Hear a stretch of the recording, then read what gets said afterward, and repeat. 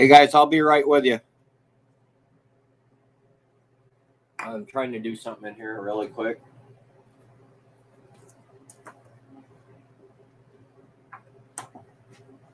Oh, I'm trying to get my shit ready here. I'll be right with you guys. Here in about a couple minutes here.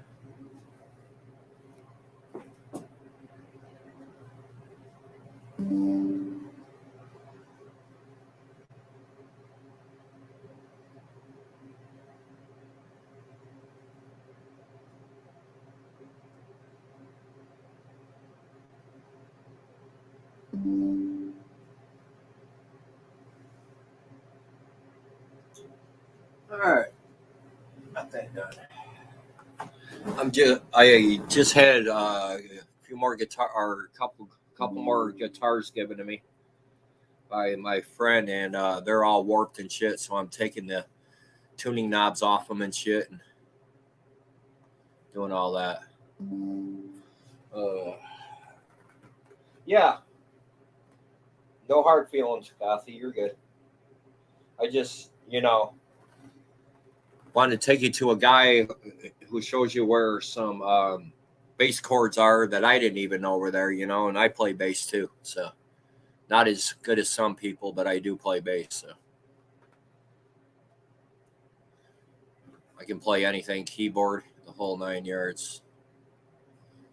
All right, so we are gonna my link out here, and we're gonna talk some stuff here. Some important stuff, I guess. Well, it's not really important, but this motherfucking cock-sucking computer, no matter what I do, I can't get those things, man. They keep...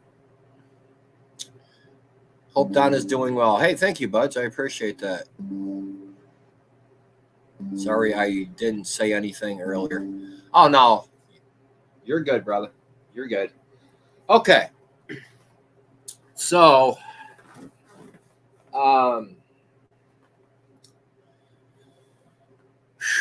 where do we start? I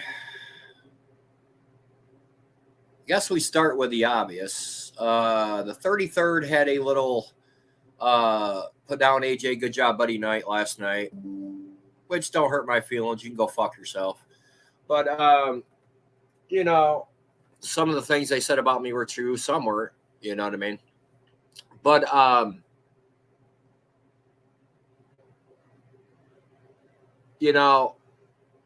you guys obviously used me to get in between you and good job buddy so that the 33rd didn't have to deal with good job buddy. That's obvious. Everybody knows that. A fucking 2-year-old would know that, okay? A fucking 2-year-old would know that. And then you guys, when this happened to Donna, no, Nikki, you fat fucking douchebag. Yeah, you're a fat douchebag, Nikki. You can go fuck yourself along with that fat fag fucking slab. Because you two are the most worthless motherfuckers that I've ever met in my life. One lives in a van and one lives on welfare. Figure that out. So now you've got the old AJ that's crawled back out from underneath the rock. So the first thing I want to do is I want to apologize to everybody that I put down over at the other family. I don't mean the 33rd. I mean where Good Job Buddy and Canadian are. Like, for instance, Tally, Joanne, Yukon Ann, just to name a few.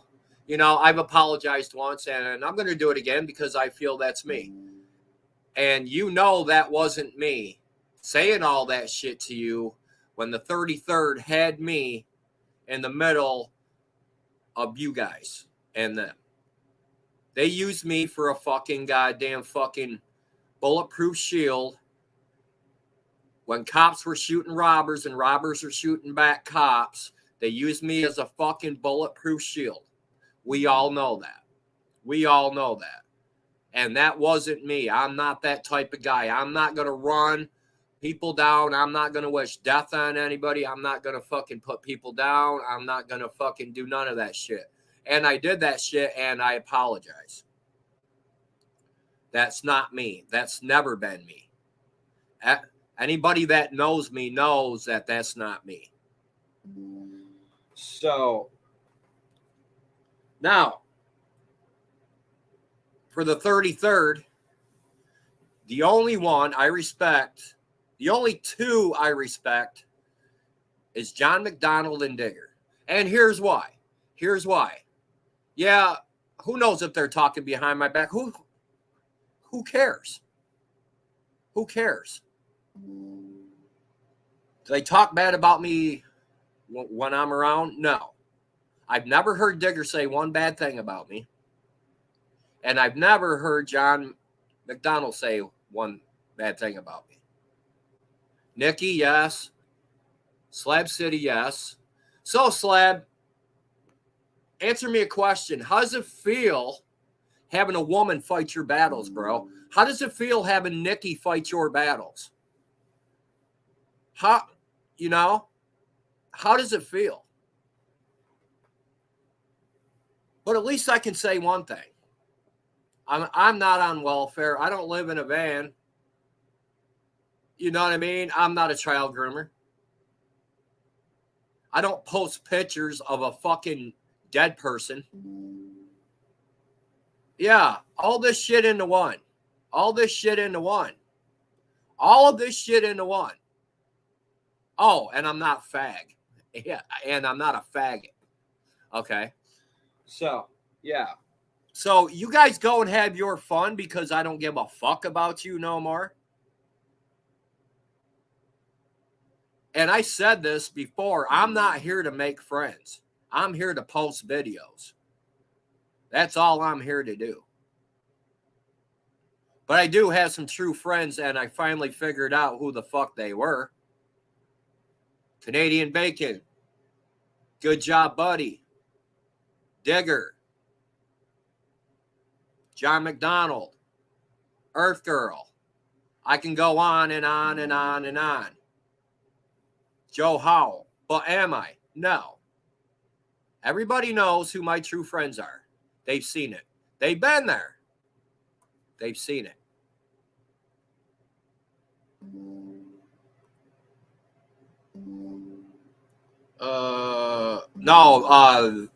The Camaro's a 1984. Yeah, it's a 1984. It's faster than a motherfucker too, man. Yeah, that's my car. It's at my mom's right now. So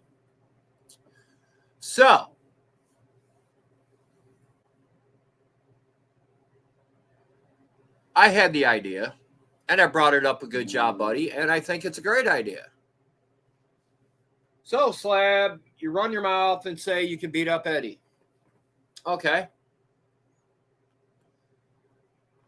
And you say that because you know he ain't got no transportation. You know he can't leave Amber without a vehicle because Amber works for a living, unlike you. And unlike Nikki. And unlike most of the 33rd, the only one I know that works is Digger. I don't know anybody else's, life history, but I know Digger does work, and he's probably the only one that works in the whole 33rd. I don't know. So you run your mouth because you know he ain't got no transportation. Okay, news alert, you fat fag. News alert, fat fag. I'm moving back down to Georgia here end of October, 1st of November. And we're going to have a live-in nurse probably about, a week or two after we get there, get settled in. And I had the bright idea. Let's do it this way. Let's do it this way. Since you want to run your mouth and think the good job, buddy, don't have any transportation, after we get a live-in nurse, why not say, me, AJ's Adventures, take that 3-hour trip to North Carolina and pick up good job, buddy, and we take a road trip to Michigan. How about that, dude? How about that, dude? I'm fighting you? No, because I really don't have no reason to fight you, you know? I'd feel horrible beating up a fag. That'd be like beating up a woman. So here's what I'm saying. I'll pick Good Job Buddy up. We'll take a road trip to Michigan. I'll have my camera and I'll film it. And you and Good Job Buddy get it on. Now there's no excuse. Now there's no excuse. So how about it, Slab? Give me an answer. Answer or not, we're probably going to be there anyway. So, because why I'm not going to fight you, I have nothing to fight you about. But Good Job Buddy does. It's how you try to groom his kid, his 8-year-old fucking kid. You put Amber down all the time. You put his mother-in-law down all the time. I did that too. But I feel bad because you guys had me in the middle. It's obvious. And how about when you put Good Job Buddy through hell for 5 years? So I think what we need to do, well, it's not what I think, it's what we're going to do. When I get down to Georgia, get settled, we're going to see how much of a badass bitch you are, David Nags. Because, like I said, when we get settled in, we get a live-in nurse. Before I even begin to concentrate on my music, I'm going to get the one thing that I wanted to do for months out of my fucking way. And that's to go pick up Good Job Buddy and take a little road trip to Michigan. So there you go, bro. There you go, bro. Your wish has come true. Good Job Buddy now has transportation. Hi, T. How are you, hon? So there you go. How about it? How about it? And yes, I'll be there. And the only way I will get involved in this fight is if you bring somebody to back you up. Because I'm not going to see a 2-on-1 fight. That's not going to happen. No, David's an asshole, dude. David's an asshole. So, here's how it is. The only way I'll get involved is if one of your buddies get involved. Let's make it a 1-on-1 fight. You and Good Job Buddy. My money's on Good Job Buddy 100%. So get it on. And if one of you fucking other faggots down there jump in, that's when I'm going to jump in and then let the fucking free-for-all fucking begin. So there you go. That's what's going to happen, Slab. End of November, maybe early December. Maybe we'll ring it in with a birthday or with a Christmas present. Maybe we'll knock on your door Christmas morning. Maybe Thanksgiving morning. Maybe New Year's Eve. Who knows? But we will be there. So if I was you, Dave, I'd start getting ready because you're out of shape, dude. Yeah, so, yeah. That's what's going to happen, bro.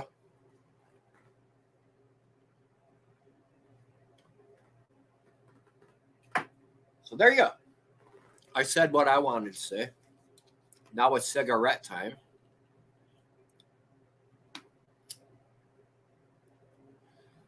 So, been people messaging me on Instagram and Facebook. What's your plans now? Well, and I know some of them are in here tonight. Oh, my plans are to get out of this hellhole, New York, and move back to Georgia where I belong. I got music waiting down there for me. I found a boxing gym today in Gainesville, Georgia, so I'm going to go box there too. I'm going to fight, play music, and be with friends. You know what I mean? And that's just it. That's just it, man. You lied about who owned those cows. No, I didn't. No, I didn't. No, I didn't. I've shot video after video on my old channel showing you that I was part owner of the farm and everything else. So If I got to dig the videos out of my memory stick, I will. So ain't no big deal there. I will prove you wrong too, dummy. I'll prove you wrong too, dummy. So, yeah, Rick called me out and found out I was telling the truth, and it pissed him off. It pissed old Ricky Dicky off because I was telling the truth. And he knows I was telling the truth. So, let the party begin tonight. That's all I had to say.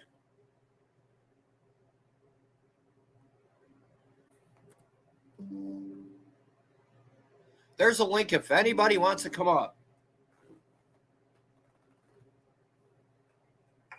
So,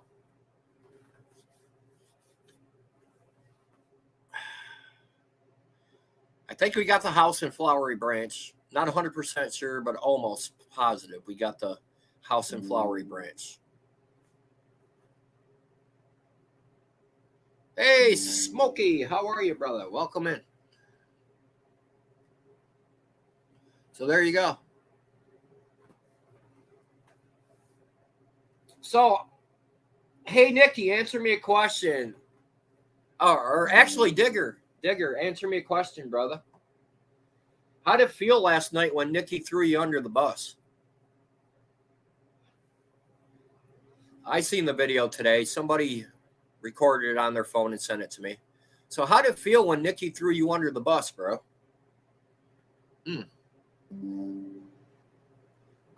I'd be pissed, bro. But I don't know. I ain't going to say nothing for you because, you know, you're your own man. You can figure it out. You do lots of cool stuff. Why lions? Dude, I do race. It's obvious I race. Go look on my Facebook. There's racing pictures of me all over Facebook. There's racing pictures of me all over Facebook. Go look at my Facebook. AJ Nason. I'm not hard to find. I'm the one playing the drums. And this shirt right here, actually, and this hat. It's me playing drums with this shirt and this hat on.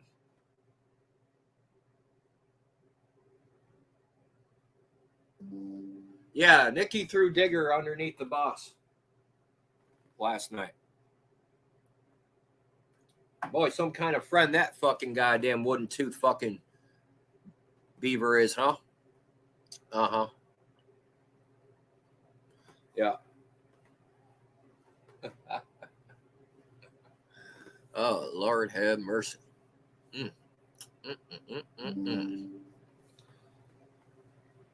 And then you got the fat fag up there using the excuse why he won't fight Good Job Buddy is because Good Job Buddy don't have transportation. Well, now he does.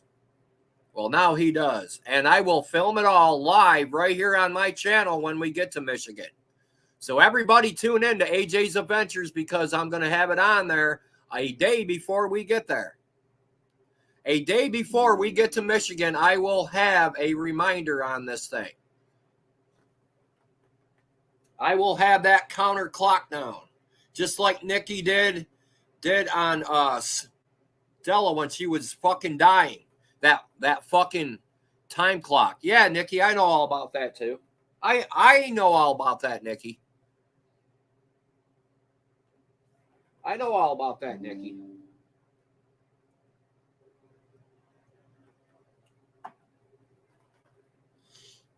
I know all about that, Nikki.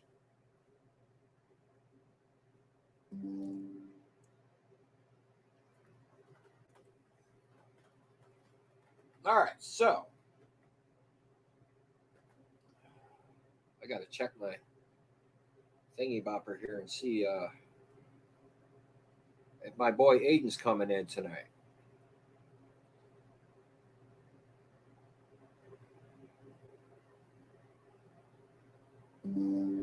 Oh, new timeout links. Check this out. New timeout links, guys. You can now put people in timeout for different lengths, ranging from 10 seconds to 24 hours. Woo! Something new, man. Hold on. I'll have to get off this so I can show you guys, because look at that. Something new on YouTube, guys. New timeout links. Check that out. All right. Look at that. Woo! Oh, that's something to believe in.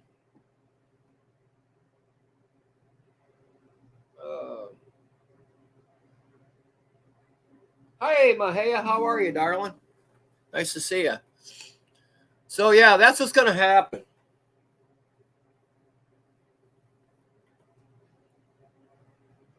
You know, and all got going when I told you don't come on my panel and run down my brother Canadian Bacon or Good Job Buddy or his son Dempsey or his wife Amber or his mother-in-law.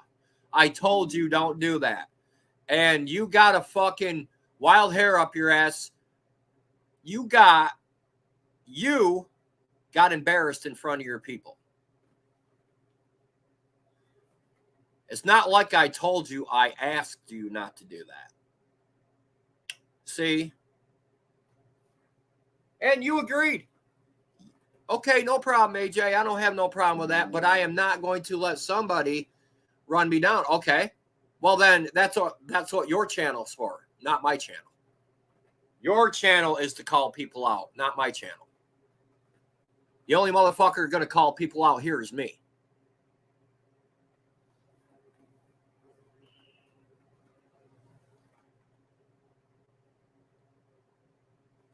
So there you go.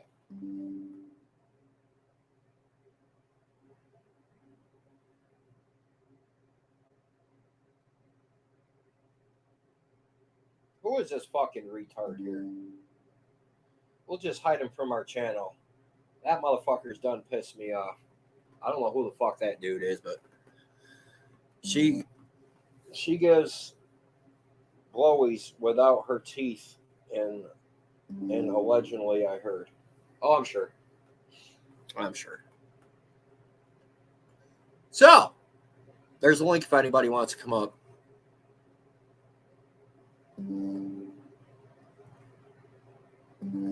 See, 33rd lifted up that rock and let me back out from underneath that rock. And you shouldn't have done that, dude. You shouldn't have done that. I promise you shouldn't have done that.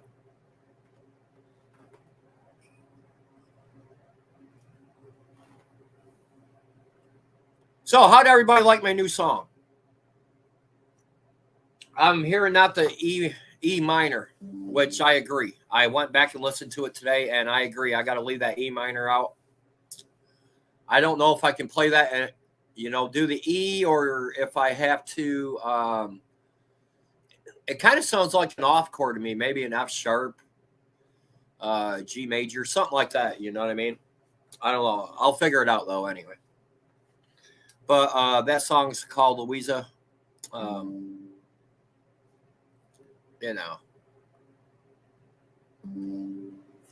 So, yeah. So I hope everybody's having a good night. I know I am. I had a good day, too, actually. I got a lot of shit packed in the kitchen. I ain't got nothing packed in here yet. I'm going to do that tomorrow.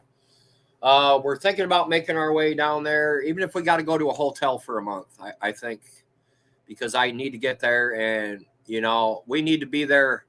If we don't get this house in Flowery Branch, we need to be there to look at houses personally, not through pictures, because that's what we did with this house, and we thought it was a lot bigger than what it was. This shit's small, dude. You know what I mean? I can literally put my hand out the window and high five my neighbor. That's pretty fucking sad when you can do that. So, hey, good game, neighbor. You know what I mean? Yeah. So,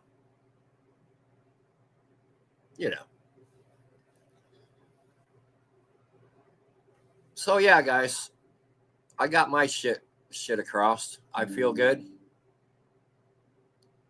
Richard Station Sue. Or no, Richard. What the? Oh. Gas Station Sue. Richard Ramirez. Hey, Richard. How are you? Welcome in. I got to read the chat on this because this thing keeps popping up again. I don't know what's wrong with the computer. I guess I got to take it to the computer doctor tomorrow. What's crazy, AJ? They tried to turn you your best friend and the same thing they did to Tracy. Exactly. Exactly. Exactly, Blue Blizz. Exactly. Exactly. Exactly. 100% right. 100% right. So, I now have 5 songs written. 2 I haven't published yet because I got to work on them. But 3 I have. Louisa, She's So Beautiful to Me, and Baby Come Back Home are the ones I got. This fucking motherfucking computer. I'm going to trash this motherfucker, dude. If the computer doctor can't fix it, I have a 9mm. I'll just use this for target practice. But anyway, yeah. So if we don't get this house in Flowery Branch, we're going to come down anyway, put shit in storage down there because we know that shit won't get ripped off down there. Because the hotel we're going to go to, the storage unit's right in back of it. So we'll probably go to a hotel for a month or whatever, but it's okay. Or else we'll stay with Donna's brother. I don't know. We'll figure out something. I really don't want to stay with Donna's brother. And Donna can't make that 16.5-hour trip, you know, the way she is sitting in the U-Haul for 16.5 hours. So I'm going to fly her to Georgia. And they'll help her get on the plane here, then help her get off the plane. And then my sister-in-law will be there to help to pick her up. And then she can stay with my sister-in-law until I get there. So we're good there. So I don't want her traveling 16.5 hours the way she feels. That ain't fair to her. You know.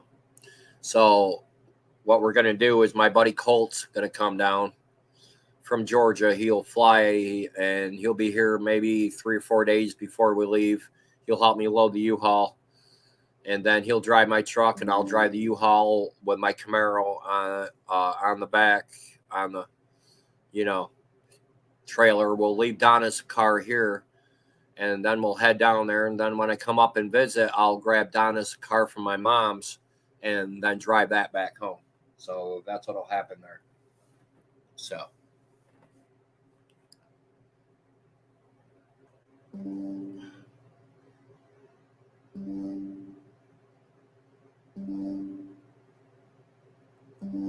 This fucking piece of shit motherfucker, dude. I am fucking telling you what.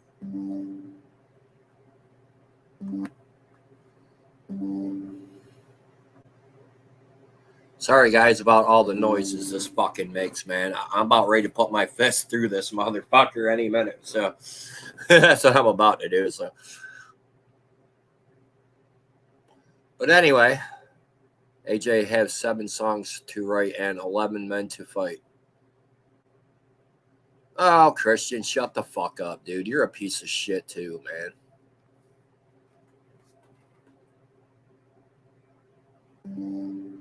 There you go. Bye-bye, Christian. Asshole. You know, Christian's like I swear to God, he's like a 10-year-old fucking kid living in mommy and daddy's house. Want to be fucking troll. Piece of shit, Christian. You're a piece of shit, dude.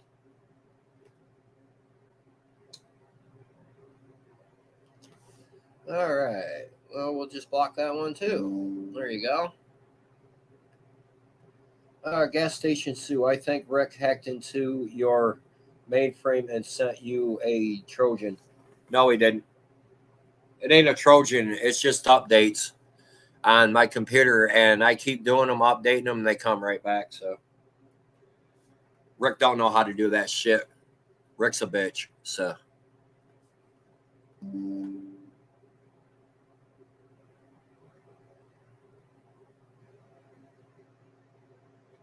I don't know how to do it. I don't know how to turn off notifications. Why? Why? In my settings?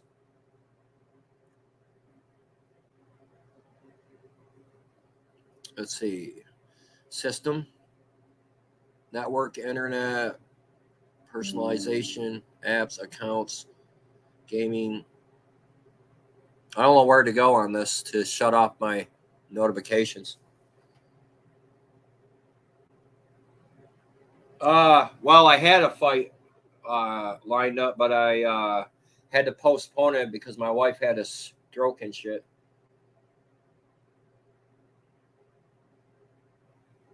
Oh, look at this. Well, I got a lot of trolls in here tonight. Welcome in. Thanks for the fucking views, you dummies. And the comment, by the way. Okay, I'm going to have to go get my desk fucking top, guys. I can't handle this. And I know it's irritating you guys, and I apologize for that. So I'm probably going to have to end this live and come back. I'll keep this live up until about 9:30, and then I'll start up another live because this fucking thing is just irritating me.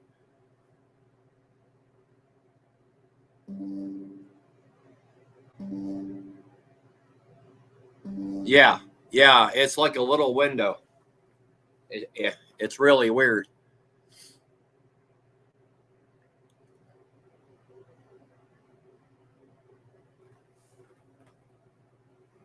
So what I'm going to do is I'm going to trash this fucking computer, and I'm going to go buy a new one tomorrow.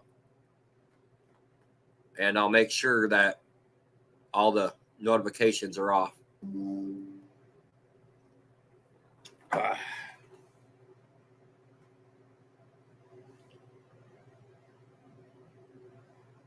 Oh, Gary Ridgway. Want to fucking laugh? Bye-bye, asshole. Bye-bye, Gary. Bye-bye, Christian.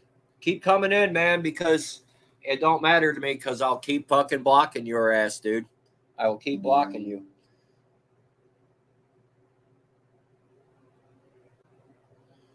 Rick's a fucking piece of shit. That's what he is. And a lot of people are afraid of Rick. I'm not. I'm not afraid of Rick. I'm not afraid of Rick. Never have been, never will fucking be. So.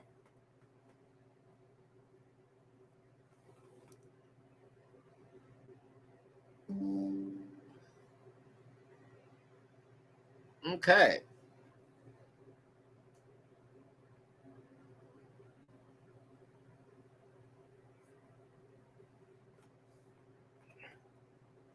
Sorry about that, guys.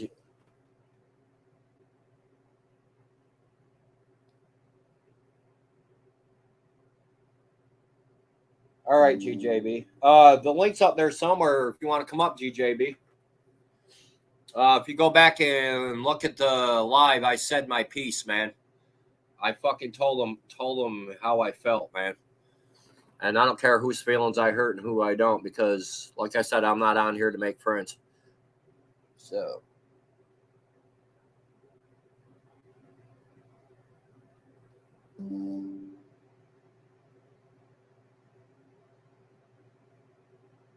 Time to change my hard drive? No, this is a brand new computer. I've only had this computer about 2 months. So. It ain't the hard drive. Maybe I'll fucking just put it back to factory settings. Maybe I'll do that after my live. Yeah, that's what I'll do. I'll take it back to factory settings. And then start all over again. So. Yeah, that's what I'll do. Oh. Aerosmith. No. Yes, Abdul, we are doing well. Welcome to the chat, brother. Welcome in, man. I hope you're having a good day, man. So a lot of people are worried about me not boxing because of my music, but yeah, I'm gonna do both when I get to Georgia. So especially when we get a live-in nurse and I can go train and everything which I will have a basement, and I'll put a gym down in the basement. I'll buy a punching bag, speed bag, all that stuff. What up, dude? What's up, buddy? Nada. So I had the same problem with the notification thing there. It like pops up from the right side of the screen and just keeps on fucking doing it. And I was able to get it off of there. It's just like in the upper right hand side there is like a settings button, like a wheel. And you gotta click that, and then you have to go. It could be under the apps. Is it all YouTube notifications? No, there's a whole bunch of other ones too. Okay, let's go to my settings here. See, I got system, I got Bluetooth devices, network and internet, personalization. Yeah. All right. Notifications right here. There you go. And just turn off all notifications while you're live. Okay. All right. Notifications are on, so I just shut them off. Yeah, turn them off for now, and then when you're not live, you can turn them back on if you want to. Get coming right back. Still, they're still coming in here. Watch, I'll exit out of it. Bam, right back it comes. That's weird, dude. All right, then you can try sounds, and you can at least make the notification sound mute, where it doesn't make a noise. Yeah. Okay, let's go to there then. Let's go back to sound. Right there's sound. Choose where to play sound. Volume. It'll be like notification alert, and then it give you options of all the sounds you want to use. And you just not use a sound. All sound devices. Is that it? Maybe. No. I don't know. Like I said, it's kind of like, man, it took me a while to figure it out too, man. It was, I at least got the audio part fixed, but it would jump on me a lot too. It's just, coming from the right side, it was just like a window and then another window, and it was like another fucking notification. More sound settings. Headphones, no, that ain't it. Especially when the damn video went viral. Yeah. It was fucking constant. Right. No, that ain't it either. Damn, I don't know how to shut them off. Choose where to play sound, speaker, pair a new output device, mono audio, choose a device for speaker and recording, microphone array, pair a new input device. No, don't have nothing, man. Damn. This is driving me fucking crazy. I do know that, though. Okay, we'll go to notifications again and see if there's a thing on here where do not disturb, maybe? Yeah, put that on. No, comes right back. Okay, so I guess I go have target practice in the morning, and then I go buy a new one. Shouldn't be that. How long ago would you buy this? 2 months ago. Yeah, you should be able to like contact the person who, the place where you bought it and be like, look, I can't get this thing to stop. Yeah. And it should be, I'm sure it's very easy to fix. Yeah, I'm sure. It seemed like it took me a while too, because I had to, by process of elimination, just try the next thing until it finally did work. Oh, maybe I fixed it. Because it just disappeared. See if it comes back here. Oh, it ain't coming back either. There you go. Not saying it won't, though, but not saying it won't, but so yeah, man, I got the check in the beginning. I was listening at 2x speed. Yeah. Well, to be able to catch up, and I heard you were like made your point clear, and I think that's man, like you got a lot of other things you're wanting to get interested in anyway, and the best way to handle it is going to be not to just don't react to the shit. Like she's saying some stupid shit last night, like you were flirting with her or some shit, and Jesus, who the fuck would flirt with that woman? So the reason why I wasn't in there last night is I was Facebooking a couple friends of mine, face to face, and the way I seen it, I thought Eben was going live, so I waited for him. No live. I didn't know Nikki was going live, or I would have been in there because I'm not afraid to go in anywhere. Y'all know that. So that's why I wasn't in there. And then I seen Tally live. So I said, they'll probably be talking about what happened over there because I got a message from someone. I ain't going to mention no names saying she was in there putting you and good job, buddy, and a whole bunch of other people down. So I'm like, okay. I said, so what I'm going to do then is I'm just going to go over to Tally's because I'm sure they seen it and they're going to be talking about it. And I went over there, and that's when I heard, all this shit. So yeah, I went over there. And yeah, I got put on the spot by Joanne, and but I get where she's coming from because I mean, it's been if you took every, and I probably have a lot of what you said on video on my own channel still, right, because I would use it to make videos with, and I mean, shit, dude, you definitely earned the hate. yeah, But yeah. you can also earn the forgiveness too.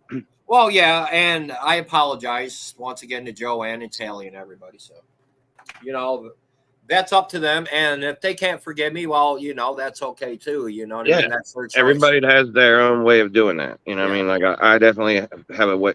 Shit, dude, there was a time after David was talking mad shit about Amber where I forgave him and I had like 5 attempts at a truce with that guy.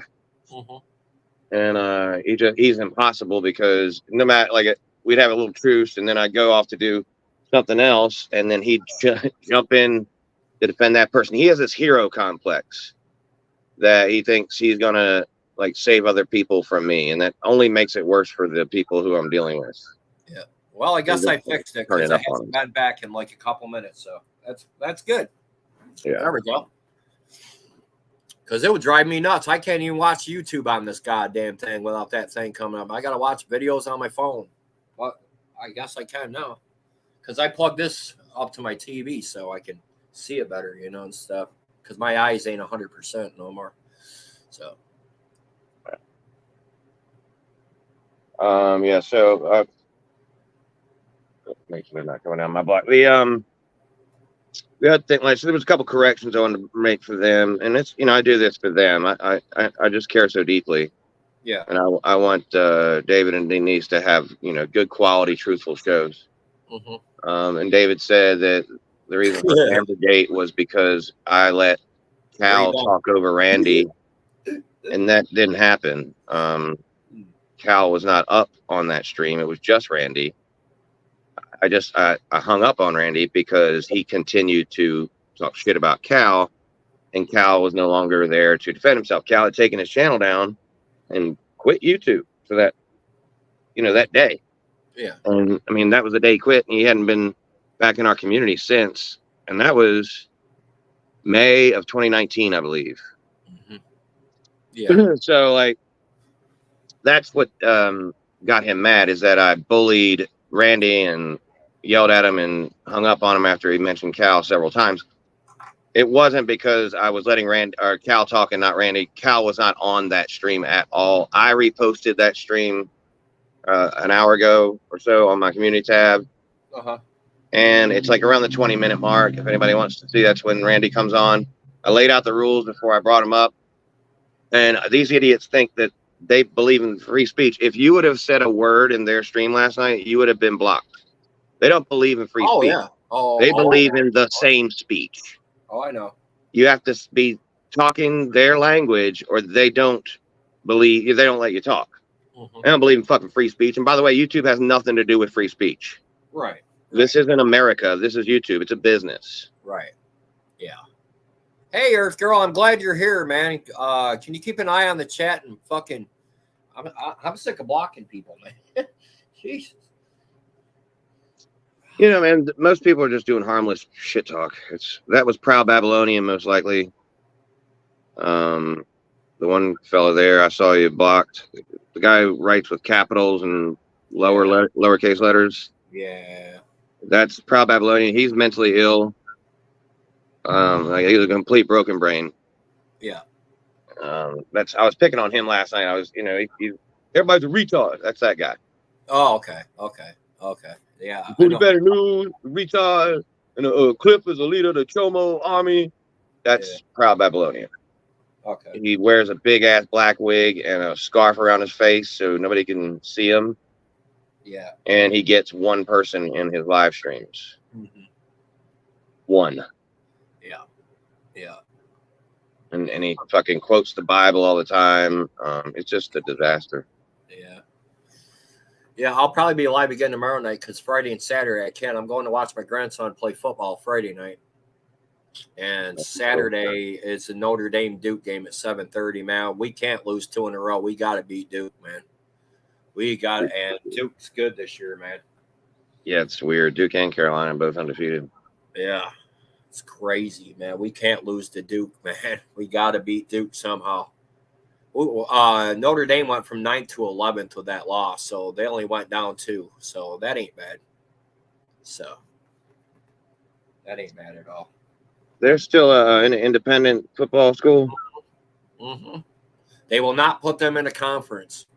Well, they're in the ACC in basketball. Yeah. But not in football. Yeah. And they should be in football, too, because they play Duke. They play, Well, they want to keep the, they got the North Carolina UCLA State game. They are, who is it they play out there? Every year they play one of the California, USC. Is it USC Notre Dame or UCLA Notre Dame? USC. Yeah. So, like, if they'll lose those games if they conference up. Yeah. And so they got to keep those options open. Which I don't blame them going to the ACC because there's only like 2 or 3 really good teams in the ACC. You got Clemson, North Carolina, and now Duke. Yeah, Clemson or North Carolina and Duke they're good right now. Who knows what they'll end up being? Yeah. And Clemson's always fucking good. And Notre Dame plays Clemson every year, and Notre Dame's got Clemson in like 3 weeks. So. Yeah, and Clemson's already lost 2 games this year. Yeah. And I think Syracuse is going to beat Clemson fucking Saturday. I Very really well do. Syracuse is undefeated, man. They're 4-0. They're good. And it's here at the Dome. So. Yeah, they very well could, man. I hope they do, man. I'm really not into college football. Probably like I should be. My son is. He follows it. That's why he knows all the rookies to draft and shit in our league. Right. Yeah. I basically don't catch on till the end of the year for college football. Yeah. And then I'm really mostly looking for like the talent that's coming out. Right. To see who I might draft or something. Well, I don't have to take it over by the lake. I got the notification shut off, so I don't have to use it for target practice. Okay. Well, make me a cup of coffee, please. You want a cup of coffee? Oh, yeah. Damn, I made a fresh pot, didn't I? Son of a bitch. Oh, you did? I thought I did. Shit, sorry. Taking credit. All right. Oh, making down a cup of coffee. Getting it all over the fucking place, too. God damn, dude. Yeah, and I hope Slab City fucking thinks I'm joking about picking you up and bringing you to Michigan, dude, because I'm not. I will be there, bro. I will pick you up. We'll grab a hotel room somewhere in Michigan for the night, because that's a 8-9 hour drive.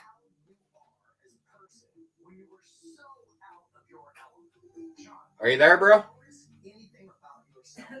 Oh, he's paused. Yeah, I'm here. I'm talking to somebody. Hang on. Okay.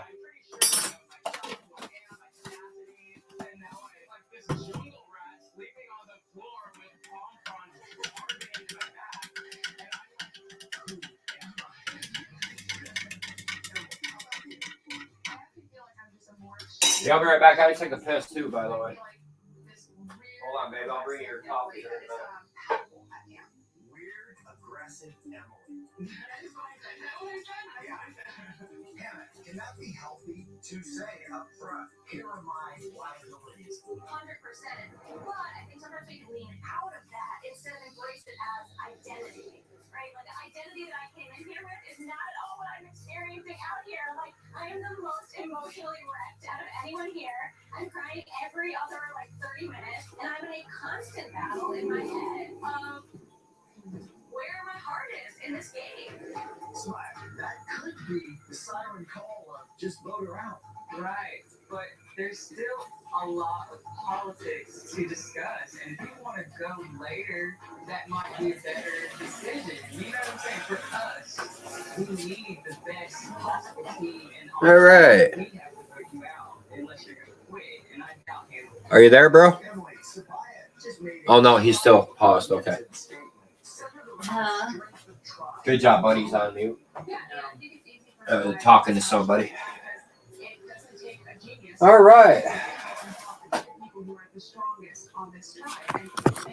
Think about putting my lasagna in the oven here pretty soon. I got this shit here, man. They say it's good. It's a cheap, great value shit, but they say it's fucking amazing. I think I'm going to try this later. It will stir up my GERD, but it's okay. Well, it's got to cook for an hour, so you better get it started. Oh, I'm out of Tums, so I don't dare to eat it. I'm out of Tums. Well, what are you going to have? I don't know. I'll figure out something. I don't want to eat this. You know us old fucks, we need Tums.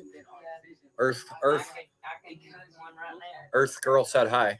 Hi. Donna said hi. All right. So, All right. Yeah, homeboy is trying to get help with something. what I was saying is I hope and pray to fucking God that the fat fag thinks that I'm not going to pick you up, because I will be there to pick you up, dude. It's like an 8-9 hour drive. We will crash at a hotel room and we'll be there, dude. We are going to Michigan. Good. That it has to, as long as it falls on a weekend when Amber's home, that way I ain't got to worry about, anybody watching Dempsey or anything. Actually, we could take Dempsey right to Donna. Donna can watch it. Dempsey. It ain't no big deal. Yeah, I just, she's off every other weekend, so we can do it that way. Okay. And we'll just go up Friday, and we'll be back Saturday night. Yeah. And See, then he now can go there's into no recovery. now there's no excuse why you guys can't get it on. You got transportation now. So now what's he gonna say when we show up there? Is he gonna call the fucking cops on us? Probably. Well, he's not going to tell us where he is. That's for sure. Oh, we'll find him. We'll find him.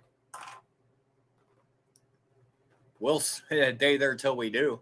You know what I mean? That ain't no big deal. That ain't no big deal. And if it's off a weekend, and if it lasts more than the weekend, I will send Amber gas money, and she can take Dempsey right to our house, and Donna can keep an eye on him until we get back. That ain't no big deal either.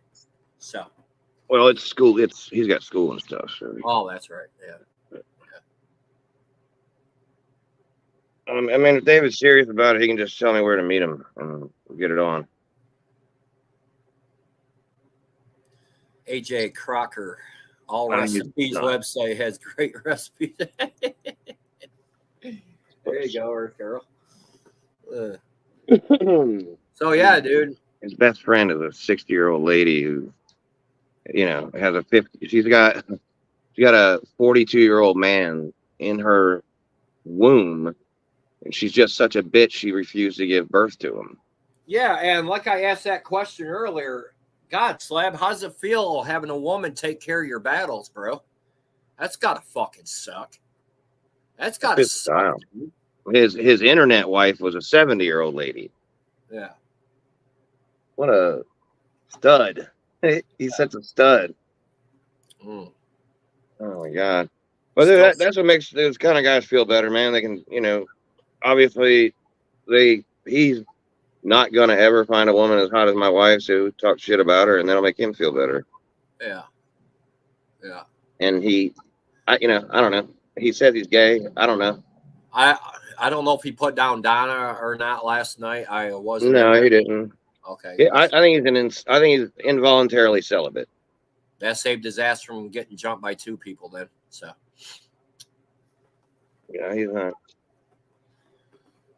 I don't No, really think he's no, I'm interested not in going to go there to fighting. fight him. I'm not going to go there to fight him. I'm going to let Good Job Buddy fight him. He's been fucking with Good Job Buddy for over 5 fucking years about Dempsey and Amber and his mother-in-law and the fucking pictures and the fucking everything else. I'm only going to be there to video record it, but I'm going to tell you what, if he has any buddies waiting around the corner to help jump Good Job Buddy, I will get involved. And when I get involved, bro, it'll be a fucking free-for-all. I fucking promise. A fucking free-for-all. Because now everybody knows that my family's no fucking joke.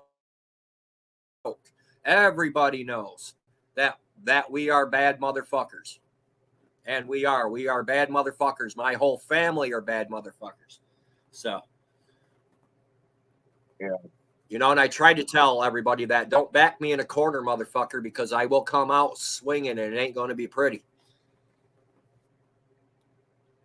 You know, and a lot of people don't like Gorilla Grower. Gorilla Grower used to fish with my brother, man. He knows my whole family. I met him, and he don't remember it, but I met him when I was living in Malone. I met him. Seems like everybody in Malone would know each other. Right, yeah. It's a small neighborhood, man. About a population about, I think they said 1,100 people, if that now. People are moving to people are moving south to fucking retire and shit, man. Florida, fucking Georgia, wherever, you know. North Carolina, South Carolina, whatever. The beach is where it's at. Dude, I saw your, or I guess you posted a Bon Jovi band that played at House of Blues in Myrtle Beach, and that, yeah, that's slippery when wet. Yeah.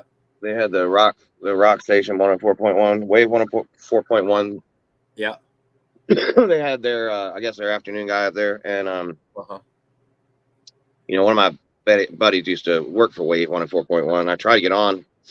They don't pay very good, and you really only can make money in the summertime by doing a bunch of appearances. You know, going like what he was doing. Yeah. But in the off season, man, it's slim pickings. The salary is like, I think when he was there, it was like about 15 years ago, and they were paying him barely 25,000. And I'm like, God, man, it'd be great because I'd love to live, you know, at the beach. Yeah. But unless you're doing mornings and getting a shit ton of appearances, it's a fucking rough way to go. We found a nice house in Savannah, Georgia. It's on the beach. Well, not on the beach. It's right by the beach anyway. It's like maybe a mile and a half from the beach. Oh, that fucking place is beautiful, man. It's a full finished basement, 4-car garage, 4-bedroom, 2.5 bath. Fucking, it's beautiful, dude. And they only want like $1,400 a month. That's it. Yeah, there's a lot of. It's if you live down there, it's easier to find good quality places to live. Oh yeah. When you're coming in from out of town, you get stuck sort of in the touristy areas, looking at the tourist. I when I was there last time I was there, I met a guy who had a studio apartment like above the place where he worked, and he was just only working like at a t-shirt shop or one of these little stores. Yeah. And he was only paying $600 a month, and it was 1 block off the beach. Yeah, that's how it is here, man. If you own a business here, you live there, you know, or live above it or something. Yeah, like at the gym. My trainer here lives right above the gym, so he's always there, you know, and he's right around the block from me. So that's my dream, like landing spot would be at the beach. Yeah, I found a great boxing gym in Gainesville, Georgia. So I'm hoping to move down by there. I did some research on it. It's a 5-star boxing clinic, man. It's really, really cool. So, and I asked my coach here about it today. I called him and sent him the website, and he looked at it and he said, "Yeah, it looks fairly good, man." Well, that's good. Yeah, so I am going back. I'm not quitting boxing. I'm gonna box down south. So it's just getting there to a point where I can train again and stuff like that, and then do my music too. Because I'm not gonna give up my music. I'm writing some good shit right now, and you know. I thought the song you wrote was. And that E minor, yeah, I'm gonna try that in an E, man. Yeah, because you're landing on it. Yeah. It's the note that changes the whole momentum of the song. Uh-huh. You know, it kind of what makes it's the hook. Yeah. And you know, it just sounded like it was flat to me. Yeah. Which, you know, if you're using E minor, an E would fix. Yeah, I'm gonna try But that right now. especially at that part of the song, that's the part that's going to be the part that takes the song from, you know, regular. Like it'll be the part that people will remember. The hook is what brings you back. See, and it starts with an E too. E-A-D. He goes, walked into the room, then it hit me. All my years of being alone would soon be history. She sat down in the very next chair. Oh, yeah. She sat down in the very next chair. With just one flip of her hair. I fell in love. My dream girl was sitting right there. Yeah, there it is. Yeah, it is the E. Yeah. Okay. I got that now. Take that E minor out of there. And then in the chorus, it's a GD. Right. Yeah. Yeah, it's a good sounding song, man. It's different than the normal love song type sound. It's a little more dancey. Yeah. Good, Jang. Thank you. And I kind of want to make it into a country rock song. I want my lead guitarist to put that fucking, like that half heavy metal. She walked into the room, you know? Yeah, I hear it. Kind of a party love song type thing. You know? And I'm sure Aiden can put a lead on that like no tomorrow, dude. Dude, he ever put a lead on that fucking song, dude, he'd bring it to life really quick. Yeah. Yeah, I think a little work with them will do it, man. Like, you know, let them toy around with it. Yeah. And send their ideas back up to you, and then you got it. Yeah. I haven't played and done any of that shit in so long. Mm-hmm.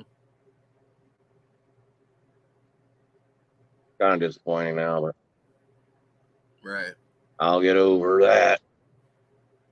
Am I playing guitar tonight? I might later. Yeah. I've been teaching my son mostly now. We got him playing piano, and he's got a ukulele, which I've had to learn how to play myself. Yeah. So that was, that kind of stalled as far as teaching. Mm-hmm. But and he had a miniature 6-string acoustic guitar that we lost in the move. It got misplaced. Yeah. So I was playing my bass the other night. It's back in the shop. I had my neighbor take it down to me because I can't leave the house at all. So I gave my neighbor some gas money, and he took my bass over to the shop over there and going to get that fixed for me. It just quit working. I thought it was my amp at first, man. So I plugged my guitar into my bass amp, and it was fine. So it wasn't the amp. So it was the bass. And he called me today and said that the wires burn out in it. So he put new wires in for me. It's going to be about $110 to fix it. And I told him to go ahead and fix it. That when my neighbor went and picked it up, I'd send the money with him. So just quit working in the middle of a song and just boom, done. Hey, Stoic.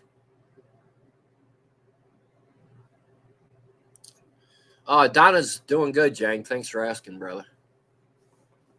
Donna's doing really good, actually. She's getting better every day. So can't ask for nothing better than that.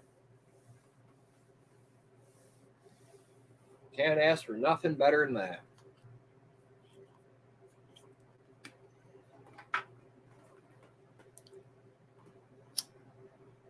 I have one more cigarette, and then I'm going to go start my food, I guess. Good to hear, AJ. Thank you, Jane. I appreciate that, man. Thank you, Jane. Here's the... God, I think... I'm glad I got them notifications off there, man. That shit was starting to piss me off, man. There's the link if anybody wants to come up. Chicken in the corn. There you go. Your karma. Hello, what's for dinner? Lasagna. Lasagna, karma.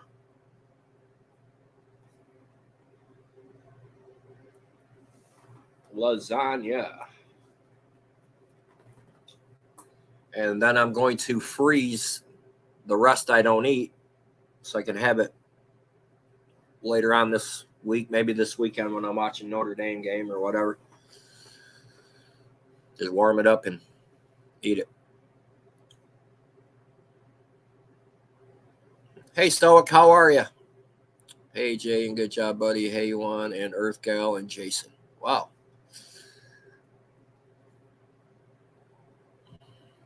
I think Slippery and Wet's next show's this weekend, actually. Where, I don't know. God, and all right, so he wants to shoot a video, right? Mm-hmm. And about he's a gamer, right? He wants to shoot a video that has it's everything about his gaming, and his gamer tag is in it. And I'm like, you can't include your gamer tag in your video because I have a stupid fucking community full of moron fucktards who will fucking come and try to mess with you online, like David Nags. So it's unfortunate I can't just, let him put his gamer tag out there and ask questions of his, YouTube friends on YouTube for Kids because David stalks my son on YouTube. But what he can do, GJB, is he can go in through the PS5 he has? He's got a PS5 and an Xbox One. Okay, PS5, you can go into your settings on the PS5 and go live through there like I do with my game. Yeah, I can't let him go live. Hell no. He's never going live. Not until he's 50. But you can shut the comments off. Yeah, I got that on his regular channel. Comments are off. Okay. The thing is he wants to open up, he wants to make a video and open it up to discussion. Like, hey guys, I'm having trouble with this. Tell me in the comments below how to get through it. And I'm like, we can't do that. I can't do that. And then he wanted to just put his gamer tag out and then people could hit him on his gamer tag and let him know. And I'm like, no, I can't do that. He does I can't do that. Who knows if Dave's watching and then he's just going to stalk you on your actual game now. Yeah, he does. I mean, I didn't tell him that. I didn't say that to him out loud. And I don't really I just told him that they're bad adults that if they saw that would come on and maybe try to act like a kid and ruin the fun for you and your actual friends. Yeah. I'm glad you mentioned that because I talked to my son today. And my grandkid was on a Xbox One and he was online.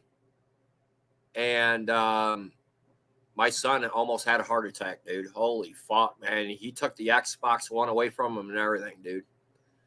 He's like, no, you don't get online. He said, no. Oh, he's allowed online. He just has to, he's in gamer groups. Yeah. My son won't even let him I know that he has 4 friends he runs with, and I've spoken to all their parents. Yeah. And one of them lives in South Carolina, one of them lives in Alabama, so they actually aren't even that actually far from him. So those kids, man, those are the same kids he runs with every day. They go and they play. Hey, Loisky, how are you? Welcome in, Loisky. Kid-friendly channels. Right. And but if all right, so if that guy puts his gamer tag on YouTube, then it no longer, then people can search him up and try, like David would, because he's a fat lazy. Not only is he on YouTube all day, he's also gaming all day. Mm-hmm. Like David actually he's a kid in every shape and form of the name kid. Yeah. He plays with video games all the time. Yeah. He plays with YouTube all the time. He, you know, he thinks women are icky. Yeah. He's a fucking incel. Yeah. And I think he probably smells like rotten milk. Oh shit. But anyway, yeah, I'm like, no, Dempsey, I can't put your gamer tag on YouTube. And then he's like, well, then I can take my gamer tag off and then I can just ask the people in the comments to. And I'm like, nope, I can't open your channel up to comments either. You know, I'm not doing that. Like when people think that it's bad that I've let my son be on YouTube, y'all can suck my piss. I don't let my son be on YouTube. He's not a live streamer. You know what I mean? He doesn't sit there and game on YouTube. He plays games, and then he has a YouTube channel that I decide whether or not the videos get put up or not. And there's only like 4 or 5 or whatever videos up. Uh-huh. He makes a video, I look at it and decide whether or not it's going up, or I hold the phone for him and be his cameraman, and we make a video and then we put it up. But they're not, you can't make comments, and then when he's on YouTube or if he's watching YouTube, it's YouTube for kids. Right. And so unless you're making your videos for children, it won't come up on his feed. Okay. Yeah. So yeah, man, he's not like when people go, this is the worst place to have a kid. They're talking about these YouTube streets where we run. Oh yeah. On live streams and shit talk streams. These kids don't do that. They have aspirations of being vloggers. Everybody wants to be Mr. Beast and do challenges and shit like that. They have big dreams. They're not going to sit here and settle on fat man boobs sitting in a fucking Jeep playing video games. These kids aren't trying to do that with their lives. Yeah. We miss the bus. You and I and all of us in this community, we aren't real YouTubers. No. We're fucking chat roomers. Yeah. We're in a big, Hey, Sammy, how chat are you? room. You see what I mean? Yeah. You literally just waved at a human being that's not here. Yeah. It's a chat. Yeah.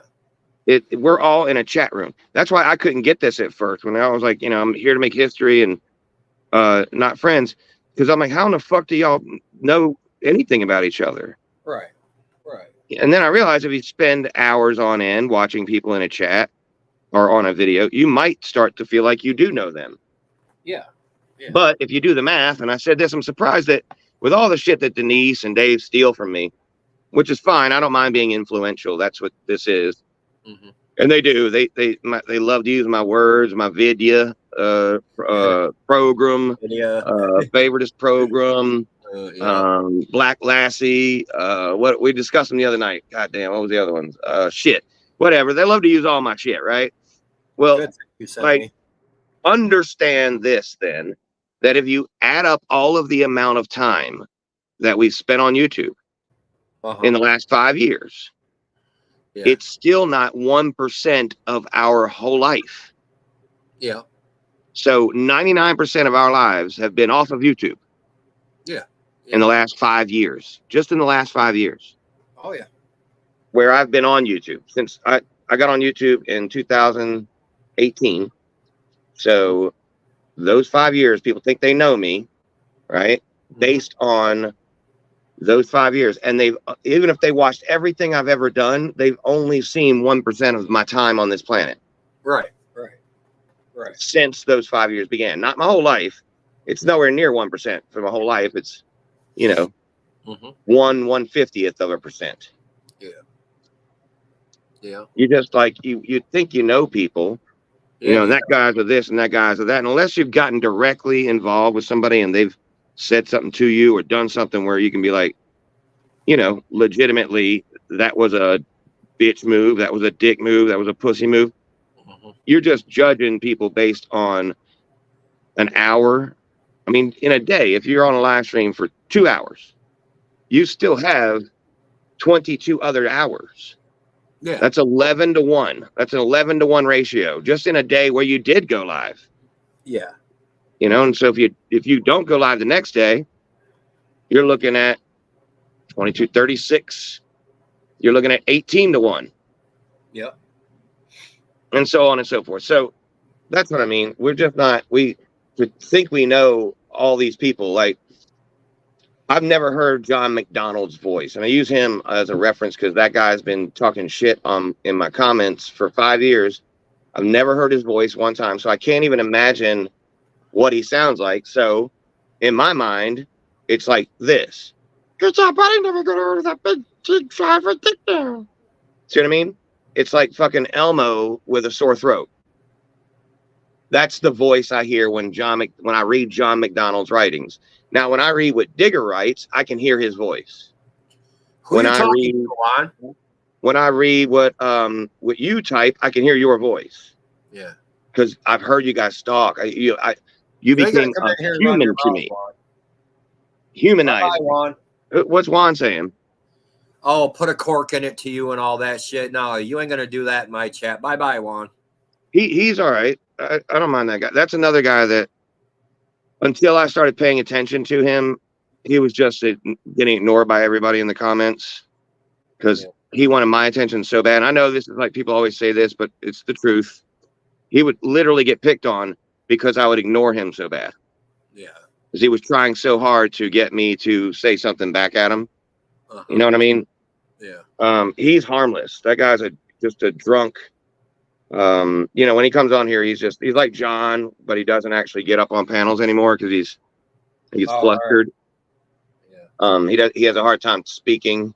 Hey, come on up, Canadian. He's got like a marble mouth problem. You know what marble mouth is? Yeah. I mean, you try put a marble on each side of your cheeks and try to talk. Yeah. So that's Juan. He's yeah. Well, he's disabled. He's disabled. Yeah. I just took his comment down. That's all I did. So. Yeah, he's allowed to talk shit because he's never been anything, and I don't know it. Like I was just talking about, like what people's voice sounds like. I don't know what his real voice ever sounded like because every time he talks, he sounds like like this. This is what Juan sounds like. Oh, I don't know if this is the real bacon or not, man. Put yourself on solo and then let him up and listen. See, it goes right back to solo yourself. Yeah. Ah, no, it wasn't. I caught it just in time. Yeah. Darn it. Foiled again. Stupid motherfuckers, man. Foiled again by those. You ain't ever going to porn bomb me again, you motherfuckers. So I don't know why you even keep trying, man. Let me think why you're yeah. God, man. Okay. Because every time you click on somebody after you solo layout, for a split second, it's going to this layout again. Yeah. And then you're catching it and putting it back on solo. Yeah. That shouldn't be the case. I don't know why. If you're double clicking them or something, and that's what's doing it, I don't know why.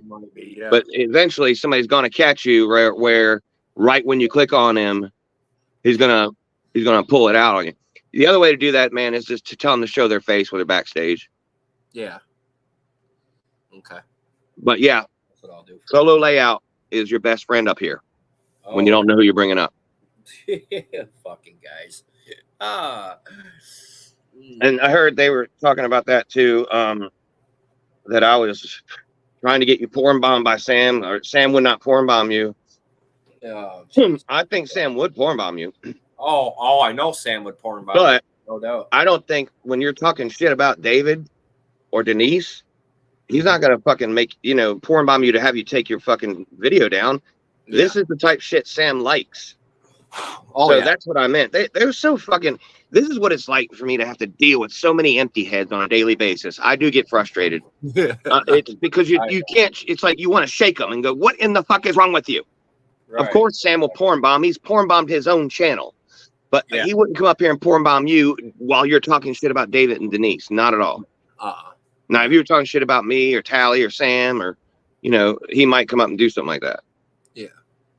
But he's like 100% against David and Denise. Denise is tried to ruin his life in real life, calling his probation officer, which is just like calling the police to essentially report nonsense. Yeah. Not, Sam does say stupid shit, but I mean, if that's the case, everybody should get somebody called on them. Mm-hmm. I had to call Sam out the other day because he was trying to act like Joanne was in some way more supportive of Mike Dibble than anybody. And I'm like, nah, bro, you yourself had your year-long flirtation with Mike Dibble was set up. So every one of us made our own mistakes with that man. None of us are better than the other. Nobody hates him more. It's like a contest to see who can furthest themselves from Mike Dibble. Hey, Beckers, how are you? Becker's in the house. Yeah, I'm just done with the 33rd, man. I'm done with their bullshit, man. They used me for a friendship. They did all that stupid shit, dude. And why I didn't catch on before or earlier, I don't know why I didn't. Well, probably because it was kind of fun back and forth. It got ugly. Oh, it was. But it wasn't ugly at first. There was some ugly nights. There ain't nobody going to beat mine in your fucking fight. Nobody. No, I mean, it was epic because we were, exchanging. Yeah. So we're giving somebody something to watch, even if you didn't like the one or the other one, or you didn't like either one of us. Right.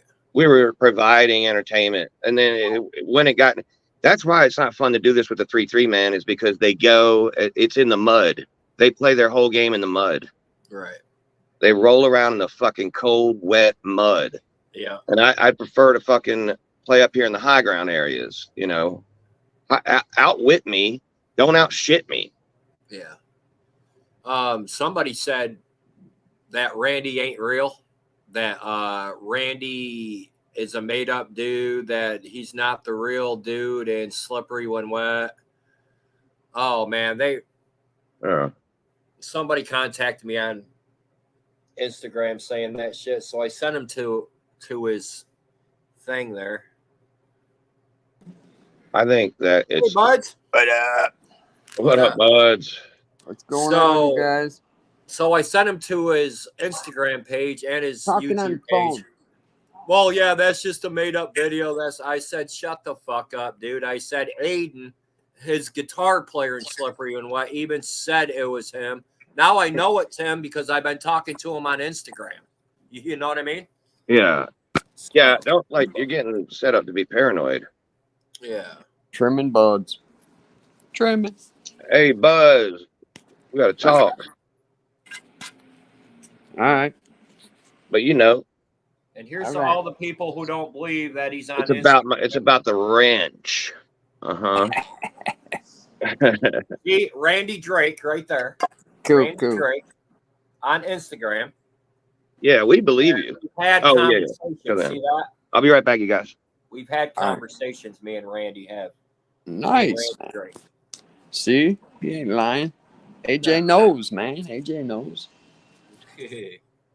That's cool. So, I seen that post you put up with Slippery and Wet at the House of Blues. That was cool. Oh, dude, it was badass, wasn't it? Yeah, hell yeah, man. That wasn't Randy playing bass. Randy just joined the band, so. Oh, that was the old guy? Yeah. That was a replacement in between the old bass player and Randy, I believe, maybe. I don't know. You have to ask Randy, but they say we went to see Fozzy concert this summer about 2 months ago. Yeah, Randy wasn't the bass player 2 months ago. Randy played with Fozzy 2015 through 2020. So he was the cat that was up on your panel, right?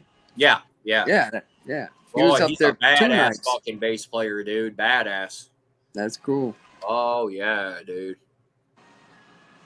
Oh yeah. It's not doxing when it's public information. Exactly, Gothy. Yeah, I'm just trimming weed. I thought I'd come up and say yo for a minute while I let my hand rest. Up, bro. Yeah, thanks for coming up. I'll chill out with you till Good Job Buddy gets back so you're not just talking to yourself. That's cool. Yeah, Fozzy's good, man. I've been listening to a lot of Fozzy lately, man. Their albums on YouTube, man. They're badass, bro. They're I'll have better. to check them out. What up, Canadian Bacon? Kid works really, really. Man, I gotta tell you, man, I'm more proud of Dempsey's ability to like read and write. You know what I mean? Like that stuff to me is more impressive because I remember when he was, just a little about the size of my hand. Right. So like that's and I'll go like put his this artwork lasagna is together. unique. Like I don't know, man. The kid's got a fucking great imagination. I'll go He put drew this the World lasagna Trade together. Center. He drew the World Trade Center like off his own, like off of what he saw Yeah, we're gonna eat here in a little while, baby. About an hour. We're gonna have on some videos. lasagna. Yeah. And you would think it's pretty disturbing, and all, but then like if you look at it a different way, it's it's undoing it. Yeah. So he drew like a time lapse. It's just a thought that goes into what his art. So impressive. That's cool, man. At least he's got that artistic, edge inside of him. You can Yeah, actually. and he's got a good ear for music. He's not like my daughter's pretty tone deaf. It's pretty obvious. Whereas he can, he can hum along with a song or whatever sounds just like it, and he can also hear a song a couple times, and once he gets it in his head, he can go play it on piano.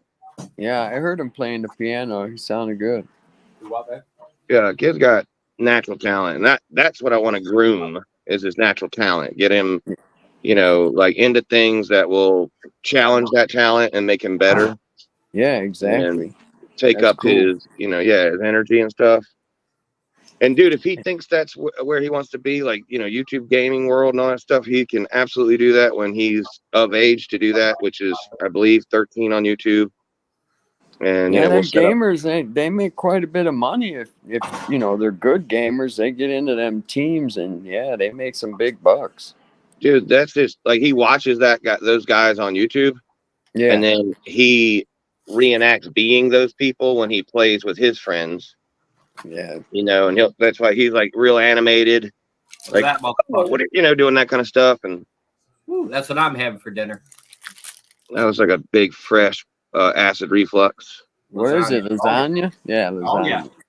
Oh yeah, that's acid reflux all over it. I can't wait. I fucking do that. I do the same thing. I'll throw Stouffer's French bread pizza in there, knowing that tomorrow morning is gonna suck. Oh yeah. Okay. Yeah, it seems like when you get old, the tomato sauce, the kind of the spicy shit just don't agree with you when you get older. Yeah. At least with me. Yeah, definitely with me too. It's anything with tomato sauce, spicy stuff, and that's my favorite shit, like Mexican food and Italian. Yeah, pizzas and all. Yeah, I used to love Italian food. Now I can't even touch it unless I want to deal with heartburn and messed up stomach. Is that on my end? No, I hear it too. Oh, okay. He's got do you have an earbud in? No. Is it crackling or something? Because I'm on my phone. I just thought I'd jump up while I was taking a break from trimming. Yeah, crackling is one way to put it. I can hear you, but there's a noise also coming out of it, like a little electric sounding noise. Yeah, it could be all the ventilation fans and shit that are going for the grow, I just wanted to come up and say hi while I was taking a break. I'll jump back and chat. I'm lurking because I'm trimming weeds, so. All right, bud. I'll hit you up, my man. All right, I got you, man. All right, buddy. Good to talk to you, bud. All right. Well, good job, buddy. We know now that Canadian Bacon doesn't have a metal plate in his head because that's how he'd sound. You know it? Yeah. That's funny. 50 to 60 minutes. I gotta wait to eat this shit, man. Yeah, that's the best way to go, man. Microwaves, they ruin them. Yeah. Holy fuck, man. Microwave's only 10 minutes. Yeah, but you're trading this. You're trading. If you're going to go through the heartburn, you want to have it at its best. Yeah. Hell yeah. Dude, you'll be surprised how fast that time goes. You'll be like, fuck, I forgot about it. Gotta go get my lasagna. Yeah, I'm going to be up all night, but it'll be worth it, man. It's so bad. I'm on a medicine for it, but I don't think, if it's helping, I have no idea how bad it would be without it. It still sucks. Maybe I should have this fucking tomorrow night, huh? But I also continue to eat the same shit, so I'm not helping. Yeah, I ain't got no Tums, man. I can't eat this shit tonight. Fuck that shit. I got to go buy Tums before I eat this shit. I'm a Prozol. I'm Omeprazole. Yeah. Yeah, I have some. Yeah, it's over the counter now. Yeah. And you just take one a day, and then Tums is like the backup afterwards.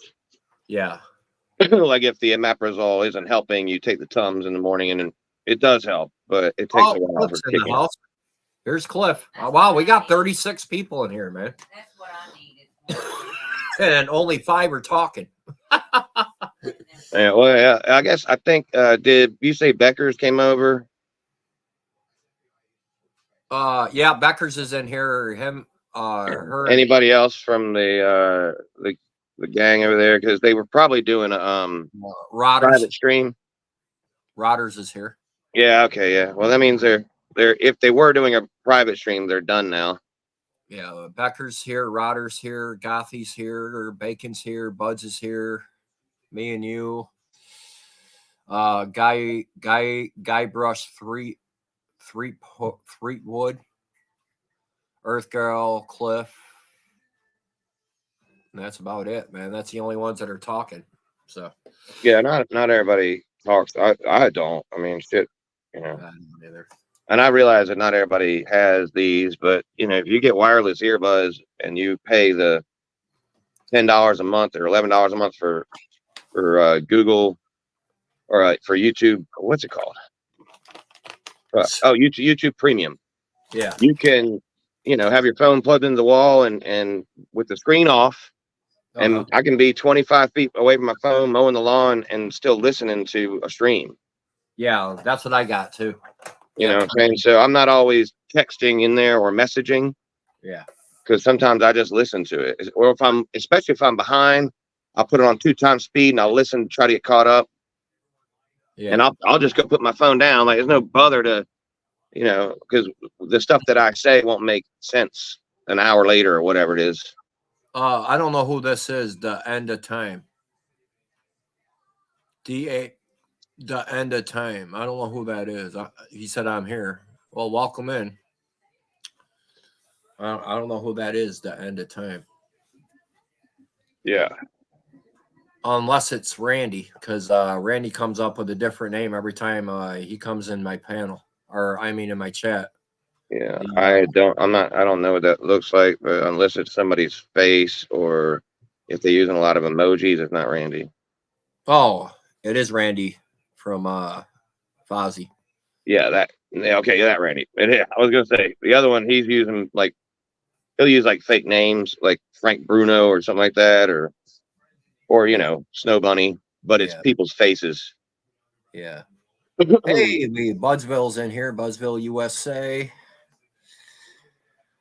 Yeah, come on up, Randy, if you want to. Visit me for a minute, man. Say hi or whatever you want to do. Yeah, that'd be cool because Amber just texted me. I'm going to give her a call, and I'm going to come back up. Okay, bro. I'll be here. Yeah, and actually, I'll probably be about 20 minutes. All right, bro. All right, I'll be here.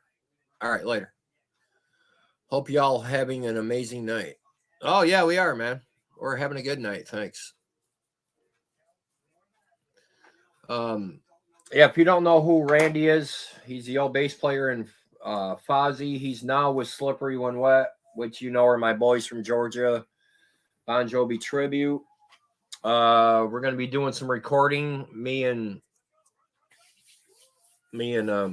Randy, and we're also I'm also probably gonna be working with Slippery When Wet.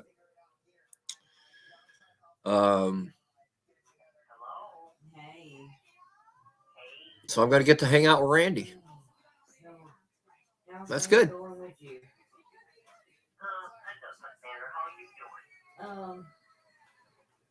They said today when the nurse took my blood pressure and all that it's the best it's been since I've been home. So yeah, hopefully it'll stay there. Yeah, hopefully. Yeah.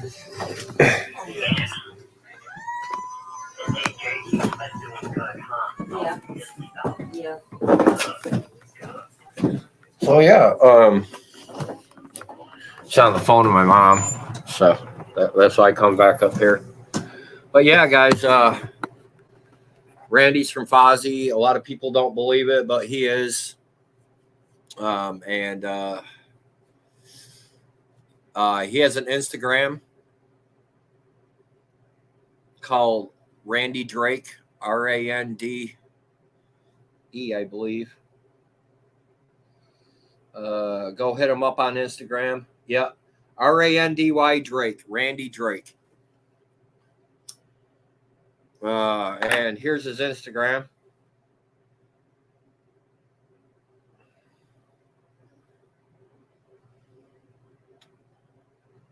Right there. That is a picture on his Instagram. So that's the real Randy Drake, guys. He does come in here. You gonna make garlic bread? No, I'm not gonna have that tonight, man, because I have no Tums and I got GERD. So my wife talked me out of that, thank God, because she knows that I suffer every time I eat shit like that. So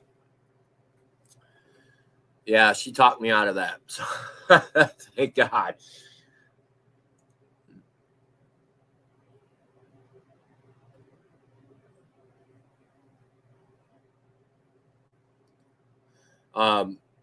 So yeah, Randy's in Slippery When Wet now, which are my boys from Georgia. They're a Bon Jovi tribute, and if you haven't heard Slippery When Wet, I got a link on my community page. It's not a Randy playing with him. Randy just joined Slippery When Wet. But I will have more videos when I get to Georgia because I'll be going to their shows and you know, and doing live streams of them playing and shit. So yeah, it'll be fun, guys. Be a great time. I'll get to hang out with a celebrity. Well, yeah, celebrity. I'm sure you don't like to be called a celebrity, but Chris Jericho's a celebrity. He's a WWE wrestler plus a singer. So, and Randy brought that up the other night that why he makes more money with Slippery When Wet than he does with Fozzy is because, you know, Chris Jericho's also a wrestler. So Chris Jericho has shows, and Fozzy will play two or 3 week tour and then have like 3 or 4 months off. Where Slippery When Wet plays every weekend. So you got income every weekend. So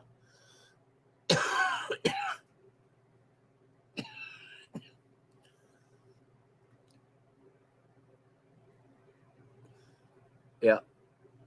And yeah, it'd be cool. Hi Shay, how are you, darling? Welcome in. My darling Shay in the house. Welcome in, Shay, the real bat dog. Hi, AJ. Hey, real, how are you? Welcome in, everybody. 39 people in here. Wow. It's a good night so far, man. Let's keep it going here. So when I get to Georgia, I'm just kind of gonna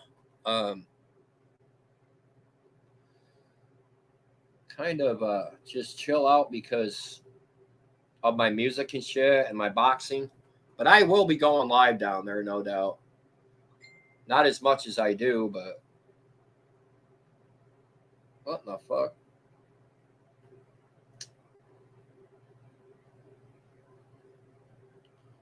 Oh, guys.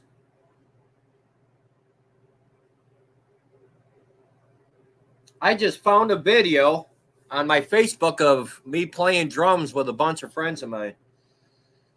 Oh, I have to share that on YouTube later.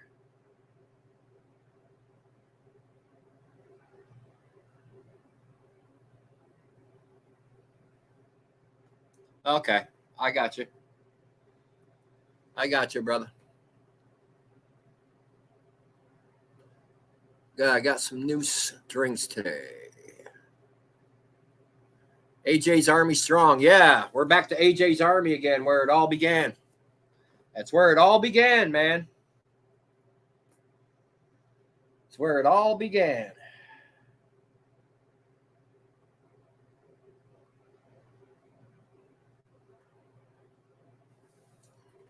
All right.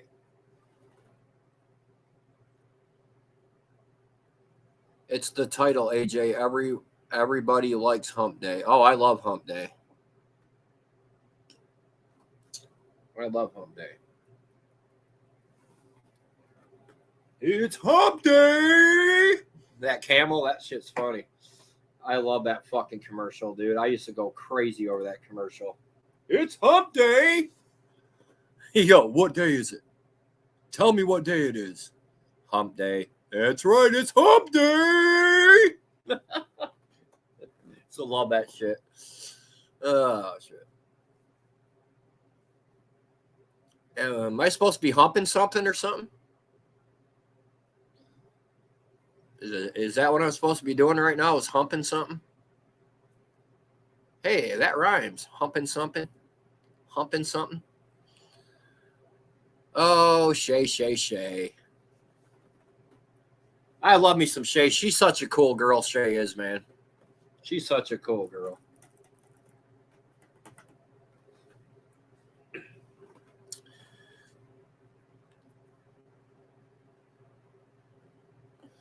It's Hump Day. Yeah, it's Hump Day. Jeez. What the hell am I going to hump?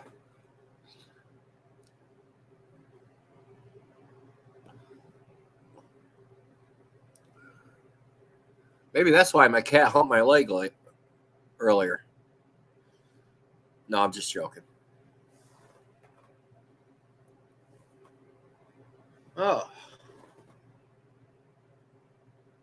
Oh my God, my dumbass was a minute behind. Shay. Uh-oh, Shay. Oh no, Shay. Matt. Oh, this is the go-kart channel.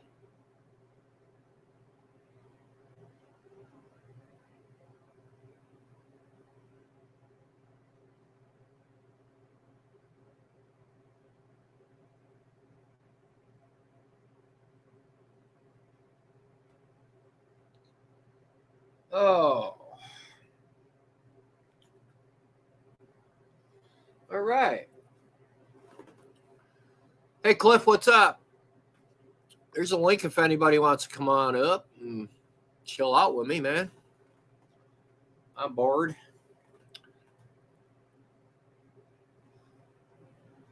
Only been live an hour and 42 minutes. Wow. That's it. Seems longer than that.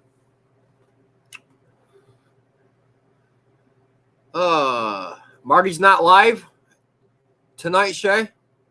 I got 42 people in here, man. What the fuck? How the fuck do I have 42 people in here? Well, Bacon, I've never seen Rush or April Wine. Oh, they're both good. April Wine's a really good fucking band, man. April Wine's probably one of the best bands of their era. April Wine's killer, man.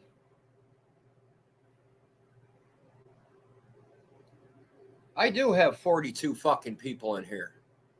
What in the world is going on here?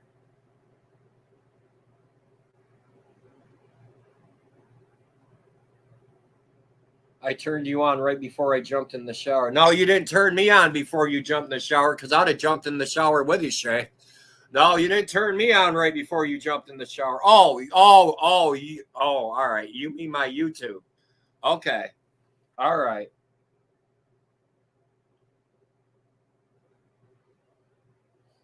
Shay says, I turned you on right before I jumped in the shower. I didn't realize I was behind. Uh-oh. You said shower and behind, Shay. That's not good, man. You better rephrase that, Shay. And only 32 are blocked. No, I don't have anybody blocked. Slab City's not blocked. Nikki's not blocked. Oh, Rush fucking killed every show that I seen him play it. I seen Rush a couple times. Once in Binghamton, New York, and the other time was in, I want to say Pennsylvania, Scranton, PA. Yeah. AJ's mind went straight to the gutter. Yes, it did. You know me. You know me. Now I need a shower? Yeah, I guess I do.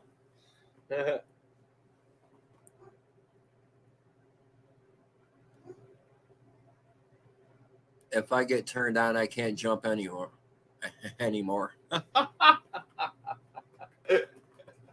Rotters, he's funny. Look at Rotters. Oh, shit. I'm going to put a bug in my buddy Aiden's ear and let him know I'm live, man. That's what I'm going to do. Where's Aiden at? Facebook. I don't know if he'll come up. Oh, maybe Daryl will come up. I'm live, bro. Send a message to Daryl. Send a message to Aiden.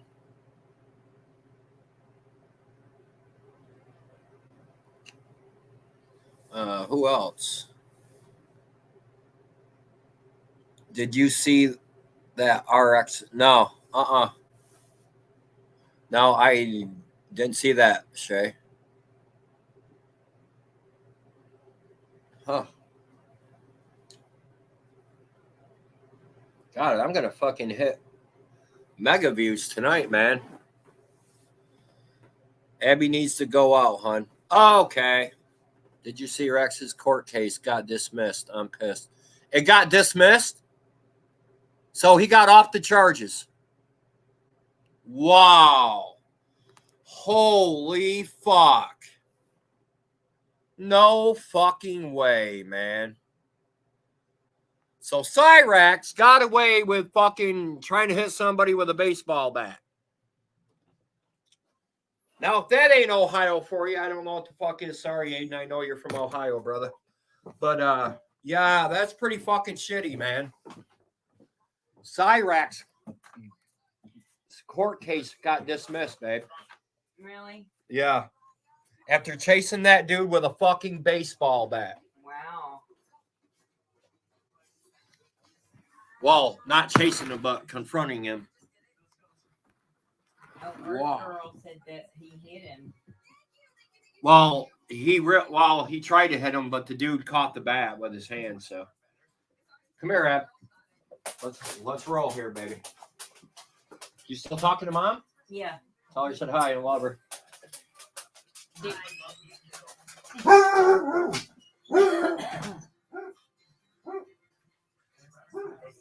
Yeah. Yeah, he heard you. I had to tell him that Eddie needed to go out.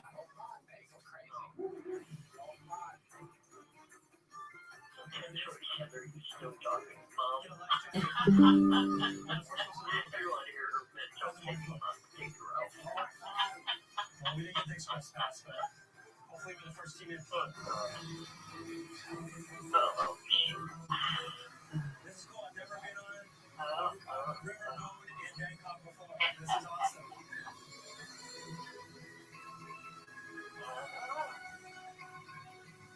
Yeah.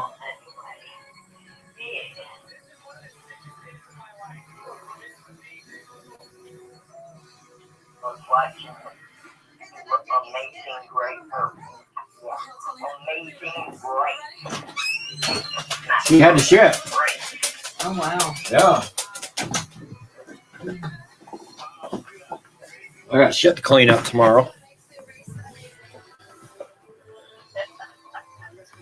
I wanted him to at least get probation. I did too, man. Because that ain't fucking cool, dude. It got dismissed. Are you fucking kidding me, man? But he hit somebody go after somebody with a baseball bat and they dismiss it. Only in Ohio, man.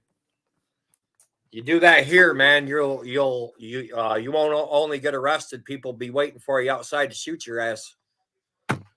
Here in New York, you do that shit. Yep.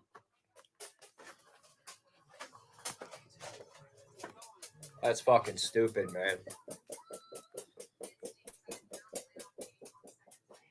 That's fucking stupid, man. Thank you. You're welcome. Oh, that's fucking stupid. Boy, I bet you the Cyrax lovers are loving that, man. Like fucking whoever's a Cyrax lover, anyway. The guy. Okay, there. I'm gonna post the link again. The guy he hit made a post on YouTube bragging about doing shrooms. He fucked himself. Oh my god! Are you fucking kidding me? Yeah, he didn't only fuck himself, he fucked everybody else, man. Wow, the guy he hit made a post on YouTube bragging about doing shrooms. Are you fucking kidding me, dude? Why would you fucking do that? You dumb motherfucker, man. You dumb motherfucker.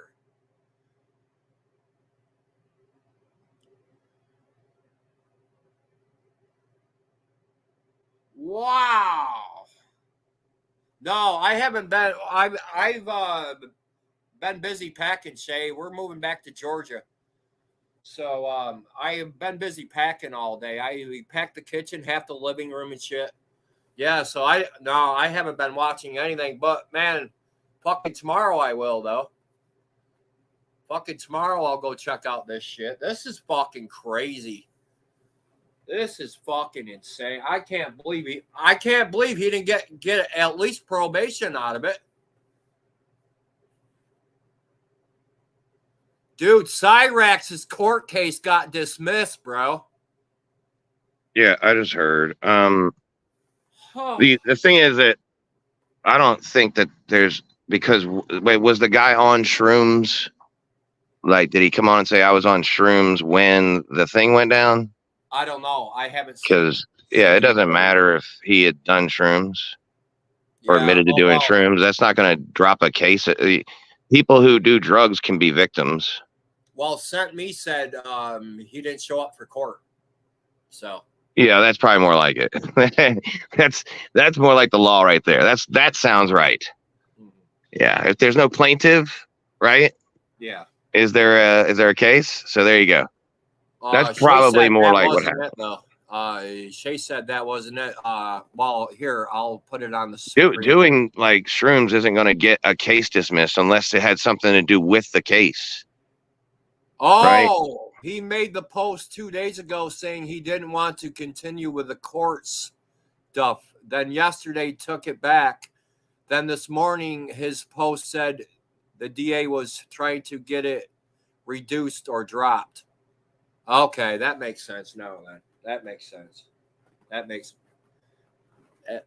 sense, I guess. Right there. Yeah. Wow, dude. Yeah, that's on that. That's normal. I mean, that happens. People don't want to go through shit. He didn't at least get probation. Or fucking, the judge saying keep off the fucking internet or whatever. You know what I mean? Here's the deal, though. In withdrawing that, he now can be subject to a civil case made by Cyrax. Yeah. Yeah. I don't know if he could reinstate his. Once you've, went to the courts, because Cyrax was arrested. Yeah. And had to spend the night in jail. His, definitely, not that he had any, what's the word I'm looking for? Clout, really, but his public persona was definitely further damaged, even more than it already was. It was already well beyond repair, but still a lot more damage. And then, so you got that, and you got having to spend the night in jail. And if this guy was only just trying to make a YouTube video out of it, you know what I mean? Like just trying to trigger Cyrax to get that reaction to make a video. Yeah. And then you tell the cops, yeah, I'm going to press charges. So then when they go ahead and take him to jail, and then you let this guy worry and have to deal with, trying to find a lawyer and all. and be Cyrax at the same time. You know, he has to feed his bed bugs. He's got like chores. Yeah. I'm sure somewhere. And then so he's got things to do. Besides, he also has to scream and yell at YouTube and Facebook. Yeah. And then he has to worry about this impending court date. And then in the last minute, you're like, nah, it's cool. Which I'm sure for Cyrax today is just a great relief. But if he had anybody around him with some brains, maybe they would look into a countersuit. So now here's what's going to happen. Since Cyrax got out of this, he's going to think he can get out of anything, and he's going to come back twice as bad. Watch. Watch what I tell you. Watch what I tell you. Cyrax will be back on YouTube twice as bad as what he was, man, before. Because he's going to think he can get away with anything now. Mm-hmm. He's the worst explainer ever.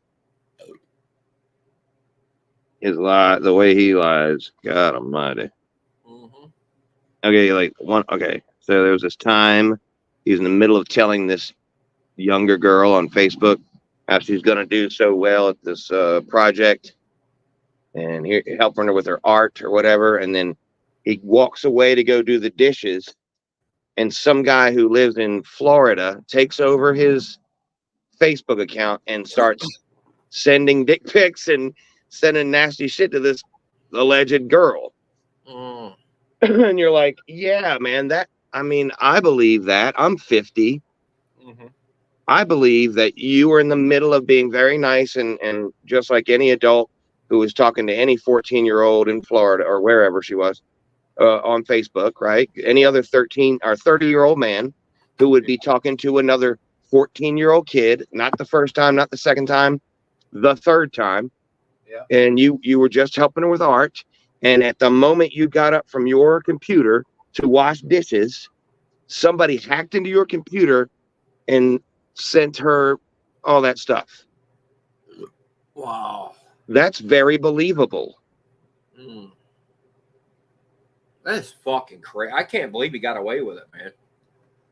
I thought for sure that he'd get probation and the judge would tell him to keep off the internet. Well, he needs help. He needs help. Yeah. Oh yeah, dude. He needs in-facility counseling. That's what he needs. Yeah, and like it needs to be treated like it's 1990, no internet and hardcore off the range counseling. I get the fuck away from everybody. He can't be walking around in public with that fucking head and that body, you know, especially when they're showing us pictures of aliens from Mexico and he looks like one. Yeah. Like you can't just be letting that guy walk around in public right now. He's got to get fixed up, cleaned up, bed bugs the fuck off of him, get some hair going on up there, fix the shit all up, right? At least what he can do, got to get fixed up because he's going to get tormented publicly. And it's always people like that, man, who end up being the ones who are trying to mess with kids. It's people who look like that. Yeah. Just like you said, Cyrax was accused of sending a 14-year-old girl dick pics. She wasn't 14, but at the time he didn't know that. He thought I just said that he's done it 3 times. Yeah. 3 different girls. He keeps getting catfished, right? And getting busted. People make videos, they bust him. And then he just comes on and makes up a story as to why it happened. Nobody believes it.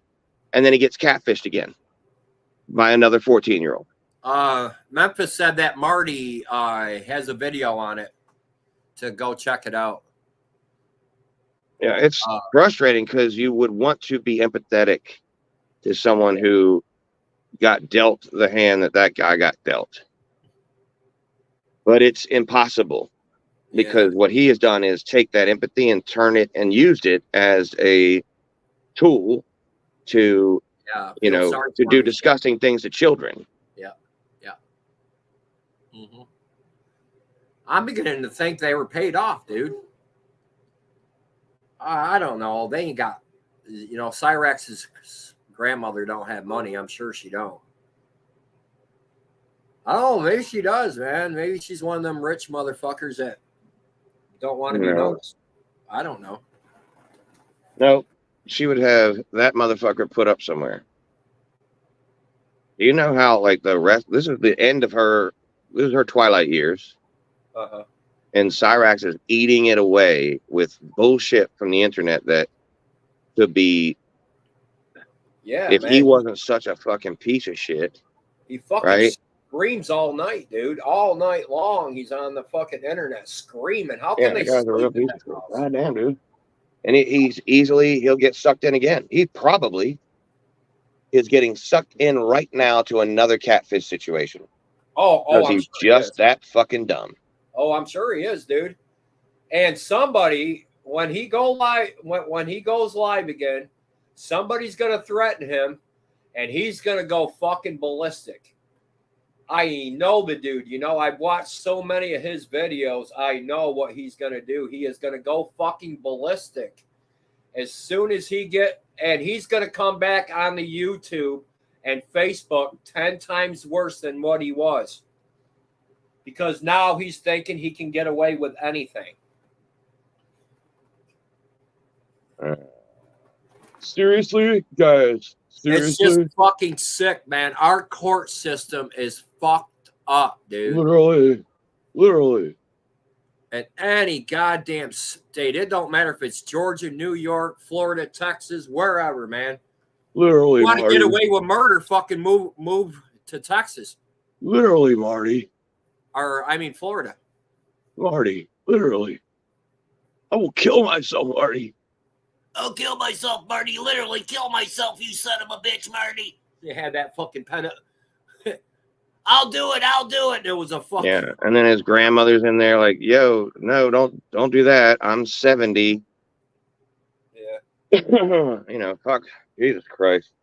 God Whatever, damn man. It makes Marty. me feel bad because I look at him and I go, I get it. And life has been like this to him his whole life. Yeah. But, I mean, he's been given every opportunity. He isn't homeless. He isn't living out of a vehicle. You know what I mean? He's got a roof over his head, and grandmother obviously cares about him.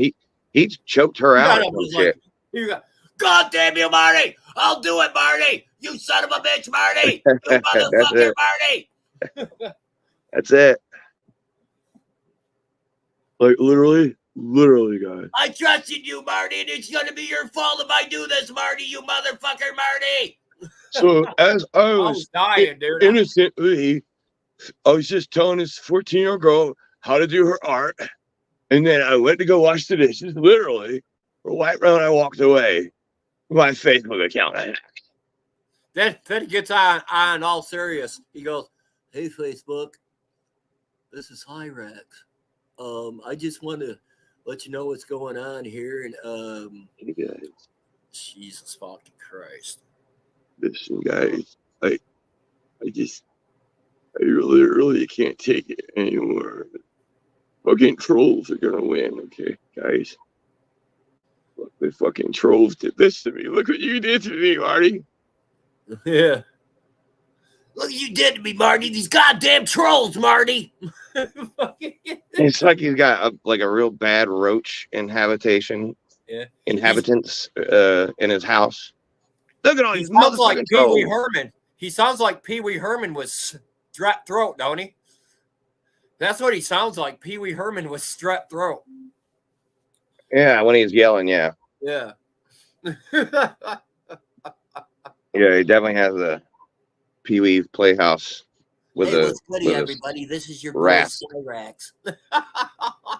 Marty. Hey, what's good, everybody? Get off of me, Marty. Get off of here. Kill me, Marty. Yeah. Who's the king? Who's the king, Cyrax? You're the king, Marty. That dude is fucked up, man. Fucked up. That goddamn basement, that's a dirt floor. You can tell from the fucking walls. There's brick walls. You know Yeah, what I but mean? He's not in the basement anymore. He got moved on up like the Jeffersons. Yeah. He's in the attic. He's in the attic now. She lives there. She lives in that big ass house with her and Ed and Raxo. Oh, I seen that. And Raxo is almost as welcome as the Easter Bunny. He's up in the fucking attic. Yeah. Two I mean, pieces of shit. and you know, as taking loud as he is, at once. they had to make that decision. It was like noise travels upward when it's screaming and yelling, and it Yeah. travels downward when it's, you know, stomping. Yeah. And he only weighs 70 pounds. So they had to do the math, and they were like, he'll be better in the attic because he yells a lot louder than he can stomp. You know, game over. I thought that same thing. Game over. About if they show up again, would Cyrex ever grab a gun and shoot somebody? I think he would, dude. If he I'd be wasn't more in his worried that right he's going frame to of harm mind, I himself. think Cyrex would shoot somebody, dude. I think I mean, I could definitely see him doing that, but also harming himself. Like, Yeah. he's the kind of guy who I could see doing a mass. Mm-hmm. Yeah. Yeah. I don't want to say the whole phrase because YouTube bans stuff like that, but you know what I mean? Yeah. Yeah. Where he God, goes wouldn't that be fucking horrible to a shopping center with no intentions of shopping and then Jesus offs himself so that he doesn't have to face consequences.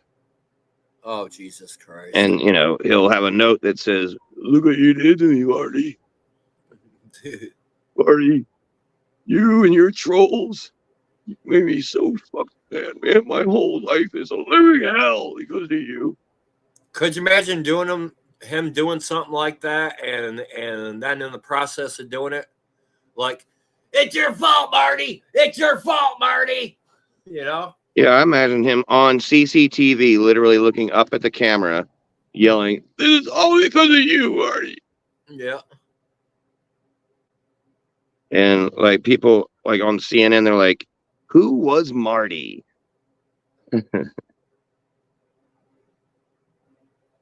Like they'll be trying to figure out like who was the Marty this mass shooter's talking about. Yeah. See, and his grandmother, Sally, said there is a gun in that house. That's what she told the police. So, Man, did you see the way he held that bat? yeah. You think he can handle a gun?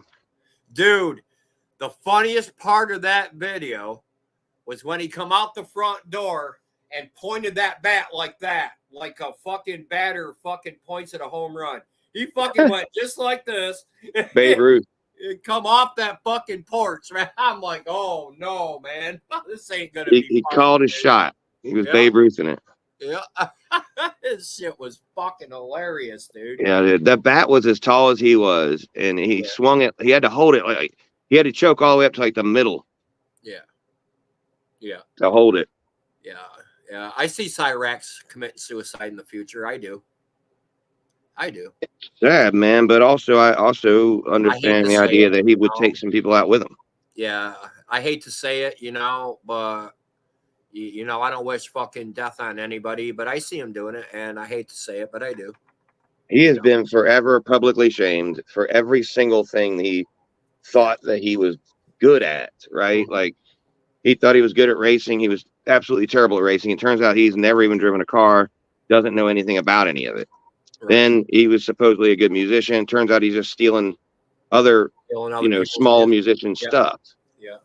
And so he's actually terrible at that too. Yeah. And then he gets caught with the kitties stuff 3 times in a row. Assaulting the guy out on the sidewalk, threatening to go kill everybody who trolls him. Jesus Christ Almighty! You know, threatening Kate from Masshole Troll Mafia, and because she made him do what he did. Yeah. Kate, you made me look so bad, and you made me look like a pedo. You need to tell the truth. Mm-hmm.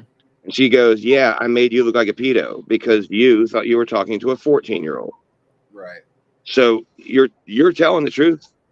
I did make you look like a pedo. Right. Because you were not talking to a 14-year-old, but you thought you were." Yeah. And that's the problem, bro. He goes, she's like, you know, "Is it okay if I'm 14? He said, "Yeah, it's okay. I'm 30, but I look 14. Mm. So he clearly knew she was 14. And then that's Kate's fault. Yeah. I mean, you know, I'm saying like he says it out loud. Isn't like we're not guessing that that's what he's thinking. Like a lot of people do around here. Yeah. They think they know somebody's motivations. They don't. he's saying it out loud. See, this Memphis Shay in here, she's the one to talk to. She knows all about Cyrax, man. She follows this shit like 100%. 100% follows this shit, man. She can tell you all kinds of shit, man. That, probably videos that me and you haven't even seen. You know what I mean? Maybe I'm pretty well versed on Cyrax. I was gonna do an expose on Cyrax back when I went and got Jose from Georgia. Uh-huh. And I even showed him my whole layout and everything, all the videos I had. But I put on hold while he was there, and then I lost interest. But yeah, there was a reason, because see, we had a guy, and we still do, he's around in our community, named Voodoo Ninja. Yeah. And Voodoo had Cyrax on his panel a lot. And Yeah. I don't think Voodoo knew all this stuff about Cyrax. I didn't. That's how I met Cyrax, was on Voodoo Ninja's panel. Right. I was on panel with Cyrax, Sam, and Voodoo Ninja. And then, a year after that, maybe, I don't know, I probably on panel with them 3-4 times. Mm-hmm. So I don't know. It's been a couple years since Voodoo's even really been doing those streams. So it's probably 3 years ago. And that, I didn't know Cyrax at all of what I know now when I was on panel with him. And then I saw a thing with Music Biz Marty, and I'm like, oh my God, that's this dude. And it was referring to what Masshole had done. So it was this 14-year-old thing. Mm-hmm. And then they got him again on he had a fake girlfriend. Well, he thought she was his girlfriend. And then she's breaking up with him, even though they were never actually going out. Yeah. And he's putting the pen up to his neck. That was the first time I was like, oh my God, this is the dude I was on panel with at Voodoo Ninja. Yeah. Yeah. And he was in the basement at the time. Mm-hmm. And he was always chopping it up with Ninja, acting like he was an artist. Yeah. A musical artist. Mm-hmm. Today we recorded the album, we recorded the single and did this and that. Meanwhile, he was not doing any of that. He was, all the stuff we see now, all the stuff that I didn't see because I never watched the motherfucker on YouTube. Right. But I watched a lot now, so I've seen a lot. Somebody wanted me to set him up. Yeah. Somebody wanted me to set Cyrax up for him because our Facebook band page, when we had Rockenstein, he was always on there commenting on our videos and shit and everything else. And I was going to do it, and I never heard back from the dude, so I don't know. I don't see any reason to remember his name. Yeah, I can't. In the end, that was a thing for me. I was like, there are plenty of people covering Cyrax. Yeah. Plenty. And there are plenty of bigger people. Oh, yeah. One of my new favoriteest ones is Based Shaman. Uh-huh. Oh, yeah. Yeah. Have you ever watched him? Oh, yeah. He's got the thing he wears on his head. Yeah. With the diamond looking thing in the middle. Like a shaman. Yeah. And he's got like pipes. I call him Mr. Golden Pipes. His voice is really, he's got a great voice. Yeah, it's a purple hat. Yeah, the purple hat guy. Yeah. And he's got like that real sweet sounding voice. Yeah. Like, dude, that guy can get a job on any radio station in America today. Yeah. He's got golden pipes. Yeah. I was hitting him up with like 10, 20 bucks here and there on the super chats for his Cyrax streams. Mm-hmm. And I'd always open it up with to what do we owe this incredible night, Mr. Golden Pipes, or whatever. Yeah. Thank you for gracing us with your presence again, Mr. Golden Pipes. Yeah. Yeah, Shay said he's been around for years. Yeah, I checked back in his catalog. Yeah. Like, that's what I mean. I became a pretty big fan. He's got over 100,000 subscribers. Yeah. And I like his style. I like his interaction with the people watching. Right.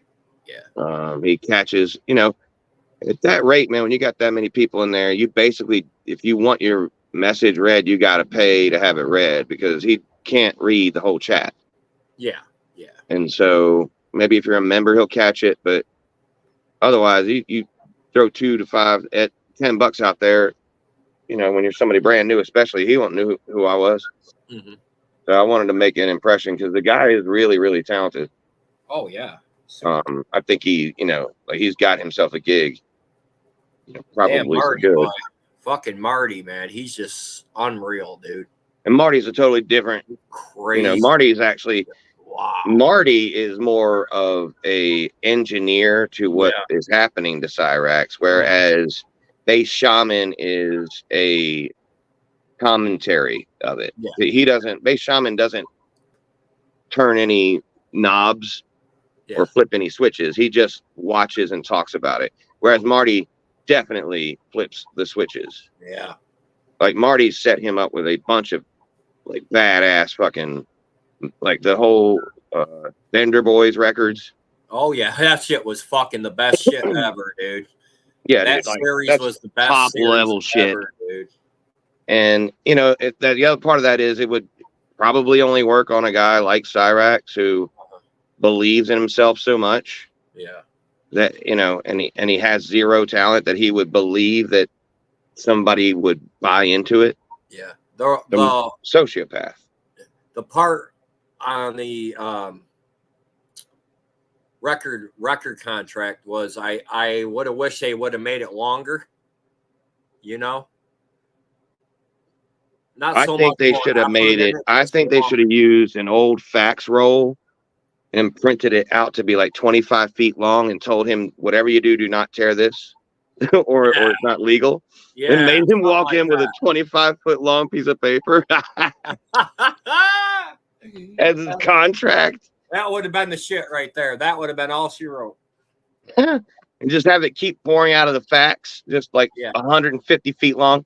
And then be like, don't tear this. You know, if you tear it, the contract is void. And then when you're done, you have to show that, you know, show the whole contract on YouTube and then sign it. And so he's just pulling out 125, 130 feet of paper. God damn it. That would have been a great one. That would have been super fucking cool right there, man. And then when they were like, okay, we're buying you out of your contract, he comes running in with the big pile of paper. He's like, you mean this contract, Marty? My contract? Seriously, Marty. Fucking behind him like a roll of toilet paper. His contract weighs 15 pounds, Marty. He probably couldn't even lift the paper. Oh shit! Yeah, that would have been fucking hilarious, man. He goes and gets his grandmother to hold part of the contract because Marty's like, "Don't let it hit the floor. You can't let the contract hit the floor, Cyrax." Well, Mom, you gotta hold it off the floor. Don't let Marty see that. Get on the floor a little bit. Oh no, that would have been fucking great, dude. I would have died laughing if that shit would have happened. So there's this really fucking funny story where I was working at a deli. I was 17 or 18 years old, and my best friend was working at a kiosk in the mall. And so we're late 90s, probably, no, like, okay, 94-ish, because it was right before I got on the radio. All right, so we're about, almost 20 years old, 18, 20 years old, 19, 20 years old. All right, so he's in the mall. He's in the middle of a mall, pretty big mall. And I sent him some bullshit on the fax over there, and it was like a dick. And the way I sent it, it made like 3 pages worth come out. And so it was like a really big, like long extended piece. And he was like, wow. He's like, I wonder if you don't stop it and you make it all 1 page, if it would just keep pouring out of my fax machine. And so I was like, well, let's find out, you know? And so I did it where it was like 300 pages long, but I didn't, no breaks. So it was 1 long piece. Yeah. And he was at the Diamond. When I finally got it done, he had forgotten about it and walked across the hall from his kiosk to the Diamond shop looking at something, I don't know, whatever. And he turned around and his fax machine was going off, and there was a pile of fucking paper in the middle of the fucking mall. And it was like, he was like, dude, I came back and my shit just kept coming. It was like 200 fucking feet of fax paper until his fax paper ran out. God almighty, dude. Oh man, and just so the visual of him just like having all this paper everywhere, so great. And that made my whole day. Like that was the funniest thing, probably my whole year. Yeah. I think that was the same year that flight 1016 crashed here in Charlotte. Yeah. It was all right before I went on the radio, and so yeah, it was like that was a depressing time because that shit. I was one of the first people to walk onto the crash site after they took up the yellow tape, and I found a bunch of personal items, and I sent them back to the people who they belonged to, and it's fucking real deep. And then I think it was also the same year that Susan Smith killed her 2 kids in the back of the car. She let them go into the lake. Yeah. And then she blamed it on a black man, said he, stole her kids, and they were looking everywhere for her kids. And then it turned out she had backed them into the lake. I went down there to help look for them. That's Union, South Carolina. That's not far from Charlotte, where we lived. So yeah. I mean, I went down there probably like 3 or 4 days before she confessed. Yeah. And drove right by that same boat ramp. It's a real small town. And, I didn't know what I was going to do. I just wanted to go down there because it was a media circus and just try to be part of it. They had a bunch of volunteers helping. It turned out I wasn't able to get to help do anything. By the time we got there, it was just, you meet at the restaurant and they were all coming back from doing their thing. So, but it was, it saddened everybody in our community, like around. Oh yeah. It saddened the whole country, but around here, man, like that was super betrayal. Yeah. Because anybody would have took her kids. Anybody. Those are 2. We're talking about 8-month-old and a 2-year-old or something. Yeah. Yeah. I lost my slippery when wet shirts, man. I was gonna tell Randy to get me one, so when I get there, I got one, or Aiden or somebody. I can't find it. I got like 10 slippery when wet shirts because when I worked for him, that's what I had to wear. And I can't fucking find them, man. Jeez. I don't know where the fuck they are, man. Yeah. Come right up here and forgot my fucking coffee I just poured. Motherfucker, dude. God, I'll tell you, I've lost my mind, dude. I really have, dude. It's just that fucking, with all the shit going on with Donna and shit, man. And woo. Yeah. And we all get so, we're getting old. Can't sleep. Hardly. Hell, I was up till 7 o'clock this morning, dude. I got 2 hours of sleep. The nurse showed up at 9. And I've been up ever since. I got 2 hours of sleep. That's it. It's just crazy, bro. Yeah, that'll probably do it. Just fucking nuts. So I don't know, man. I feel like your best bet for you personally is to just be yourself on here, have fun. You're saying you're getting away from the 3-3. That's a good idea. That doesn't mean you have to be on another side either. You can just be away from all the drama. Right. Yeah. I'm gonna. Yeah. And that probably would gotta focus on my music mentally. It'd be a better thing. So I fucking putting so much into my music, man, that I can't. It's not I can't afford to lose it. I just don't want to. I've put so much time and effort into my music through the years that, I've been in like 30 fucking bands, at least 30, probably more than that. And it's like, you get comfortable with a band, somebody dies. Hell, I've had like 7 musicians fucking die on me, when I was in a band with them. Overdoses, heart attacks, just car accident, whatever. Just fall over, dead and shit. Yeah, musicians are lame like that. Oh, he's fucking dying. I've been in a lot of bands, man, and the roughest one was my buddy Paul. We were in a band together called Exit 10. It's a country rock band. It was I played drums. It was back in early 90s. I want to say 92, 93, something like that. Yeah, 93, because I was a senior in high school, so it was 93. And we started that band in a garage and shit, and we were best friends. And we did a show, and it was in Syracuse, and I was living here in Cortland, and his fiance just broke up with him for some, I forgot what it was. It was something dumb anyway. And all through the show, you know, he was really quiet, you know, didn't raise hell like we did, you know, get the crowd going, all that shit. And I asked him after the show, I said, "You all right?" He says, "Yeah." He said, "Me and Carrie broke up." That was his girlfriend's name, Carrie. And I'm like, "Oh boy." And he said, "I'll be all right, man. I want to go home, get some sleep." Because we usually went out for breakfast after every show, you know, Waffle House or wherever. And he's like, "No, I'm going to skip out. I'm going to go home." Well, we went to Waffle House. He went home. And about 10 o'clock that next morning, got a phone call from his father, man. He hung himself in the garage, dude. Over this shit, man. It fucking drove me crazy, dude. I couldn't. And I instantly quit the band, dude. We instantly quit that band. All of us were like, yeah, let's end this shit right now. And, you know, getting phone calls all day. Sorry to hear about your buddy Paul. And I'm like, dude, I don't want to hear it. You know what I mean? And I literally had to shut my house phone off. I couldn't fucking deal with it, dude. And it took me about 1.5 years to even fucking get back on a drum set after that, dude.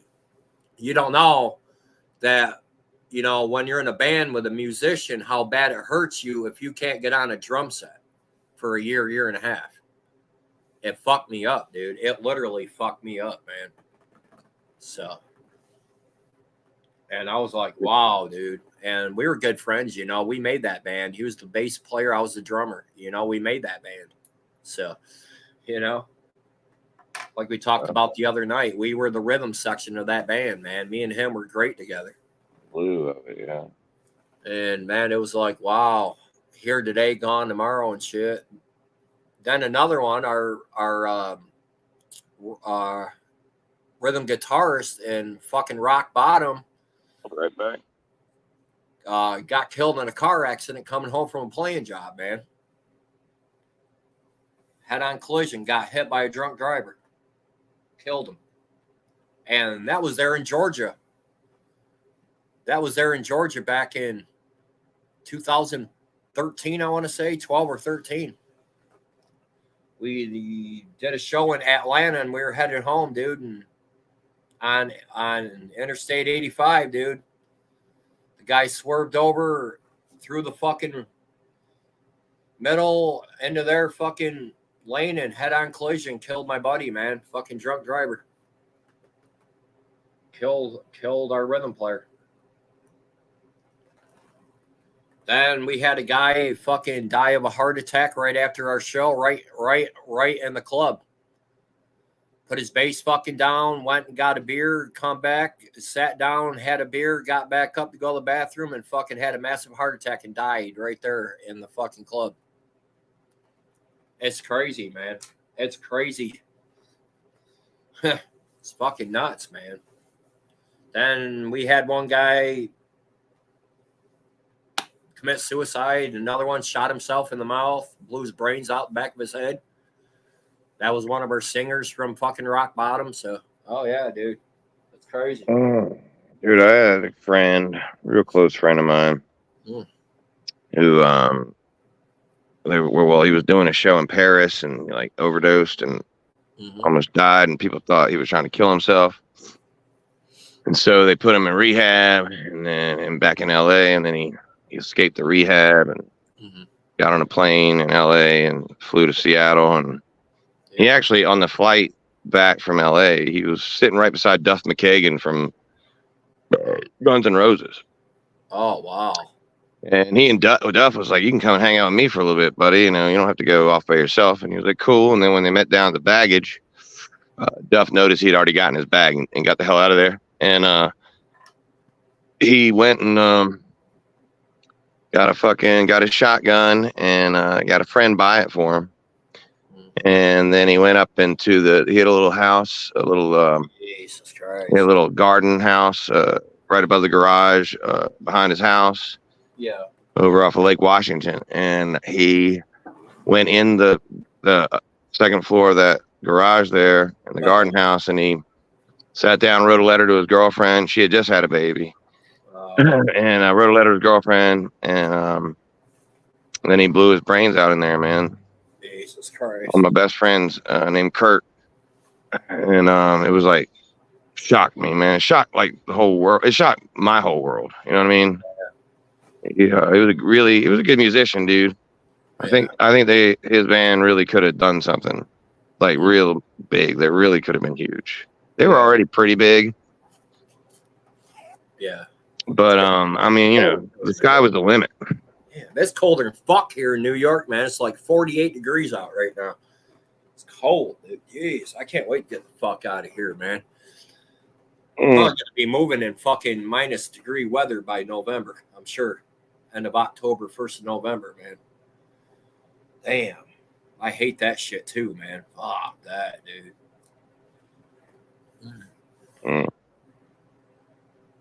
Surprised nobody in the chat said something about that. So,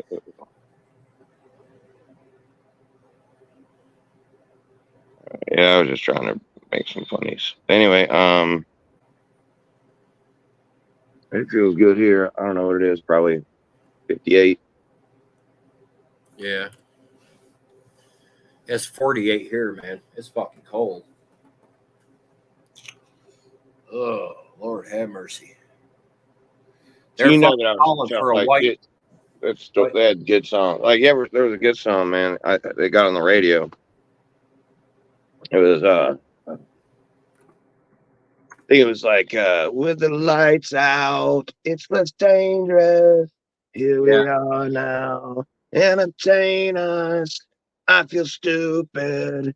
I'm moving the machine. Dangerous. Here we are now. Entertain us. I'm a lotto, an albino, a mosquito, my libido. Yeah. Like that. Yeah. It was a good song. Hey, Shay, I'm going to come move in with you if it's 78 there, man. It's fucking cold here. It's 30 degrees cooler here than it is where you're at. You're in Tennessee, so. Damn.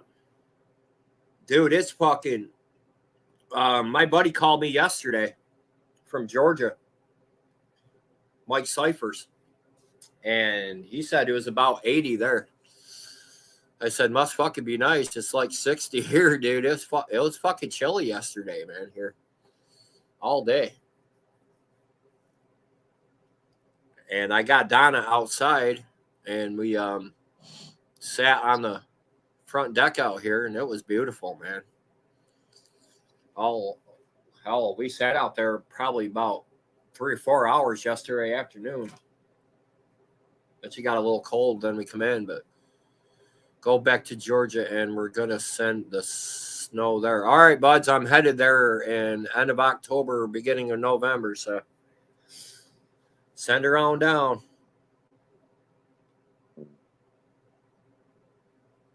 I just mowed my yard before I came here. I was sweating my ass off. That must be nice, Shay, man. Damn, must be nice, man. You freeze your ass off. You mow the lawn today here.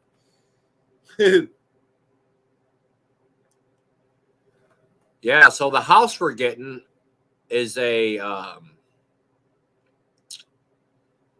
a $650,000 home, man.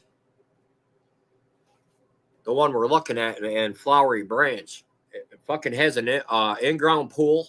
It has a 4-car garage, a finished basement. It's a 4-bedroom, 2.5 bath. There's a bathroom in the basement. Plus, there's a bathroom upstairs and down. And there's like 2 rooms downstairs and 2 great big rooms upstairs. The rooms upstairs are like 20 by 40 rooms, man. They're fucking huge, man. Huge. And they sent pictures to Donna today, man. Yeah. Big fucking house. How are y'all going to use up all that space? I have no idea, dude. I'll be in the basement more than anything. That'd be my home. That would be my man cave. I don't know what I'm going to do with them 2 upstairs room. Probably just close them off. Wouldn't need them for anything, really, because I'll have my jam room in the basement. I'll have my gym in the basement. you know. And the basement, you go into a room that's like a 20 by 40 room. And I figure that's where I'll put my, gym at. Then there's a room off the side with a counter, and it kind of looks like they made it into a kitchen. The people that lived there before, they like made it into a kitchen.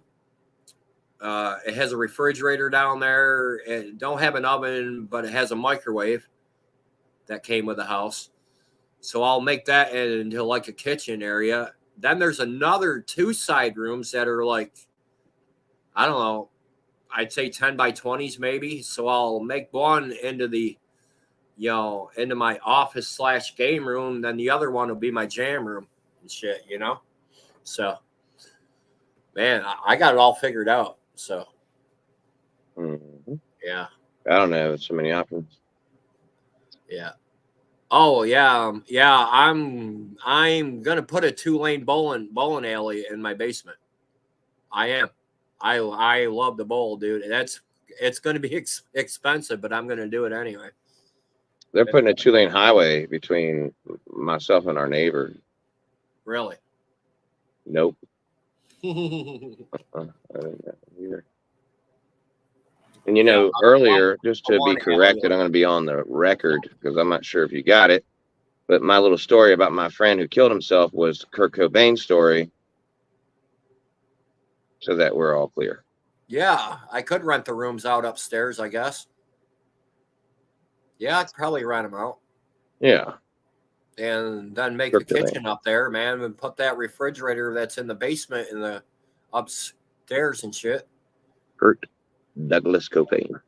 When we get to rent to own the fucking thing in a year, I could fucking, change that into a fucking like a hotel, like a little apartment, or something. Because there's already a bathroom up there and shit. And the people that live up there could use one bedroom for the living room, the other one for a bedroom, So. Oh yeah. I don't know, man. I figure it out. She eyes me like a Pisces when I'm weak, bro. Yeah. Fucking charge him half the rent, man. Fucking charge him $600 a month. Hell, that's fucking cheap, man. People jump on that $600 a month. But $600 a month? Yeah.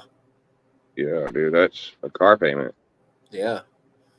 Our rent down there will be 14, so actually $700 a month, but still pretty good.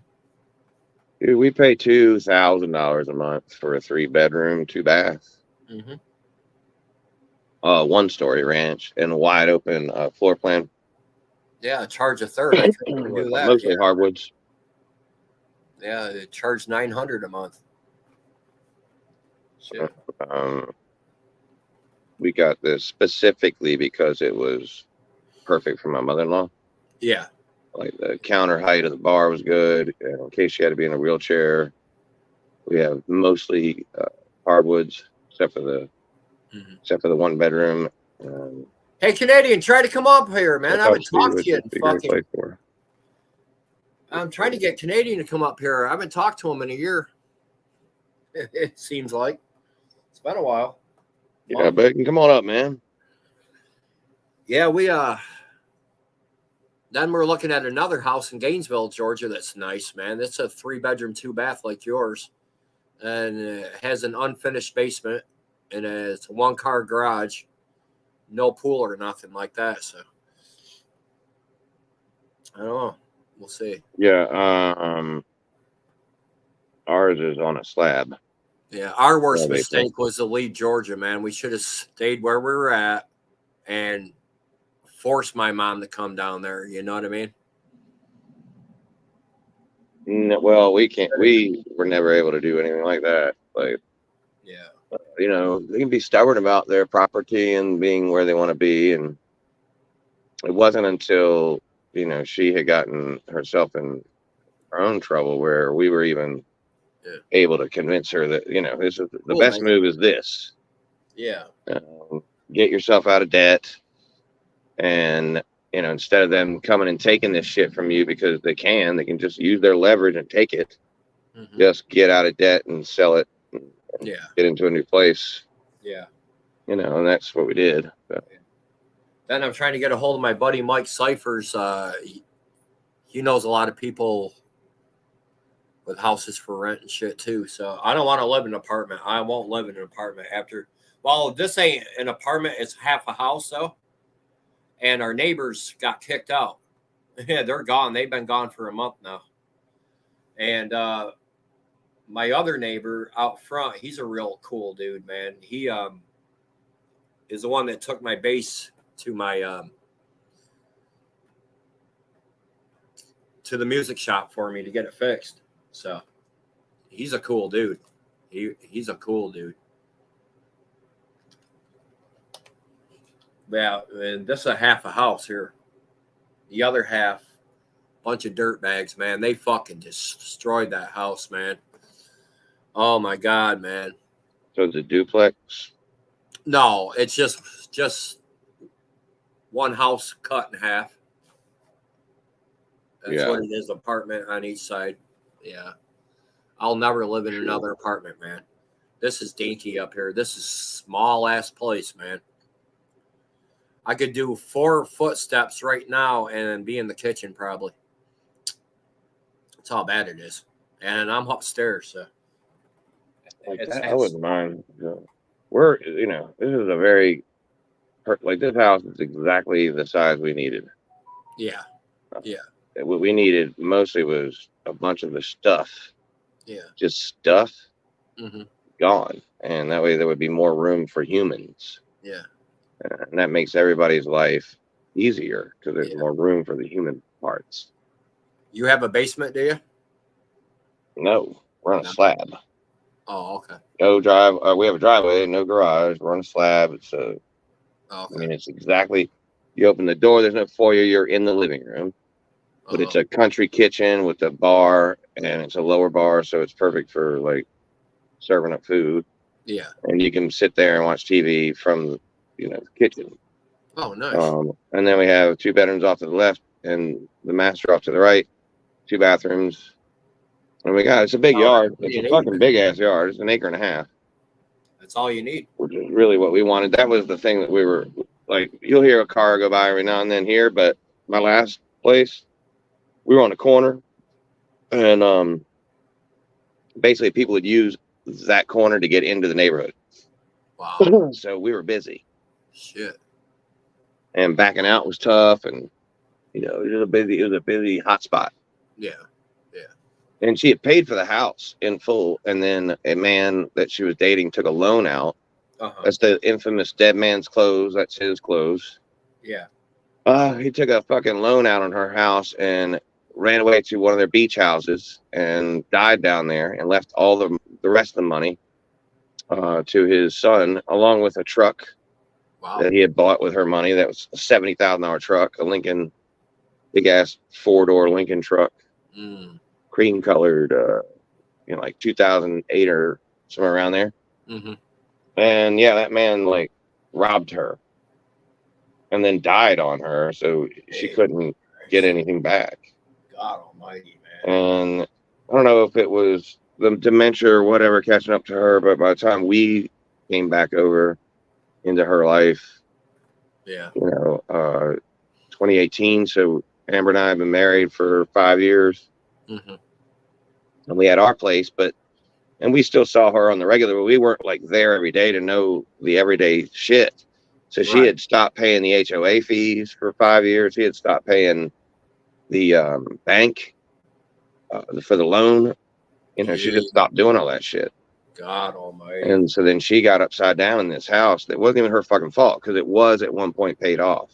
Yeah. And we got to the point where we were at where she got, dementia, and between her sister and her brother-in-law and her sister-in-law and her son and her daughter and me, we had to figure out what we were going to do.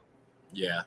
I mean, it was coming. We had postponed the court, basically the process where she's going to lose the house. Yeah. We had postponed it as much as we possibly could. We had gotten lawyers, did all that shit. We tried other roots. That's sad, man. That's And what it eventually became down to was doing what we did, which I'm not going to say what we did, but what we did satisfied the courts, it satisfied the people she owed money to, and it satisfied the estate of my mother-in-law. So everybody involved was okay with what we did, and now she's got a place that she can enjoy on a little bit of land. You know, not on the hot spot of the neighborhood, and it's not as much square footage, maybe about 600 square foot smaller, but it's got a lot more land, like like 3 times the amount of land, and it's got, instead of the backyard being nothing but river rocks, she's got a backyard that she can walk around in her bare feet in. There you go. So it's, and it's flat, and it's not, there's nothing, it feels nice on your feet. Ain't nothing wrong with that. Yeah, and I think a quieter place to retire to. Yeah. The unforeseen problem with her breaking her leg, like that happened about a month before the sale, or 3 weeks before the sale. So we had to. I can't tell if that's Canadian or not. Make a decision. Go with the solo layout. There's a picture already up there, and I can't tell what it is. Well, dude, is he in your chat? Yeah. Click on his name, and does it go back to his channel? Hold on a minute. Let me see. It ain't the same picture that's on that, though. That's what I'm trying to. Where the fuck's my phone here? Hey, Bacon, just send me any kind of fucking notification that tells me that's you. Any kind. I ain't gonna read it. All right, that's him. Just let's make sure here. Hey, what's up, brother? Hey, bro, what's going on? All right, that's it. All right, good. I know that fucking Canadian voice anywhere. What's up, brother? Not much. How you guys doing tonight? Oh, we're doing, man. Doing. Good. What's up, dude? What's going on, brother? You don't got to send me any notification now. Yeah, I got you. So, what do you think about having a you two need to get back friend? in touch with each other, man. And yeah, we do. We actually show up all your damn. That was a fracture. Yeah, big time. So, what do you think about having a celebrity in my chat, man? Randy. Yeah, it was pretty cool the other night. Dude, man, he's fucking killer, fucking bass player, dude. Killer. Yeah, dude, I thought that was one awesome. of the best bass players I know, man. So at first I wasn't sure because I yeah, I don't know. I've probably been in the game too long, and I thought you were getting trolled. But yeah, I did too. But come to find out, it was really him. Aiden called me on the phone. He goes, "That's my bass player, dude." No doubt. And Aiden would have no reason to troll me or nothing, So I'm like, really? He goes, dude, that's my bass player, man. I'm like, all right. So sure shit it was, man. Yeah, that's awesome, bro. Yeah. And he's gonna fucking, try to produce my music for me. So that's gonna be fucking wild, man. Getting out of New York, going back down south. Yes, I can't wait to get the fuck out of here, dude. Donna's going fucking absolutely crazy here. She has ever since we moved here. Dude, this is like the 3rd time you've done this since I've known you. No more, man. This is our last move, man. I'll die in this new house. I'm not fucking going nowhere, man. Fuck all that, dude. I'm sick of moving, man. This is what ever since we've been together, we've moved. Let's see. From my still 50 times. It wasn't that much. God, maybe 49, not 50. Yeah, at least. Okay, we moved from where you met me at, my studio apartment. We moved from there to Groton Ave. From Groton Ave to the farm, to the horse farm. From the horse farm to Dad's, because that's when we found out Dad had cancer. And then after Dad passed, we moved back to Georgia. Then we moved to New York in 14. Well, I did. To take care of Mom. She was sick. Then moved back to Georgia. Then moved from Georgia to Malone. because I took over the farm for a little while. Moved from the Yeah, farm at, back to at Georgia that to point, I here thought to you were staying. Yeah, I this is thought our you'd be 12th staying time in New moving. York. Bro. Yeah. Yeah, this is our 12th time moving. Yeah. And dude, there ain't nothing going on here in New York, bro. Not a goddamn thing, man. I got all my friends in Georgia. Yeah, You well, know, I mean, Kane and Randy and Jay and all them guys, man. You know what I mean? yeah, like you started a life down there, and you set Yeah. up roots, and even though you have roots in New York, I mean, like, Yeah. Dude, I got it made in Georgia, man. There ain't nothing here. but dude. you got to be where you and Donna feel most comfortable, and Plus, with a home health nurse, we can't have one here because her insurance is in Georgia, and they won't allow Oh, it. yeah, Why? that's right. I don't know. That's weird. But yeah, they you were won't. saying that. So we need a live-in nurse for a while, so I can get back into training and doing my music and shit. You know, because I can't leave Donna alone. Well, I'm glad Donna's okay. That's the Yeah, me too, you man. know. Yeah. Thank God, man. But yeah, I got to get you on Hangouts again, bro, so we can shoot this. Yeah, I don't even know how to get on Hangouts anymore. Fuck. Hangouts has changed a lot. My phone broke, so the one I had Hangouts on broke, man. When I was up on the ladder, I thought I put it in my pocket, and I slid down my fucking pants right down the ladder. Boof! I'm like, fuck, dude. And I had the phone how long, babe? About a week? 2 weeks? No, longer than that. Yeah, probably about a month. Give or take. Yeah, but you go through electronics like underwear, though, bro. Like, Oh, I know, dude, man. Dude, if I had all the electronics I broke, I'd put Walmart out of business. No doubt. You would. No fucking doubt, dude. No doubt. I would open my own electronics shop, man, make millions a day. No doubt. Donna says, I know that's right. See, even Donna knows. She's like, Yeah. fucking. Yeah. You were gonna like shoot your fucking computer today over notifications. Like I'm sitting there in the chat going, "What the fuck, dude?" Yeah, all I had to do is shut off notifications. I did. Now they're not coming up at all. That's good. Yeah, I was sitting there Sure, going, we're "Don't gonna fucking take the destroy law." a good computer over notifications, man. Don't do that." I know you need to shut them off from over here too because it starts going off about 6 o'clock every morning. What starts going off at 6? This damn computer. Oh, really? Yeah. Yeah. Go over to the settings, go to notifications, and just shut it off. That's all you do. That's all I did. Yeah. So how's T doing? Yeah, she's doing good. She was. Good.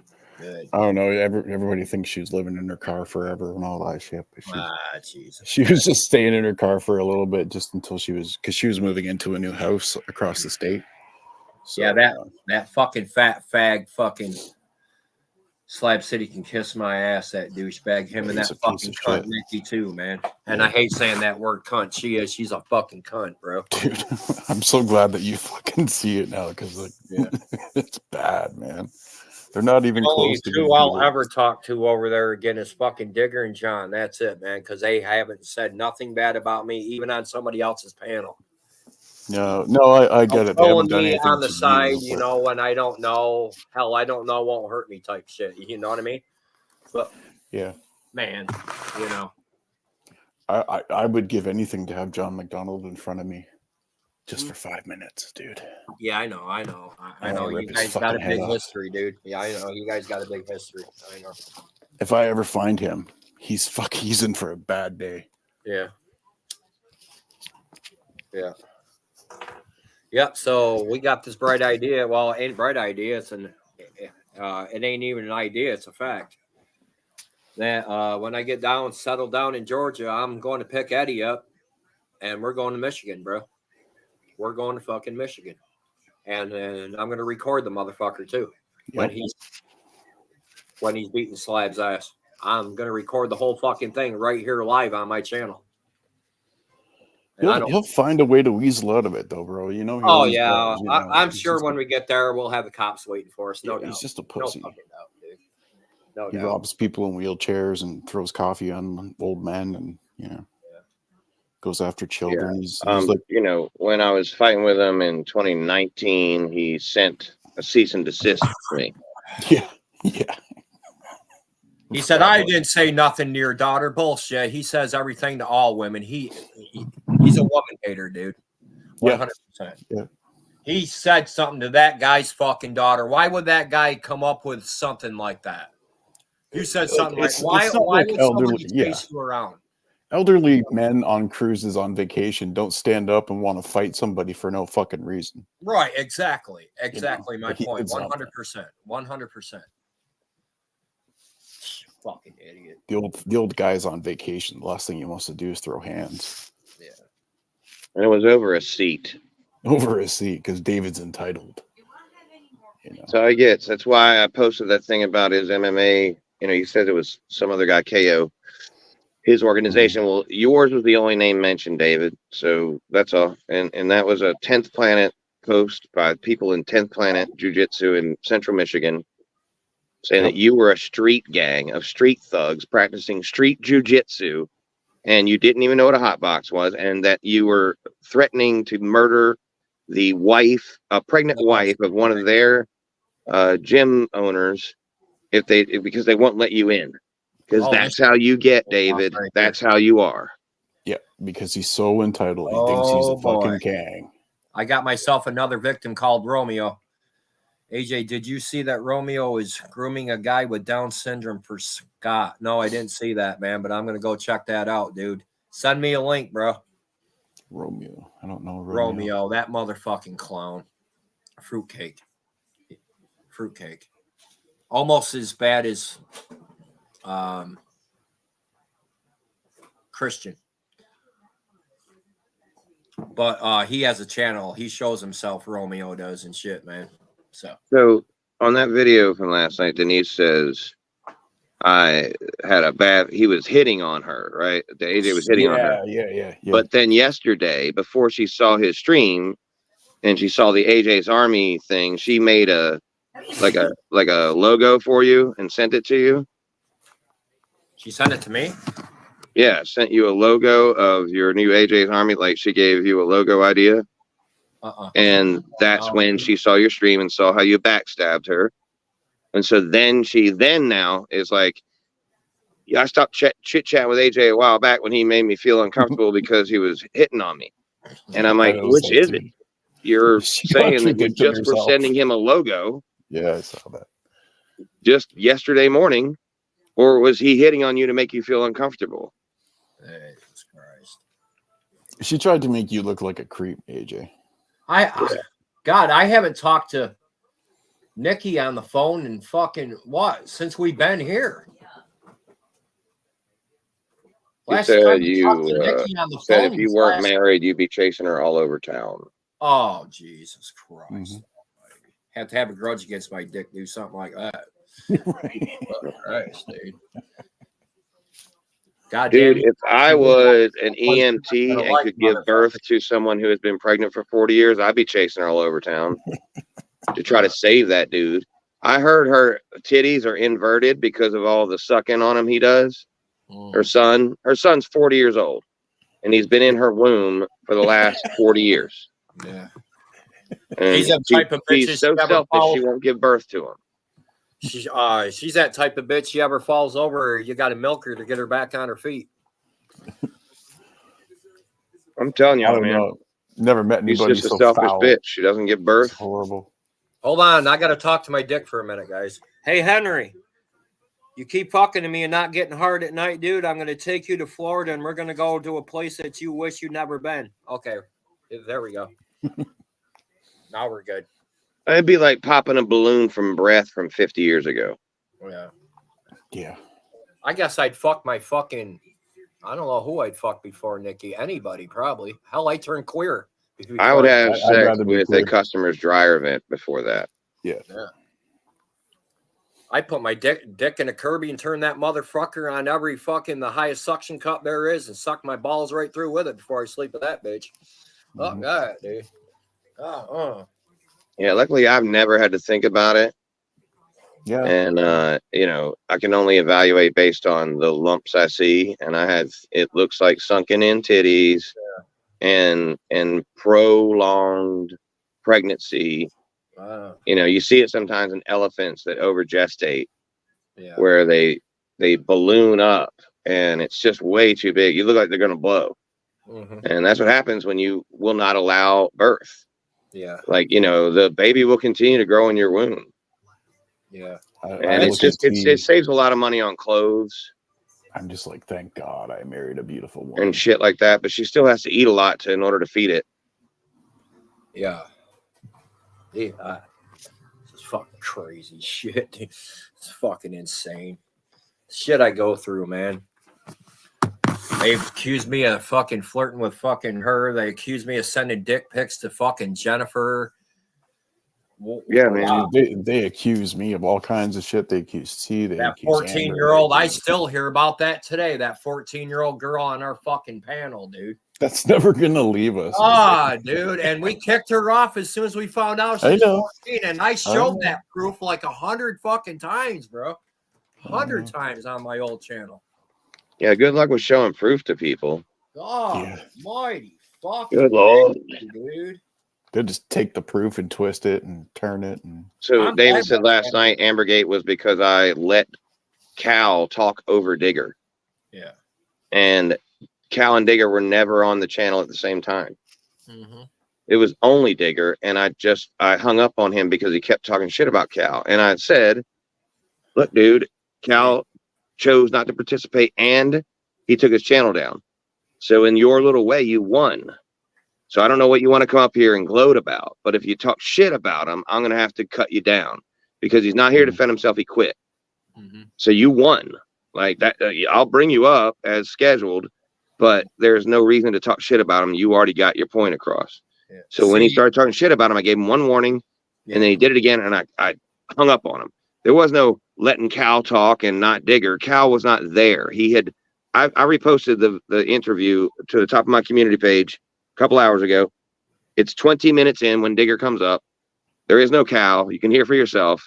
That was a bullshit line from a little fat fuck who was always lying about me. Yeah. They don't care. They don't give a fuck about the truth. He'll come up. Look, dude, he said back then it was to draw attention to Mike Dibble being innocent, had been set up, and he needed everybody's attention so that he could tell everybody that. Yeah. See, and good job, Buddy's my witness on this, and a lot of people don't believe me. So since I got my witness right here on my fucking panel, I'm going to tell you guys.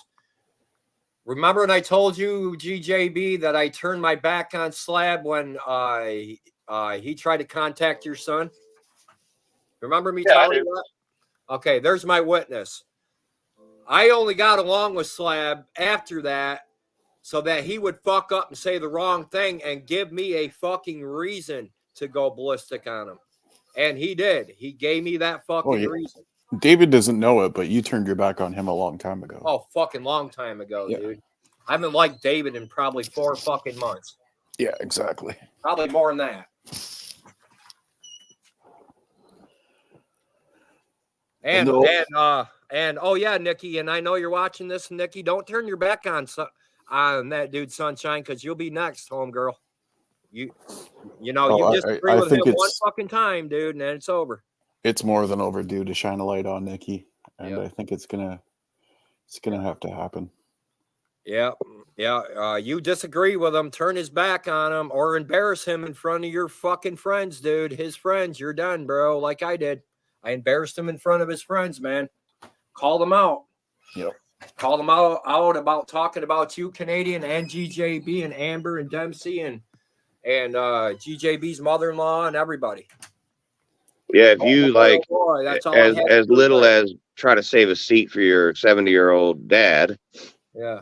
On a cruise ship, he won't even consider going and sitting somewhere else and waiting for Robert to come down. He'll just complain that this is where he and Robert wanted to sit. And if you don't like it, I'll call you a name so that you'll get upset. And when your daddy comes down, I'll throw hot coffee on him. Yeah. Over a chair on a cruise. Yeah. Who throws hot coffee on an old fucking man to begin with, dude? A piece of shit. He's just a piece of shit. That's like me fucking grabbing a fucking cup of coffee out of my coffee pot and throwing it on my fucking grandpa or something. You know, that's shit you don't fucking do, man. You know what I mean? And then he ran away, kind of, he's like whining and shit, and he's like, Yeah. like He a thought he was pussy. going to go viral with his little video. He got 450 views. Yeah. Then he got a rebate because of that guy. I don't believe that for a goddamn fucking minute. I don't believe that for a fucking minute, man. Got some money back on his fucking ticket. Yeah, I don't believe He was that being either. harassed by that fucking guy. Bullshit, motherfucker. We were born yesterday. We were born at night, but it wasn't fucking last night, stupid. They can put that shit over our fucking head and make us think that it was that old man's fucking fault. That old man wouldn't have flipped out for no fucking reason. You know? I've just never seen a group of people so brainwashed, man. I mean, like I don't know. In all my years on They here. got poor Vinny so fucking brainwashed. It ain't even That's fucking ridiculous. funny, bro. Oh, the way Yeah, I Vinny don't understand acts is that. like it's horrible the way Vinny acts. Goddamn Vinny's brainwashed and fucking so ain't fucking the other dude that goes over there. I can't think of his name right now. Oh, another thing that he said was that Jose was doing something on my behalf, Uh-huh. and that's not true. I mean, the fact that they would believe Jose at all, Yeah. right, is silly. Yeah. And Right. all of a sudden now I'm every troll because I admitted freely, by the way, that I was the one who went in there pretending to be Jose to find out if Mike Dibble was talking to him. Yeah, so that's because you because trolled I was one sitting time. at 3 weeks away from Jose coming to visit me. Right. Yeah. And I needed to know right then. And that was because he called me a few days beforehand and was asking me a bunch of weird shit about Dibble. So I took a chance. I pretended to be Jose to see if he would respond in a certain way, and he did. That's all. Yeah. I did my job. I did a good job, buddy. And I patted myself on the back. Okay, here's to all the new people that want to know who threw the coffee. Slab City News went on a cruise. I don't know where. I forgot where it was, but to relieve his homo blues. All right, I'll let you tell it. Tell it, GJB. When he got there, some bitch was square. So he said, girl, that seat ain't used. That is for my boyfriend who funded all my life, and he's going to be down here in about 2. She said, if you can just wait, my dad will be late, but that's my seat. I'm holding it for him. He said, no, bitch, smack.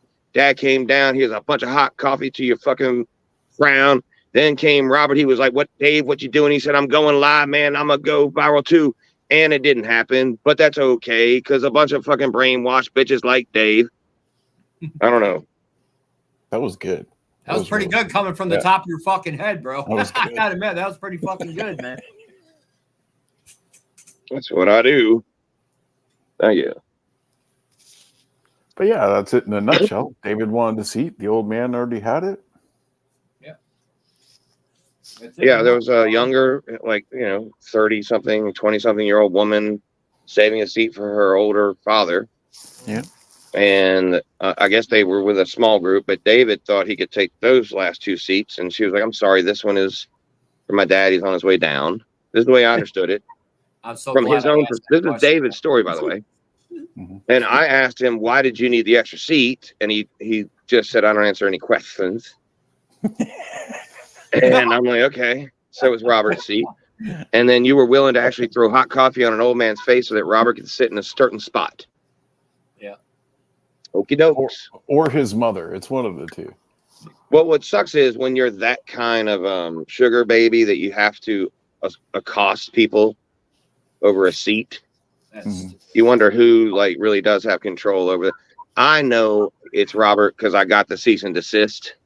But I can't share all of that with everybody. I can share it to some people, but when he talked about Amber, it was just fine. Yeah. Because I had Amber on my show. Yeah. Well, when I talked about Robert, their point was Robert had not been on the show, but I proved that he was, and that's when David took that whole channel down, started all over. And that's why it's June 19th, I believe, that he started his new channel. June 19th, 2019. Yeah, I was gonna say 2019. And when there's evidence on my channel of us fighting in 2018. So You fucking idiots, man. David, you lie. I tell the truth. I tell the truth at my own risk. Like when I go, I'm the one who pretended to be Jose. I know that's not going to be favorable looking to everybody. And you idiots are going to be able to go, look at him. He just admitted he was trolling one time, so now he's every troll. And because you're brainwashed morons. And includes anybody who thinks that what you do is okay. I agree with everything Azel said about you the other day. I agree with everything Azel said about the people who follow you, including somebody who I used to care about, who I've definitely helped along the way. Vinny. Like, I can't believe that dude got brainwashed. I believe he's brainwashed because of the availability of live streams. Yep, Yes, exactly what I it is. agree. Exactly I what agree. it is. Exactly. They go live more, and so therefore that's a place he finds himself able to go. Uh-oh. Something I did? No, he muted, bro. Okay.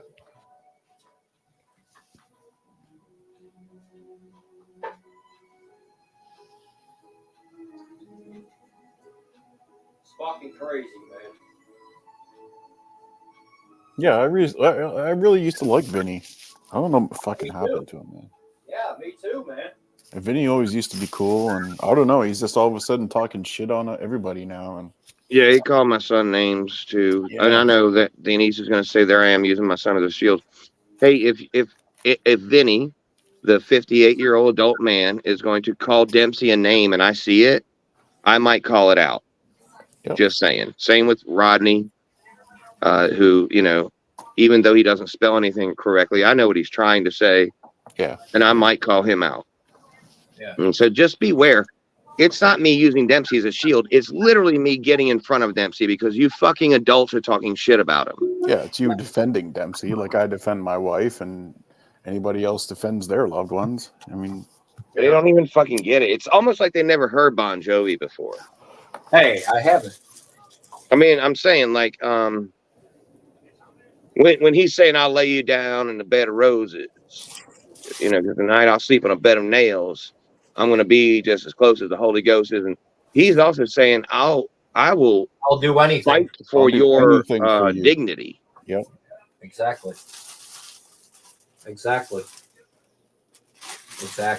And how dare any of these old wretched motherfuckers yap shit about this little boy or his mama. Yep. Especially Denise, who's never even birthed a child, raised a child, watched one grow. Fuck Nope, that. she's been a child her whole life. And then David gave up on it pretty quickly. Yeah, David gave up and realized he was gay at that point. He was like, "Oh Christ, I don't think I have children. I'm gay." Oh shit, that's funny, dude. And that's how he found MMA. He was like, where can I go that I can touch the most men? Where can I go rub up against sweaty man butt? Yeah. Yep, that's mixed martial ass. I want to wrestle him. He's 19, not you that's 40. Yeah. Mm-hmm. Exactly. There you go, man. Incels. Yeah. Mm-hmm. Motherfucking pig. The point I made about with Randy in that video that I reposted today, I was listening to a little bit of it.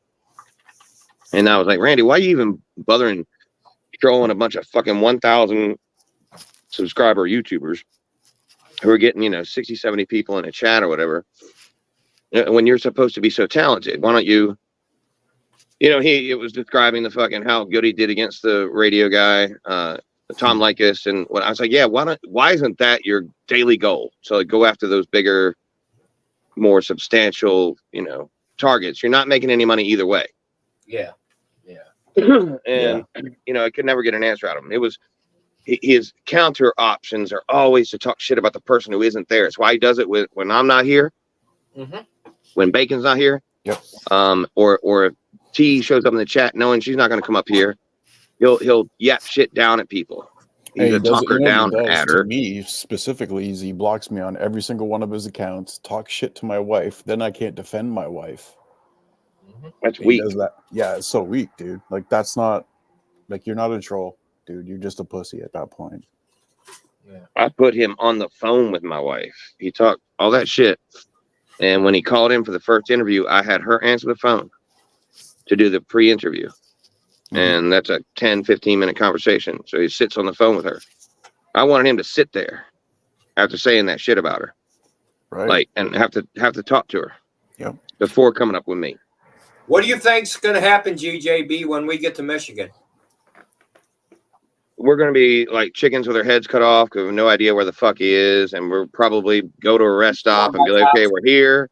Yeah. And then he won't show up there because he knows better. Yeah. Because, I mean, dude, we're not on the clock like Sean was. But So I'm willing to take that risk. We can go to the address. We can go to the address that I have.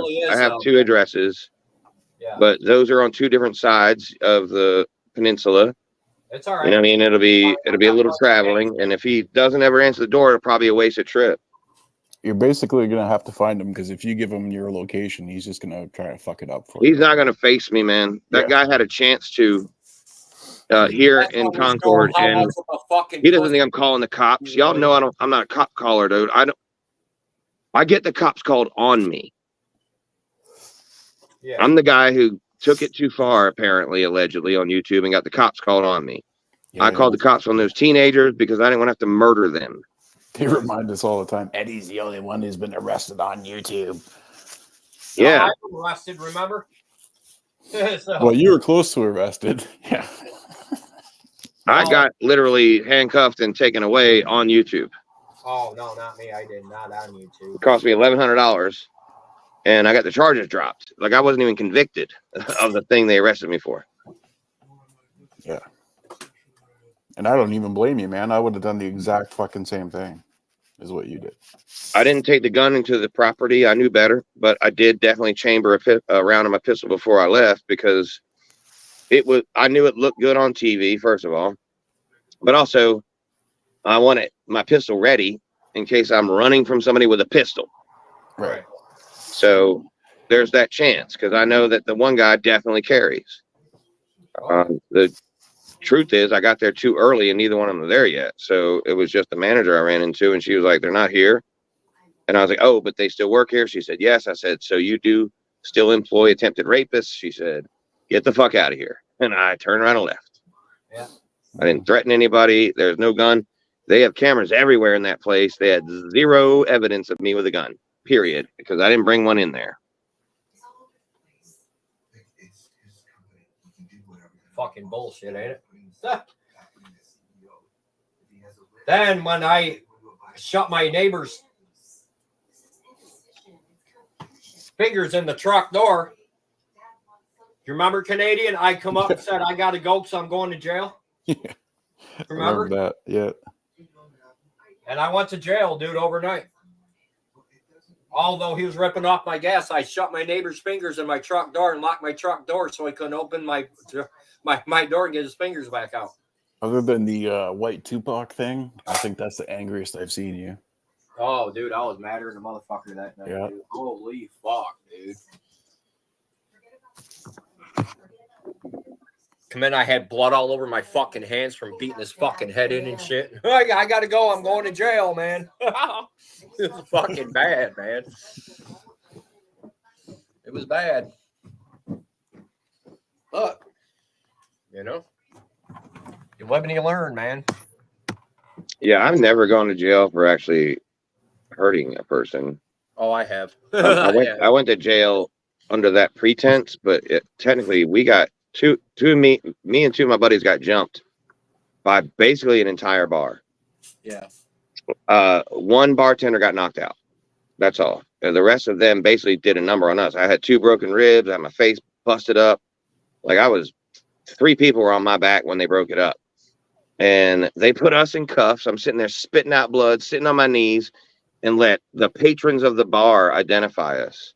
Just going by, checking yes, yes, yes. And then when we got to court, the owner of the bar dropped all the charges. Damn. So we did have to go to jail. You can't like avoid the ride. Yeah. But in court, like, you know, I mean, think about it. If we really took that shit to court, we're going to get video surveillance.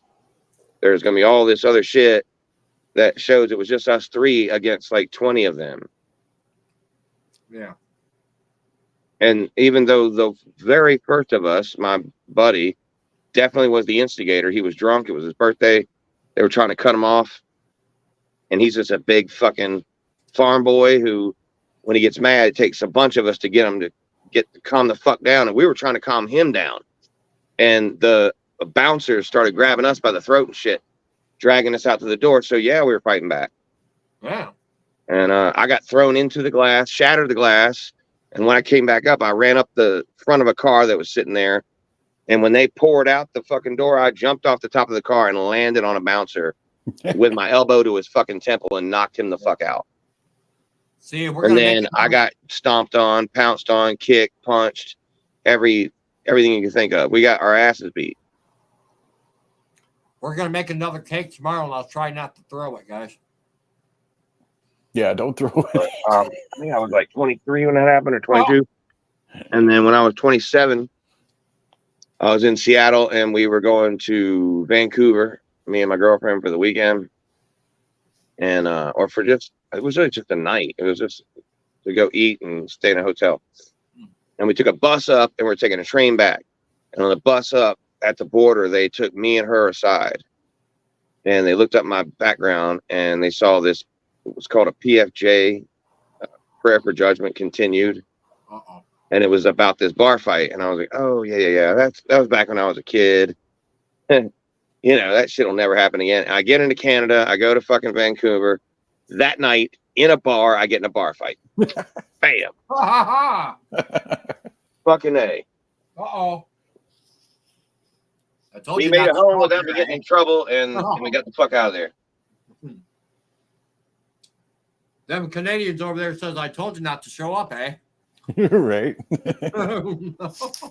Couldn't fucking believe it, man. I was like, we went out to eat that night first. We went to a Japanese steakhouse, and it was just me and my girlfriend, and we're at a table with a bachelorette party, and it was like 6 ladies and a guy, and they had a limo, and you know, just because we're at the same table, they invited us in a limo, and in the limo they were smoking some weed and drinking some other stuff, and we were just partying with them. Then we got to go in a back door to a club, which I've never done. Even as a radio DJ, I've never gotten that kind of treatment. And then we fucking were in the club, and this dude kept coming up and hitting on my girlfriend, like first in front of my face. And I was like, hey, buddy, you know, she's with me. I know, maybe a mistake here, whatever, da-da-da-da-da. And he was like, oh, no problem, cool. And he left. And then I went to the bathroom, and I come back, he's talking to her again. And I walk up, and he kind of walk away, and she's like, no, he's really hitting on me hard. So then he walked back over, man, and I came up to him. I'm like, yo, man, I've told you a couple times, and he pushed me. So I fucking man pushed him across the whole, like, 8-foot span into the tables and shit, and I made a big scene out of it and went to get on him, and then they separated us, and I got brought with the people who brought us out the back door, and luckily we were only 1 block from our hotel, so we just walked home. So I don't know how that would have went with the Canadian Mounted Royal Police or where the fuck they are. But nobody found us before we got on the bus the next day and got the fuck out of there. And to be fair, like, I didn't beat the dude up. I just pushed him across the bar. Yeah, you gave him that fucking. Yeah, I didn't do anything. Like, I wanted to, but people around me separated us and walked us right the fuck out. So it happened like in 5 seconds. But it was a bar fight, and I was like, how fucking ironic. I'm telling these people at the border, like, yeah, I was a kid back then. I don't do shit like that anymore. And I'm in the first fucking bar of the night, and I'm in a bar fight.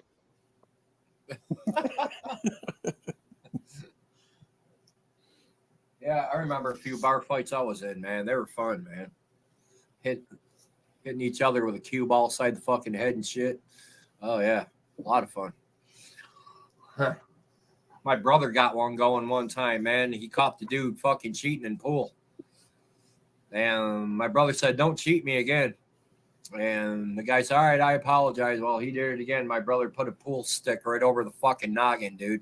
And before you knew it, there was like 4 of them on my brother. And me and my buddy fucking went crazy on them all. I've seen more fights over pool and women than anything. Yeah. Yeah. Oh, me too, bro. Me too. Yep. It's always about pool or women. Yeah. You never see fights over bingo or baseball or anything like that. No. Always pool and women and fucking beer, man. Fucking women, man. Yeah. Yeah. So did you check out my new song? Yeah, I heard it the other day. I didn't listen to it like fully because I was fucking busy doing shit. Well, I got another song called Louisa. Oh, cool. Did you post it? Yeah, it's on my channel. Yeah. Right on. All right. I'll check it out. Yeah, that's a good song, man. I think that might go somewhere, bro. Cool. I hope it does. I don't know, maybe. We'll see.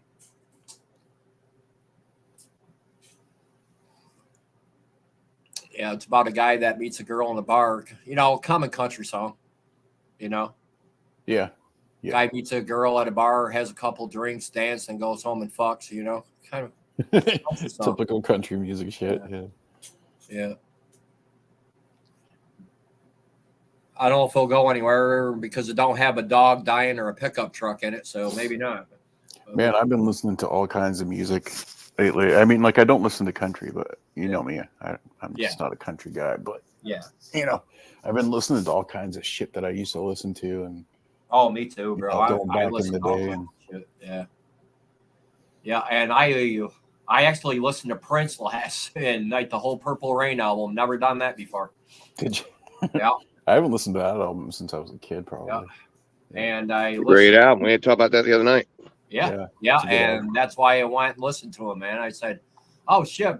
You know, I was just fumbling through YouTube, and I seen Prince's full album, Purple Rain. So I just plugged my surround sound into the TV and just listened to it. Yeah. It's pretty good, man. I've been doing that with Boston lately. I'm getting. Oh, like, I love Boston, man. Yeah. Amanda Boston's is the good. best song they ever put out. Boston is just fucking great, dude. Take you by surprise and make you realize, man. Dude, I was listening to that shit in high school, bro. God. Peace of mind, fucking foreplay, long time. Fucking man, I don't know. I love Boston. They're just an upbeat, good rock band, you know? Yeah. Oh, they're fucking badass, man. Badass. They were badass. Well, I think only 2 of them are alive now. Yeah, I'm not too sure. Yeah, they were my dad's favorite band. You know, I think the bass player died, and I think the lead guitarist died at Boston. I can't remember how, but it was back right after they gave it up. And of course, there's like More Than a Feeling and shit like that. But I mean, Boston hasn't been out probably in about 20 years, I'd say. Yeah, at least. Yeah. But I've been listening to Supertramp and fucking all kinds of shit. Yeah, dude. Crime of the Century. And no, who I like, I've been getting into pretty much lately is that 5 Finger Death Punch. Oh, yeah. Dude, they're good, man. They're good. They're fucking talented motherfuckers. Really good.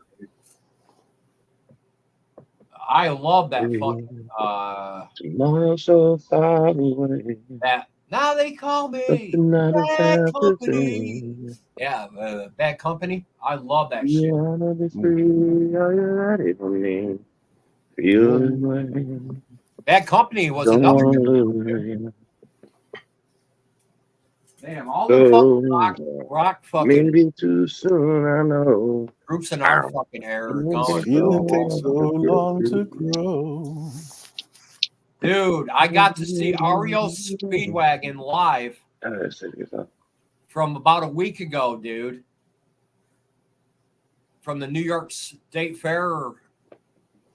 Remember I was going to go see him? REO Speedway. Oh, yeah. And I got to watch that on YouTube. Somebody put it on YouTube, the whole show. Oh, my God, dude. Oh, that's cool. They sounded fucking great, bro. They sounded great, man. Dude, man, one of my favorite bands ever, probably one of my favoriteest, is Smash Mouth. Yeah. Yeah. No, I'm kidding. I'm lying. I did like Smash Mouth. Absolutely being funny. But I do fucking hate that Steve Hartwell died the way he did. Yeah. Oh, yeah, that sucks, man. Way too young, man. He just was like on a downward spiral for years. Yeah. My favorite group. I didn't even realize it. Yeah, right. Europe. One Really hit died. wonder, Final Countdown. The Final Countdown is the only good song Europe put out, man. It is the only good song Europe ever put out. Yep. It's the Final Countdown. That's a great song. I got to add that to my playlist. Actually, I think there's one other one there. Now, Loverboy, I can listen to Loverboy all day, man. Dude, I was downloading Loverboy last night. Turn Me Loose and fucking. Turn me loose. Turn me loose. Turn me loose. I gotta do it. Gotta do it my way. Working for the Weekend, Working Loverboy. for the Weekend. Yeah, that's good. I downloaded those last night. Working for the Weekend is my favorite. Everybody's working for the weekend. They're from Calgary, eh? I love Loverboy, man. I don't hate it yet. Oh. I'm on My favorite Canadian band is Bare Naked Ladies. Oh, for sure. Yeah. We've talked about that. Yeah, I fucking love them. I didn't know who the fuck they were at all. And they released Rock Spectacle, and they were touring on it on a fucking, like, I don't know if they were going to, maybe they went to some big cities up north, I think, like Detroit and New York. But down in the South, like, they didn't have a lot of big cities to hit because we just didn't know who they were at the time. Yeah. And this is before 1 Week comes out, right? This is Rock Spectacle was essentially like a fucking best of album. Yeah. And they were touring on that, and The Old Apartment was the hit, was the single. The Old Apartment, yeah. And I had to introduce them and shit, and I didn't know who the fuck they were. Except for The Old Apartment. I'd heard that, and it was the live version from Rock Spectacle that they were playing on the radio.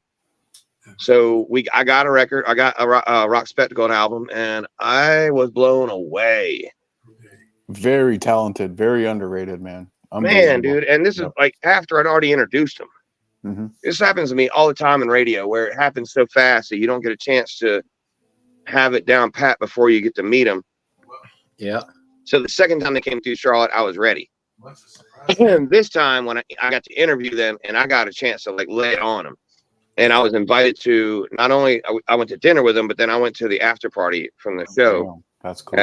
They had rented out like an old golf court, putt golf course, and it was just VIPs there. Awesome. And we got tons of pictures with them, and we played putt with them and video games and shit. And like, dude, man, like that band right there, one of the smartest, funniest, the best live show I've ever seen. And I've seen Bare Naked Ladies live 8 times now. They're so funny, dude. And like they have like great personalities. They're just upbeat people. You know. Hey, TJB. You remember that trivia we had the other night? Yeah. I got swept. I laid in bed that same night and thought about 20 more songs from each fucking group. Oh yeah, I did too. But it's on the fucking. You got to do it right then. Yeah, I know it. When you're on the spot. I know it. Like if we did B&L right now, if we did Bare Naked Ladies right now, and I was just like, be my Yoko Ono, you'd have to be right then with something. You can follow me wherever you go. Be my. Well, I got tickets to the. Be my Yoko Ono. Whoa. I got tickets to Cheap Trick in March in Atlanta, Georgia. Dude, that's going to be a good show. Fucking Cheap they're Trick still going? Holy fuck. Oh, yeah. My favorite Bare Naked Ladies song is When I Was Born. Mine's it's called What a Good Boy. But, yeah, it's called What a Good Boy. But it starts out like, when I was born, they looked at me and said, what a good boy, what a strong boy, what a smart boy. And then he goes, we got these chains we wear around our necks. People want to hang out with. Wait a minute. Yeah, your name or this name is the hair shirt I wear, and this hair shirt is woven from your blonde hair. This song is the cross that I bear. Bear it with me, bear it with me. Mm-hmm. Be with me tonight. Doon, doon, doon, doon, doon, which is a whole fucking octave change. Doon, doon, doon, doon, doon. Be with me tonight. I couldn't tell you that I was wrong. Got chicken down, grabbed a pen and a paper, sat down and I wrote this song. Mm-hmm. And when I heard that live, I was like, oh my God, dude, listen how tight they are. Yeah. Like when he goes, I chickened out, got a pen and a paper, the drummer is slapping the fucking hi-hat like, like I chickened out, got the pen, like that shit is, they're on point, and it was live, so you can't like fuck that up. Yeah. Oh, dude, I can so cover fucking Working for the Weekend by Cheap Trick, by Loverboy. T didn't even know that Bare Naked Ladies were Canadian. I sent her a call and answer, and she was like, "They're Canadian? Are you serious?" What a great song! Call and Answer is just a great tune. Like it really is. Yeah, and it's fucking. It's like ding ding ding ding ding ding. They get that thing set right. Yeah. So you're like, and if you call, I will answer. So they're playing on both sides of the octave. Yep. What a beautiful fucking song! It's a awesome great fucking love song. Yeah. Oh But yeah. if you court this This disaster, I'm pointing home. So an E's up here too, right? Right, I'm GJB? pointing home. Or is that a G sharp? What? Is that an E or a G sharp right there? It's a G sharp, right? Or an F sharp? I can't. If your finger's on the lowest, it's a G. See, On the that if you're lover on the boy, low E, that's a G with your index finger. yeah, it goes. But if you're on the next one up, it's an F. Everyone's watching. See what you can do. Boom, boom, boom, boom, boom. Everyone's looking. Then it goes to E at you. Whoa. Yeah, man. I think I'm going to cover that song later and put it on YouTube. Working for the weekend. So yeah, I mean they got the two good songs there, Lover Boy. But then you can go back to Bare Naked Ladies, If I Had $1 Million, and probably their most iconic live song. Oh yeah. Very easy to play. All right, Dragon, I will. EDC. Brian Wilson. It's very easy to play. Yeah. And easy to fucking. You can even do your own fill-ins. They say, right? Like if you're going to cover BNL, they're like, you don't have to fucking eat Kraft dinner. You could fucking eat something different. You could be Taco Bell. Yeah. It might be fucking like potato chips, whatever. You can fill in with your own parts, and they welcome you to do so. All right, Earth Girl, thanks for coming in, hon.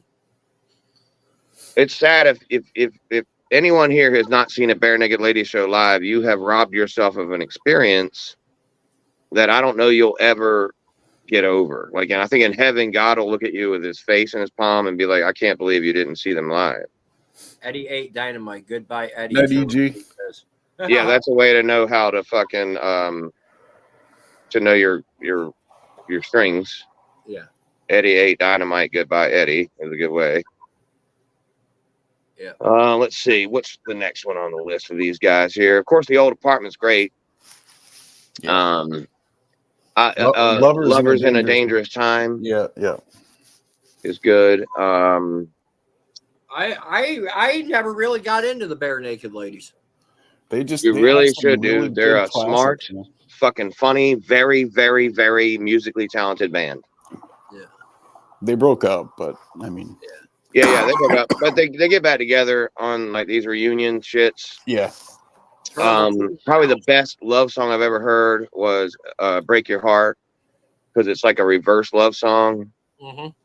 And he's like, I've heard that song before. I didn't mean to break your heart, but like I'm glad I did. Mm-hmm. He's got, he's saying, the bravest thing I've ever done was to run away and hide, but not this time. My favorite band is fucking Motley Crue, no doubt. No, not this time. It's obvious there. And the weakest thing I've ever done was to stay right by your side, but not this time. You know when I met Jason, I couldn't tell you I was happy that you're gone.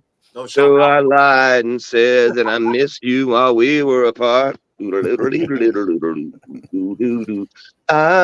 couldn't tell you, so I had to carry on, but I didn't mean to break your heart. Fucking great song, dude. Yeah. When I met Jason, the lead singer from Slippery When Wet, well, I already knew Jimmy Botsford, the bass player. And if friends. I always seem distracted, like my mind somewhere else, that's because it's true. Yes, it's true. Do. He asked me if they could use the van, and I bought a van so that they could travel because they were renting a van every month. You know what I mean? And it was every show, and it was twice as much as what I was charging them. It's this stupid pride that makes me feel like I have to follow through, So he asked even me to half-assedly. name 2 Bon Jovi songs, and Loving I couldn't even do you. that, bro. Do-do-do-do. I Oh, never fuck. got into Bon Jovi until I started working with Slippery When Wet. So I never really cared for Bon Jovi, but there's a couple songs, you know. Like yeah, there's a few, but Living on a Prayer is awesome, dude. yeah. These apples are delicious. Matter of fact, they are, she said. Man, you got to fucking listen to Rock Spectacle, AJ. That's the best way to introduce you to Bare Naked Ladies. It's a Rock variety of their Spectacle? music from before and after, and it's a good starting place. You will appreciate their musical talent, even if you don't like their music, though, AJ. That's the thing Oh about yeah, them. well, I like all kinds of music, you know. And Rock Spectacle's a live album, so you'll be hearing them play it live. Okay, all right. So it's live from different cities, and you get to hear some of their interactions with each other. They're goofy, man. They go around the city and get to know the city that they're playing in. Yeah. And then when they come on live, they start sort of like in the middle of their song, they'll just be talking about your city. Okay. Like I was over at the mall and this thing and whatever. And that's all, usually based on true stories. Yeah. Yeah. And I can't believe it, because living up in New York where you do, you're right across the border from Canada. They were huge in Canada. When they busted out big up here with Lovers in a Dangerous Time, that was a remake of a Bruce Cockburn song. Wish And, fucking Canada would take back that fucking cocksucker over here right now. Which one? We have a few. That son of a bitch and Justin Bieber. You guys can Justin have him, Bieber is man. great, dude. Are you I kidding me? fucking staying that motherfucker. That kid is so talented. That kid made his whole goddamn life off a YouTube channel. I know. He did. I absolutely respect Justin Bieber for that right there. And by the way, I mean, come on. Nothing. So maybe I'll be moving on because I didn't want anyone thinking I still care. I don't, but you still hit my phone up. Yeah, dude, that guy can fucking sing, man. I love that dude. I mean, he's not Bare Naked Ladies, don't get me wrong, but he's a fantastic performer with a angelic voice. I'm not going to take his talent away from him. I just think he's a prick and he's an embarrassment to the country. Oh yeah, no, I don't like him as a person. Yeah. I can't stand the motherfucker. Period. But also, like, fucking, Bare Naked Ladies, like, they're cool guys and all, but like Steven really ruined what they had going on. Stephen Page really ruined it, man. Like, he fucked it. Well, Ed kind of, Ed was sort of the straight ace, and then Steven was the talent with the drug problem. Yeah. And I think Ed gave him a lot of chances, man. And you had to, because their combination, like Ed singing and Steve singing were exact opposites. Yep. And they made their song, like when you hear 1 Week, that is mostly Ed doing his rapping and shit. It's about 90% Ed, yeah. Yeah, and that's fucking talent too, by the way. Like, what a great song that fucking song was. They wrote that in spite of their own, intellect. They wrote that to show you can write a fucking song and make it a hit based on something as abstract as this. It's been 1 week. Oh, there he goes again. Chickadee China, the Chinese chicken. You have you think you're looking at Aquaman, summon fish to the dish and make the sip the Sally fish. I can't remember it.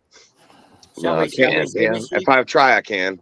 Shall we shimmy? That one? Hold it now. Watch the hood wink. I'll make you stop think. You think you're looking at Aquaman. I summon fish to the dish. Although I like the chalet Swiss, I like the sushi because it never touches a frying pan.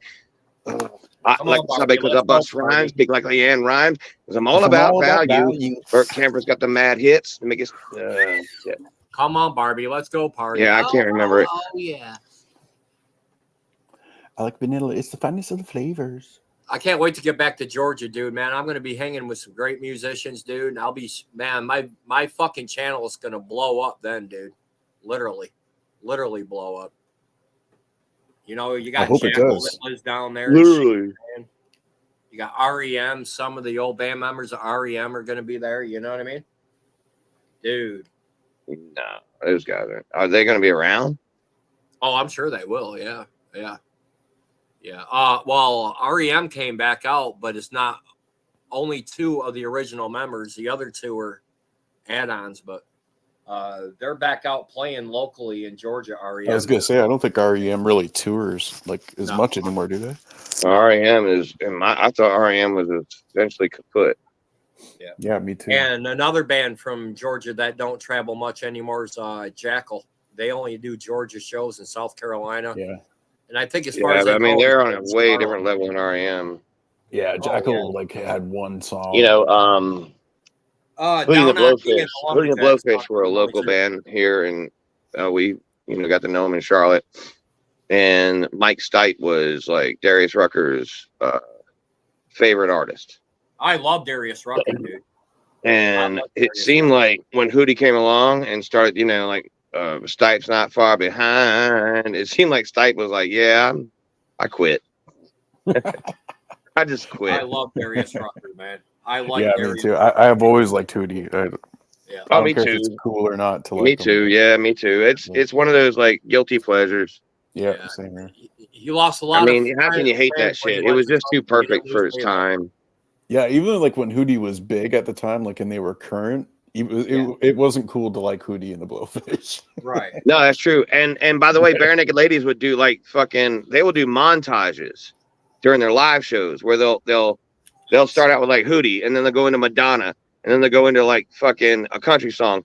And if it was a hit at the time, as a matter of fact, dude, I was at shows where they were playing the hit song of the band that opened up for them as part of their montages.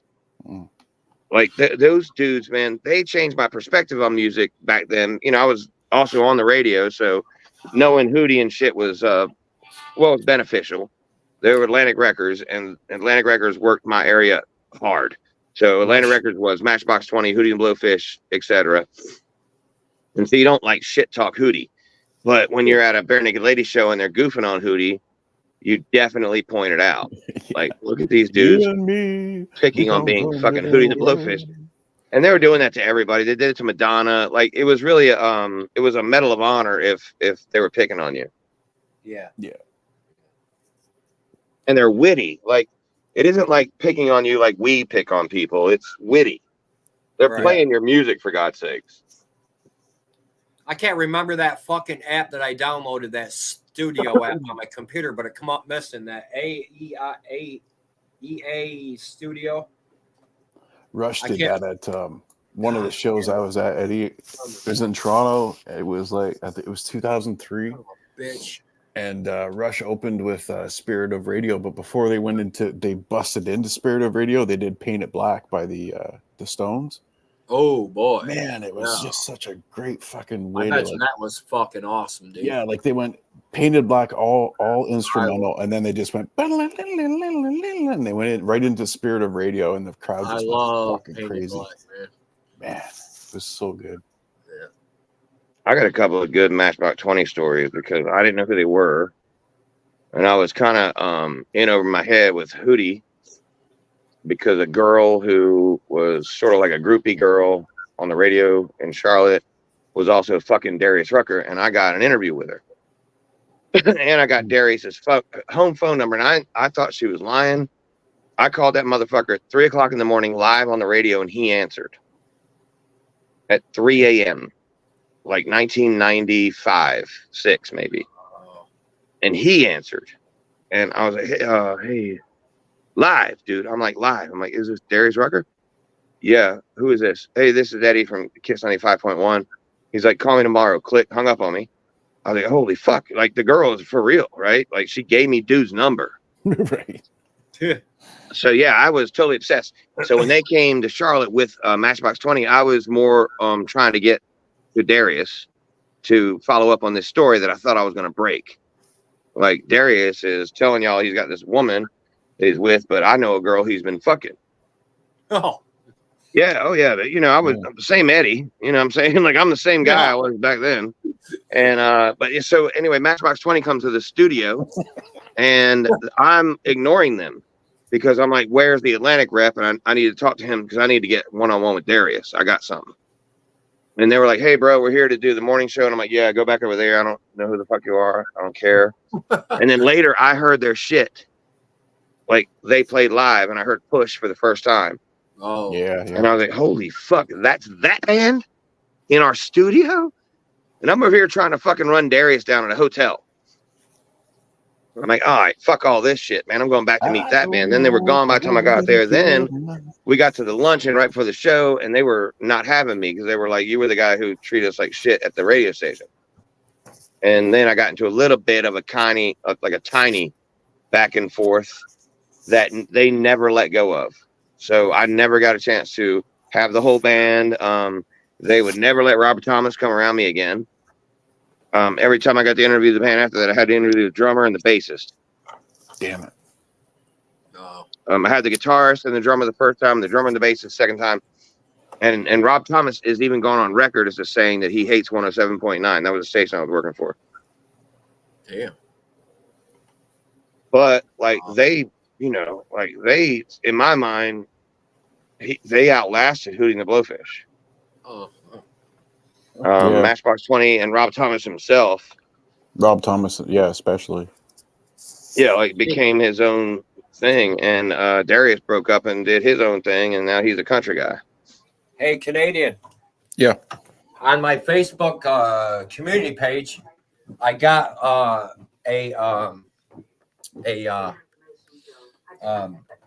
link to Aiden's band, The Thrill. Oh yeah. Yeah. Go look at their new song called "In Your Head," bro. All right, cool. Oh, dude, it is fucking wild, man. It's a great song, bro. What are they called again? Rise? No, The Thrill. Oh, The Thrill. Okay. Mm-hmm. Yeah, Aiden's band. Yeah. Yeah. Yeah, Aiden's other band. Them motherfuckers are so fucking talented, dude. It's unreal, man. It's unreal. Aiden sings. Aiden does all the singing now. Yeah, music for me, man. I don't know. It's everything. Like Yeah. It's always in my day. It's always in my life. Yeah. I need it. Yeah. Yeah, I love music, man.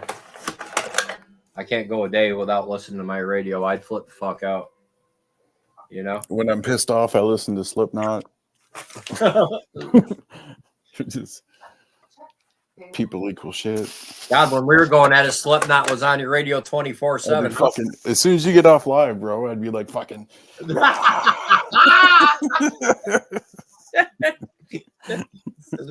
I love it, man. Dude, be like, "You want to talk?" I'm like, "No, I'm listening to music." Fuck you, AJ's Adventures. Motherfucker. It's funny. Yeah, I love it. Oh, shit. When we were fighting, you know what I listened to? What? Dolly Parton. And Kenny Rogers. Islands in the Stream. Yep. That Kenny Rogers. You got to know when to hold. Know when to fold.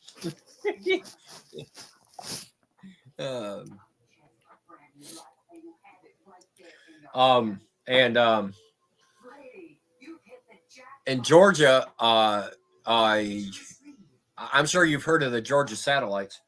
Oh yeah, I used to have their dude. That one album that had yeah. don't I used give to me no hang with their lines lead and keep guitarist, your bro. hands to yourself. Me and their lead guitarists are good friends. Yeah. Damn.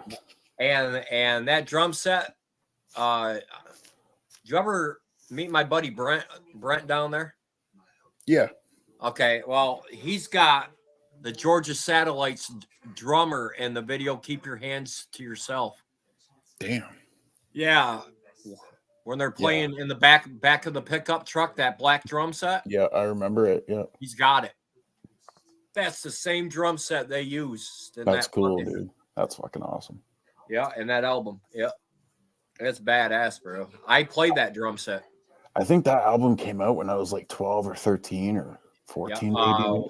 Tops, when I played with Brent, when I played with Brent for a little while, that's the drum set I used. Fucking love that album. Oh, dude, it was great.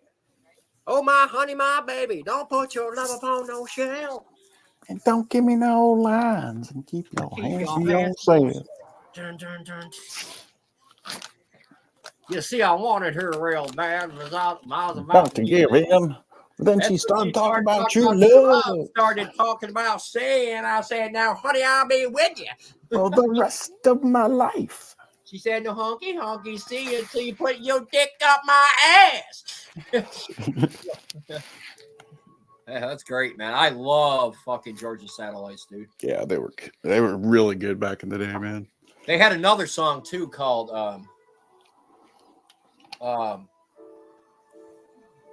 little change in my pocket going jangle, langle, lang. I got a little change in my telephone, pocket. baby. There was another song, too, they had. There's another song. Oh, what the fuck was that? Oh, Battleship Chains. That was a good song. Battleship. Yeah, they basically sucked. They had a couple good hits, but they were really terrible. I hang. Your band is better than them. Yeah. You just don't have the hits. Yeah, yeah. My friend is their lead player now. Not the who they remind me of. I got man. See, like when I got time to talk about this shit, I can really get into it. But Georgia Satellites remind me of white fuck. They burned down a damn whole bar in New York, didn't they? Oh, Great White. Great White. Yeah, Great White. Yeah. Yeah, Georgia Satellites was like a little, maybe not quite as popular as Great White, but they have the same sound. Yeah. Great White had the song that sounded the same way. Yeah, I love Georgia Satellites, man. They do remind me of Great White, actually. Great White was more glam, but yeah. Yeah, and I'm trying to think how that song went for Great White that I'm talking about. Once Bitten, Twice Shy. Once Bitten, Twice Shy. That's it. Yep. Yeah. It's the middle of the night on an open road. The heater don't work and it's so cold. Yeah. You're looking kind of neat. The rhythm of the street show got you off your feet. Didn't know what rock and roll was. I saw your sister with the boys in the bus. Yeah, same fucking timing too. Rockenstein was a good band, really. We were just lacking that rhythm player. That's what we were lacking. Sometimes when you just add an extra guitar or you add an extra this or that, man, it just makes all the difference, you know. And before I moved, we were talking about me going to rhythm guitar and then getting my buddy Jesse to play drums. And that's that would have been fucking horrible. What you need to do is just bring me in to play rhythm because I actually can play the fuck out of rhythm and you can play the fuck out of drums. You're a good drummer. Yeah. And you need to be on the drums. That's where you are the best at. Yeah. Yeah, well, you're a really good drummer, AJ. Like, you're okay at guitar, but I even hear you losing your own fucking rhythm. Yeah. And you know, I mean, like, yeah. I think the more you play, obviously the better you be. But you're right. I am a good drummer, though. There ain't no doubt. You're a better. Yeah, you're a lot better drummer. A whole lot better. Yeah. And like, I'm a rhythm guitarist. That's my whole thing. I've never been a lead guitarist. Rhythm guitar since I'm 13 years old. Yeah. So literally 35, 40 years of playing rhythm guitar, and I'm a songwriter. So the only reason I even have a guitar is so that I can have something to write songs to. Yeah. I've written over like 200 songs. Maybe 10 of them are good. You know what I mean? And some of them you take a little bit out of one song that you wrote 10 years ago and you stick it in this one, and you're like, oh, this will sound good with that one. But most of my shit has been just freestyle. Like, I freestyle write. Mm-hmm. So I grab my guitar, I come up with a thing, and I freestyle write. And then if I don't like it at the end of it, it's a song, but I'll scrap it and I'll go back to it if there's a line out of that I want to take. Yeah, yeah. Right. Okay, yeah. And I got black. My notebooks are all black. Every songwriting notebook is black. I got 20 of those bitches full of songs. Yeah. I think my dad actually taught me how to play drums before anything else. And I think I take drumming more serious than I do any other instrument. You can tell that. The drums have always been my thing, man. Like, I'm always about beats. I'm always about because every song starts with a beat. it's like that's where every song, that's where the Yeah, backbone of every song yeah. is. Yeah, the bass player and the drummer is the rhythm of a band, man. Exactly. Yeah, I call it the glue. We had a band. I was in a band we called the Glue. Yeah. And it was because we started with me, the rhythm guitarist, the bass, and the drummer. Yep. And we knew like we're the glue. Mhm. And I was the secondary vocalist. We had a lead singer and we had a lead guitarist. Yeah. And we could have done this without them because I could have lead sang. And without a lead guitarist, we still could play the song. You know what I'm saying? We might not have the same flair on like a solo, but we also didn't play a lot of songs with solos. Like we covered a lot of grunge and shit like that. And really grunge solos back then were just playing the chorus. Right. Yeah, grunge solos weren't really a thing when you think Yeah, about it was like it's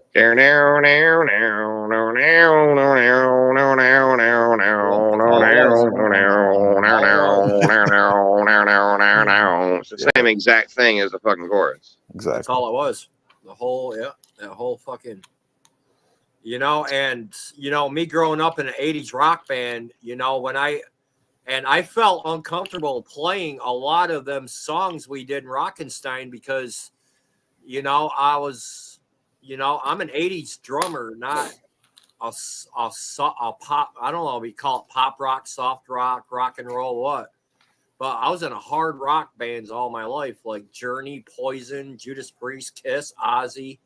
But today those aren't even considered hard rock. Those are soft as fuck now, bro. Yeah. So, now they are. So me getting into Rockenstein, we're doing. But back then it was, I want to know what love is. Yeah, back then it was like power ballads and fucking I want you to show me. That's Foreigner, which would have been considered a rock band. You know that nowadays is definitely like super soft rock. Yeah, easy. Bon Jovi would be considered soft rock. Journey. Aerosmith is top 40. Journey soft rock top 40. Like I hear it nowadays. They got these guys that scream and they make. I don't even know what the fuck they're saying. Oh God, I hate that. And I'm just not that mad. Me either, man. I am not mad. I listen to that shit. Yeah, I don't like. I think that belongs to a certain type of person who can claim that kind of anger. And I don't have that, right? You're like, I just don't, man. I'm more like a softie. When I listen to music, I like to get teary-eyed. I like to get fucking inspired. Look, there's a video of me on my shorts. I'm listening to fucking I'm thinking out loud. We found love right where we are. Whoever that person I can listen to that too. I can listen to that. Dude, I can listen to that all day, man. So I'm listening to that guy, and I had a tear come to my eye, right? And it falls on a picture of my wife. Perfect timing. I showed the fucking video. I showed the picture. I didn't even know that my tear had fallen on it. But I was thinking how, like, love, like in my mind, I was like, you know, over everything else, you just find each other in that spot, in that moment. No, man. Don't get like when I found Amber, and like, goddamn, dude, we found each other at the right moment. And it got me emotional. And if music can conduct emotions in me, it does something for me. But anger is not usually one of those. I got to say that. Like, I do understand there is a market for that. You know what I'm saying? Like a place to release your tensions because that's what it is. It's a release. Pent up, yeah. But for me, like music has never done that for me. It's always tapped into my emotions. It's always tapped into my dreams and my energy, but not my anger. Yeah.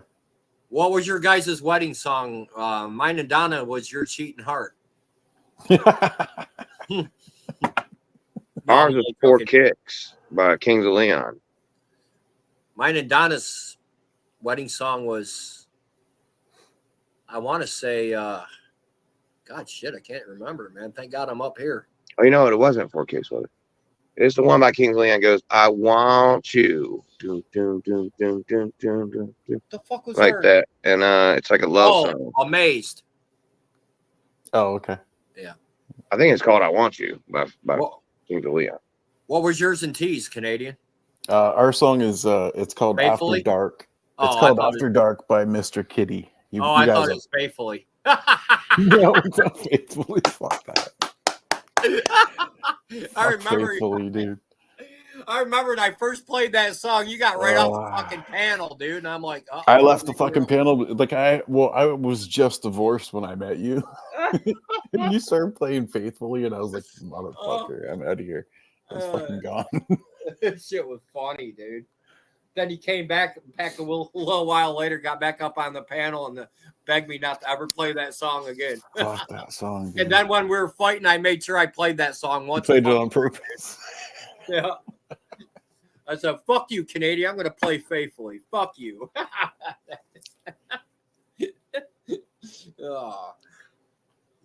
No, me and T, we have a few songs. Like there's a few songs for us. Yeah, Dono likes a lot of Chicago, man. Dono listens to Chicago a lot. Yeah, that's her favorite band, Chicago. Yeah. That was my stepmother's favorite band. Them and REO Speedwagon. She loves fucking REO Speedwagon too. Take it on the run, baby. Yeah, that's one of her favorite Hate songs. it from a friend who... That and that other one there by REO. The other love song there. I Can't Fight This Feeling Any Longer. Yeah, I just sang it earlier. Yeah. Mm-hmm. I can't fight this feeling anymore. I can't fight this feeling any longer. I've forgotten what I've started fighting for. Donna was so fucking pissed when we missed that REO show. She almost cried, bro. She was so fucking pissed. I'm like, oh no. I thought it was Saturday and it was on a Thursday, bro. We had plans of getting up Saturday morning early, going to the fair, fucking all day, then going to the show at night. You know, it was a free show, so. Fucking hey, man. How old were y'all? 17? No, man. Just this past year, REO's joke there. Yeah, REO's still playing out, bro. Hell, they got 75 shows lined up already for 2024. Jesus Christ! Yeah, they shouldn't. But I was gonna say they're like all in like diapers, aren't they? They've definitely proven themselves. Probably most of them are at a nursing home in front of a Walmart. Like, there's really not much more money to make more fans to get. Yeah, dude. Their new song is "I Can't Fight This Feeding Anymore." Yeah. Yeah. The nurses are just coming in my door. And they've got tubes to stick down in the floor. Make me eat whatever they would like for me to. Maybe I can't fight this feeding anymore. Yeah. Or else I got the runs, baby. Grab me my walker, baby. I gotta get check my bedpan when you're around. You know you love it, baby. Smelling when I get diarrhea all over the toilet seat, baby. Yeah. I forgot which fucking town I'm in. Then riding the Viagra out. That'd be a good one. Riding the Viagra out. Yeah, man. There's a lot of shit. Got a 3-hour boner. Dude, who is that band that goes, when the bullet hits the bone, bone, bone? Oh. Jay Giles? No, it's not Jay Giles. Hold on a minute. When the bullet hits the bone. When the bullet hits Who sang When the Bullet Hits the Bone? When the bullet hits the bone. Oh, the Golden Earring? Yeah, Golden Earring. Golden Earring, yeah, Golden Earring. That song, might be the first song that when we'd be on the way to a baseball game or something, that used to hype me up. You know what I mean? Like, shit. Kind of like Whiskey in the Jar does now. Yeah, I love Whiskey in a Jar, dude. Yeah. Motley Crue fucking kills that shit. Metallica's version of Whiskey. Metallica. I mean, Metallica.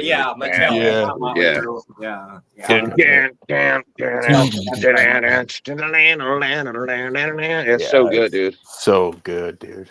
Dude, I'm impressed, man. Motley Crue's playing out, and they got Mick Mars retired, so they got the guitar player from. I'm glad Mick Mars retired, man. Me That too, was man. hard to watch. Yeah. Very hard to watch. But I'll tell you what, you know, especially with like,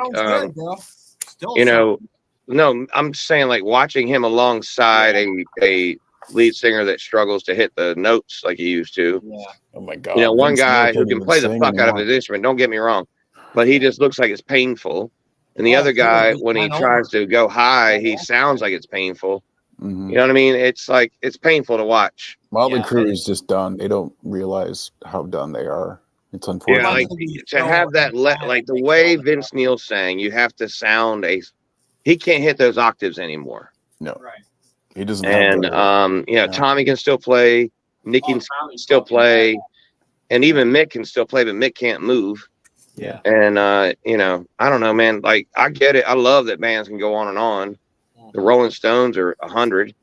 They're still playing Motley Crue, man. They got like, I don't know, 30 or 40 gigs lined up for 2024, and they're just fucking killing it. They're going to be in Georgia 3 times in 2024. I'm going to all 3 shows, man.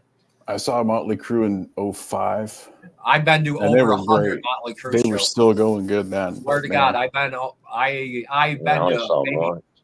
I've probably been closer to 150 than 100 Motley Crue shows. Yeah, I've seen them once too. I only saw him once. I did get to interview Nikki Sixx and Vince Neil, even though against popular opinion, it was for the release of the book called The Dirt, and I got into an argument with Nikki Sixx. I love that it. was pre-recorded and then released in its entirety, except for editing out the cuss words. Yeah. Because it was their publicist's fault for not giving us the book on time. Damn, I'd love But to hear that I fucking love movie. Motley Crue, and then to like get treated like that by Nikki Sixx was kind of offensive. Nikki Sixx is a fucking asshole, dude. He is an asshole. Yeah, he was like, I was asking him shit like, you know, that everybody knows. And he was like, why don't you just fucking quote the book? And I'm like, you didn't send us the book yet. Believe We it don't or have not, it the yet. coolest dude in that band is Vince Neil, believe it or not. Vince Neil's the coolest motherfucker. Even Mick Mars is an asshole, dude. Mick Mars will tell you to go fuck yourself, dude. And he Well, just he's don't. kind of miserable just because he's always in pain. I don't blame Tommy him. Lee's okay. You know, Tommy Lee's okay. You know, he'll talk to you. Hell, he talked to me. Well, Mick Mars had a huge opioid addiction too. Like it was like really He had bad. to. Like, Fucking died, man, of heroin that brought him back and shit. Not once, but twice. You know, Vince Neil murdered somebody and manslaughtered somebody or whatever, however you want to say it. He killed somebody driving fucked up. Yeah. He also Or lost yeah, his his daughter, brother. and Yeah. it's like God took from him. Uh-huh. You know what I mean? Like it was almost. It was when I read the book, man. The way I read it, it sounded like Vince thought that God stole his daughter from him because he did what he did. Yeah. like a karma type thing. Yeah. Yeah, it broke my fucking heart. Yeah. It's so hard to read. Even like I was at the beach. I was on vacation when I read this book. This was after we did the Yeah, fucking I interview. After I remember got yelled at Scott by died. fucking Nikki Sixx. 2 weeks later, we're on vacation. I'm in Myrtle Beach reading the book, and I'm crying on the book. Like that's how fucking hard that was to read. Yeah. Like how Vince thought that went down. Like he was like, the world is punishing me for what I did. Yep. And like, you know, you felt bad for the band. That it was a band member of it was a band that was visiting the United States, and the guy that was with him in the car that died, and they were an up and coming band. Yeah, I forget the name. I of do the too. I forget who that was, and he felt guilty enough, right, by that. But then his own daughter dies, and he's by her side, and the way he was talking to her and stuff, and like this is Vince's own words. It'll fucking break your heart. That's why I thought, had I read this book before I got to interview them, I would have so many better questions. Right, Yeah. right. And so I got what Nikki Sixx was saying, but we didn't have the book yet. I didn't have the book until a week after we did the interview. Yeah. Man, yeah, it was a big fuck up. That's the second worst fuck up I had in my radio career. The worst one was I was supposed to play with Poison. I was going to get a chance to play with Bret Michaels, Bobby Dahl, Ricky Rocket, all of them on stage. Man. They were going to let me play Every Rose Has a Thorn on acoustic guitar. And Bret Michaels was going to sing it, and everybody's going to do their job, and all I had to be responsible for was the acoustic part. And I, played it for him on the radio. I let him hear how good I am at playing it. I'm not going to fuck it up. He had interviewed with us 3 times before the show, guaranteed I'm going to go up there and play with them. And then Bobby Dahl hurt his back in Montana, the show before our show, so they had to postpone it for a month. And I got fired the week before they came to Seattle. Shit. Oh fuck. So I fucking missed it. Ricky Rocket was a fucking beast, bro. I missed my opportunity to fucking play on stage with Poison, dude. Bobby He's a great Dahl. drummer. And it would have been the easiest song. Every Restless Thorn is the easiest song to play. Mhm. So, like, period, in my life. That was like the first song I ever learned when I was 13. Yeah. Ricky Rocket's a fucking beast, man. I love Ricky Rocket, man. He's probably one of my all-time favorite drummers. He's all right. Ricky Rocket get down on a drum set, man. Neil Peart is like hands Neil down Peart. my Neil favorite. Peart's great. John Bonham is great. Neil Peart will always be the best. Taylor fucking Hawkins and fucking the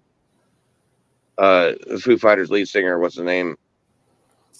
David Grohl. Dave Grohl. They're both really, really good. I wouldn't call them great, but really, really, really good drummers. Yeah. See, there wouldn't be no Foo Fighters if Travis Pastrana is great. Yeah. There wouldn't These are be guys who, like Chad Smith from the Chili Peppers. Being able to fucking like not hear any drums and hear a song that you've never heard before. Yeah. And then just fucking fill in the thing you think the drums would sound like and being really 95% exactly the way the drummer did it. That's so impressive. Because drums, man, you guys got a lot more creative freedom than a guitarist or a rhythm guitarist. Right. Especially a rhythm guitarist, because we got to stick with the bass and the drummer. Yeah. Or the bass and the rhythm. Whereas, you know, when you're lead guitarist, you can kind of fuck around. Oh yeah. And if you're adding in stuff on the drums that doesn't change the timing, then you know who knows what you're doing. You could do whatever you want as long as you don't fuck with the timing. Right. Yeah, you know, you can't fuck with the timing. But if you could add this and add that, and these drummers don't know that that's being done, and then they do it anyway. And I'm like, wow, that's cool as fuck that he would think that other drummer might do this, a guy who he's never heard before. Mm-hmm. I love that shit, dude. Like before Neil Peart died, he said like playing Tom Sawyer is still hard to do perfectly. Oh, it is, dude. It is. Even for him, you know, like it's fucking. I got halfway through the song, I gave up, bro, and I don't give up on nothing. Tom Sawyer is just incredible, man. Dude, and if Kurt Cobain didn't commit suicide, bro, there wouldn't be no Foo Fighters. Well, no, of course not. There wouldn't. No, I mean, I think maybe that in reality, I think honestly that Dave Grohl is more talented than Kurt Cobain. Oh, fuck yeah. Yeah, just nobody knew it back then, you know. Yeah, I think he was a hidden talent. I think Dave would have grown bored. And by the way, Nirvana had already been through 4 drummers or 5 drummers by then. Yeah, he was they, you know, Dave could have been like, yo, I want to start my own thing. And they've been like, that's cool. And we'll just get another drummer. And Dave would have done his own thing. Dave Grohl is that talented. He really fucking is. And he gets how to perform. Like what Kurt Cobain couldn't do in front of an audience, Dave Grohl does naturally. Oh yeah. Oh yeah. Yeah. His ability to perform in front of an audience, to get an audience to like hear him and feel him and engage with him. Kurt Cobain acted like he was like it was such a fucking task for him to even be out there. Yeah. He was so self-conscious, man. Like he was just and self-absorbed. Whereas Dave Grohl wants to put on a show. Yeah. Even Kurt Novoselic, he wanted to put on a show too. You could tell he was always hopping up and down. Man, Kurt was a little bit of a fake genius. Yeah, exactly. There's a book by genius. Yeah. A man I interviewed named oh fuck. Anyway, the book's called Heavier Than Heaven. Mm-hmm. I forget who wrote it right now. Cross. The book's called Heavier Than Heaven, and it's a really detailed book about Kurt Cobain from people who knew him as a kid and stuff like that, about how insecure he was and how a lot of his genius was kind of an accident. Yeah. And like a little bit like and I know I'm about to fucking sound pompous as fuck, but a little bit like my YouTube channel name being Good Job Buddy. I didn't think the name Good Job Buddy, that's a great name people will never forget. Yeah. I was saying Good Job Buddy to my kid. Right. And now, like, if you think about it, that's a pretty solid marketable name, Good Job Buddy. Yeah. Yes, that's a good name. It was an accident. And I think that's what Kurt Cobain's talent was stumbling into artistic genius. Yeah. Whereas other people like Dave Grohl have got it ingrained in them. Like they know what the artistic genius is. It's not on accident. Right. Yeah. But I love that about Kurt Cobain also, that he was so flawed. Me too. He was so flawed. He was raw. He was fucking. He was everything. Like, he was a little bit of everything, man. And he was just. And don't get me wrong, I still think he was greater than the sum of all of those parts. Oh, yeah. in a life led, to be 60, 70, 80 years old. But in the life that he led, it was, in my opinion, mostly selfish. It was. Yeah. And I don't think Dave Grohl has been very selfish at all. Mm-mm. He made his first album, am I right, Bacon, where he played every instrument? Yes. And then hired in people to play with them. Mm-hmm. But then once he got his band together, man, he let those guys do their thing. Taylor Hawkins is a fucking icon because Dave Grohl said, you can play drums better than I can. Yeah, that's exactly what happened, and that's what Taylor Hawkins was a bad motherfucking drummer. And I remember first seeing David Grohl, lead singer, of the Foo Fighters. I'm sitting there going, "Holy shit! Like, he can actually do something else, and he can do it good." Yeah, he's a killer dude, man, and he won't be afraid to call a fan up there and sing with him either, dude. He's called fans up there more than any other singer in the world. He will call that about 4 or them, 5 fans up the show. That's one of my favorite things about Foo Fighters is that they let fans play. Yep. Mm-hmm. Yep. That's so cool as shit, right? Yeah. Well, yeah, dude. It's cool. It's really fucking cool, dude. And they take chances sometimes where they're like, okay, you say you can play this. Yeah. And maybe they've already scripted it. Maybe they got this shit worked out ahead of time. But they're calling a guy out who's got a sign up saying, I can play this song. Mm-hmm. And Dave has seen it all show long. And he's like, okay, dude, you say you can play this song. Come on up. Mm-hmm. Dude, even if I could play a song, if I was told at that moment, come on up and play it, You'd be nervous. I would forget which hand was which. Right? You'd be more nervous. I'd be like, I don't fucking know how you hold one of these things. What are you doing? What are you doing to me? I'd be more fucking nervous than a whore in church, man, if I had to get up. And play Yeah, I would be nervous when no practice time. Fuck, dude.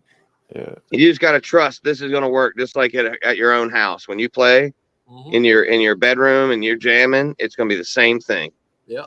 Mm-hmm. Yep. Especially the drummers, man, because you're playing in front of 2 very, very, very good drummers. Oh yeah, dude. Yeah, really good drummers. Like you're gonna get critiqued right off gate. I would love to get up and do a song with Motley Crue, dude, because I know every one of their songs. Them and Poison, because I know all of them on drums, man. All Poison songs and all Motley Crue songs. I'd love on to drums, right? Yeah. So Tommy Lee style. Kickstart My Heart and fucking I was gonna ask, like, how does a song like Kickstart My Heart or Dr. Feelgood play out? I studied Motley Crue. I studied Tommy Lee for like 3 years, dude. 3 fucking years. Tommy was a flashy drummer, though. Like, Tommy's a pocket drummer. That's what he's a pocket drummer, and he's very flashy, too flashy almost. Like twirling those sticks, and he's just I did love him. Really, basically, all you need is a good pocket drummer who can keep time, and that's all you really need in a band. Well, yeah. You know what I mean? Yeah, but he was spinning over the top of the crowd and fucking playing upside down. Yeah, like he was all about the flash more than the music. Yeah, and he overused the double bass. He's great though, man. He's a great pocket on time drummer. He's not a fancy drummer like put rolls in where they don't go and it still sounds good. He ain't one of them guys. If he calmed down on being flashy and just concentrated on the talent that he had, it would have been I would have respected him more, probably. He was the best drummer. The best part of his drumming is when they first come out, because that's how he was, all about the music. And then they got him on this coaster thing and fucking in that hamster wheel. That's what I call a hamster wheel, going upside down and shit. And I'm like, dude, you don't need that shit, dude, man. Yeah, he was in the hamster wheel when I went and saw them. Yeah. Still. Like he was still I saw him, and he played out over the top of the crowd. I don't know if he spun around when he played, but I saw him in the 90s. So, but he definitely like extended out over the crowd. Yeah. And played. Mm-hmm. But it wasn't anything too complex. It wasn't like fucking Zeppelin or something. It wasn't complex. Yeah. Motley Crue's first concert ever is right here on YouTube. Just look up Motley Crue's first concert. It's at the Whiskey. Take you right to it, isn't it? Because I think I was looking at it the other day. Dude, actually. And dude, Tommy Lee was a totally different drummer, dude. He was like concentrating on the drums and fucking just, waving to the crowd and shit. He wasn't going upside down. He wasn't Yeah, those guys. All right. he So, wasn't saying, "Hey, you have you fucking read the book fag The in the Dirt? front row." He wasn't doing nothing like that. Have you read the book The Dirt? Yeah. Yeah, I read the book and seen the movie too. I own them both, actually. The books and my Oh, I never saw the movie, but reading the book, when they started at the whiskey, when they started getting like popular the whiskey, their whole entire show was about getting chicks over to the place where they could be supported and make enough fucking food to last a week. Oh yeah, and that kind of shit. They weren't like, they didn't think that this shit was going to be mainstream so much as they could just get the support from the women. Yeah. And then they moved from one side of the block to the other side up the hill a little bit. Yeah. And that was when they were about to actually be famous. And that's when, like when bands like Motley Crue came out and, like those flashy bands, the antithesis of that was Metallica, Slayer. Yeah. They wanted to be the opposite of these guys, right? Like they didn't want the hair, the makeup, the chicks. They didn't want all that shit. Yeah. They just wanted to play some fucking kick-ass rock and roll. Just like Cheap Trick. Cheap Trick was the same way. They didn't want the chicks. They didn't want the drugs. And that's the Cheap birth Trick of was never on drugs, bro. Never on drugs. Cheap Trick was a little bit, just a smidge more to the 70s than they were the 80s rock band. Like they were definitely an 80s rock band, but they played more like a 70s rock band. And Cheap Trick was the cleanest band ever, man. They never got arrested on tour. They never did drugs. Cheap Trick is a drug-free band. Well, some bands can stay classy that way. Yeah. One of very few. Journey was I remember being in middle school and the argument being who's better, Def Leppard or Guns N' Roses. It had gotten to that point where Guns N' Roses and Def Leppard had both, like, so Def Leppard had Hysteria and Guns N' Roses had Appetite for Destruction. Yeah. And they were going at it hit for hit. Yeah. And it was like, the Guns N' Roses crowd was more of the skaters and the fucking hardcore guys, where the Def Leppard crowd might be considered more top 40. Yeah. Two really good albums. People forgot that Def Leppard had, albums before that with Pyromania and I think Def Leppard was another album before that. That was Into the Night, I think, wasn't it? Yeah, Into the Night. And so they had been that band that was raw. And just because their drummer had lost his arm, they developed into more of this digital band. But their music, that you can't deny that whole album, Hysteria, was one of the best rock and roll albums ever produced. Ever. And it was by Mutt Lange, who is like a legendary producer. Yep. He's done a lot of Metallica stuff, Mutt Lange. My second favorite Def Leppard album, it was High and Dry. I loved High and Dry. High and Dry, great fucking, absolutely. I love High and Dry, dude. Yeah, Def Leppard had a lot of good albums before they had Hysteria. Yeah. Whereas Guns N' Roses, Appetite for Destruction was their debut big album. Yeah. But I remember when Paradise City and Welcome to the Jungle hit with Sweet Child of Mine, man, I was just like blown away. I was like, holy fuck. Yeah, they were great. By the way, they were not. And Mr. Brownstone, fucking Night Train. Oh yeah, on the Night Train. And then they followed it up with a fucking acoustic album. One side was acoustic, and the other side was electric. Lies. Where they had Lies, and they had they had some real controversy on that album. Like Ted Nugent's another 1 in a Million, right? 1 in a Million. That's right. Yeah. I love that album, by the way, man. It's a great album. Yeah. One of my favorite songs in the world ever is "Sitting Here on the Stair," or "I'd rather be alone." You're right, bud. Patience. Ted Nugent was another dude. Ted Nugent was another guy. Oh, and another one, DJB, bitchin', fussin', bitchin', She's buried right in my backyard. Yeah. Whoa. Hell yeah, dude! What a great album. Fucking awesome album. And raw. Like they really cut away a lot of the bullshit on that album. Yeah. and made it raw. And dude, like, okay, I was on the Def Leppard side of that argument prior to that album, and then I was like, I don't know, it's a toss up because Guns N' Roses is for real. Yeah. You know, when you hear the whole album, Appetite for Destruction album, and then you hear Lies, that's 2 in a row that are that, like, we're talking about one hit after another. And they were close together too. Like they were like a year apart. Boom, boom, boom. And then they did the Spaghetti Incident with November Rain. Oh, Spaghetti Incident was great, man. It's all punk rock too. Fucking loved it. Like that was fucking great. Like we were in a moment where we didn't realize we were, because then Nirvana does come along and basically blows that shit out the water. Yeah. I didn't give a fuck about Guns N' Roses after Nirvana came out. I didn't give a fuck. Me too, dude. Anything, First time I heard Smells Like Teen Spirit on the radio, I think I forgot about all that shit. Yeah, my world changed, Rick, that day. Yeah. I didn't care for Def Leppard after Michael Jackson came out. Michael Jackson was the shit, dude. No, just joking. Okay. Fucking Michael Jackson. No, I do. Yeah, fucking Nirvana though did change the game, man. They really, really did. Their sound was so. Yeah. Dude, so man, it just energized you. As I was I was 17 years oldish, somewhere around there, maybe 16, 17, and it just was like a different energy level. Yeah. Nirvana took rock and roll to another level. I was 15 and I remember thinking to myself, I was so fucking happy that there's finally like this music that made me feel like it represented me.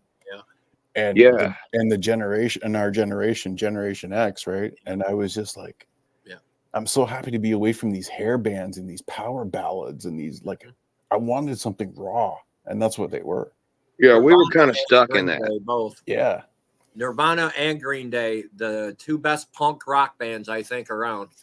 I would say in my mind, as I remember it, it was Nirvana, and then it was Pearl Jam, Soundgarden, and then Temple of the Dog. And Stone Temple Pilots. And then, all the rest of them. Yeah. But like once Nirvana hit, that whole Seattle scene hit. Just blew right up. Yeah. Fucking Shannon Hoon and No Rain. What was that band called? Blind Melon. Blind Melon, yeah. And I listened so I got to move to Seattle in 2000. Back then it was 6 years after Kurt Cobain killed himself. So I was thinking, a long time after Kurt Cobain killed himself. But now I look at it and I'm like, I was there only 6 years after Kurt Cobain killed himself. So really, I was still living in the time of Mother Love Bone. And the fallout to Mother Love Bone was that my neighbor played in a band with 3 of the guys from Mother Love Bone that were no longer popular anymore. Wow. And Mother Love Bone became Faith No More. Yeah, dude, Mother Love Bone was the origins of what even became Pearl Jam and Temple of the Dog and Soundgarden. Yes. Yeah. That story is so cool. And when you get a chance to go see old videos of these guys being around each other back then, it's so cool to see these guys like interacting. Jeff Ament's over here, and you got these 3 different, very distinct bands, and they're all going to one day become a one singularity called Pearl Jam. Oh yeah. And you're just like, my God, dude, they don't even know it yet. That they're going to be this incredibly huge fucking band that's going to make, you're going to sell out coliseums and fucking stadiums worldwide. Yep. Pearl Jam. You don't even know it yet. 10. I was blown away by that album too. One of the best albums ever, man. 10. Is that what you just said? Yeah, 10 is like one of the best albums ever. Yeah, one of the best albums ever, definitely. Yeah. Produced and better sound quality than Nevermind. And even more progressive. Like, who doesn't know the fucking beginning of Alive? That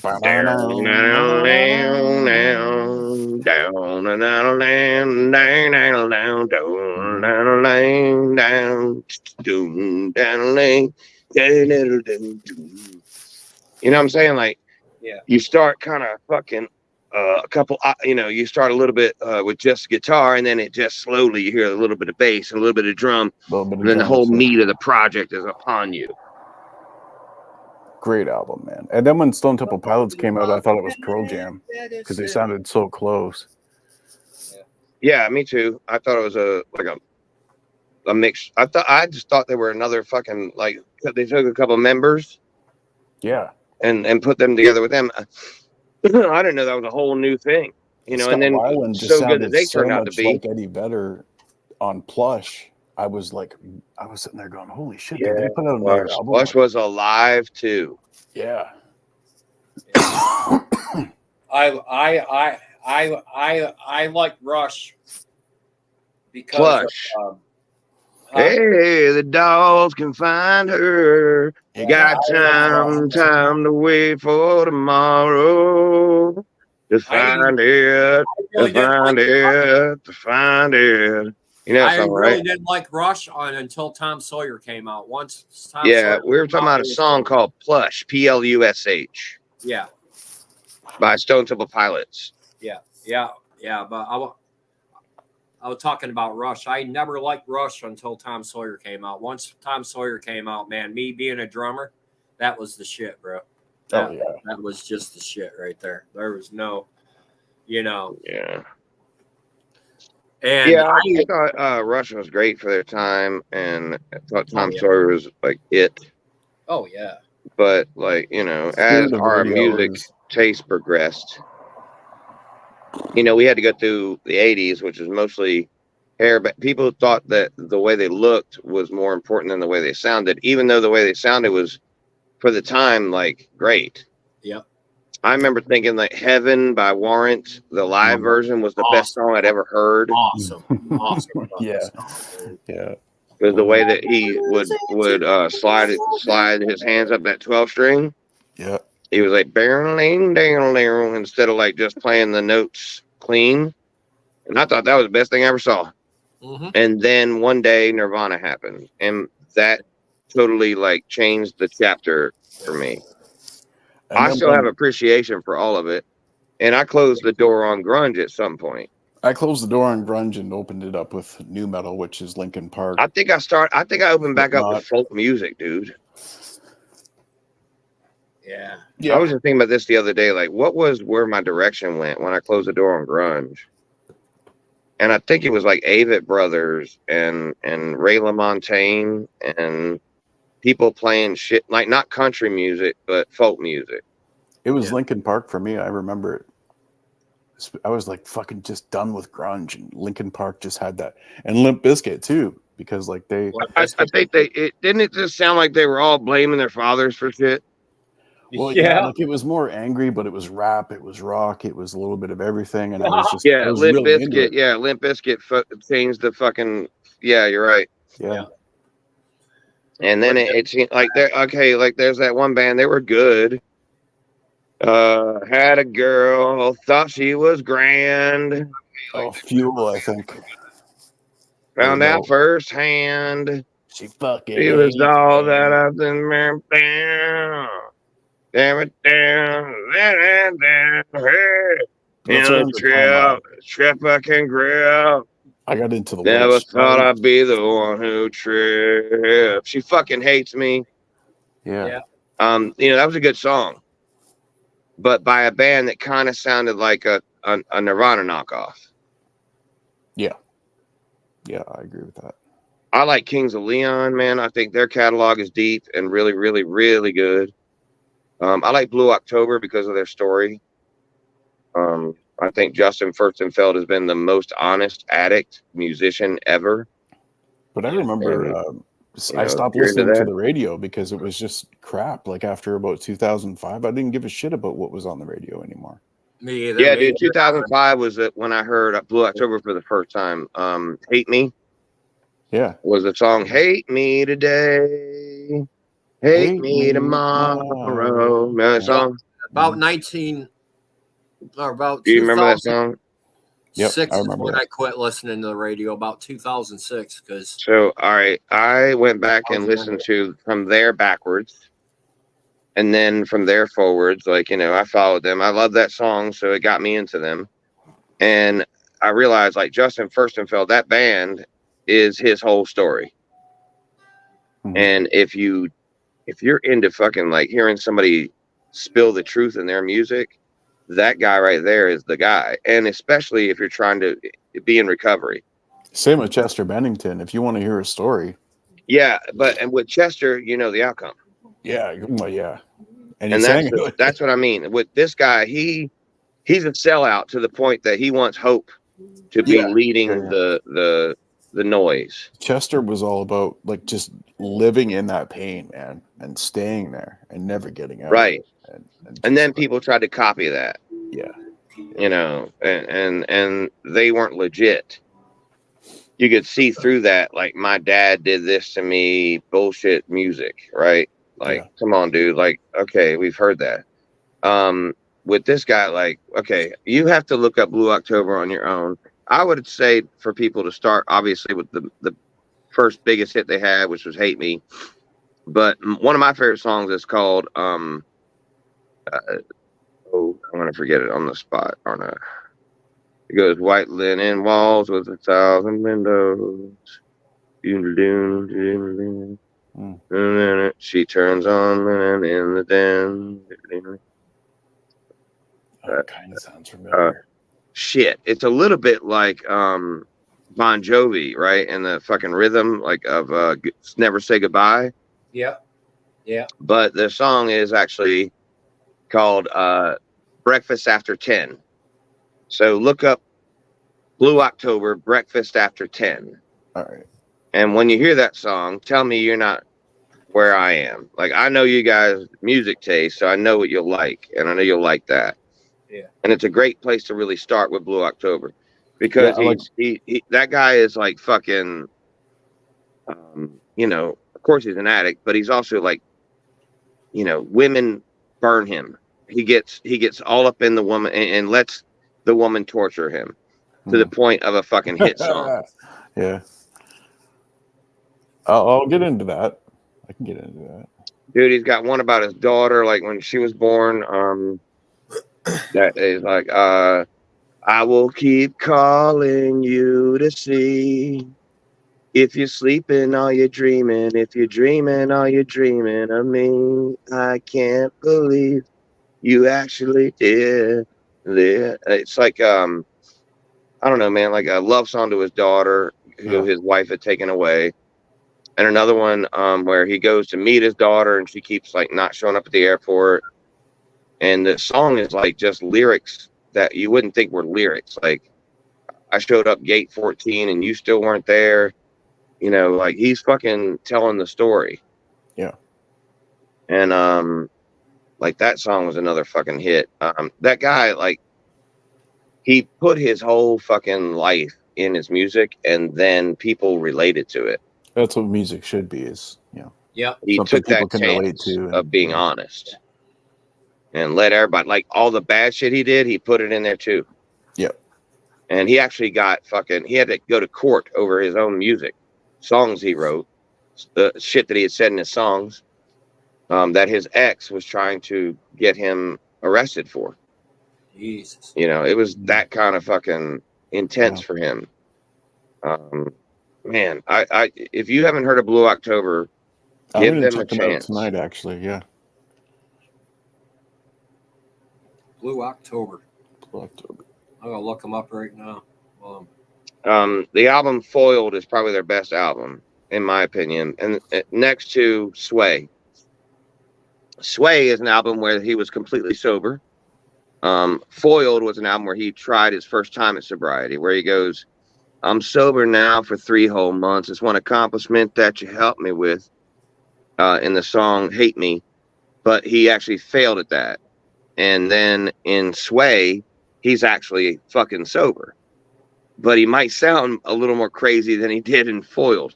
You know, the man is like fucking an open book. I've been to a couple of his shows, and I've been backstage and met him and shit. What a genuine dude. He understands his influence on people who are trying to get sober, stay sober, trying to overcome like suicidal thoughts, things like that. That's the way it should be, man. That's what music should be about. You know what I mean? You want music to hit you. You want it to feel personal to you. And when you can relate to a song and it feels like it's written for you specifically, that's when you're really gonna You want music, yeah. You want to touch a song, you know. Yeah, you, exactly. well, you want a song to touch you, Yeah. Yeah. You wanted to Yeah. be saying the things that you would have said. right? Yes, exactly. Yeah, and that's why you remember the lyrics. That's why you only got to hear it one time, 2 times to remember everything, Hmm. because they're saying the shit you would have said. That's right. It hits Yeah, you like personally. that song "Home Sweet Home," man. That touched me. You know what I mean? By Motley Crue, because my brother was in the Marines, and as soon as that song come out, well, no, 2 days before that song come out, my brother called and said, "Well, I'm coming home for good." And then "Home Sweet Home" come out because my brother was in the Marines, and all I could think about is, my brother coming home. And That's right off after of I heard that Shout at song, the an Devil, hour isn't it? later, my brother pulled up in the driveway. You know what I mean? Is that off of Shout at the Devil, AJ? Huh? Is that off of the album Shout at the Devil? Mhm. Home Sweet. Yeah, I think so. Yeah, Okay, yeah. yeah, it is. Or girls. Yeah. Yeah, it was one of those two. Yeah, it's either one of Girls, those two. girls, girls. That's what it is. Yeah. Oh, okay. Girls. Yeah. Yeah, man, Yeah. that's a great one. Like I always call AJ 19 AJ 6 because I think that AJ musically is stuck in that era, and that's not a Yeah. bad era to be He stuck is. in. By I've the told way, him that a million times, dude. That's all I listen to, bro. Is 80s yeah, it's rock. good. That's That's all still I good music, AJ. It's It's good not a music. bad place to be, dude. You know what I Right. mean? You're kind of safe from the torment that comes after, which is Which, yeah. grunge, and then fucking follow up pop grunge, and there's a lot of nothing against real Nirvana, honesty in the music that comes after girls. Yeah. There is, Yeah. yeah. I was never into Nirvana, really. I was never into. I could No. tell because earlier today I told you the story about a friend of mine who killed himself, Yeah. and the story I told you was Kurt Cobain's literal story. I knew it right away, too. And I was like, I didn't know that. You didn't even know it. And then I told you later that I just told you Kurt Cobain's story, and it still flew over your head. as soon as you said that he was flying on a plane with Duff McKagan, I was like, you motherfucker. Just like, Yeah. And then he was in the fucking garden house over his garage And that's all I know about that whole thing is at Lake Washington. Yeah, I was trying my hardest to give the he bought hints. the shotgun. Yeah. And then I also said, I also sung Smells Like Teen Spirit a little bit. And I said, they had a song on the radio and I sung it. And you were just like, yeah, what's up, Earth Girl? Yeah. AJ just flew right over his head. He's just not going to know that I'm totally fucking with him. I just didn't want to come right out and say, yo, bro, that was Kurt Cobain. The only thing I know about Kurt Cobain is they found him dead in the garden house. That's the only fucking thing I know. And that's the only thing I still know about it. I don't know. There's a lot of cool things about the guy.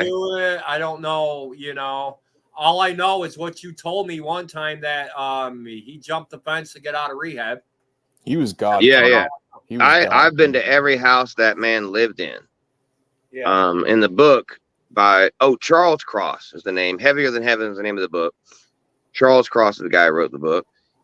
He gives every address that Kurt Cobain ever lived at. Wow. And they were all just happened, well, except for the LA addresses. I've not been to the LA addresses, but every address in Washington State I went to. And that's like 17 of them. I remember when Kurt killed himself, my mother, she was the one who told me. And I walked into the house and she's like, well, you just experienced your Jim Morrison moment. And I'm like, what are you talking about? She's like, Kurt Cobain killed himself. And she related that moment for me to her losing Jim back in the day and how much it hurt her. Yeah. And yeah, dude, I see that. Yeah. Same age, same influence. Same age, everything, man. She's like, this is your Jim Morrison. And that, it stuck with me, man. Like it just. Yeah, I heard it on the radio on the way to get a haircut. Yeah, it's just one of those. And when I got to the barber place, that's all I could talk about. She was like, hey, everything going? You hear about Kurt Cobain? She didn't really know who that was. Yeah. Mm-hmm. And I'm trying to explain it to her, and I'm just like, yeah, that guy, I just heard he killed himself. Yeah. And I'm hoping that's not true. I hope that maybe they're making a mistake. Yeah. Because for I me, was man, like 18. at that very moment, Kurt Cobain was my rock star hero. He was Like, the center of my universe when I was 18, bro. yeah, me too, dude. Yeah. I I bawled dressed my like him, ass like- off. I bawled my ass off when the lead singer of fucking Warrant died, man. Of Oh who? my God, I love fucking Warrant, bro. Oh, Warrant. Oh, I- Warrant. Yeah, but he just died like 10 minutes ago. Huh? He died of like alcohol induced liver disease. Yeah, they found him dead in the hotel. Yeah. Yeah, like he didn't kill himself on purpose. Well, no. But, This Kurt Cobain character like laid down and thought, you know, I'm gonna. yeah. He has a little baby girl, Yeah. and he's so goddamn successful, Yeah. and he thought, here's the best remedy for that. I'm gonna blow my brains out. Yeah. And it fucked with us. It fucked with people like me, like him, Yeah. because we thought that dude had it under control. Yeah. Like I got the Yeah. lyrics and you know everything made it look like he didn't have it under control. Yeah. But I thought he was fucking with the media mostly. Like, yeah. you know, Me when he too. got I thought he was just like a troll, you know? Like, yeah, when he drug overdosed in Paris, I thought they were making more out of that than it was. Because I was like, you know, yeah, he's partying or whatever. I was believing what he was saying. Yeah. And then, you know, he escapes from the fucking rehab. Exodus, yeah. But he didn't have to do that. He could have walked right out the front door. Yep. He jumped the fence because in his head he thinks he has to escape. That was the first like sign that he was in trouble. Yeah. Because you're Kurt Cobain, dude. Walk out the front door. Right. Yeah. You know what I mean? I'm leaving. Goodbye, and then you're gone. And then he's on a plane sitting right beside. That's the truth. He was sitting right beside Duff McKagan on a plane back from LA to Seattle. Oh, like your friend was there? Yeah. Yeah, and dude, Duff McKagan he's a recovering addict, God. and so he's trying to give him like, you know, hey brother, come stay with me tonight. Yeah. And Kurt said, yeah, that's a good idea. And then when they went to go meet at the baggage claim, Kurt had already gotten out of there. Boy, man, that's the same story. And then he got with his yes men, and his yes men did what yes men do, Mhm. and then Kurt killed himself. Had Kurt spent the night with Duff McKagan, there's a chance Kurt Cobain's still alive today. So your best friend to Kurt Cobain then? No, that was a joke. Or, you know, Eddie, he would have went the same way as Lane Staley and Scott Weiland, maybe too. You know, even if he did live. Oh, there were many options, right. And dude, Lane, by the way, died in the same area that Kurt used to fucking get his junk. Yeah, same exact area. Yeah, Seattle. Yeah, man. I lived in Fremont, Seattle, on 99. So I lived right across from where the hotel used to be, like about a fifth of a mile, I guess. Yeah. But then, okay, and then the next neighborhood over is the U District, which is where Lane got found in his apartment. Yeah, he was in his car. He just wasted away, dude. Like he just Nobody came by, and he'd been dead. Yep. Even his band, like Jerry Cantrell tried to even get a hold of him, couldn't get a hold of him. He got in a fight with one of his friends that night. The guy who lived beside me when I lived in Seattle was with Jerry Cantrell's ex-girlfriend, and she had Jerry Cantrell's baby.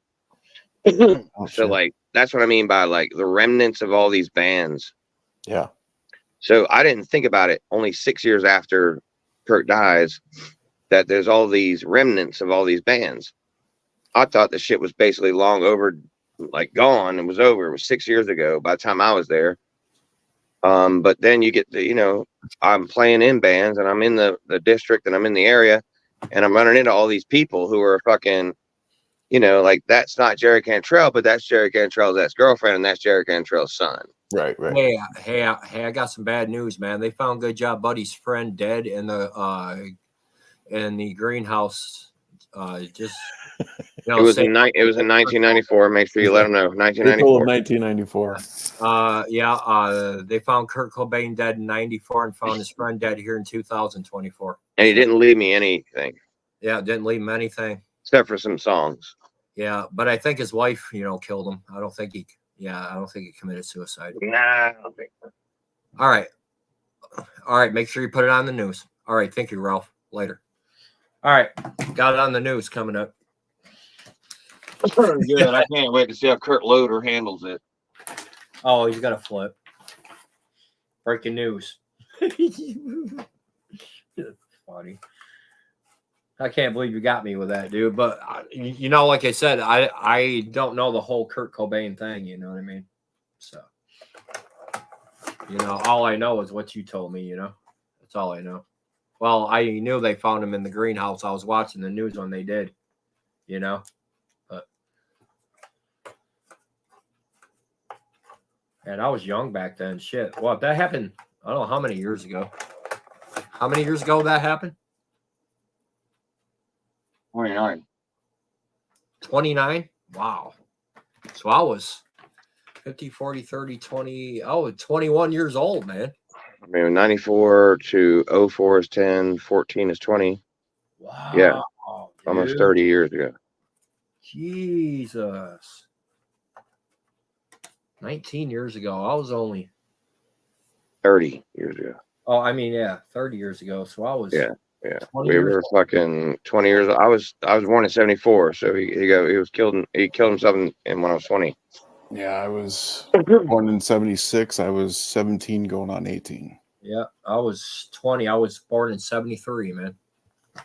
Yeah, and then, you know, man, it was okay. So then the following year, Biggie and Tupac got murdered. Yep. Yep. That was Yeah. fucked And up. I I was remember just like, that. God damn. Yeah, I remember that shit. I hated rap back then though. Like I couldn't stand it, man. Oh, I still don't like rap. Yeah, I didn't. Okay, so I think maybe I like Tupac. Okay, there was at least the one song I know I liked. When he did the Don Henley song, or the he did a song, diddle-in, diddle-in, diddle-in. That's just the way it is. Diddle-in, diddle-in, diddle-in. Some things will never change. Okay, so I like that song, but like that was the extent of my rap knowledge when that happened. I have more of appreciation now for Biggie and Tupac. Like I can listen to them no problem now. But back then, man, I was like hardcore. Yeah, me too. grunge, you know. But then I was on the radio. So like, okay, it had been a year since Kurt died, and now I'm on the radio, and these two guys died. Damn, bud, you were 32. And then the following year, Princess Diana died. Yeah, that was August of 97. She died. Yeah, it was just like every fucking year, one of these big names were dying, and we had to talk about it. Yeah. But I'll tell you, man, the person who I most misunderstood, who has died in the last few decades, who Jimmy died too Buffett. early, for me, was Prince. And not that I didn't like, I thought his music was great and whatever, but I just didn't know how, like, I didn't know how good Prince was at playing a fucking guitar until he was dead. Yeah. I know. And me too. Like, oh my God. Like, he might be one of the best live performers on a guitar ever, period. I always thought that he was a lead singer and that's all he did. I didn't know he played guitar until he played every instrument. He could play anything. But his guitar playing live was incredible. Yeah. Yeah. It's crazy, ain't it? How you fucking, you know, it's crazy the shit you miss out on when the person's alive, and then when he dies is when you figure out, you know, holy shit, look what I missed, you know? It's weird because you don't realize you're in a moment, like you're in a moment in history where this person is doing something that nobody else is probably ever going to do. And you don't even know that at the time. Exactly. And then they're gone. And then that moment's gone. And yeah, you like take a singer and you really don't follow him when he's alive. And then when he's gone, you know, you watch a documentary. Documentary. Then you know, and then you figure out, holy fuck, dude. Why wasn't I following this fucking dude? Why wasn't I watching him? You know, why wasn't I listening to his music? You know? I mean, I don't feel like I missed out on, I feel like I was right there at the beginning of the grunge scene and the death of fucking glam rock, and I loved it. I love glam rock. I know you do. I fucking hated it, man. I did too. I'm just fucking with it. No, I mean, like, you can't, like, Poison and Warrant were all that too. Yeah, Cinderella. I love Poison, man. I love Poison. Cinderella, that's another. Like, they had a couple great songs. Yeah, I was in a Poison tribute band. I'm coming home. I think I'm coming home with one of them, and then Slaughter. Slaughter, Fly to the Angels, Yeah, Firehouse was Up more. All Night, Firehouse with the Charlotte Band. Yeah,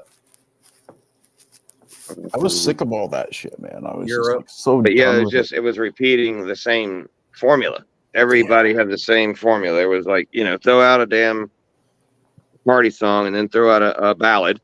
Yeah. Mhm. And then Every sell a album had million to have at records least and then 2 love ballads go in on it. tour. That lasted 7 minutes or something, and it was just Mhm. I was so done with it, man. I was like, And then Nikki Sixx's other band, 6 a.m. They sound just like Motley Crue, bro. They sound and 6 a.m. are the songs that Motley Crue probably would have produced. If Motley Crue didn't break up for them 5 I've years. still never listened to 6 a.m. I don't know why. I like Nikki. Oh, they're good, bro. 6 a.m. is good. They sound a lot like Motley Crue. They're all right. Yeah, I mean, if you're in nostalgia, They mode. sound Yeah, like I right guess, now. Right now, they sound like what Motley Crue would produce right now. That because Nikki Sixx writes all the songs for 6 a.m. So he's a songwriter. I'm gonna listen to some music for a bit. I'm gonna come back and check in on you guys in a few. I've got to hear something. I'll be back. Bro. He's going to jerk off. He's going to watch porno. Yeah. That goddamn rock and roll gave him a hard on. Now he's going to go fucking take it out on his TV or something. Yeah, man. Buck, I've been busy packing, man. I packed my kitchen today, half my kitchen, the shit we're not going to use until we leave. Oh yeah. Do you have a date when you're moving, or? Probably by the end of next month, hopefully. Donna said something about going to Ronnie's. I don't want to go to Ronnie's. Her brother, because me and her brother don't get along. Is it still the same house, or? No. Oh, okay. No. So me and her brother Ronnie, that's when I lived in the trailer in Georgia. The tree fell on my truck, remember? Yeah. And me and Ronnie used to get in arguments all the time. Yeah, I'm not going to live with him. Yeah. So I'm thinking maybe, if something falls through, we'll leave here in the middle of next month, grab a hotel room down in Georgia, for a month or two. And that way we'll be there to look at places, so we know they're not fake, Yeah. Like that's the problem with moving is the whole transition of especially nowadays, man. Like everybody's looking for something, and everything's really expensive. And man, it's hard to fucking find a place like just something that you're close to happy with right now. So it is. We should have never left our house, man, because we had it made there. Yeah, you got a nice house. My mom got sick. We had to do what we had to do. Yeah, you got to do what you got to do, bro. And now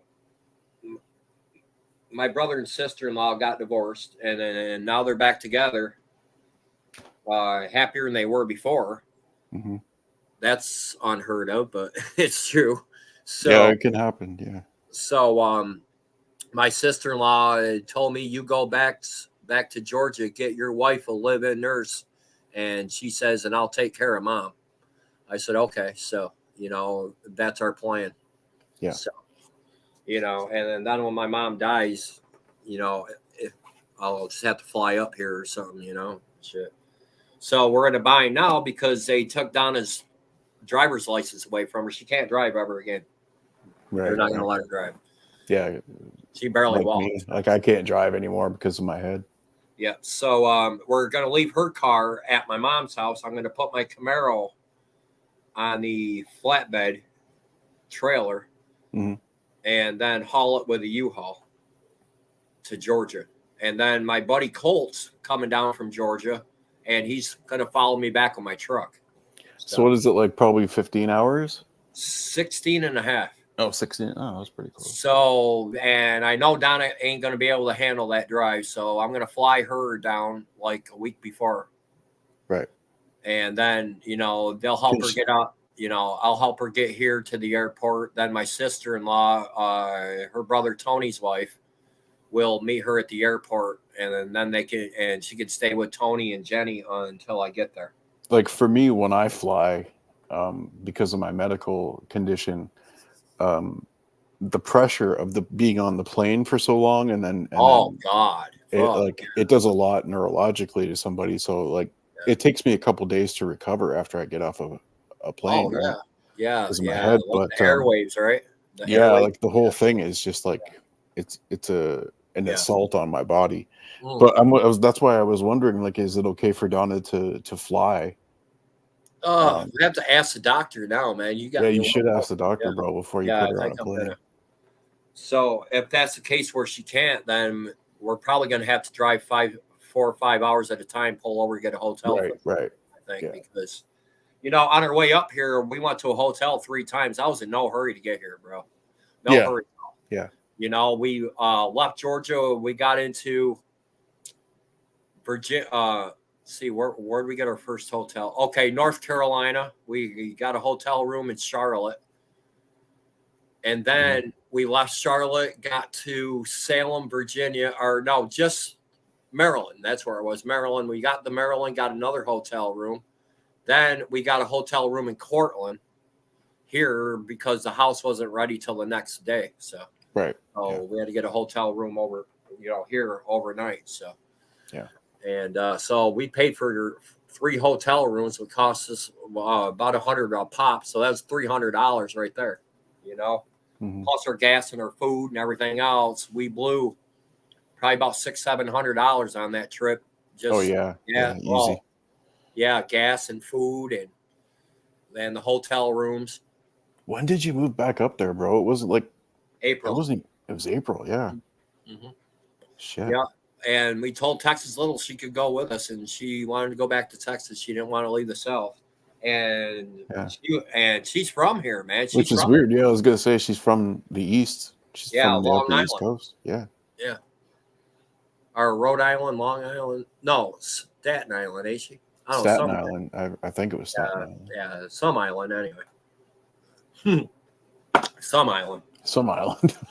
And I told her, I said, look, I said, you can go with us if you want to, man. She's like, no, I'll be all right. She thanked us for taking her in and shit. You know what I mean? Yeah. I wasn't going to see anybody homeless. No, Texas has always been a really good person too. Like she's. And, Jose's mad at me because he still thinks that I told her that she couldn't talk to Jose while she was living in my house. I never told her that. I don't know where he got that information from. I have no fucking clue. Jose he's all over the place, dude. He's an idiot, dude. He is. He can be really cool too. Like I've talked to him on the phone. Sam. One minute me and Sam get along good. The next minute, man, he wants to fucking follow my fucking wife to the fucking grocery store. I know, that's Sam though, man. Like it's hard to defend Sam, and there's so many times I've wanted to. Yeah, and I'm like, okay, what do you want? I can't. Yeah, why do you want to follow my wife? What do you want, some bananas or something, man? Yeah, we'll pick you up a banana or two. I can't defend somebody who does everything that I'm actually against. Yeah, you know what I mean. Like, even though I do like Sam, I don't think he's as bad as some of the other people that he fights with. But there's so many times where I'm just like, Sam, like, I'm like putting my fucking my eyes are rolling in the back of my head, going, dude, like, stop saying this shit. What set me side with Sam is when he threatened to follow my wife to the fucking grocery store, find out where we live and shit. So my wife's like, I'm not going to the grocery store by myself, man. I'm like, no, you ain't. I'll go with you, man. And Sam don't want to pull up when I'm in that fucking car. I'll tell you that. I think Sam is harmless, man. I really do.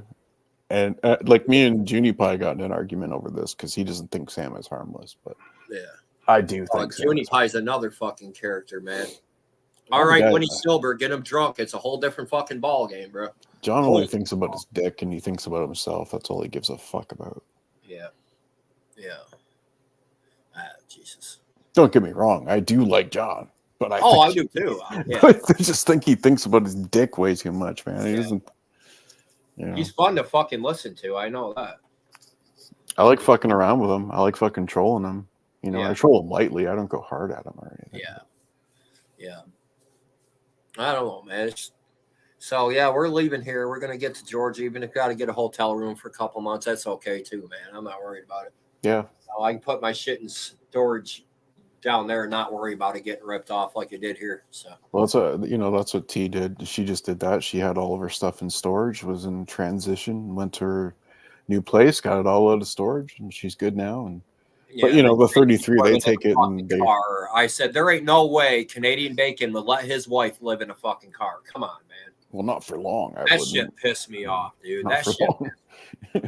long. Fucking slab. Oh yeah, you're living in a car and fuck Calling you. me a shit husband and all this shit and like, okay, number Yeah, one, you're fucking 1,000 miles away, man.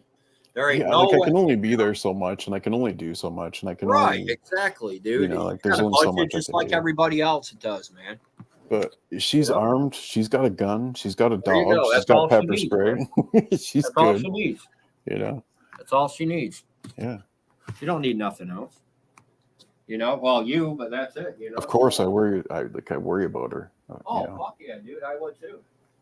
She's just one person in a car, but thank God she's got the dog with her and the gun. And yeah. When Donna had this stroke and shit, man, I wasn't even gonna make it a thing. I wasn't gonna let anybody know, and I said that ain't fair to me. The people that care about Donna need to know. Mm-hmm. Then you got fucking Nikki. Well, I thought you want to keep it personal. No, like 10 minutes after I got to the emergency room, I made a fucking video. Yeah.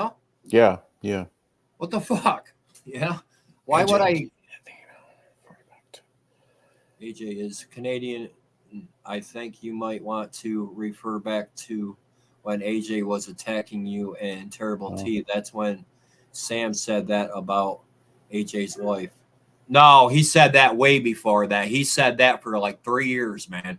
Oh, did he? Oh, okay. Yeah. Yeah, I didn't know when he said it. Yeah. He said that before me and you got in that heated thing. You know what I mean? Yeah. He said that about 2. I figured it might have been before that because you and Sam have fought before. Yeah. So. Yeah. He said that way before that, bro. Yeah. Way before that. Like he threatened to come to my house when I lived in Malone, and we were getting along then, remember? Yeah. I'll come up on that farm, I'll shoot all your fucking cows, and then I'll fucking get in your driveway. I said, you ain't gonna do shit, dude. I think that's when I first saw Sam, when I first met him, because I couldn't believe this. Like, the first time I saw Sam, you and him were arguing. Oh, and I think that's when everybody from the slabs came over into this chat.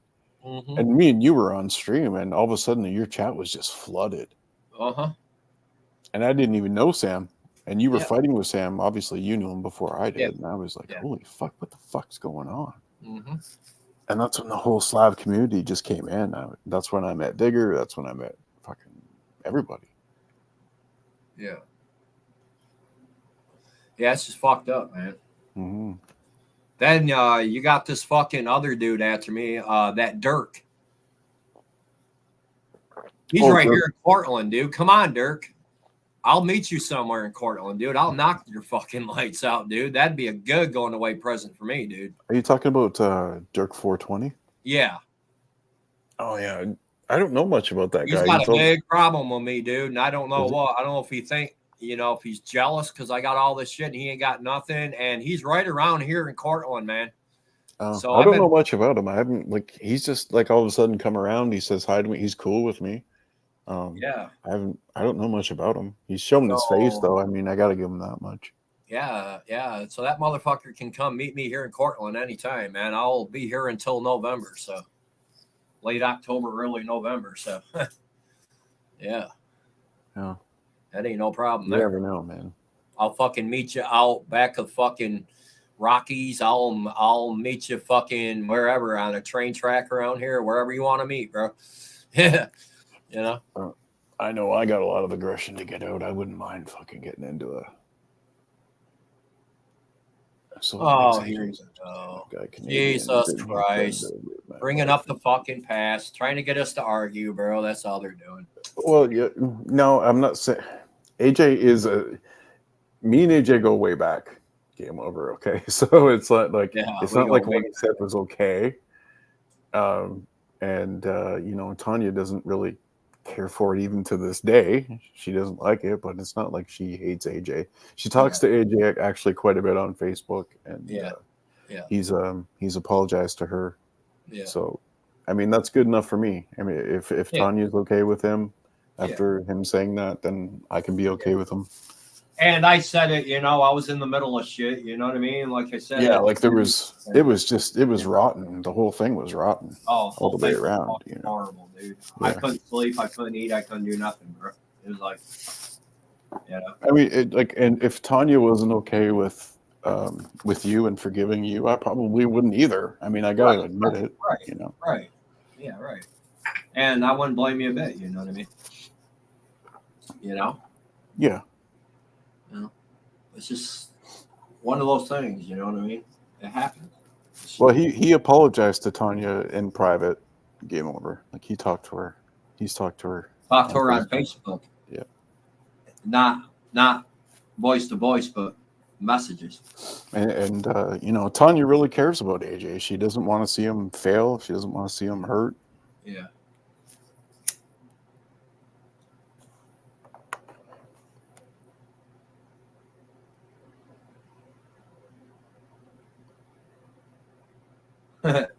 Don't push your buttons, dude, because I'll eject you from here. Game over.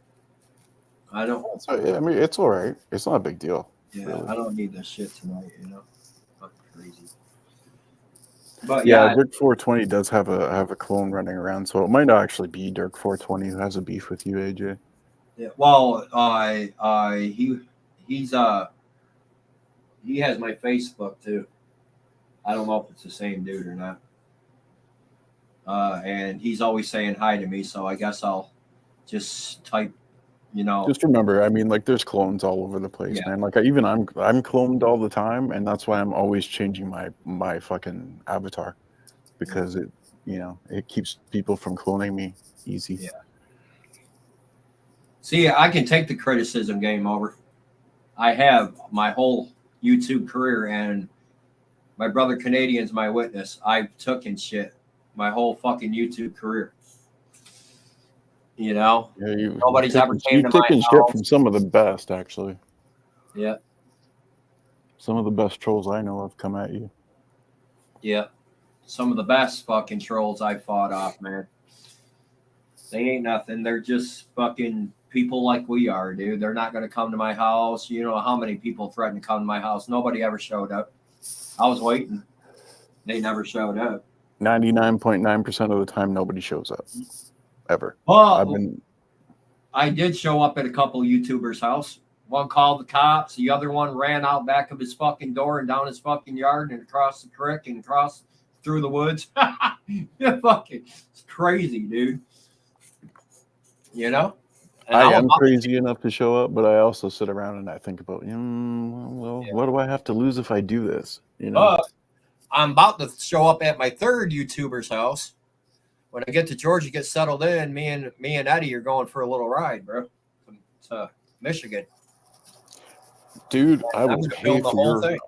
I will help pay for your fucking gas. I want to see this shit. Oh, dude, we are definitely doing it, bro. We're definitely doing it, no doubt. Me and Good Job Buddy planned it out today. You know, on a phone call. We're gonna go do this shit, dude. I hope you guys do. I think it's way overdue. I think Eddie deserves to get his hands on David. And I think, you know, he probably should have had that opportunity a long time ago. Yeah. I mean, somebody can only push your button so much, man, and get your family involved before, you know, you're going to fucking lose your shit. Yeah. Yeah. And I promised Teddy I wouldn't get involved in the fight unless he had more than himself there. You know, I'm not going to let Eddie get jumped. No, you know, there ain't no way. Well, David has a history of, like, being a really fucking bad guy, man. Like it's Yeah. not like he's just gonna show up, throw hands, and walk away. He's probably gonna do something really fucked up. Yeah. Oh, I'll be ready. I'll be ready. AJ, we know what you're worth. Go ahead, beat somebody up there or looking for a paycheck. I ain't gonna beat anybody yet. Like I just said. Sam said the same thing to him. Oh, Jesus Christ. This fucking dude, man. I don't even know who this dude is. No, I don't know who Game Over is either. They've always been cool with me, but Used to be cool with me too. I remember that. I don't know what the fuck happened. I don't think anybody saying anything to anybody's wife is ever good. I don't think anybody doing anything to anybody off of YouTube or their spouses or whatever is, you know, it's not good. I don't feel good about doing it to AJ when I was pissed off. You know, just like the people said, you know what I mean? They were like, well, I wouldn't forgive Canadian after what he said about your wife. Well, look, dude, Right. I said something about T first. I'm the one that got it going. Yeah, because I mean, like, you know, I would never attack Donna unless you attack T first, ever, AJ, and you know that. I know that for a fact. Yeah. Yeah. Yeah. Yeah. 100%. You know what I mean? I got in my feelings and I was like, "Oh, fuck you! You're gonna attack mine. I'm gonna attack yours." Right. Even though it's not right. And you know I didn't mean it, and I know No, you I know you didn't. didn't. You know what I mean? And Yeah. you know that's all that needs to be fucking. You know, It's just two old friends saying a lot of nasty shit. Yeah. And that's all it was, man. It's just it was a brotherly love fight. That's all it was in my book. That's what I chalk it up to. Hell, me and my brother get into it all the time. Me and my real brother, you know what I mean? But at the end of the day, you know, if he needs me, I'm going to be there. If I need him, he's going to be here. You know what I mean? It's just that, you know? Yeah, it's never okay. Game Over. I'm not proud of being an asshole or having, you know, I don't like to fight dirty. I don't either, dude. And, you know, I'll never fight that way again. You know what I mean? Because it made me feel horrible, man. Yeah. Made me quit eating, quit sleeping. I couldn't focus. I couldn't do shit, man. You know, I should have. Aiden. Oh, my God. Aiden and the fuck. No, this ain't the real Aiden. What time is it? No, Aiden's not up at fucking 2 o'clock in the morning. Let's see if it's a real Aiden, huh? Shall we? I don't know. I can't check. Is this a real Aiden? Let me know. Yeah, you still alive, bro. That's a real Aiden. Right on Facebook. You still alive, bro? Yeah, brother. You want to come up? Oh, boy. This is going to be a trip, guys. This is going to be a treat. Come on up, brother. Come on up, brother.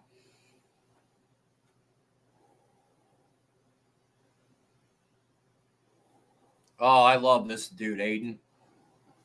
He's just like you, Canadian. He's my brother. You know what I mean? Hell yeah, bro. I love Aiden, bro. I would die for Aiden. No doubt. I would take a bullet for Aiden. All right. Yeah, come on up, brother. I agree with that. Game Over. There are a bunch of jokers. Watch when Aiden comes up. He'll have a guitar in his hand. I bet you 9 chances out of 10 that motherfucker will rock this house, man.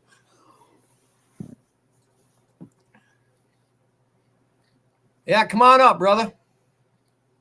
Bring my girlfriend up there with you. Boy, his girlfriend's a cool girl, man.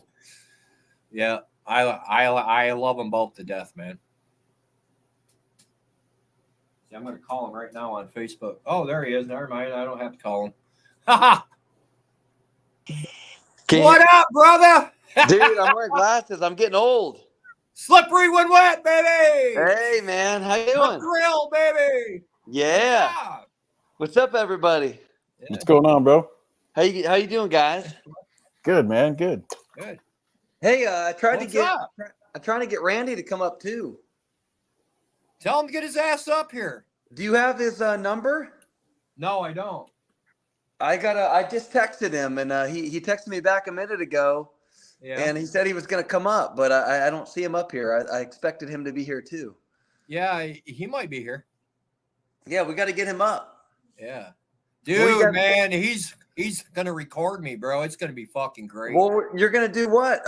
Some of the new songs, right? Yeah, yeah. Cool, man. Yeah. Cool. Yeah. So, man, how you been? How's everything going? Oh well, Donna, with that stroke, we've been doing all right. You know what I mean? Yeah, man. She's finally sleeping, so she Well, can't sleep a lot. I'm glad she's doing a little better, man. I didn't know when I talked to you the other day on the phone. I had no idea. Like, I've been really busy, and I didn't even know that you moved up to New York. So that was news to me too, man. So, but dude, that song In Your Head, I fucking love it, bro. Which one? Your song. All in My Head. All in My Head, dude. I love that fucking song. Thank you, brother. Thank you, man. Hey, I don't know when you're coming back to Atlanta, but we're actually playing our first show in November 11th. Yeah, at 37 Main. I'll fucking be there. I'll be Hell there. yeah. Dude, I wouldn't mind if I want to give you a free backstage pass and have you help Rodian. Yeah, dude, I can do that. Yeah. No doubt. Did Canadian leave? Yeah. His internet goes in and out all the time. Okay. I didn't mean to, I was gonna say I didn't mean to like come in here. No, I didn't want to make him feel like he had to go or anything like that. No, you're good, bro. You're good. Cool. Randy should be here anytime if he knows you are, bro. So we got to get Randy up on here. Yeah. Yeah, dude. Fucking. But man, November 11th. If you're back, let me know, man, because we'll hook up beforehand. You can help us set up, and I want you to be a part of it, brother. Yeah. Okay. For sure. No doubt. I was telling Randy, about, remember when you used to roadie for Slippery When Wet? Yeah, I told him the fucking story about the Indiana, Texas thing. That was a brutal one. That was actually dude, was Anthony was on that one, but I remember you and all the guys told me the story. Yeah. Because that was right before I joined. But you were also kind of helping me roadie too. Yeah. With Moby Dick at the time. Yeah. So, that's what I was telling him. Like, AJ's been. Honestly, dude, you were one of the first people that I met. Yeah. When I moved to Georgia. Mm-hmm. Yeah. At Wild Wing Gainesville, you remember that? Yeah. I'm gonna get Randy up here somehow, man. Let's see. You know what? Let me see if I can. I don't know if I close out of this if it's gonna like cancel me out, but I'm gonna try to text him. Yeah, call him or something, bro.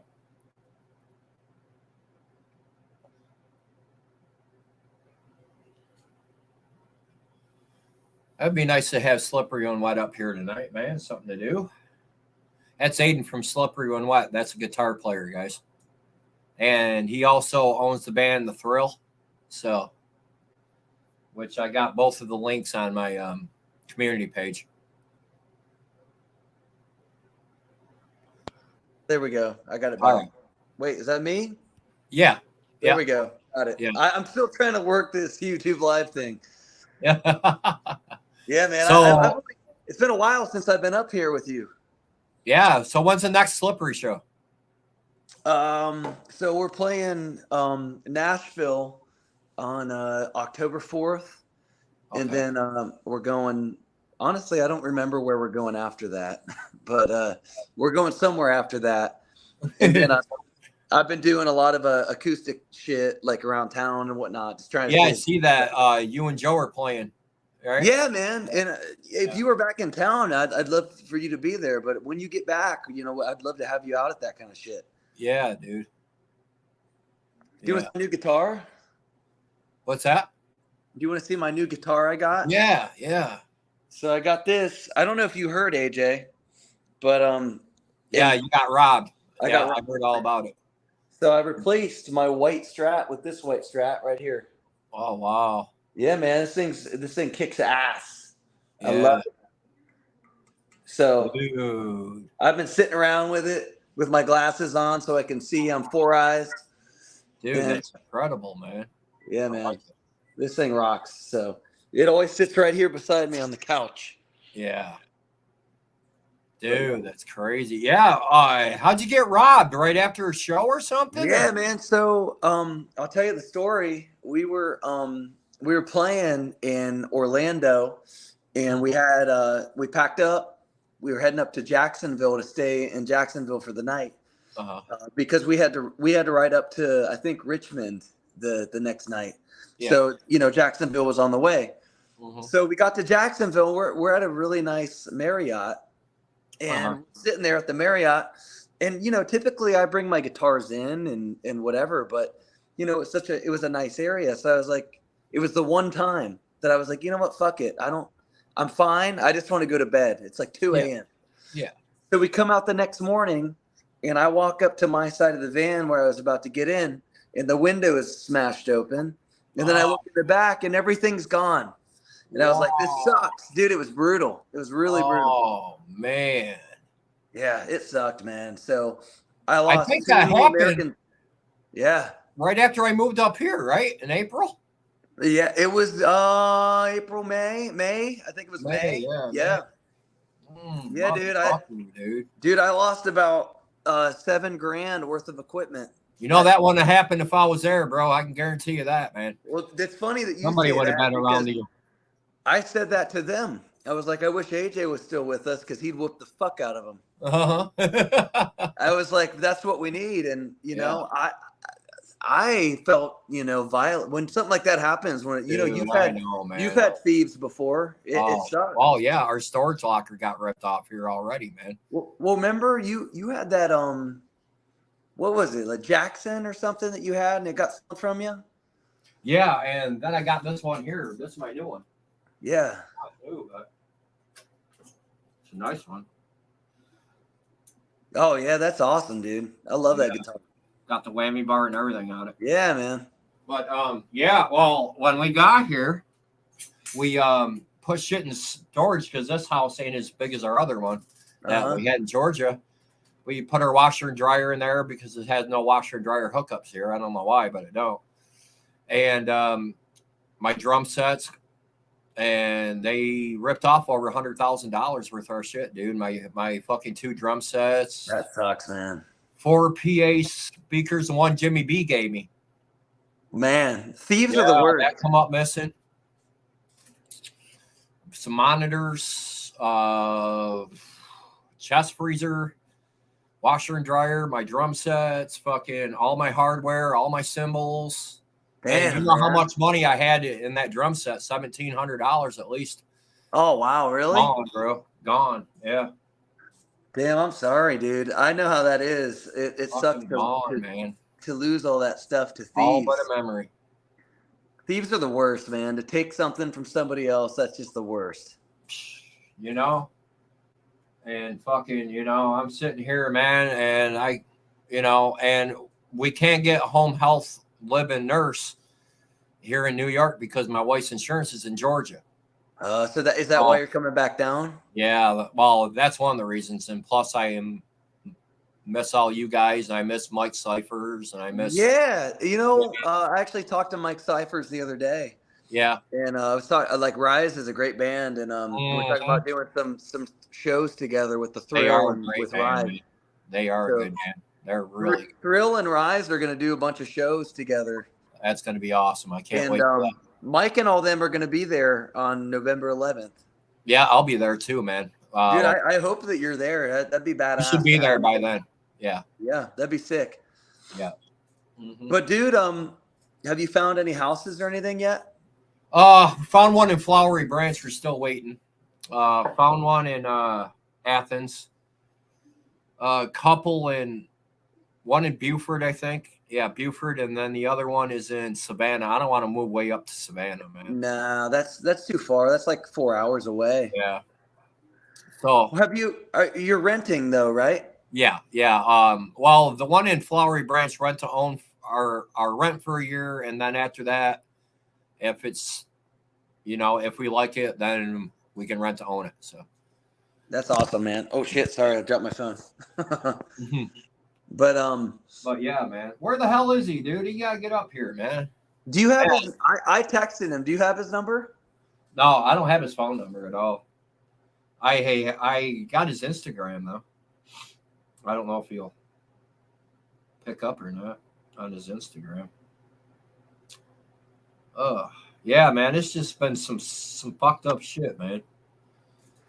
Yeah, dude. I'm sorry about all that, but you know what? I'm looking forward to you coming back to Georgia, and Yeah, we got to get out of here, man. I don't care if we need to go to a hotel room for like a month or two. I'd rather do that. Put my shit in. have you looked at any like apartments or anything like that? I can't live in an apartment. I'm too loud. Oh, I can't do it, dude. I okay. can't do it. I'll be getting kicked out, bro. You know me, man. I'm loud. You know, Yeah. I'm going to play my drums. I don't care if I'm up above a 90-year-old woman. I'm going to play my drums, man. There ain't no man. fucking doubt. Yeah. No, When I get feel it, you, man. and I don't have a set of drums now. They got ripped off, both of them. Oh So, wow! Both of them did. yeah, Even the DW kit. yeah. Oh wow! Yeah. Damn, man, I'm sorry about that. Happens, man. Yeah, that sucks. Bunch Yeah, of fucking I know the crackheads feeling, around dude. here, bro. A bunch of crackheads around here, man. You hear Well- gunshots all night long. Fucking, it's crazy, dude. It's crazy.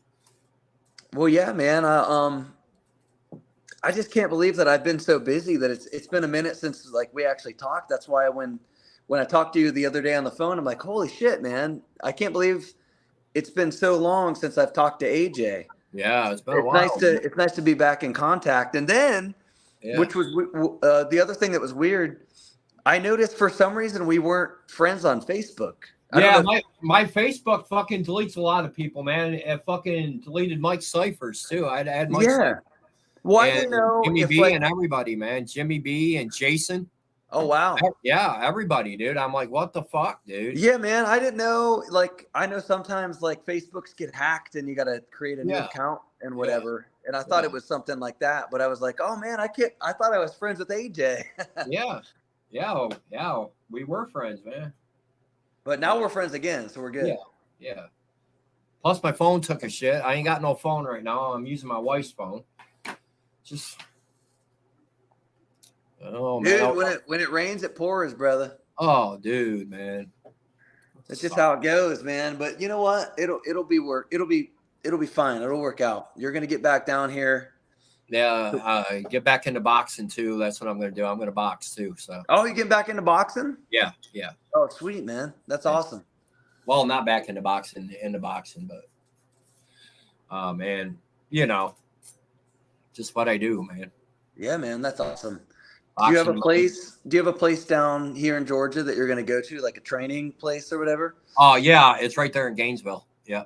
Cool. Mm-hmm. Right on, man. That's awesome. Yeah, they're really good down there. It's 5-star. So cool. Yeah. Cool, man. Yeah, and here I'm training with a dude that's well, not now. I can't because I can't leave the house. You know, I can't leave Donna alone. Yeah. And you know, Donna's afraid to go to sleep, thinking she might have another stroke in her sleep, so she ain't sleeping worth shit either. Oh, really? She can't sleep? Oh, man. Dude. I'm sorry about all that. Dude. Oh, man. That's tough to deal with all that, man. And, you know, I'm sorry that's all going on, but, you know, praying for you guys for sure. Thanks, man. Yeah, man. Maybe you'll come up here in a minute. I'm hoping, dude. I get a kick out of him, man. I think he's a cool dude, man. Randy. Yeah, Randy's really cool, man. I love Randy. How'd you get hooked up with him? I've known Randy for years. Okay. Yeah, I've probably known him about 10 years. I can't believe he used to play with Fozzy, man. He played with Fozzy. Him and I have known each other through the scene, and he's really good friends with like my buddies in Blizzard of Oz and all that. Oh, Blizzard of Oz is bad fucking ass, bro. Yeah. Oh man. It's like the guitar player, like Mike Dunn's my good friend, and Billy McCullough. He's friends with all those guys.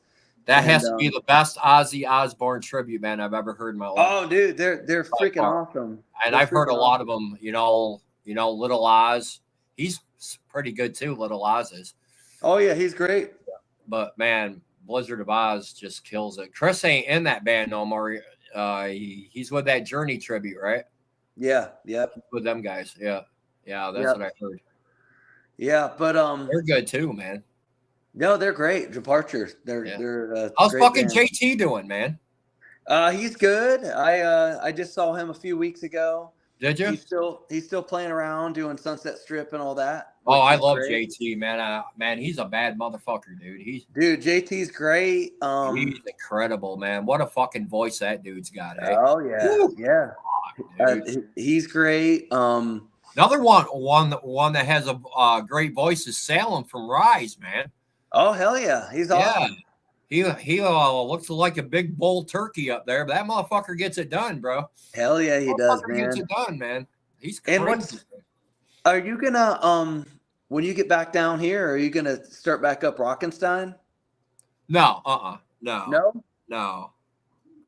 I'm just, I don't know, man. I don't know what I want to do. You're kind of debating and kind of seeing what you want. I want to, but then again, I want to get my music out there too. You know what I mean? And I could probably do both. Side 80s rock group, and then do my music too. But you could probably do both. Play in rock. One is like you doing covers, kind of like me. When I do Slippery When Wet, I that's my bread and butter, and it makes me money. And the But thrill. then the thrill is writing songs, and I think you could do both. Right. Yeah. I'm sure I could do both. More money, I guess, but I don't know if my songs are going to take off or not. I don't know. I guess we'll find out. But. What was the newest song that you wrote? I saw it popped up. Louisa. Okay, I haven't heard it yet. It's good, man. It's a good song. Yeah. And you just wrote it. Yeah.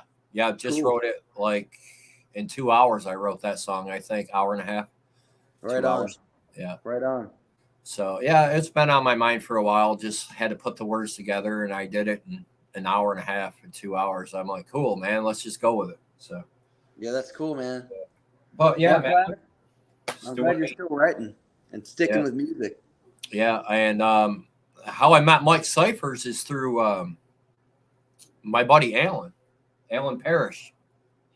Oh yeah, I think I know Alan. Yeah. You met him with me one night at one of the Slippery shows. Is he the one that Jimmy calls Concrete? Yeah. So, Salem showed up practice one day, and he's like, "I'm worried about my girlfriend. She's not doing all that good."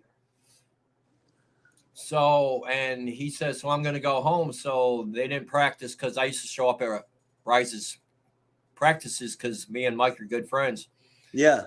And Mike says, "All right." And he said, "I got shit around to do here anyway." Well, you remember my buddy Brent Lee? Oh yeah, Brent Lee rocks. Okay, yep, Brent. He was with me too, and I rode up with Brent. Actually, Brent lived right around the corner from me in Athens, so he dropped me off, and Brent went home. And about 3 a.m, he get a phone call. Yo, you got to get up. We got to go. And I'm like, what the fuck you mean? What's going on? Half awake. I said, what the fuck's going on, man? Yeah. He said, Salem just found his fucking fiance in bed dead, man. Oh, no. I'm like, are you fucking kidding me, dude? And me and Salem are really good friends, too. So me and Brent hauled ass up to Salem's, and we got there, man. And Mike was there, and who else was there? God, there's like 4 other people there. Mike and God, I can't remember who else. Me, Brent, Mike. I can't remember who else, but I ended up helping Salem, me and Donna, get her shit out of the house and shit, man. It was bad, dude. It was bad, man. Oh man, I hate to hear that. Then we moved half of Salem's house into Mike's basement because Salem thought, that her kids were going to go after the house, which they never did. So, well, man, all I know is that Mike Cyphers is a kick-ass person. He's a great guy. Kick-ass drummer too, man. He's badass drummer. I love Mike Cyphers. He's just an all-around great dude, great drummer, great musician, all the above. I love him. And he's taught me some shit on drums, man. Yeah, man. Just And watch. also Kenny Mays too. Kenny Mays is badass, yeah. Yeah. You know, there's a lot of good drummers. Fucking, you know, your drummer Joe, he's badass. Oh yeah. He's Yeah. badass and Slippery. You know, there's so many good drummers down there, man. There's Well, man, you know what? I'm looking forward to you being back in the scene and coming back down and yeah. Oh, I hanging can't with wait. everybody, you I know. can't And wait, man. hopefully we can get you to more shows and get you Oh, out I will. more. And I'll definitely be there. Did he What- text you back yet? No, I think he's ignoring me. Or he's in bed, one or the other. I think he's either asleep or ignoring me. Getting But a I piece of texted him. whatever he's doing. I don't know. Yeah. Yeah. You know, I miss Jason, man. I miss all you guys, man. Yeah, we all miss you too, man. Fucking But Jimmy, I haven't heard nothing from Jimmy. I got to give Jimmy a call, man. I miss Jimmy. I love Jimmy. Too, man. I gotta call him, man. You should give him a call. I'm going to give him a call too. And when we get back down, we got to all get together and hang out. Yeah, man, that'd be cool. That'd be cool. But man, AJ, I was just coming on. I wanted to say hey. All right, brother. And I love you. And Yeah, man, I love you too, bro. I look forward to you getting down here. Be there And, soon. Hell yeah. Keep in touch, man. Give me a ring and let me know when you're heading down and keep in touch. All right, bro. I will. All right, brother. All right, bro. I'll talk to you later, my friend. All right, later, brother. All right, bye-bye. Later. All right, Aiden from Slippery When Wet. All right. And The Thrill. He's in both bands. So, yeah, guys. Yeah. So, yeah. All right, guys, I'm going to end it here in about 15 minutes. I had a good live tonight, man. Had a really good live. It was awesome. You guys want to go with me? I got to go down and use the piss room and grab another cup of coffee because I'm going to be up half the night. I got to start packing this house, man, so we can get back to Georgia. Oh, let me get my shoes on, or my slip-ons on here. We gotta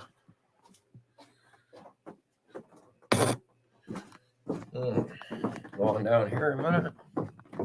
You missed Staden, hon. Oh, she's sleeping.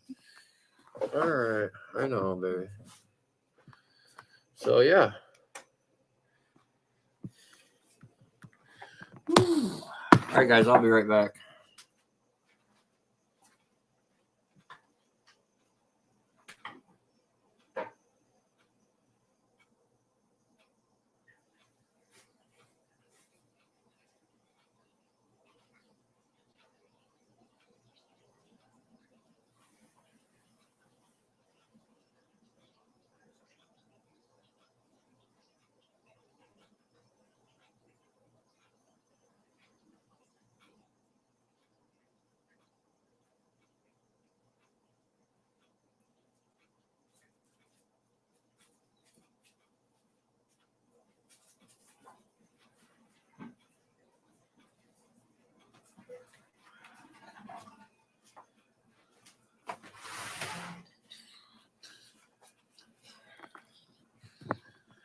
All right, I'm back.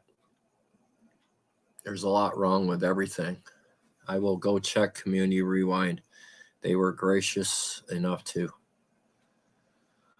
Yeah,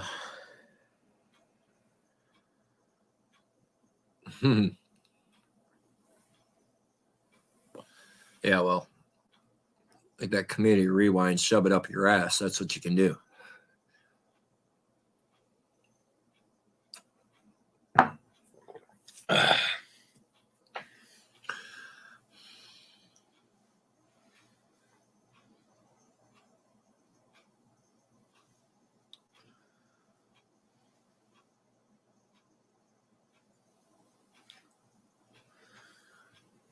What do you got against Canadians?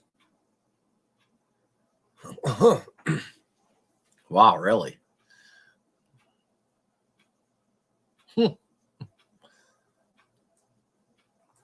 Wow.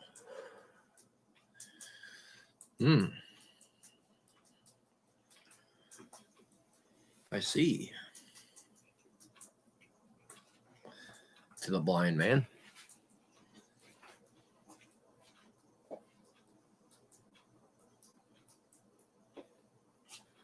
Well, well, oh, well.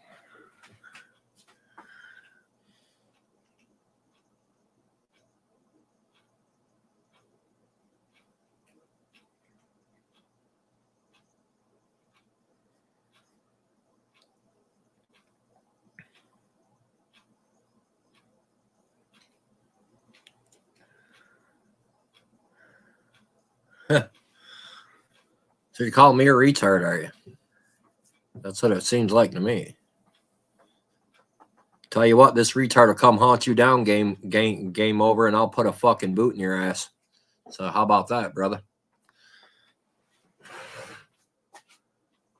Fucking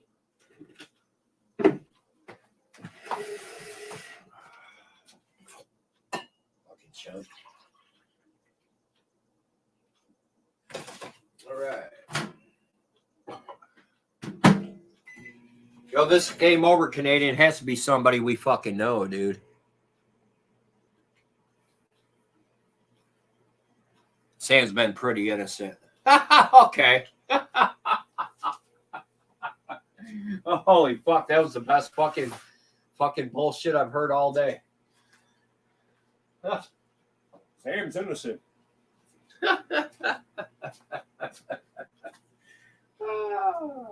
After following dog lips around everywhere he went, he's innocent, huh? Yeah. Oh, yeah. It's definitely somebody we know. So it has to be David. It could be Sam himself.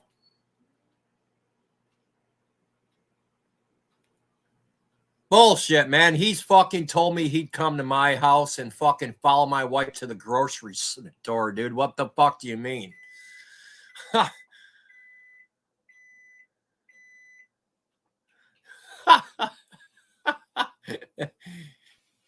He's threatened my wife, Sam has. And if Sam would ever lay a hand on my wife, and he wouldn't be here to fucking tell about it, I know that for a fucking fact. I'd catch a prison charge, but I know my wife would still be alive. I know that for a fact. So, yeah.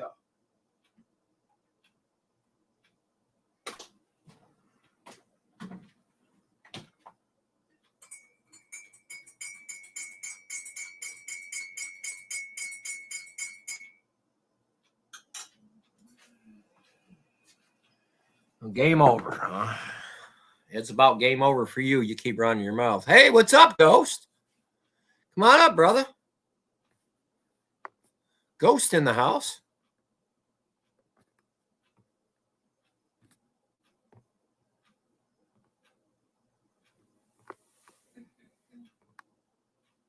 Come on up, Ghost.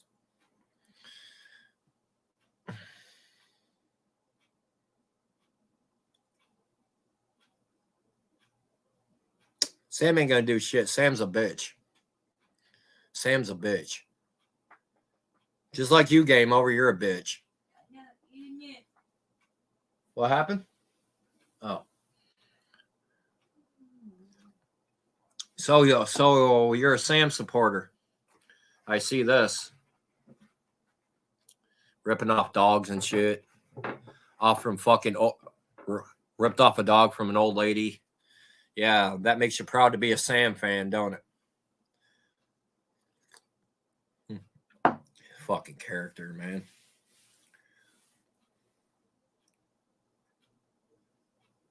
Oh, all right, Ghost. No problem, brother. AJ, Romeo is live right now on his channel, Tennessee Dipper. Okay. I'll have to go in there after I close this, which will be in about 7 minutes or so. Yeah, thanks, Sent Me, for letting me know, man. I'll have to go check that out.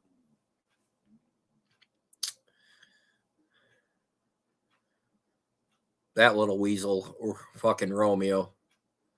Little pedo supporting bitch. Friends of Cyrax. Sam hasn't been done wrong. Everything Sam's getting that motherfucker deserves. Every fucking bit of it, man. Every fucking bit of it. I'll never apologize to that nitwit, Jose or Rick, ever. Ever. Never. You know.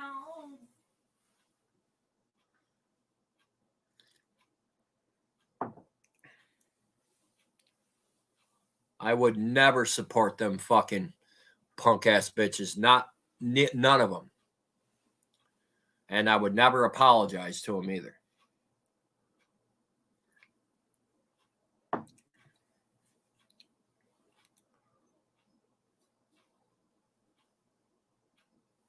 Oh, you're bringing that up from fucking a year ago, dude.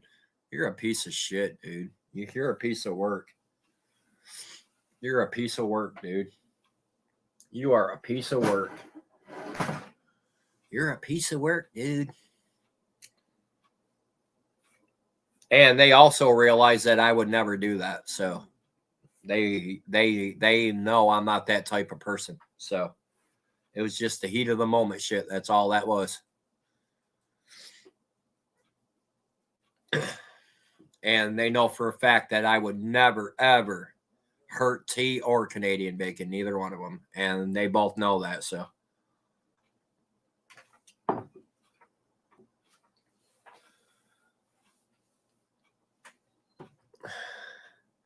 Yeah, trying to get us to fight, man. They're jealous we're back talking, Canadian. That's all this is, bro. This is childish shit. This is fucking first grade shit.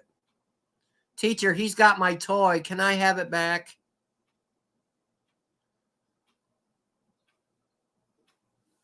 Oh, I know for a fact. The fact that's what it was. I was running my mouth and Canadian Bacon ran his mouth back. So what? That's just the fucking shit that happened. I've admitted I ran my mouth first. I admitted that. So, you know, I admitted it. So, I ain't got nothing to hide.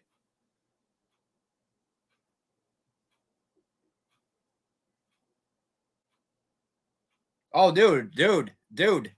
I can beat my chest in person. Come see me, game over. Come see me, bro. Come see me. There ain't nothing I'll say on YouTube that I won't tell somebody to their face. Believe that. Believe that. Everything I've said on YouTube, I would say to their face. So, there you go. I'm not Billy Badass, but I can hold my own times 10. I promise you that. So. You didn't see me throw cake on the floor. It was an empty plate, dummy. Wake up. Go watch the video again. And she didn't clean it up. She was cleaning up water off the floor that Abby had spilled because my dog's a basset hound. She's got long ears, and water gets on her ears when she's drinking water, and it goes on the floor. Wake up. We've been through this 100 times.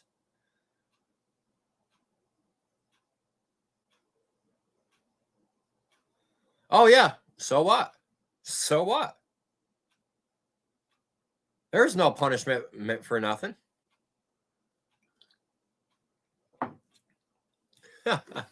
See, you're bringing up this shit now because me and Canadian are back talking. If me and Canadian weren't talking, you wouldn't be in here running your mouth.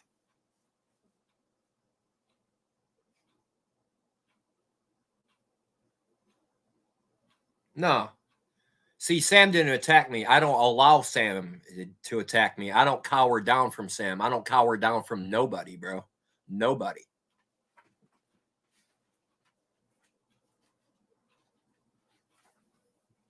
I didn't back down from... Good job, buddy. I didn't back down from Slab City. I didn't back down from trolls that are 10 times fucking better than you. You're a cakewalk right now, dude. You don't know what to say. You don't know what to say to the point you're bringing up the past, bro.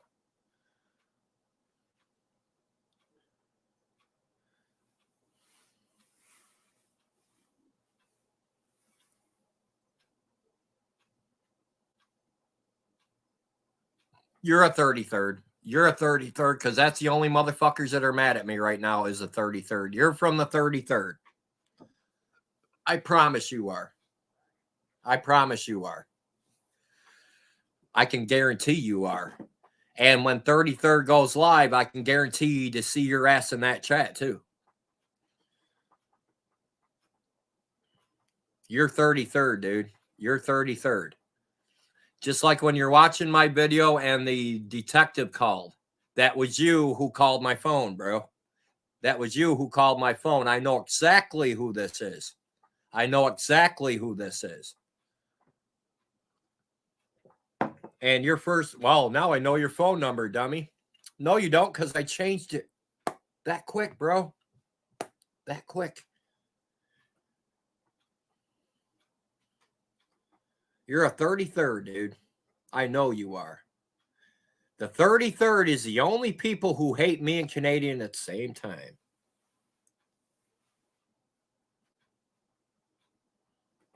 I don't care. I'll beat anybody up because there ain't nobody getting my money, bro. There ain't nobody getting my money. I'll beat you up, then I'll use my money, go out buy a limousine, bitch. So how about that? You're around fucking Cortland, New York, get your ass over here. Get your ass over here. Face me like a man, bitch. Because you are a bitch, bro. You ain't getting my money, man. Yeah, I got money. You ain't getting it. I'll beat up anybody and get out of it, man. It don't matter to me. Because here in New York, you don't have to tell somebody to get off your property. No, you don't. No. Somebody shows up at my house, I can dump a mud hole in their ass and walk that motherfucker dry without telling them to leave. Because that's the New York way of life.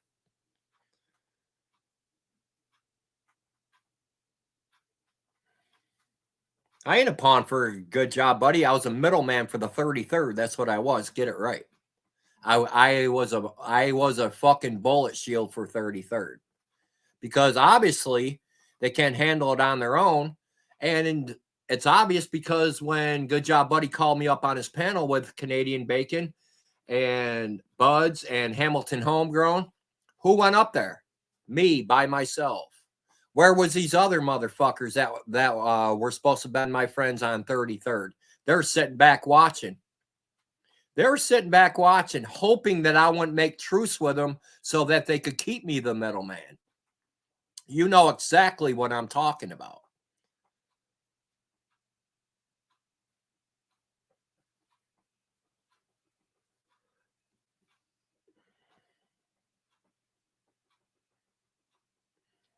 Yeah, exactly, Canadian. They're pissed because I made up a Good Job Buddy. Then I went over the 33rd next day, and I'm like, I hope you guys, aren't mad at me for making up with the 33rd. No, we're not. Nikki fed me a whole line of shit. No, I'm not. Bullshit. She was pissed. She was pissed. Because one of her friends is also mine, and they're only using her for information, and they come back and tell me everything she says, man, and she was pissed because I made up a Good Job Buddy and Canadian Bacon and tea. She was pissed.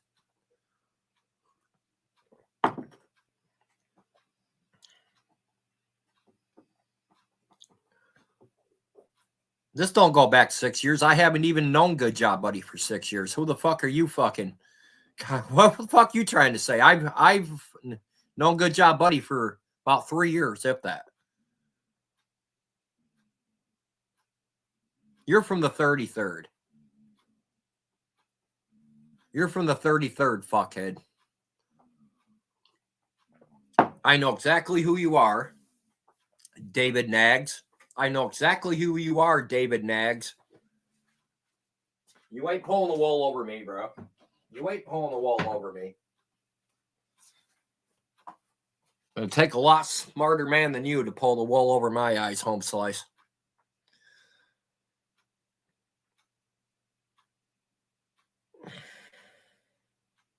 Exactly.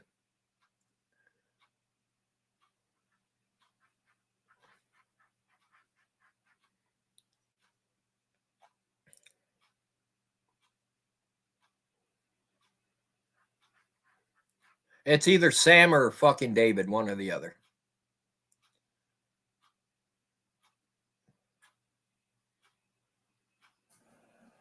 You hate us, dude, or you wouldn't be here, man. You hate us or you wouldn't be here. You wouldn't be bringing up the past if you hated us, bro.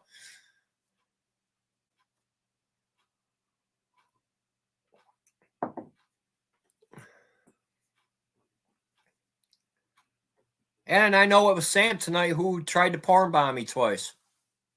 That's obvious. That's obvious. See, Sam hates me because I'm not giving him the benefit of the doubt. I'm not giving him no attention. I'm not sending him money. I don't send fucking bums money. Get out and get a fucking job, bum. That's what you do.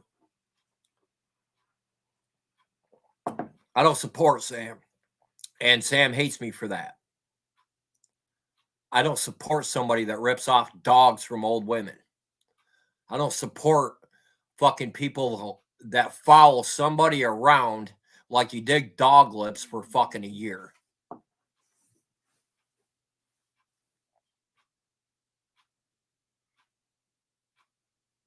Okay, fine, dude. Fine. Catch me in public, motherfucker. Catch me in public. Catch me in public. So now, who is this? Dirk, maybe? You're right here in Cortland, dude. Let's meet up right now, man. It's only 2:30 in the morning. It don't get light till 5 o'clock. Let's meet somewhere, motherfucker. RB. RB, you're on YouTube at 2:30 in the morning. More like a minivan, maybe. Dude, if this is fucking Dirk, you're right here in Cortland, dude. Let's meet up right now, bro. Let's meet up right now. I'll fucking reconnect my phone. You tell me where we want to meet. I'll meet you there, dude. I will stomp a mud hole in your ass right here on my live. So how about that?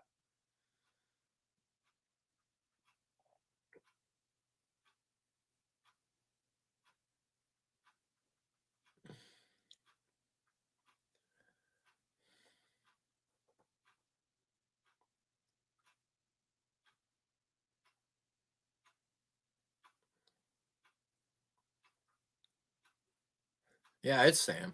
It's got to be Sam. Fuck you, Sam. You're a piece of shit, dude. And if you keep threatening my wife, dude, I'm going to come find your van and I'm going to yank you out of it, dude. And I am going to stomp your ass to the fucking ground. I promise.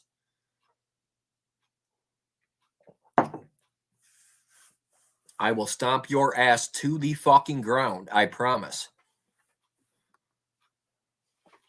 I will make you to the point where you can't walk. I will destroy your good leg while I rip your old leg off and fucking beat your ass with it.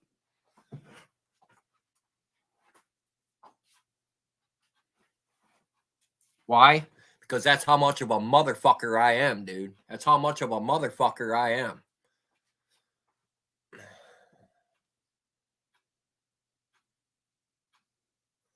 I don't blame a Canadian. I wouldn't either. Fuck him. Fuck him. Fuck him, Canadian. You don't need to hear this shit. You don't think so, Sam? You show up my dooryard, see what happens, bro. There will be no cops called. There will be no fucking guns. There will be no knives. I'm just going to fucking stomp your ass, bottom line, dude. You threatened my wife about 20 times, man. You were going to follow her to the grocery store. You were going to jump her. No, you ain't, dude. You ain't doing none of that shit. Because 9 chances out of 10, I can almost guarantee my wife would stomp your ass herself.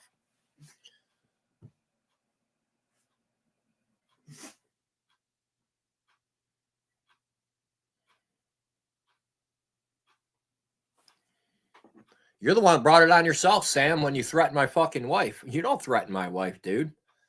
I will paralyze your ass, bro. You don't know what I can do. You want to know how big and bad I am and my family?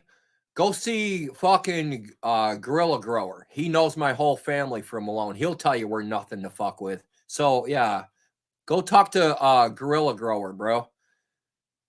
Before you fucking do something dumb and get in your fucking goddamn minivan and come face me. You don't want to do that, dude. You don't want to do that, dude, because I will stomp your ass to the fucking ground. And then I will stomp your ass through the fucking ground. Gorilla Grower knows my family. He knows how big and bad we are. And we own half of Malone, dude. And I will stomp your fucking ass.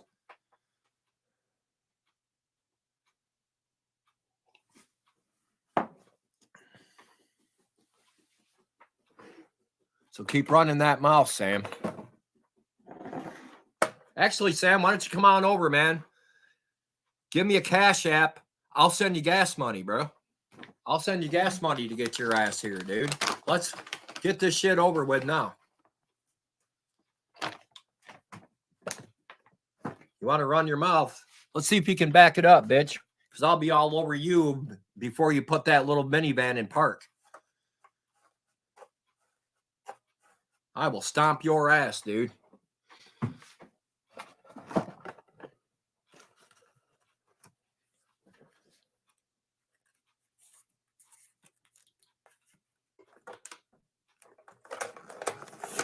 Threaten my fucking wife, man. You don't ever want to come to Georgia because you just won't have me on your ass. You'll have all my buddies on your ass, and you don't want that, bro. You don't want that, so because all my friends in Georgia love Donna, and if they have the hunch that she's in jeopardy at all, they're gonna go fucking ballistic on your ass, dude. All 100 of them, if not more than that. So your best bet's to carry on right now, get down here right now while I'm still in New York.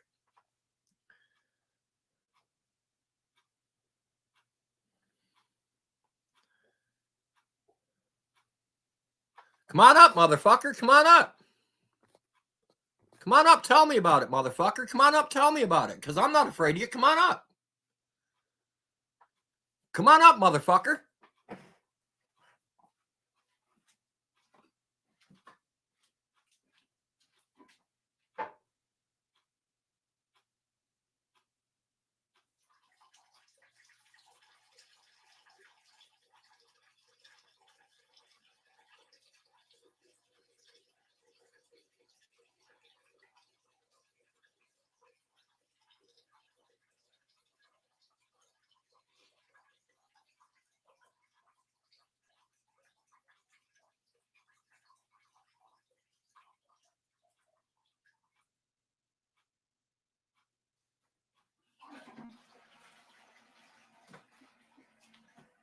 You better hope I never find you, Sam.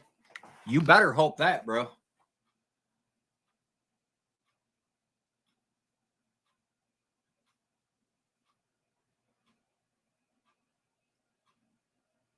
Good. Good. Call the cops. Call the cops when I put my hand on you because you're the one to be going to jail for trespassing, motherfucker. Yeah. You'll get beat up and put in jail. You will get your ass stomped and put in jail both.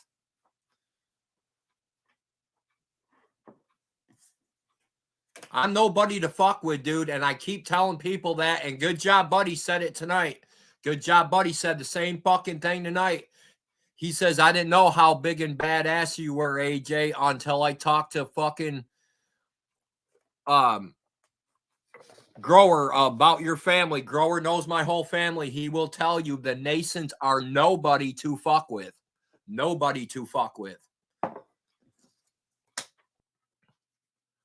And between me and my two brothers and my sisters, we got about 50 fucking assault charges.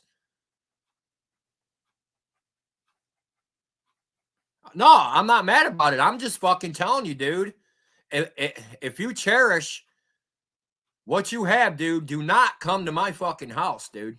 Do not come to my house. No, I ain't angry, bro. I'm just fucking telling them, man. I'm just telling them, bro. He comes to my house and he will receive the biggest ass whooping that motherfucker has ever received in his life. I promise.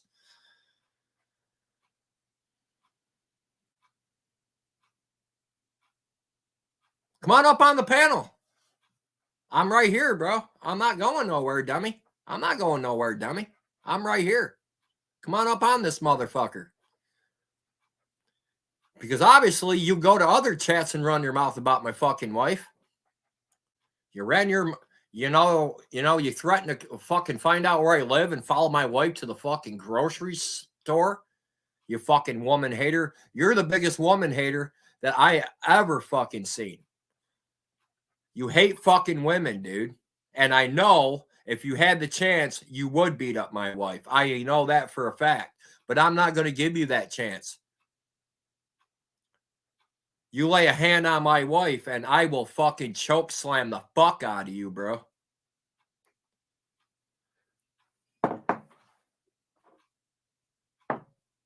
I will stomp your ass. You even fucking begin to lay a hand on my wife.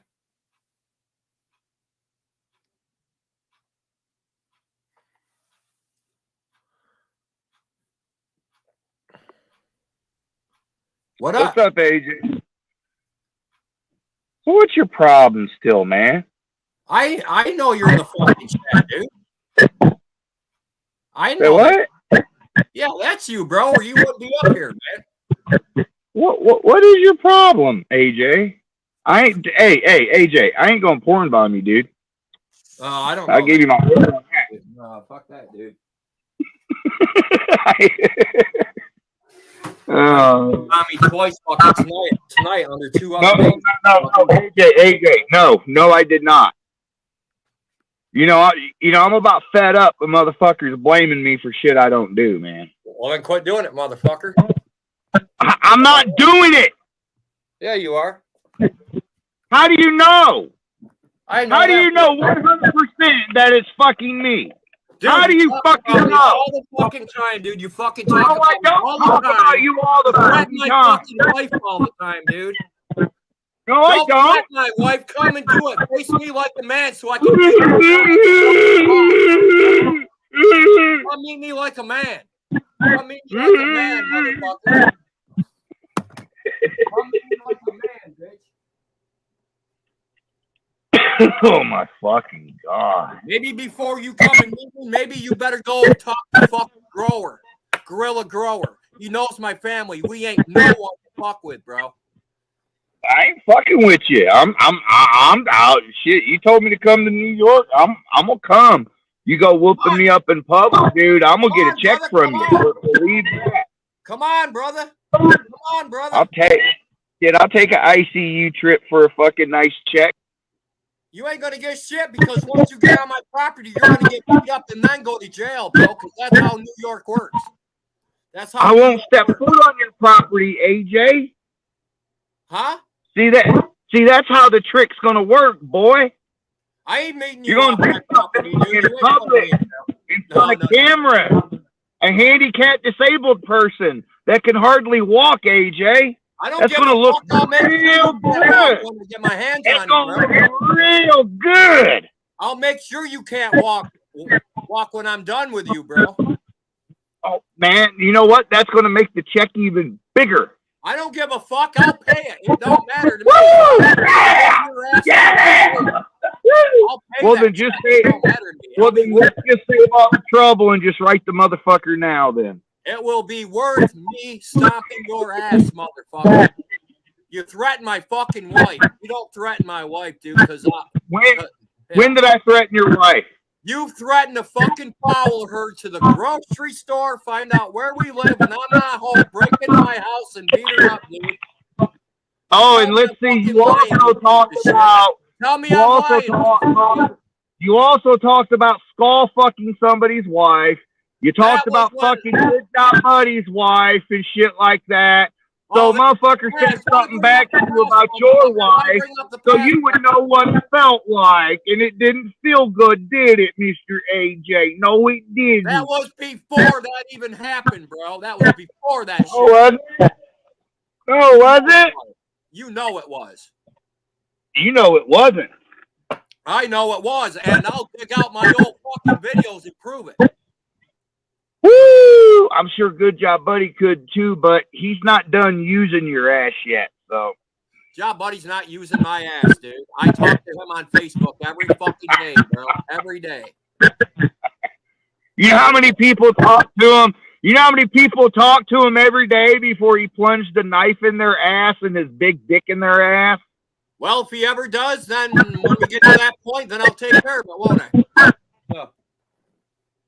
Now then we'll be at that point where I told you so. No. We won't be at that point at all.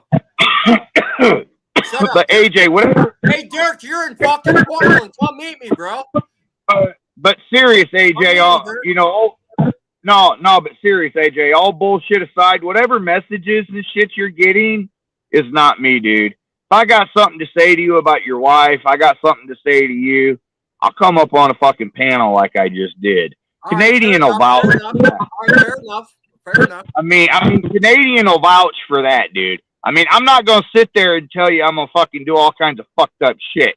Because you know what? There's a very big track record in our community of people having that happen to them, and then I get the fucking blame for it.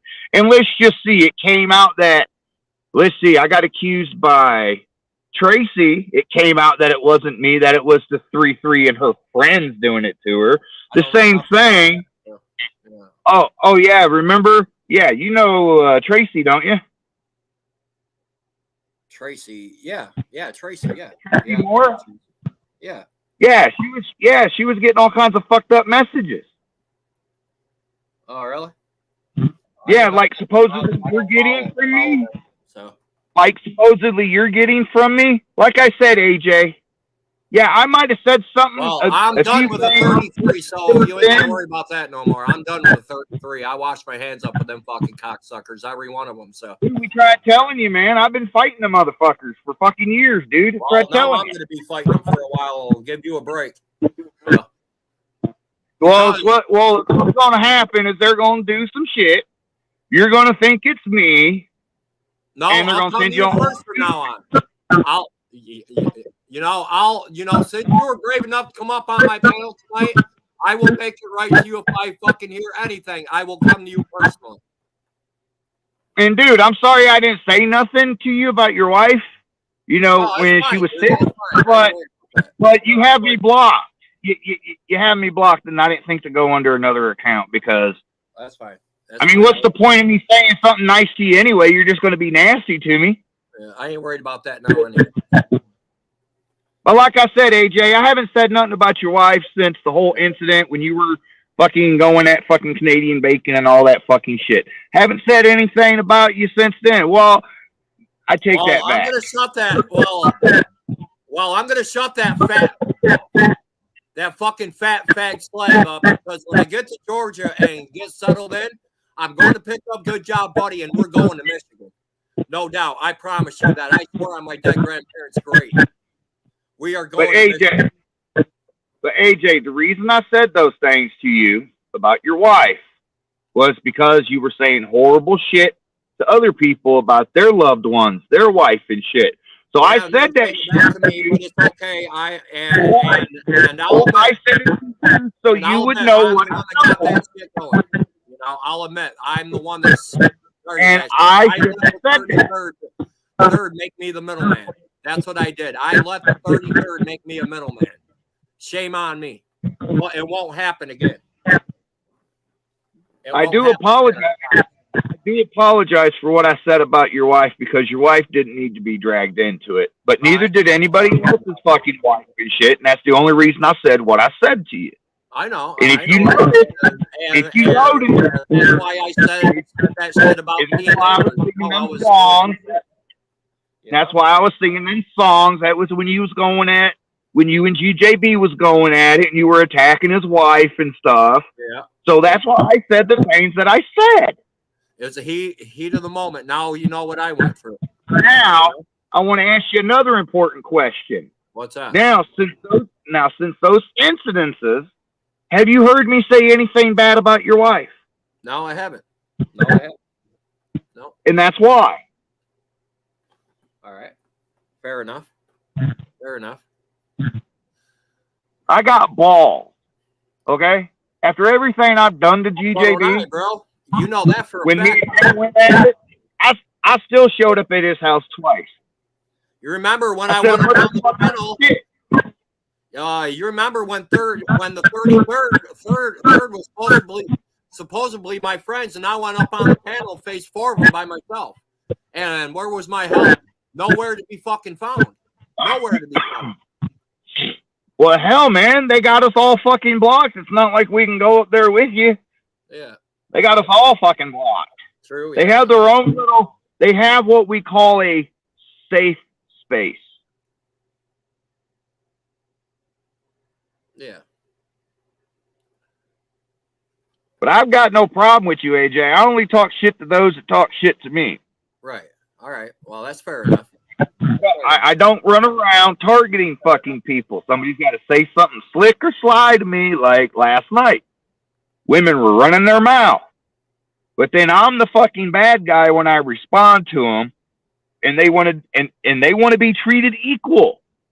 Yeah. I treat them equal, and I'm the bad guy. I don't get it. I've seen it before. I know what you mean. I know what you mean. I've seen it.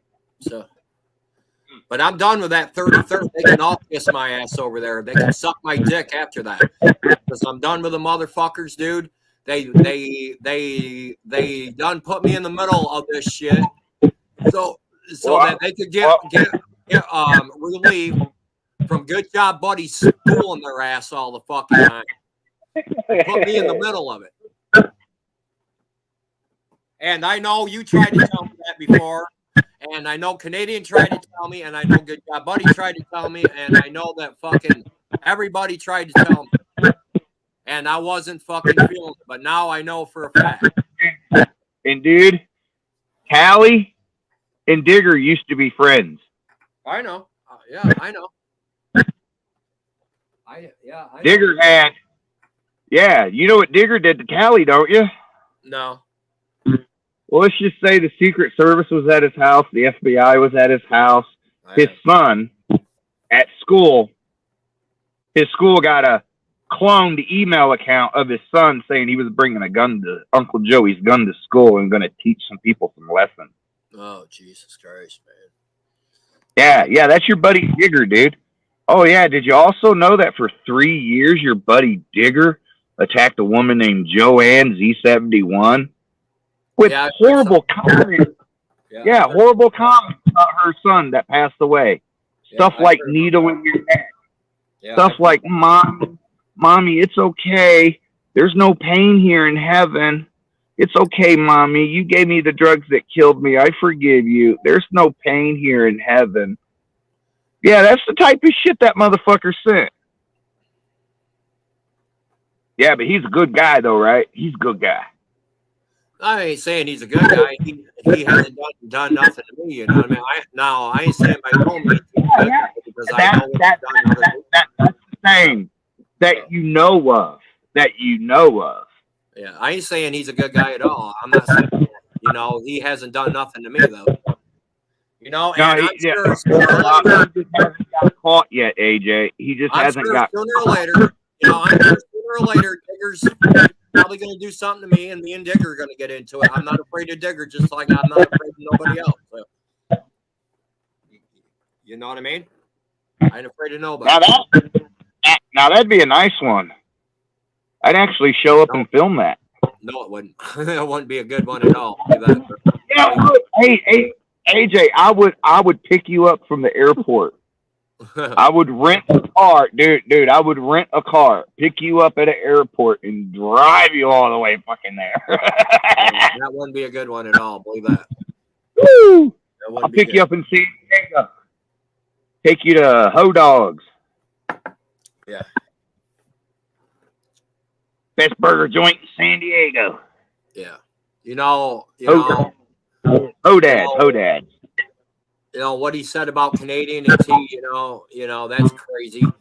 You know what I mean? And I just don't know, man. I can't take this shit to Georgia with me. I do know that, so I'm trying to patch shit up with everybody I can. You know what I mean? Because I can't take this shit to Georgia with me.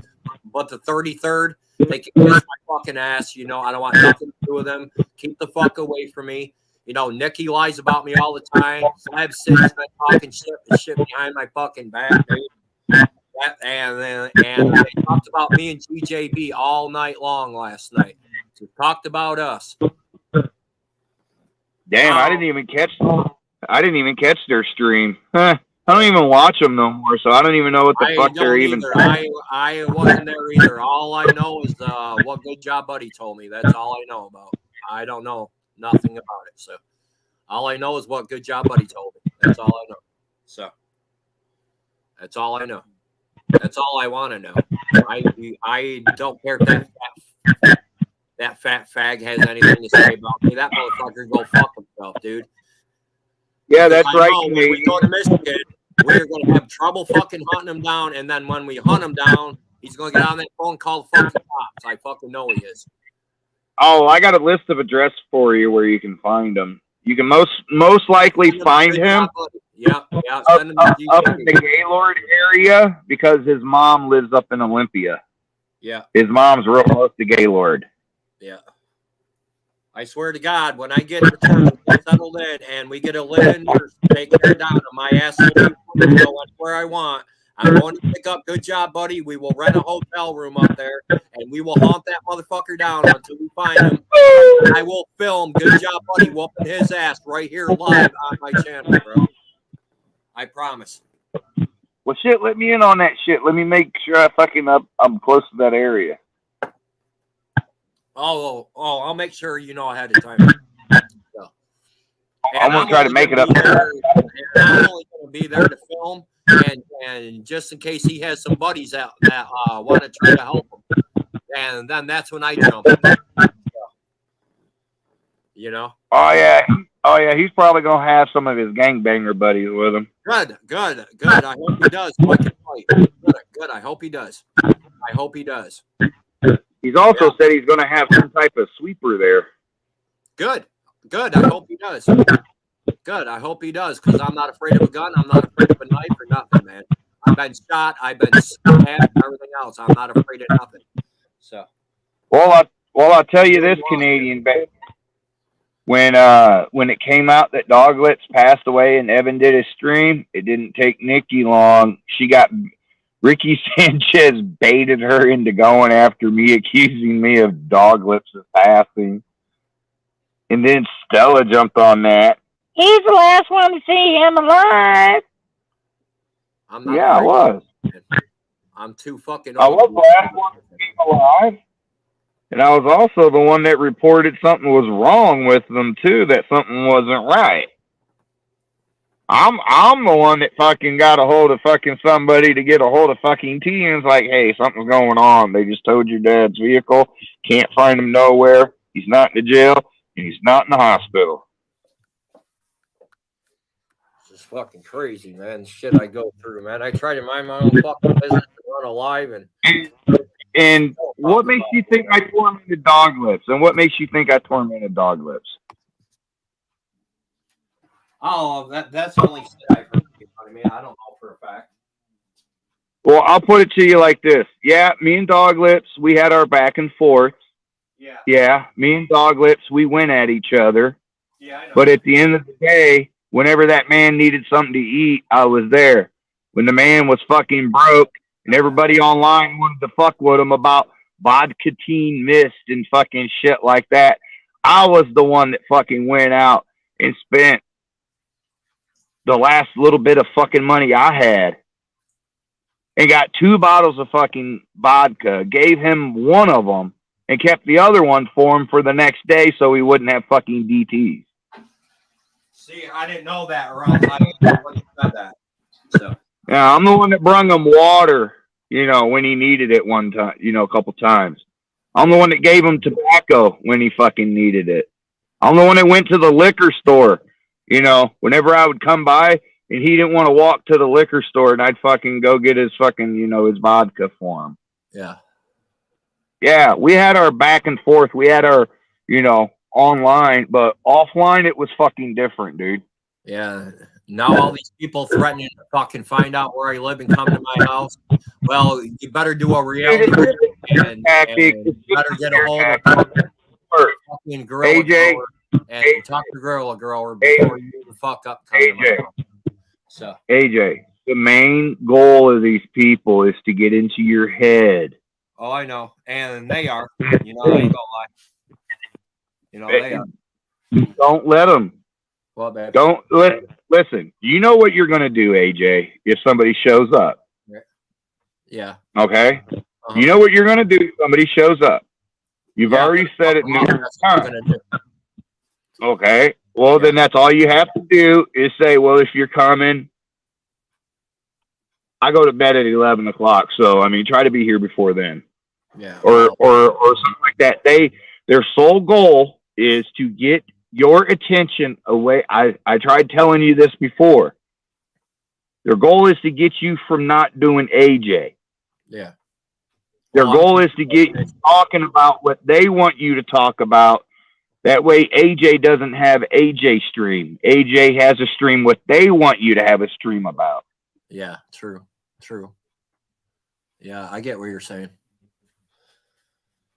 I just, I get painted this fucking. I can't go live no more without somebody fucking with me, dude. I just, you know what I mean? And that's gonna change. Let's come the first of the year. I'm not gonna be on YouTube no more. I'm quitting YouTube January 2nd. So I'm quitting it. Dude, that's you're giving them exactly what they want. You know when you do that. Because I'm sure you've been watching me, and you know that I got a producer that's gonna actually and shit. You know what I mean? And that's what I mean. You know, that's what I actually mean. This is like the first stream I've caught this week. Yeah, well, I had you know the band Fozzy? Chris. No. Well, it's Chris Jericho's band, Fozzy. No. Well, their bass player's been up here talking to me, and he's a professional bass player. He's also a producer, and now he's with my boys in Slippery When Wet, and he wants to produce my music. So Slippery When Wet. Woo. Yeah. It's a Bon Jovi tribute band. Yeah. Really good band. Really good. So, you know, I got a golden opportunity to change my life around, get my music out there, and I don't need this shit following me to Georgia. You know? Yeah, I've been blamed so much for fucking shit that I don't do. Yeah, I don't need to be in the show fucking worried about if I'm going to get shot by YouTube fucking bro. You know what I mean? Well, what I'm going to shoot you with, it ain't going to kill you. But you definitely. Hold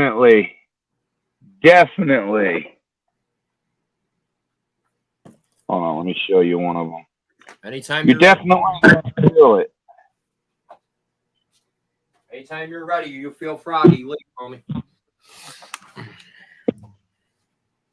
See that right there? Yeah.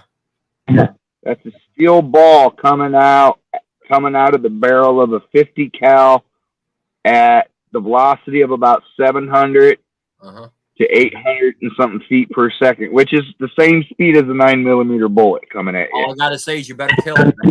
You better kill me. Well, I never said anything about doing anything to you. Oh, okay. Oh, you know, said I'm gonna shoot you with, but it won't kill me. That's what you just said. Well, I didn't mean it like you. All right, let me rephrase that. If anybody fucks with me, I got something for them, and they ain't gonna like it. That's using your head right there. That's good. They ain't gonna like it, and they're really not gonna like it if I get this. If I get the Zeus 72. Yeah. You know what the Zeus 72 is?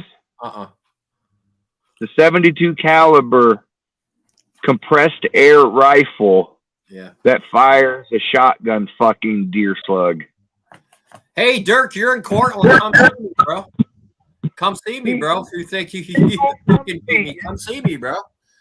I'm right ain't gonna come see you. Tell me where to His meet sole you, bro. goal I'll come meet now. you right now, bro. I'll come meet you right now. Hey, AJ, you're feeding him. AJ, you got to learn not to feed the trolls. Sometimes don't pay attention to the chat because that's how they try to Make a call, distract Dirk. you. Make a call to anybody you want, homie. It don't matter. You got your attention. Because I'm not afraid of cops either. So do what you got to do, bro. Make a call. Make a call. It don't matter to me. Call whoever you want, man. You gonna call ambulance? Call, brother. It don't matter to me. Make a call. Hey, I have a question for you. When did that Dirt guy start fucking with you? Right after I jumped into Gorilla Grower shit. Oh, okay. So he's from Gorilla. Actually, he's always fucked with me, but not this bad. Oh. How the hell did you get caught up in the Gorilla Grower shit? What's that? How in the hell did you get caught up in the fiasco with the Gorilla Growers? Well, he knows my family. They're all from Malone, and that's where he lives. Yeah, but how did you get caught up in it? Because he called my family a bunch of bitches and shit. When he knows good and goddamn well they're not. And then he fucking finally admitted he ain't nobody to fuck with. None of my family. So, and then I left it alone, after that, because he finally, admitted we ain't nobody to fuck with because my brother Harold beat him up over some shit that said about something. That's when you say, don't make me send my brother Harold over there again, motherfucker. Oh, my brother Harold knocked the fuck out of him, dude. Literally. Stomped his ass. But AJ, you really got to be careful, because I know what your bank account is, dude. And Evan's the type of motherfucker. I don't know what my I know what your bank account is. No, you don't. Yeah, we do. We do. No, you don't. Yeah, we do. Like every 2 months. Yeah, we do. It's definitely in the 6-figure range, I'll tell you that. Maybe. Oh, it is. I'm not gonna put you out there like that, but it's definitely in the 6 figures. Because I heard he is a pedophile from one of the police officers in Malone, if you want to know the truth, Dirk. Because I'm friends with 2 of the police officers in Malone because I grew up with them, man. So there you go. Oh shit! Hey, you know what they say about Malone, New York, don't you? Yeah, you get laid there every time you go there. No. Easy lay in Malone. Yeah. You will never go home alone in Malone. That's right. Them ladies got the loosest legs around. The female to male ratio is about 7 to 1. 7 female. More like 9 to 1. Yeah. Even my fat ass could go to a bar and get laid. Oh fuck yeah! All you gotta do is walk in and buy him a drink, and you're set to go. Hell, this one girl I fucking hooked up with, I saw her at the bar, and the bitch went home with her goddamn cousin the next night. I'm like, what the fuck? What kind of shit is this? Yeah. Yeah.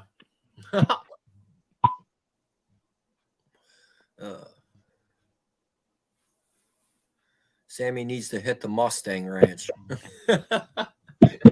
Oh. Yeah. Went flying the other day. Yeah? Wow. Yeah, did real good. Nice. First day I went. Well, I made 55 the first night I went. Well, the first time I went out. And then the second time I went out, I actually made $173 Wow, there you go. in an hour and 20 minutes. There you go. Wow, holy shit, there ain't nothing wrong with that. No. Good money for an hour and a half. Well, it's a unique spot. I'll just say that.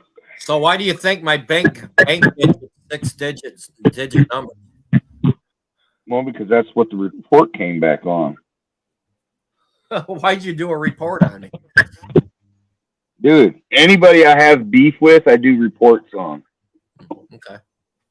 Because I want to know what I'm dealing with, who I'm dealing with, what this dude's working with financially. Mm-hmm. Because somebody that has, access to money like you can go to the dark web and pay for fucking trolls, and you can pay for this, and you can pay for that. So it like gives me an idea of what and who I'm dealing with. You don't. I mean, it's nothing. You know nothing about me, dude. You know nothing about me. All you know about me, Dirk, is my mom's a millionaire. That's all you know about me, bro. That's all you know about me. My mom's a millionaire. That's all you know about me. How you found that out, I have no fucking clue. You know nothing about me, Dirk. You know nothing about me. AJ, everybody they know the same stuff I know because they probably got it from the same website. No, I don't get no check out of her. My wife does, but not me. I wish I did. No, AJ don't get no check. AJ don't get no check, trust me. And AJ, no offense, but because of your bank account, if Donna's I hope it don't ever happen, but you might want to start thinking about this because there's going to come a time to where financially you're going to have to divorce your wife. No, I'm not. I'll never divorce my wife. I'll go broke before I divorce my wife. So, right. Well, I've seen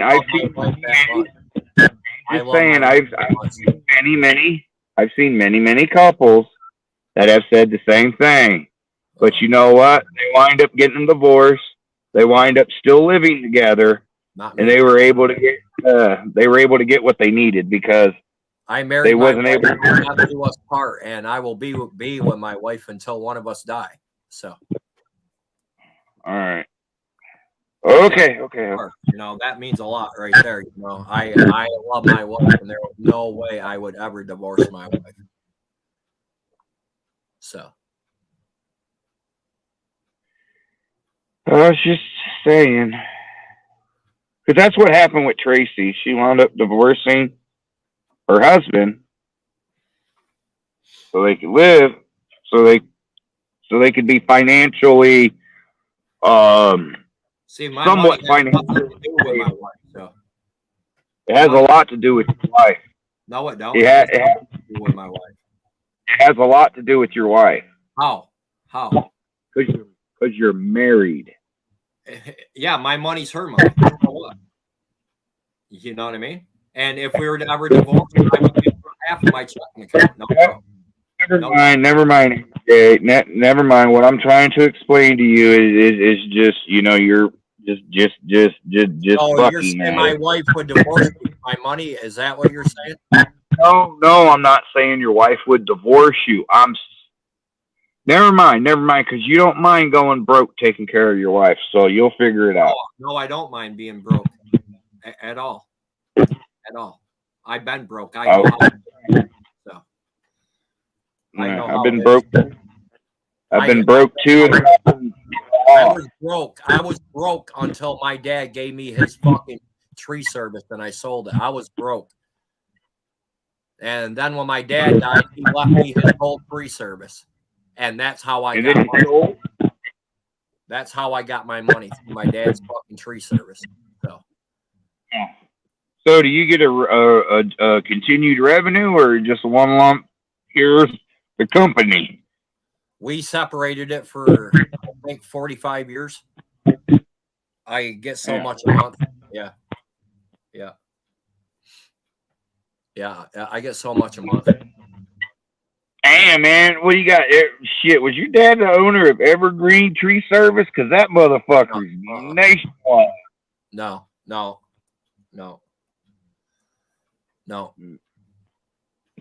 That's still a lot of it was my dad, and it was two of his friends that started that business back in 1961. And they made $1 million the first 2 years. Because they used to work for the state too. And then when my dad died on his deathbed, he left me all the equipment, all the chainsaws, all the climbers, and everything. And I sold it all, man. Because my dad told me, he said, I'm going to give this to you. You sell it, and you will live happy for the rest of your life. And that's exactly what I did. My dad wanted me to sell it. My dad didn't want me to keep that stuff. My dad wanted me to sell it. And I sold it. And I sold it for $4.7 million. So $7.4 million is what I sold that for. Sold it for dope. Hey, I remember that live stream you did. I remember that live stream. You had that who was it? Fucking White Tupac. Yeah, he's a piece of shit. Fuck him too, man. Yeah, no shit. He almost fucking died. Good, too bad he didn't, motherfucker. Yeah, I can say. No, I can't say that. I can't listen to that. Ah, fuck it. Too bad. No, I'm only joking. I can't say and another thing that helps too, fucking AJ, is you see how Dirk 420 has free reign in your chat? Yeah, he's a piece of shit. He's right here in Cortland and won't come face me and fight me like a man. He has to be a coward behind the fucking keyboard, man. Yeah, you just have to block. He's a coward behind a keyboard. Shut up, fucking Tracy. Do I fucking tell you how to run your fucking live stream? Karma didn't get my wife. My wife's perfectly fine, and she's getting more healthier every day, dude. Every fucking day. More healthier. Like I said, AJ, his sole purpose is to get you talking about what he wants you to talk about. Yeah. Say one more word about my wife, and I'll get my truck right now, and I'll drive through Cortland until I find you. But I'll beat your ass fucking down, dude. So keep running your mouth about my wife. Oh, AJ, they love you, dude. When they see you, they see they see that's the motherfucker that was snapped on my fucking wife, dude. They lick their lips when they see you because they know they can get a response out of you. Yeah. How do you get rid of trolls? You ignore them. Yeah. If you deprive them of what they want, which is your attention, they will move on to somebody. Yeah, keep running your mouth, Dirk. I'll come find you, bro. Yeah. You're still falling for it. Number one best advice, best YouTube advice, good job, buddy, ever gave me was don't pay attention to the chat, Sam. Just do your fucking live stream. Don't pay attention to him too, man. Yeah. Shay said ignore him. Yeah, meet me somewhere, Dirk. It don't matter where. It don't matter where. Cortland's a big place, man. We got a lot of hiding places where we fight, dude. Meet me anywhere. All right, you want, bro. Meet me anywhere. AJ. Yeah. AJ, we'll try to help you out a little bit. One thing I learned is when I'm doing my live streams, if I'm not paying attention to the chat, I'll have somebody that I'm cool with, that has my phone number. Uh-huh. Because I don't have mods. I mod my own thing. I learned that lesson a long time ago. Yeah. I mod my own thing. So if something starts getting out of line in chat that needs my attention, I'll get a message. So somebody will contact me. Yeah. That's a good way. It's a good way. Good Lord, man, you about touched that ceiling fan when you stood up. No, it ain't a ceiling fan. It's a light. See? It's a light. It's a kitchen light. Yeah, you're what, a few inches from that motherfucker? Yeah, well, I'm 6'5", so 6'5" with a 10-foot dick. yeah. Oh fuck, I wish, man. He wishes. Whoever says big nose, big dick is a lying motherfucker, man.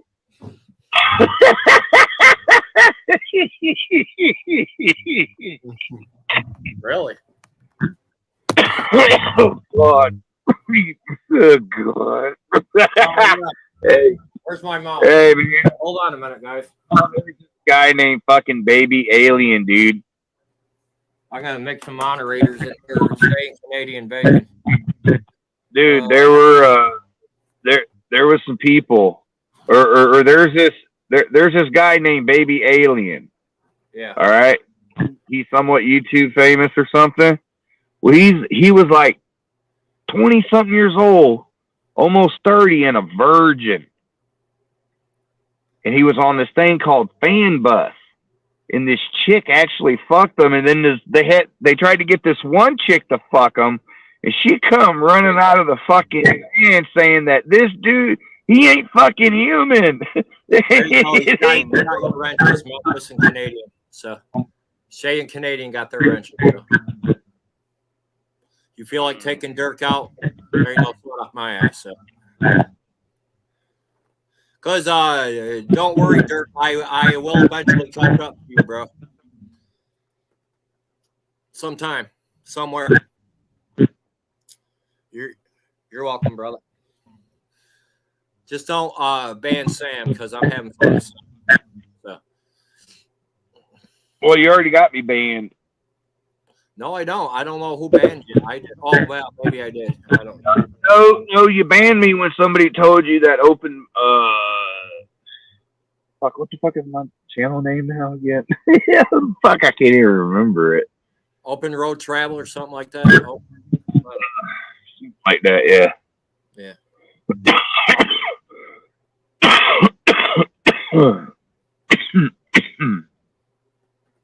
No, but I saw how Slab City was trying to fucking push that shit off on me. Slab City's a piece of shit, bro. I saw that stream. Oh, this motherfucker's over here fucking sugarcoating and manipulating and fucking twisting and turning and. Yeah. Fucking child groomer, man. I don't deal with that shit. Fuck that shit, dude. Fuck that shit. I don't think he's a child groomer. I think he's just he reached out. He sent something to an 8-year-old's channel. That's a child groomer in my opinion. Yeah, that had to pertain to do with rape and the word your mother should be in jail. Yeah, that's crazy. Yeah. That's fucking nuts, man. Why would you say something like that to an 8-year-old fucking kid, man? Well, he rolled the dice on that one. Fucking freak, that's all that is. That's a chomo. That's eventually out that he's a chomo too. You watch.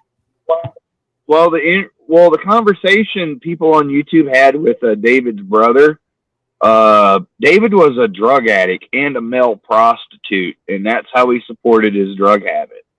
Yeah. Oh, I know. Yeah.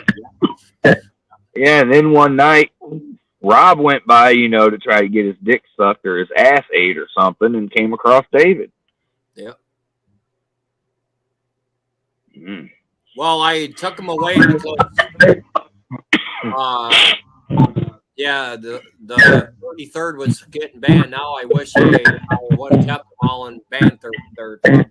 Fucking pricks. Fuck everyone. I will tell you this. When Evan was on that cruise, he said something to that guy's fucking daughter because there ain't no guy that old of a guy gonna get mad over anything. Oh no, that dude was way too clean cut. Mm-hmm.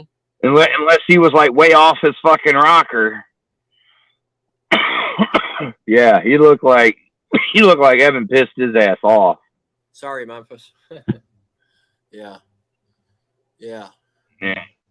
Fuck him, man. Well, yeah, dude. Well, what I was gonna get at with that, okay? Uh-huh. You see, he he videoed himself on the cruise, but then he also videoed himself on land. Yeah. Yeah. But you didn't see any more video of the cruise going back. Yeah, he got kicked off. Exactly. He got kicked off. That's why he went from cruise footage to land footage. I'm having a good time. They gave me $500 compensation. Blah, blah, blah, blah, blah. I'm glad you mentioned that because I would thought the same thing and I forgot to mention that. Well, somebody dropped a video and they've hinted it several times, and I don't know. It just that was a good time to use it. Yeah. Yeah. Yeah. You see him on the cruise, then you see him on land, but then you don't see no more cruise. Now he's home. Yeah. Huh. Yeah. Yeah.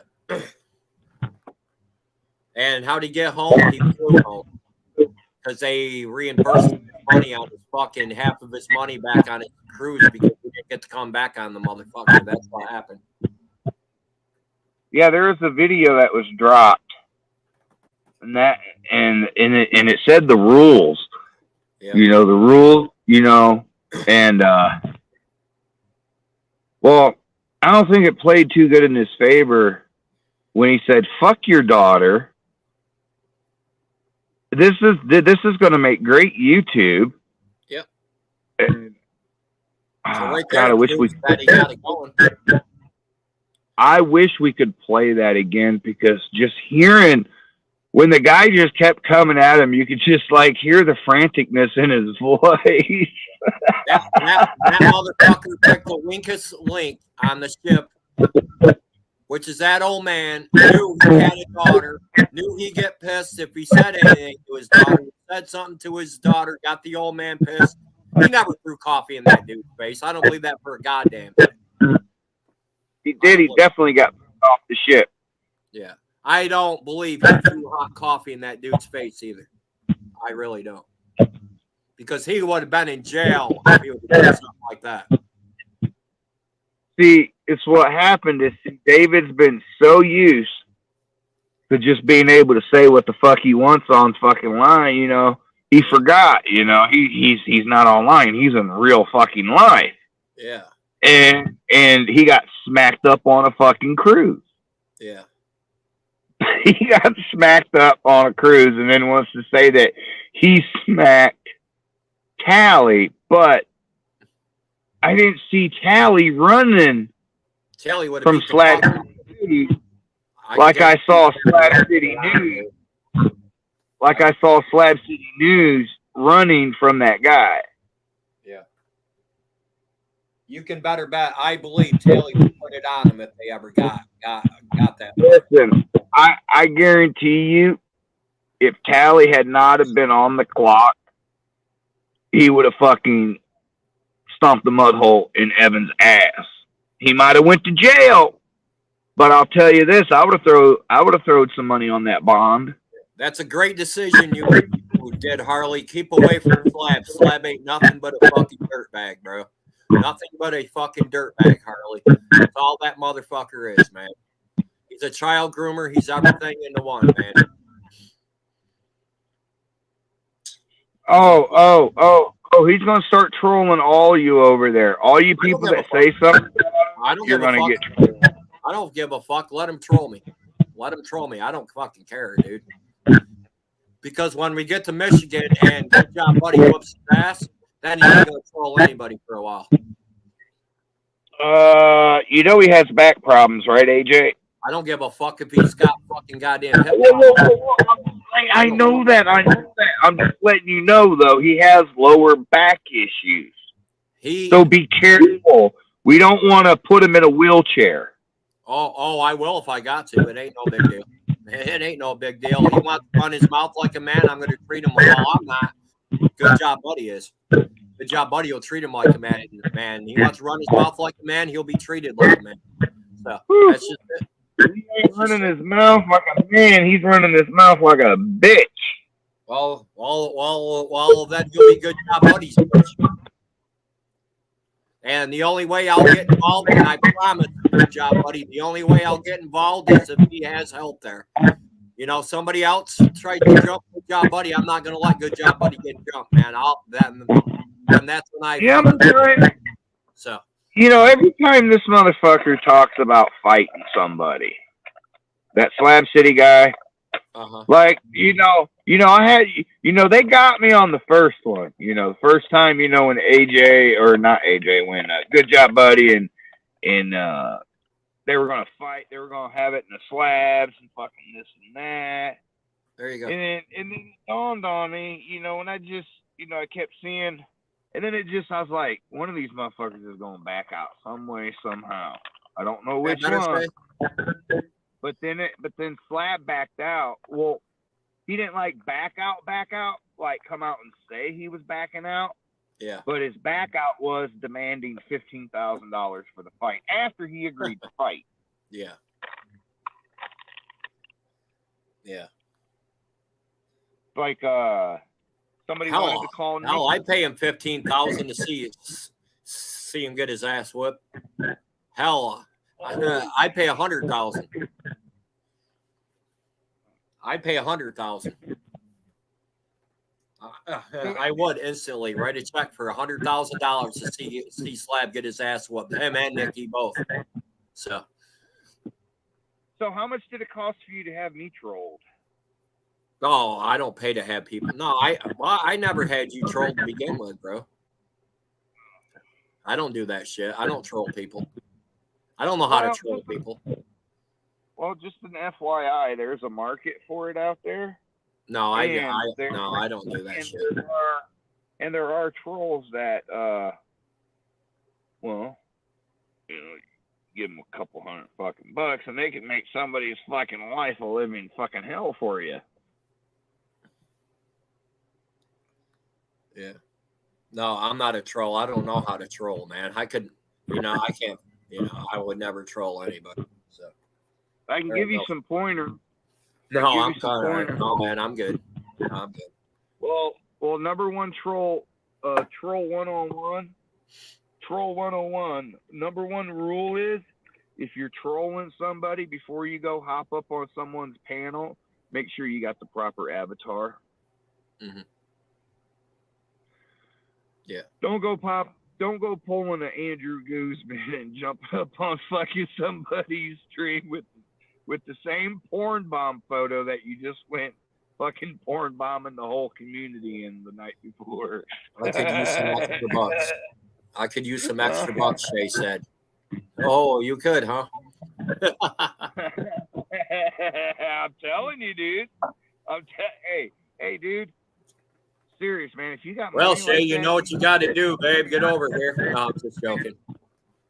Evan's the one that said money gets things done. I mean, if you got a little bit of money, you can part with a couple $100. Shit. You ain't even got to. All you got to do is just sit back and continue doing you. And I am. Yeah. I got to focus on my music. I ain't got time for this drama shit, dude. Well, I'm telling you, it's probably going to come down to a point, because listen, I've dealt with these motherfuckers for about as long as you've known fucking Canadian bacon. Okay? Yeah. They're relentless. And they don't go away. Right. Right. The only reason we have peace and quiet from Stella is because she up and passed on us all of a sudden. Yeah.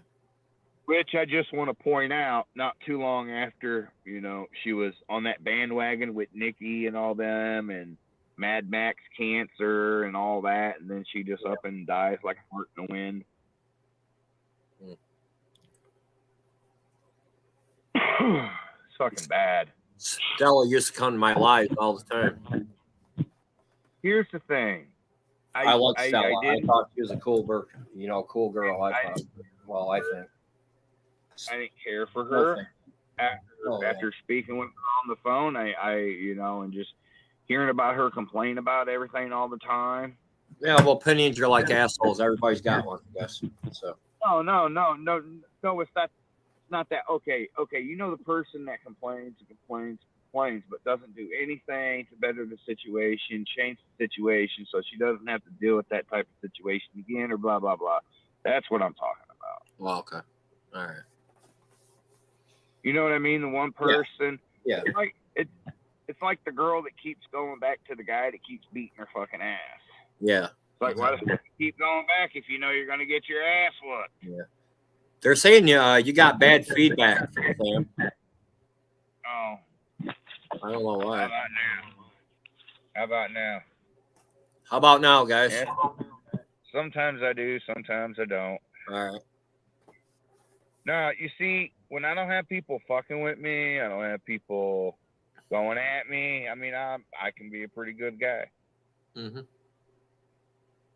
I am that guy that stops for people on the side of the road. Oh, I know you are. Yeah, I know you are. I've done live streams where I stopped when this lady was on the side of the road and helped her with her hood. Her hood had flown up on her SUV. You know, the hood latch went.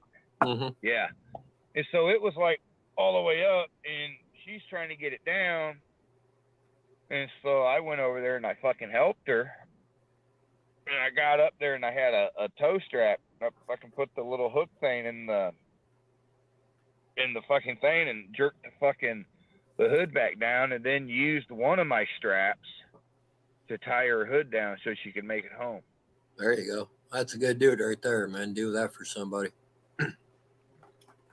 Hell yeah. I would. Well, yeah, I mean, it's a female. It's a female in a situation like that. I don't think she knew what to do. Mm-hmm. But yeah, I've stopped. I don't know. Something told me to stop when this guy was changing the tire, and he's sitting there trying to pump up the tire, but it won't take air. And then I had to point to the tire and be like, "Sir, I don't think it's gonna hold air." And there's a big old freaking chunk taken out of the tire somehow. I'm like, like when you curb it. Yeah. Yeah, kind of like that. So I drove him, 20 damn miles down the road to go get a tire. And then his tire for his damn car, it was one of those new Kias. Fucking $235 because of the size he had. Jesus Christ. God almighty. I was like, holy moly. Jesus Christ. Fuck that, dude. Well, the one thing I try to do. Oh, shit. I've been live 7 hours, man. Fuck.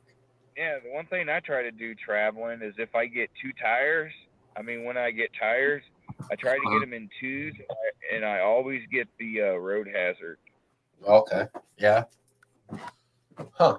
That is, dude, road hazard. If you go to Firestone and you get road hazard, it doesn't matter if you hit something. It takes a gouge out the side of the tire. Really? You can sit there and stab your own fucking tire, you know. You be mad at the tire, you can stab it. You'll have to take it in, but they'll replace it. Wow. 7 hour man. You've been a 7 hour man. Yeah. Oh. Yeah, I guess I'm busted as game over now. That's a good one though. Game over. Yeah, I knew it was you. Guess where the icon came from? I don't know. Well, when Mark Carey was running around calling himself Mark the fucking Shark, one of his trolls made that up and was like, "Here's fucking Mark the Shark." And so I was like, "Oh, thank you very much. That's gonna come in handy." I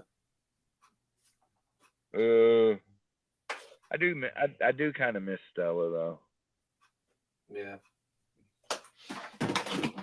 Just wish she could have been a lot more nicer. She was always nice to me, man. She didn't, cause me any trouble or nothing. Well, that's She was because always you didn't fucking hold her. That's because you didn't call her out on her shit or hold her accountable. Well, I never knew her to the point where I knew a lot about her, you know. So. Well, I will tell you this. Remember how everybody runs around saying David supported this Mike Dibble guy for like fucking 2.5 years? Yeah. Well, Stella was right along, holding David's hand, hopscotching and skipping the whole fucking way. Wow. And it didn't stop until me and Tally brung the whole thing to Drama Dome. And then the dude Andrew from Drama Dome cornered Stella. And Stella pretty much shut the fuck up about Mike Dibble. And so did Evan. Wow. Yeah, when some real channels out there started, you know, going at him over that, yeah, they kind of, they shut the fuck up. Wow. Oh shit. Yeah, I didn't know that. I don't know much about this community at all, man. Only what I hear. Well, I'm telling you, I don't go to Tally's lives. I don't go anywhere really. I just keep to myself now. You know, watch YouTube videos. Well, I'll tell you this, AJ. I have a philosophy I try to go by while I'm on YouTube. I don't talk about nothing I don't know nothing about. And I don't say anything about somebody that I don't have proof to back up. Right. Now, I might not be able to just pull it out on a whim, but trust me, I got it. Yeah. Yeah. I searched and searched, dude. I searched for 3 months looking for a certain clip. Yeah. And I found it. And then it worked. There you go. That's all you need to do.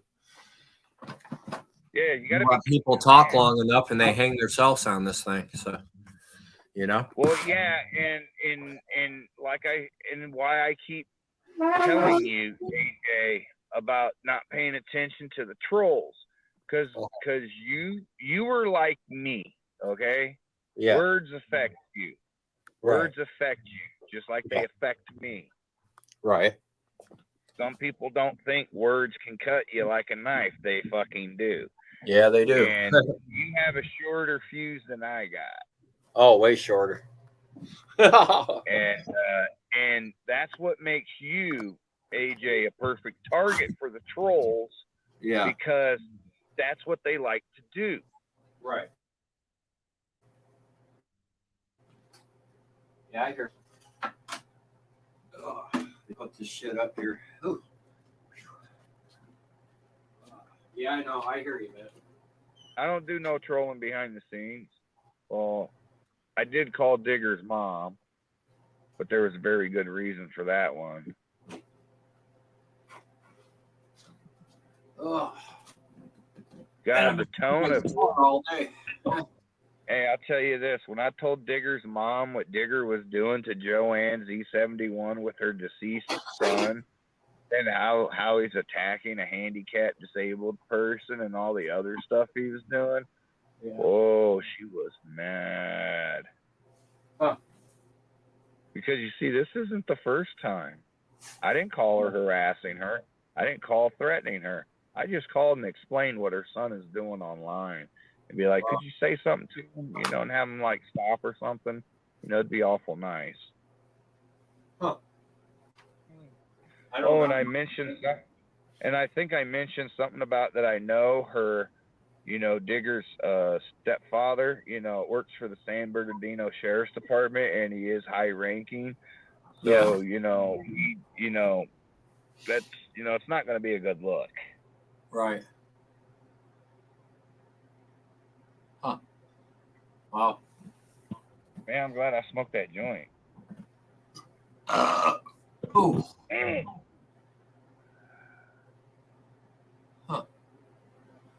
So all right. So what happens? What are you going to do to Slab City News if he tries to check your oil? Oh, he ain't checking my oil. No. Oh, he's going to try. I'll cripple his ass if he even fucking looks at my ass, man. He's done deal. be careful. Be careful if you get grappling with him and on the ground, because that's when he likes to stick the finger, and check people. Well, I'm not going to be fighting him anyway. Good job, buddy. Is the only way I'm going to get involved if he has somebody there to try to jump him. That's all. That's all. Well, make sure you get good job, buddy. After he knocks him out, make sure you get good job, buddy, to get a picture of you teabagging David. Oh shit, that's crazy. That's funny though. I'll be honest with you, I think it'd be fucking funny, him all fucking laid out and your balls are fucking sitting on his forehead. Yeah. I wet my dick out. I wet my dick out and piss in his face. Oh no. It's what you do. It's what you do is when he's knocked out. Since he likes to eat ass, you just have like, you go out and you pick up like some either that or if you really want to be gross, you can go shit in something and then put it in a fucking bag, and then when he's passed out, oh god.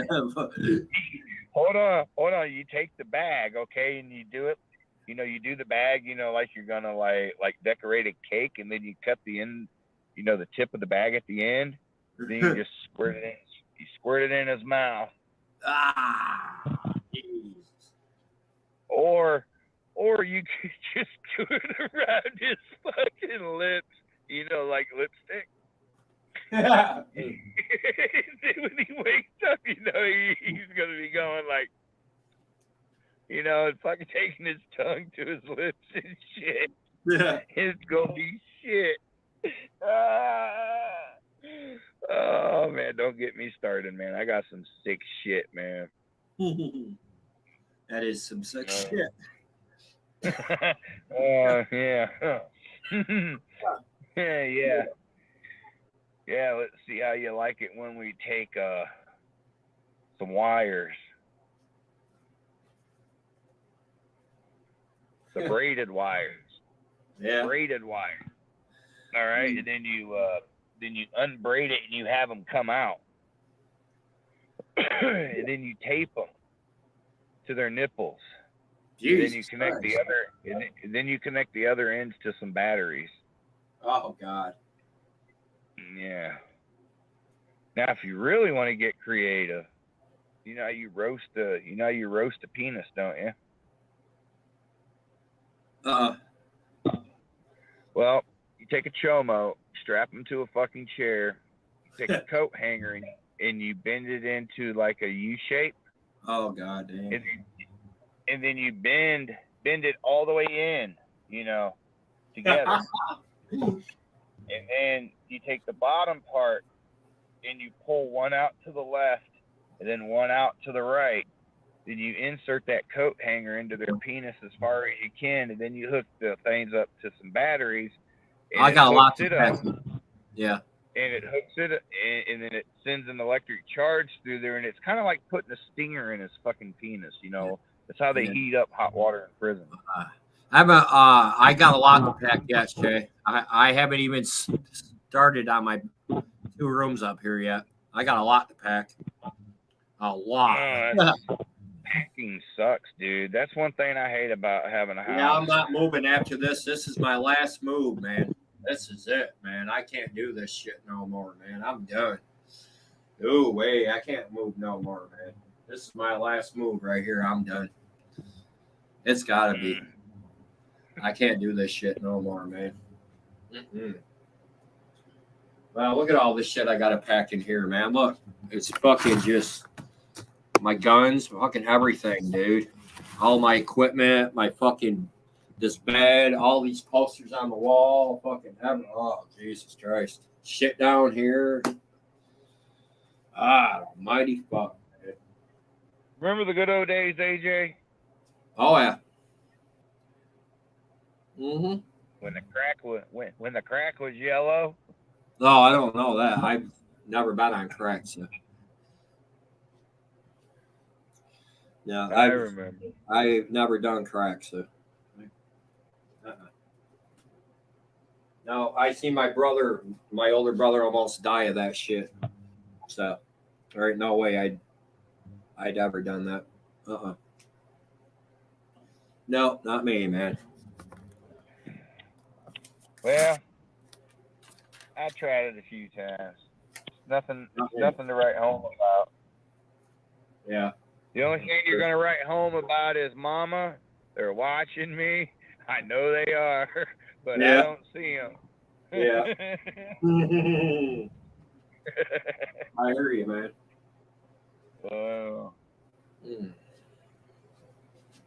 Yeah, the nurse is gonna be here in like fucking 4 hours, man. Jesus. Can you smoke? 5 hours.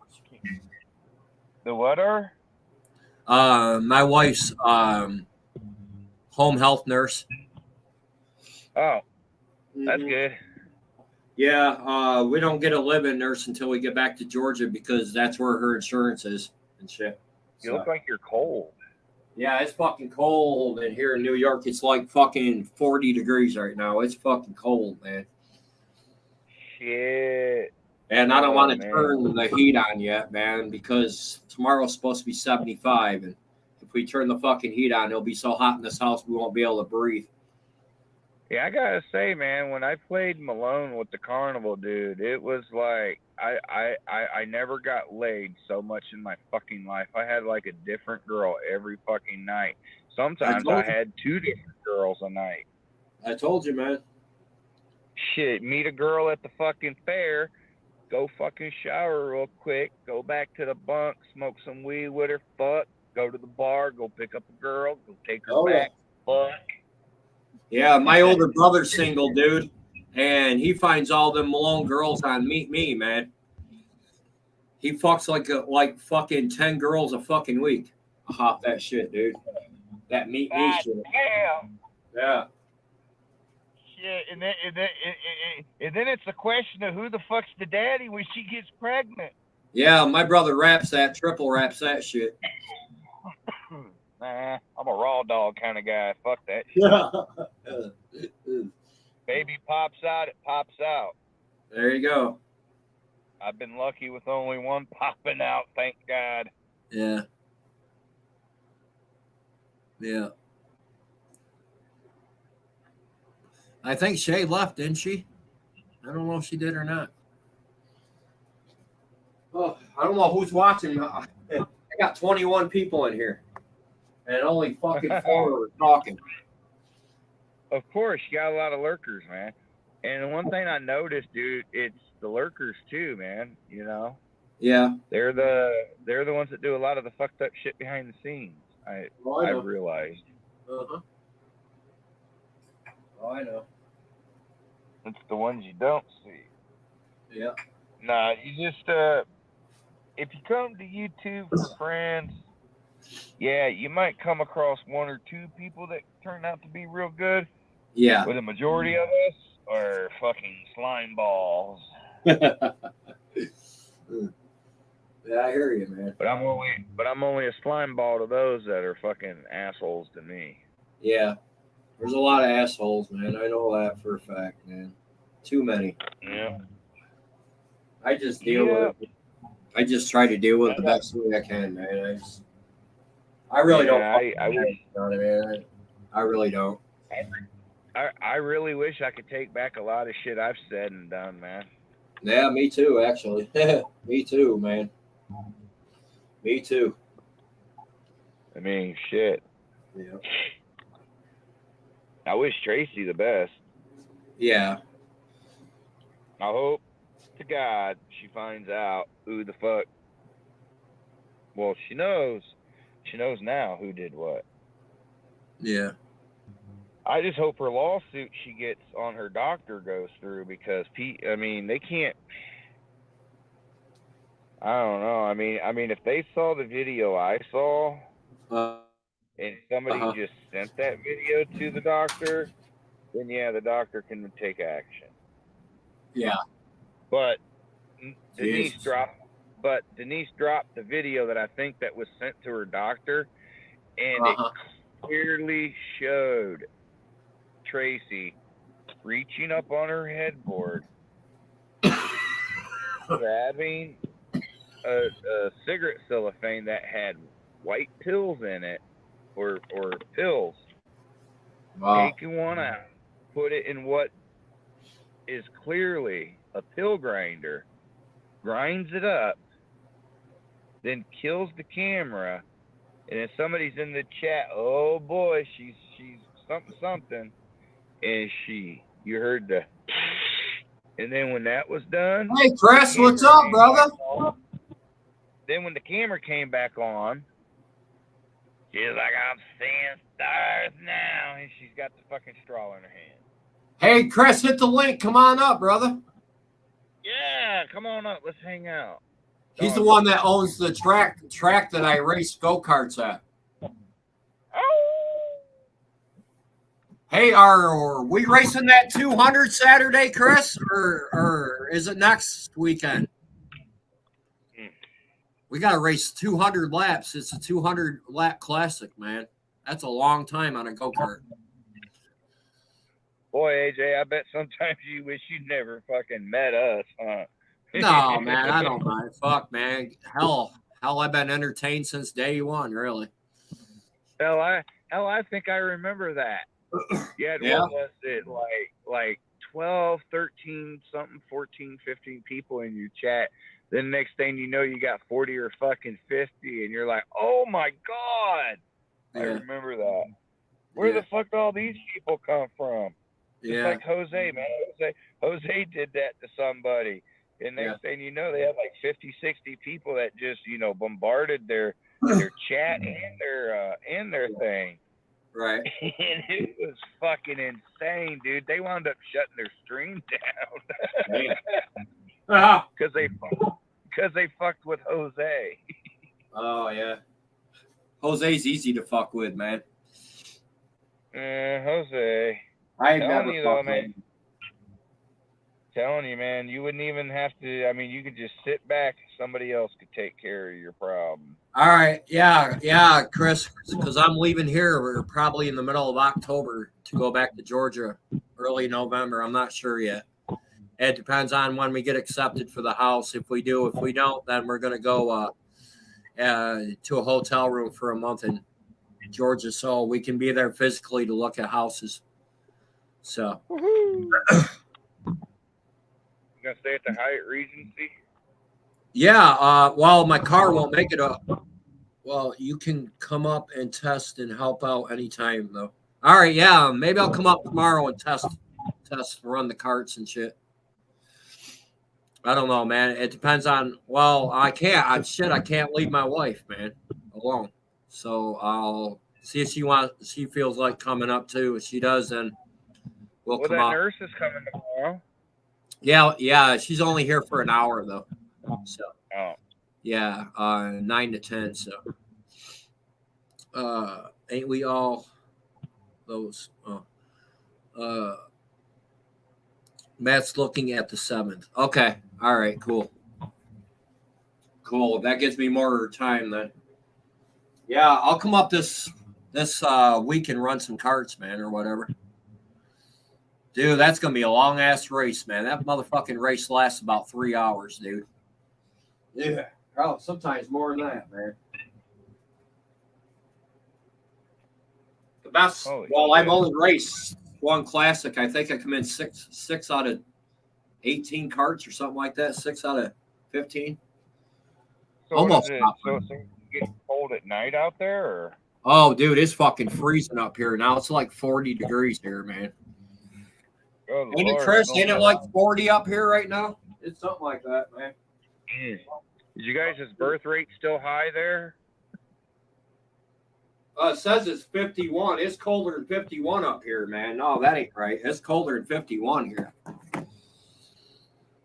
I'll tell you this. Oh, God, I can imagine what the welfare is like up there. You got the next 3 days off. All right, I'll call you tomorrow, Chris. Well, today. I'll give you a call later on, dude. We'll set a time up where I can come up and test drive. Test run for a while or something. Have you figured out my GoPro for me? I can't figure that shit out. It ain't keeping on my helmet, man. It keeps falling off my helmet, man. I don't know why. I feel like it, but it's 50. I think your house there is colder. Yeah, my house is fucking freezing here, man. I'm about froze. It's getting chilly where I'm at. Well, you keep your house warm anyway, Chris, because you got 2 little ones there. So, boy, it's fucking cold here, man. About ready to wrap in my blankets, man.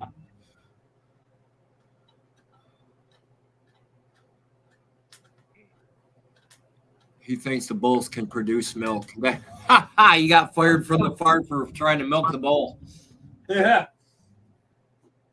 I believe it. Starting to pack some shit, man. Man, I got a whole bunch of shit to pack, man. Holy fuck, dude. I'm never going to get packed. Oh, well. I'll eventually get there.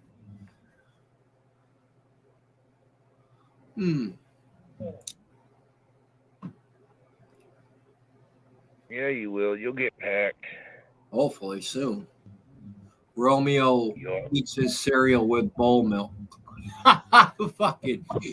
That Romeo's a fucking trip. You want to go fucking. Yo, dude, you want to go fucking troll somebody? Go troll Tennessee Dipper. Hey, AJ. He has a glass eye with Kool-Aid in it, dude. That reminds me of that scene, AJ. Yeah. I know, Chris. Huh? Kingpin. Remember the movie Kingpin? Yeah. With Eddie Harrelson? Yeah. And he's on the Amish farm, and he said he milked the cow this morning, and the Amish guy, we don't have a cow. Yeah. We got a bull. That shit's funny. Oh man, why can't they make comicals like that again? Romeo's a child groomer, yeah. Go troll fucking Romeo or Tennessee Dipper. Hey, drop his link in the private chat, AJ. I don't know his link. I don't go to his channel, but they can drop it here. Anybody wants to drop his link, go ahead. I'll go troll his ass. He's a fucking sicko, dude. He's a sick, fucking, twisted, fucking fool, man. Oh, you want to talk about a sick, twisted fool? Shit. Remember, you heard of Elisa Jordana? No. Well, she had this, what the fuck was he? Manager. And, well, let's just say. Okay. He's a sick fuck. Yeah. He fucked the cat, dogs, killed them. Oh, Jesus Christ. Molested children, molested babies. As young as like 9 months old and shit. Yeah, real sick fuck.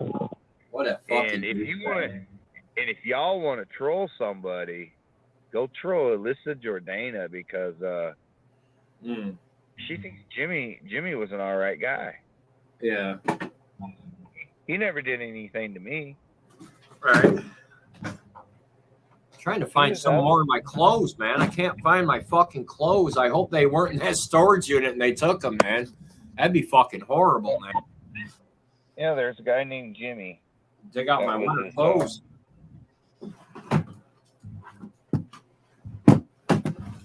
Oh yeah, Canadian bacon. You are right. It is that end of the month, and Evan says, towards the end of the month, you'll be needing that money.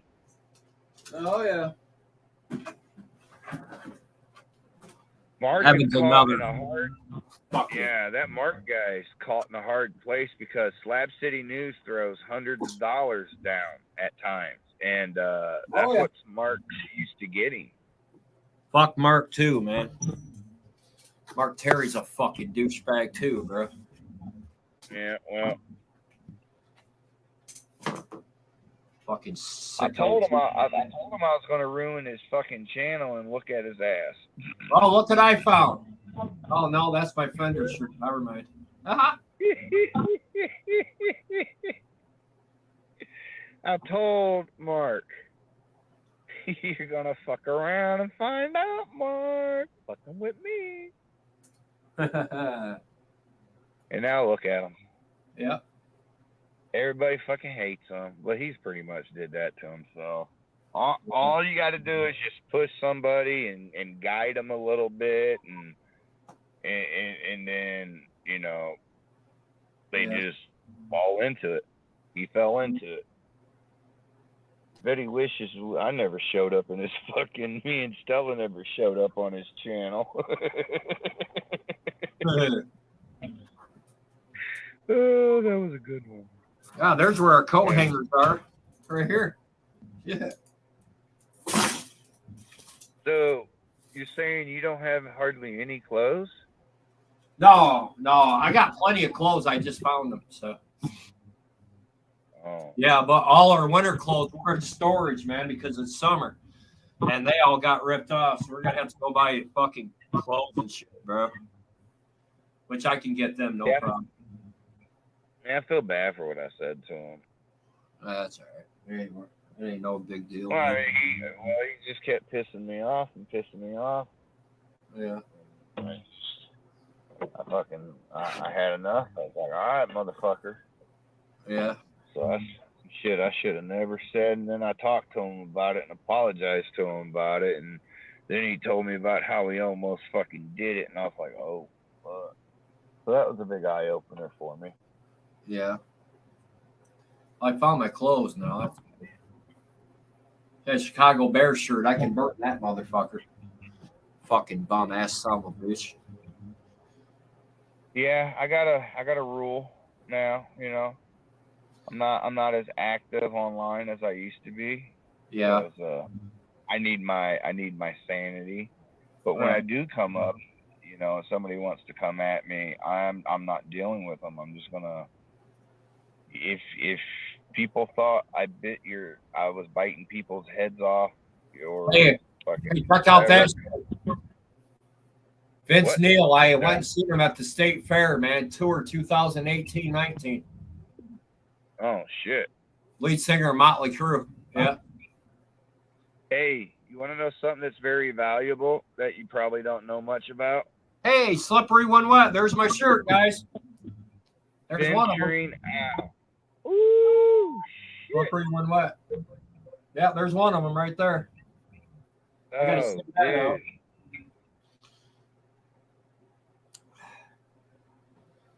That's ones we used to have to wear when I was working with a band. Shit. And I think here's the other one right here. Slippery when wet. There's the other one. The other one, AJ. I like the other one. Yeah. I like the other one. Now, I would love to take some of those other shirts, have some blue ones made up, some pink ones, some red ones. Oh, they do. Yeah, they got all different colors. Yeah. And sell them motherfuckers down in San Diego. Sell them at the beaches, slippery when wet. Yeah. Yeah, they fucking kill it, man. Fucking shirt wise and shit, man. They sell merchandise up to the ass, slippery when wet. What's this shirt? Oh yeah, that's a cool shirt. Look at that one. That's a badass shirt. One with a guitar. Yeah, you got vintage shirts? What's that? You got vintage shirts from like the 80s, 90s? Oh, yeah. I got a whole bunch of Motley Crue shirts. Right here's one of them, actually. Hey, right there's one of them. Take a look at the back of it. Take a look at the tag. There ain't nothing on the back. No, the tag. The tag on the neck until it'll have a copyright date on it, or it'll have a date on it. 1991. There we go. Yeah, that shirt's probably 1991. The shirt's from, and I still have it. I couldn't wear that today, man. It's way too small for me. Yeah. Well, I'll tell you what. You know how much that shirt's worth? It's probably worth $100.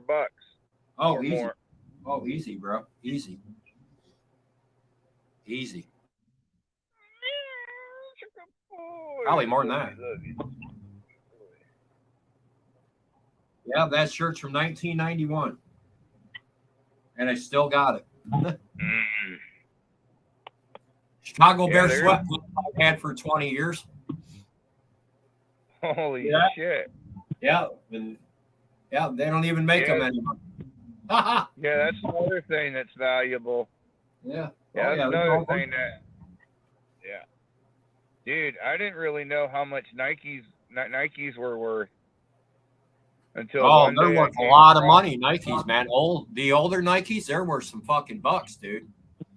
Dude, I come across a house where there was a set out. Notre Dame shirt I wore growing up. I wound up helping the people because there was 35 pairs of all different kinds of Jordans up in the fucking bedroom. Really? With all the boxes. My old college fucking lacrosse shirt. Yeah. Got all this shit, man. Still. See an old Syracuse football or basketball shirt. Jesus Christ, I'm finding everything now, man. Oh, look at that. I got more shirts than I know what to do with now. But I'm going to need them for the winter. That was my shirt I wore in college when I played football. Look at that. It's fucking crazy, man.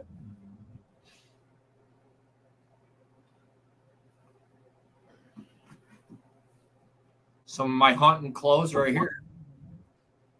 Well, just know, AJ, if the fight doesn't go down, there's always plan B. There's plenty of trolls that'll handle your dirty work. Oh, I know. Oh, I know.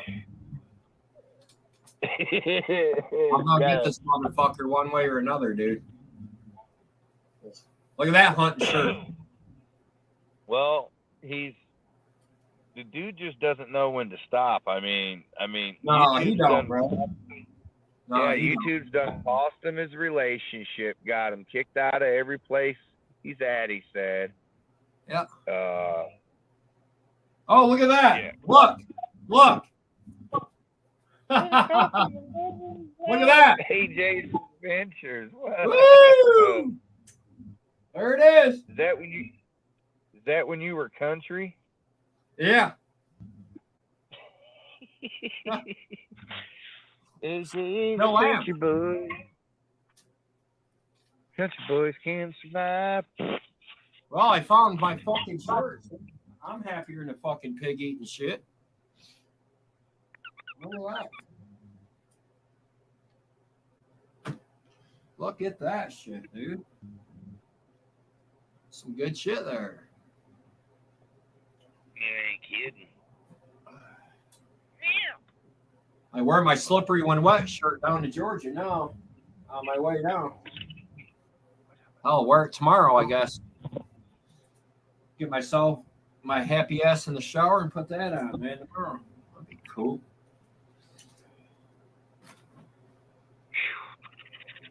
These are the pants I got shot in.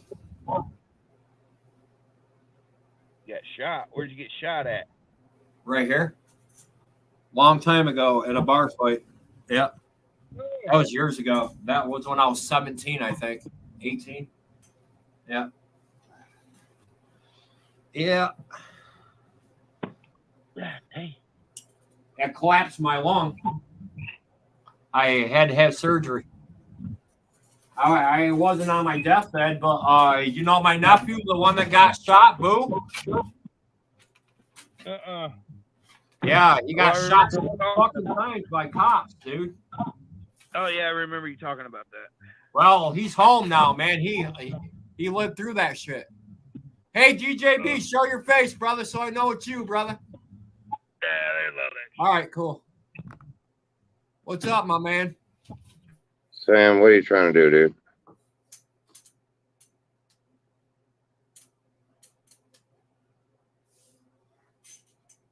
Did Sam tell you that I wasn't through using you yet?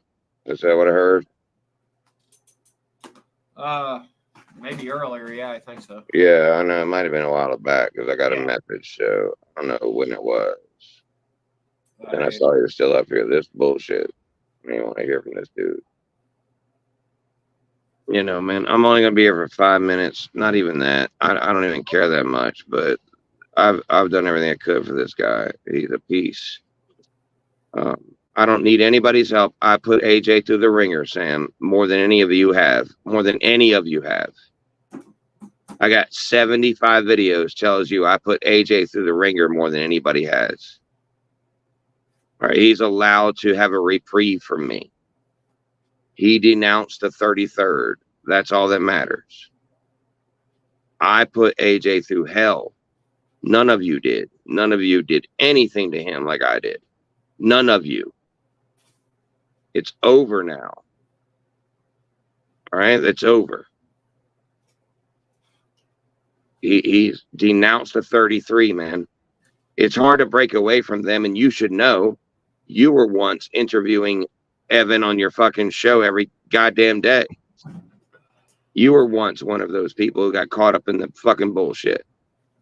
It's so funny how people don't give people the fucking same benefit of the doubt that they were given.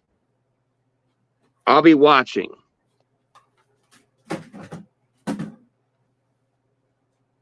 Oh, there he goes. There he's gone. Oh, here we go. I didn't know what that was. Well, I know what it was about, but I'm not getting that man. That's in between you two. Nah, I ain't worried about it. No more problems, man. I got enough. I ain't worried about it.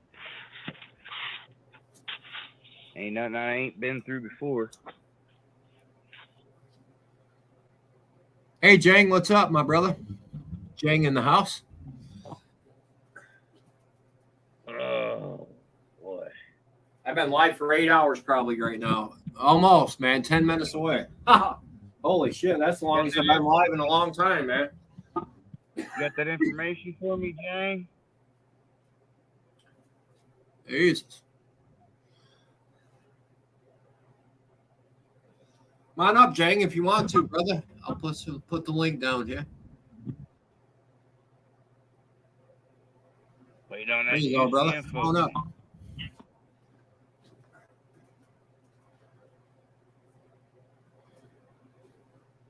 Jeez. Damn, it's fucking cold, man. It's more than it's fucking lower than 51, man. My balls are starting to freeze up.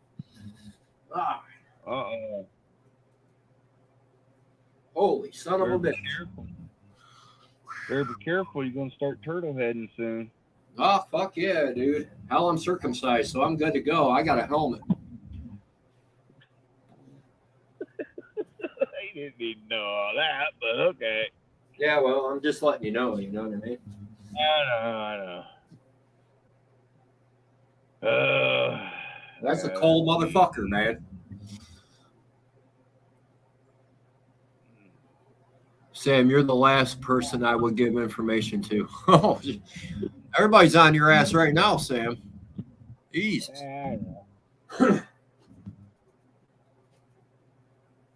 I know,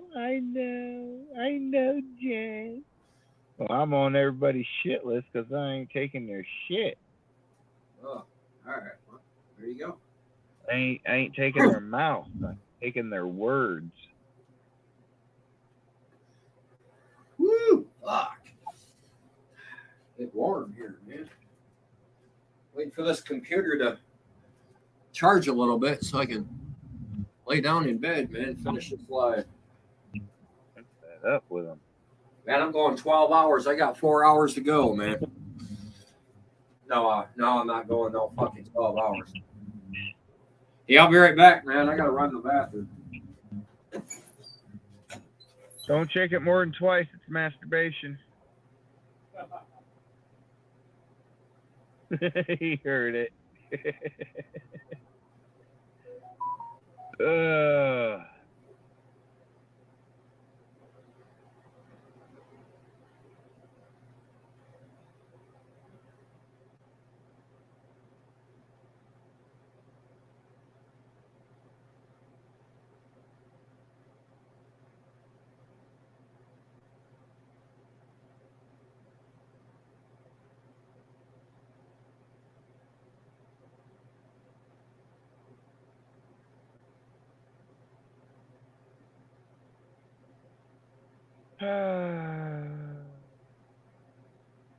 It's a lonely life, but it's a good life. You don't have to listen to no bitch. You don't have to worry about leaving the toilet seat down. You can have the toilet seat up and pee all the time. Not have to worry about putting it down until you gotta go poop poop.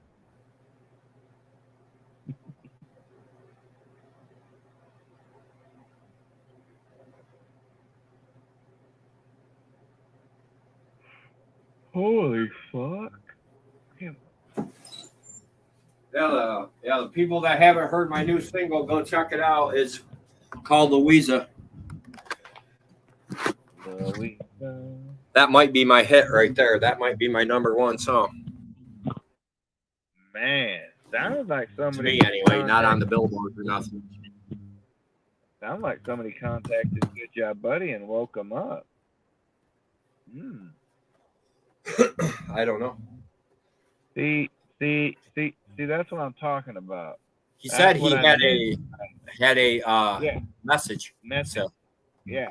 See, that's what I'm talking about. See, there's a lot of snakes out there, you know. So act nice to your face one fucking minute, but then, you know, fucking, you know, do some behind the scenes shit. I don't know. Yeah, you'll find out. I know. No, you won't. You said you're leaving YouTube, so. It wasn't me, so I know that. Somebody. I don't know if I'm not totally gonna quit YouTube, but I'm gonna calm down a little bit on here because I got to focus on my music and my boxing when I go back boxing.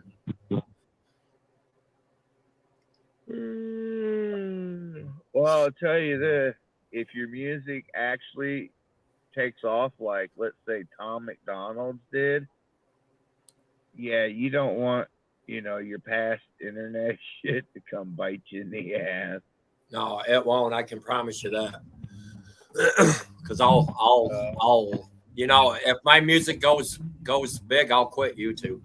So yeah, I'll quit YouTube. If it goes big, I'll quit. So I'll just fucking delete my channel and everything.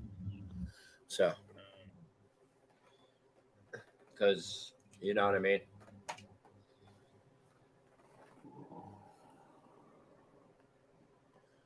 Because a lot of musicians that got hits out there, man, they're you don't see them on YouTube. You don't see them on Facebook. They try to keep away from the media so they don't get harassed and shit. So hey, so what do you think about Oprah and The Rock creating that Hawaii fund? I didn't hear about it. And you got a billionaire, a multi-billionaire, only throwing in the equivalent of $350. I haven't heard about it, so. Oh yeah, it's a big old stink. The Rock's involved in it too. He's a multi-millionaire, and they're asking people that can, can't even, are struggling to pay groceries and shit. Yeah. And it's and people are like, well, bitch, why don't you open up all your goddamn fucking land and start letting people fucking stay on that? Hell, I'd pitch in, man. I'll pitch in about $1,000 or $2.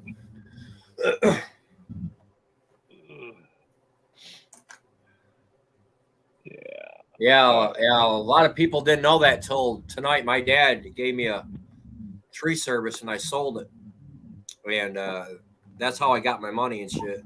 Well, that's how I get money and shit. That and Well, doing my own tree work too. So, you know what I mean? well, be careful. And the Careful, you rent's got- here, and the rent here is $19.50 a month That's not bad. just for this little place. $19.50 for a half a house, man. A whole house here is like $3,000 a month here in New York. Dang. No You go to Jack, Georgia. no- Well, when I was in Georgia, our rent there was $1,500 a month. That's not bad. $1,500 a month for a 3-bedroom, 2-bath, 2-car garage. It's a lot cheaper in here. Fucking $1,900 for this little fucking pad we're in. It's ridiculous. Shit, back in Indiana, I had a 1-story, 2-bedroom ranch house with a garage, a driveway, a front yard, and a double fenced-in backyard. $650 a month. Yeah, see? I remember my first apartment, it was $350 a month. It was a 2-bedroom, 1-bath. Big ass living room, big ass kitchen. That was when I was 18 years old, man. $350 bucks a month, but back then, man, $350 back then was a lot of money. Yeah, it was. It was like $3,000 these days. You know? It was like 3,000 these days. Could you imagine what a 1970 Chevy Nova Super Sport's worth? Yeah. You ever see my car?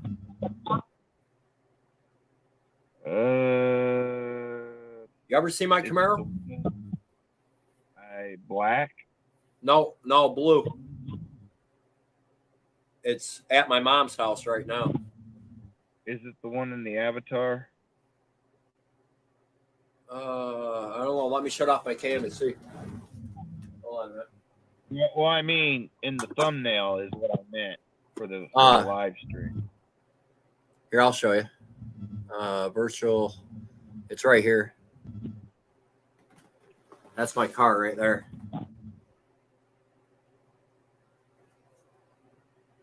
That thing goes up and motherfucking go, bro.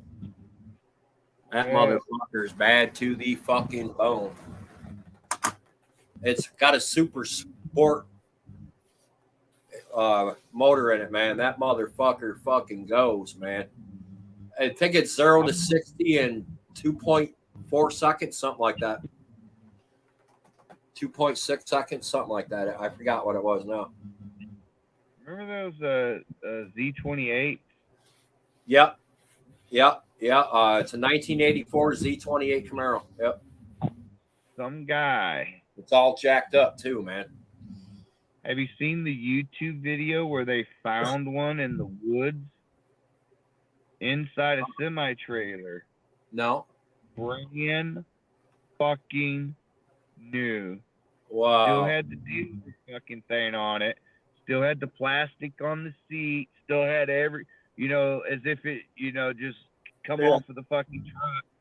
Came off the truck and went into that fucking trailer. And like 30 years later or some shit like that, it came to light in 0 miles. Wow. Brand new. Wow. That's crazy. Yeah. I was in Georgia, and they do a lot of barn sales and shit down there. There's an old barn that's left, unattended for. They get a hold of the owner and they buy the barn. Well, they bought a barn in Athens when we were down there. This fucking dude found 7 1957 Chevys in the barn, mint condition. 7 of them. Or no, 6 of them. Found 6 57 Chevys and found 2 1959s. Yeah, I got that luck. And then they went up to the hayloft and found a whole bunch of antiques and shit. And the dude sold it to him for $1 million. And by the time they were done, they had about $7-8 million worth of shit. It's fucking crazy, man. Yeah, I had some really good luck at some auctions before where I made some pretty good money. Yeah. My buddy's into that storage locker shit. Storage lockers. Yeah. Yeah, storage lockers just too much shit for me. Too much to deal with. Yeah, he's in Georgia, man, and he bought a storage locker for $175 plumb full, and in front were a whole bunch of boxes, and in them boxes were like old video games. He found a couple of Ataris in there. Then he went back further and found like fucking gold jewelry. Found fucking some old guitars that were worth about fucking 10 grand a piece. Dude, he found a whole bunch of shit in that fucking thing, man. Ended up selling everything in that thing to an antique dealer, and I think he got like $2.7 million for everything. And he only paid $175. It's crazy. It's fucking crazy. Yeah, no. Life, dude. Fucking insane. Oh, the Nice sent me. Nice, dude. Oh, wow.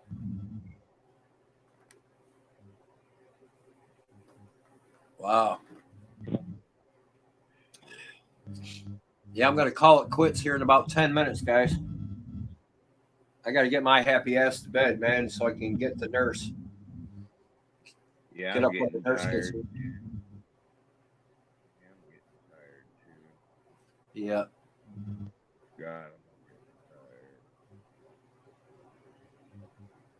Tomorrow, I'll get good rest.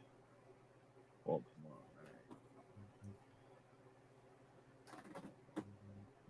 It's going to be a long day tomorrow, man. Today. I got to hack shit, man. Holy shit. You'll be alright. Well, hey, it was nice to speak to you, man. You have a good one. Yeah, you too, bro. All right, bye-bye. All right, later, man.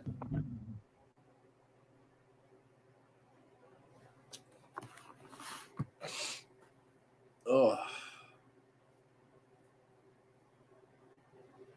I just realized I'm behind. Just realizing that, huh, Jay? That Sam's gone now. So, god damn, it's fucking cold. God almighty fuck, man. Ugh. Woo. Holy son of a bitch, it's cold.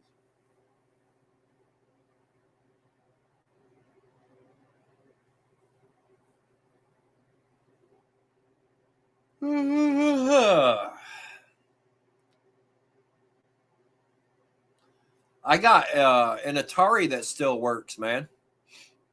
AJ, thanks for having me. Hope Donna and you are okay. Yeah, Harley, we're fine. Thanks for coming in, man. I appreciate it. You're welcome anytime.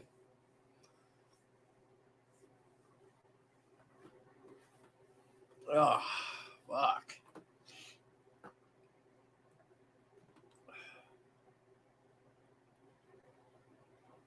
Yep, 2 times and I'm catching up, AJ. All right, cool, man.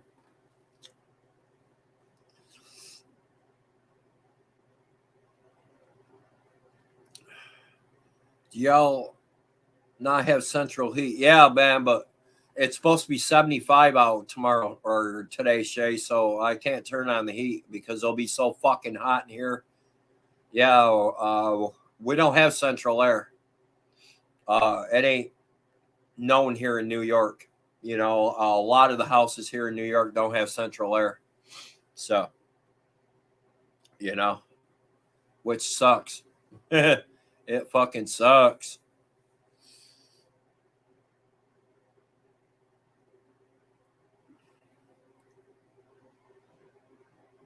Need a nice horny blonde bitch to come down and keep me warm. That's what I need. No, just joking.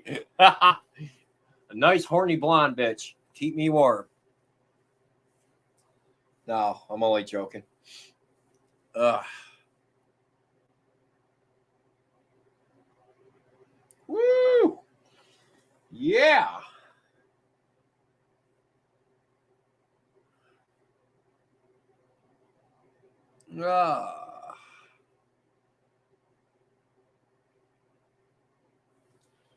Man, my Facebook's blowing up too, man. I got a lot of videos on my Facebook. I'm going to share one here in a little while of me playing with my buddy's band. He sent it to me. Dun, dun, dun, dun, dun, dun, dun, dun.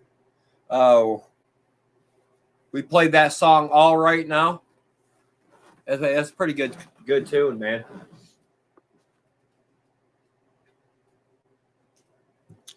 Oh, woo, woo, woo. Yeah. Where's the electric blanket when I need one, man? What's her name? I forgot her name, my electric blanket. I can't remember.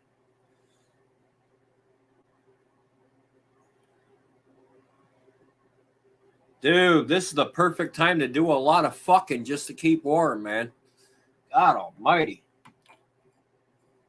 Perfect time to do a lot of fucking. I mean, all night fucking. Ah, Jesus Christ. All right, X. X says, I'm wide awake. I'm having fucking coffee, man. Fuck this shit. Well, I got more subs now, too, man. See what I'm up to now. Jesus Christ, my channel's fucking growing. I'm not glad I got rid of my old channel, but this channel is even doing better, man, than my old channel. And my old channel was pretty good. Let's see, how many subs am I up to? Wow, 2,243 subs, guys. Woo! 2,243 subs. Nice sent me. Thanks for coming in, guy. I appreciate you, brother. Come back anytime, man. I should be live again tomorrow night because I'm going live every other night, but Friday and Saturday I'm not going live. Friday I'm going to watch my grandson play football, and then Saturday's the Notre Dame Duke game. I got to watch my Irish.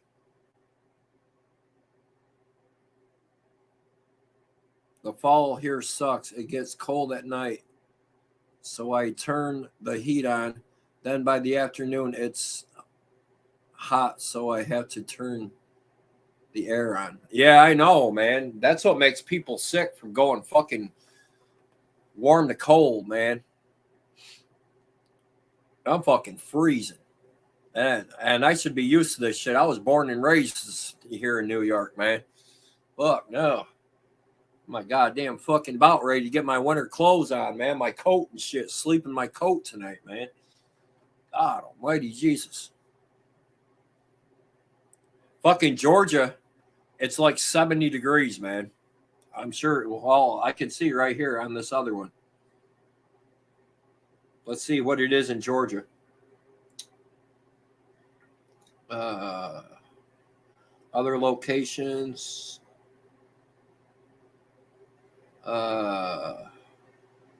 Athens. We'll put Athens. Athens, Georgia.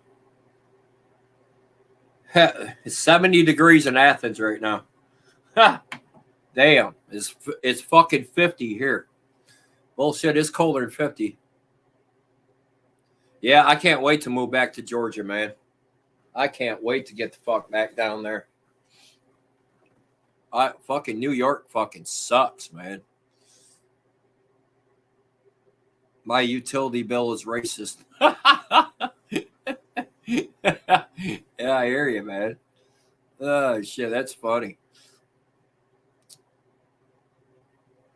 Well, yeah, your utility bill is racist. I know. Mine is too. My fucking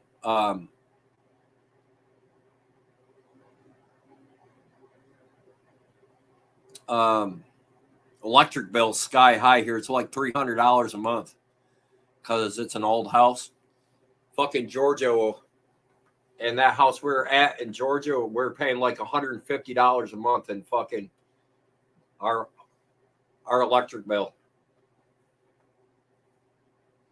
Well, yeah, about $150 a month. It's fucking crazy, man. Get up here and it doubles. Stupid, dude.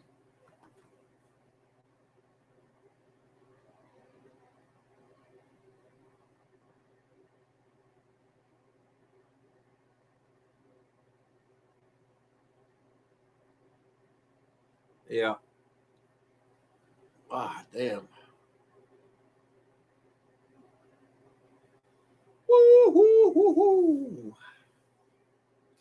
It was nice to see GJB up here tonight, Canadian, and who else came up? Sam and Aiden, and who else was here? I guess that's it, right? Yeah, that's all that was here tonight.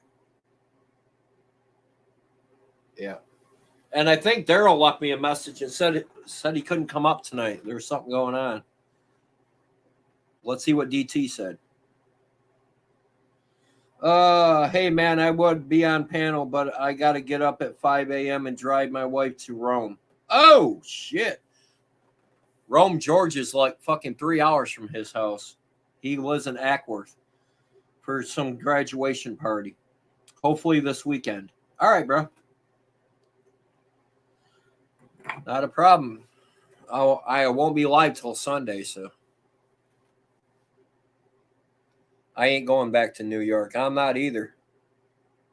Hey, is it all right if I come live with you, Memphis? Yeah, I'm gonna move in with Shay. Yeah, I'm gonna move in with Shay. Yeah. Yeah, I'm moving in with Shay.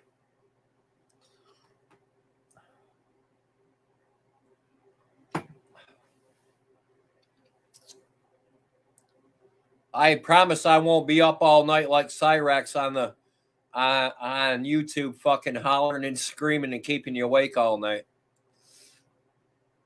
Marty! Goddamn you, Marty! It's your fucking fault, Marty! You son of a bitch, Marty!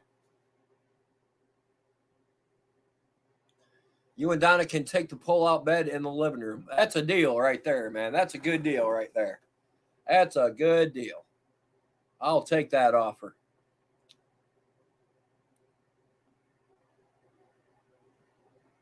I try to keep it safe at Mark Terry and other places where I mod. Oh.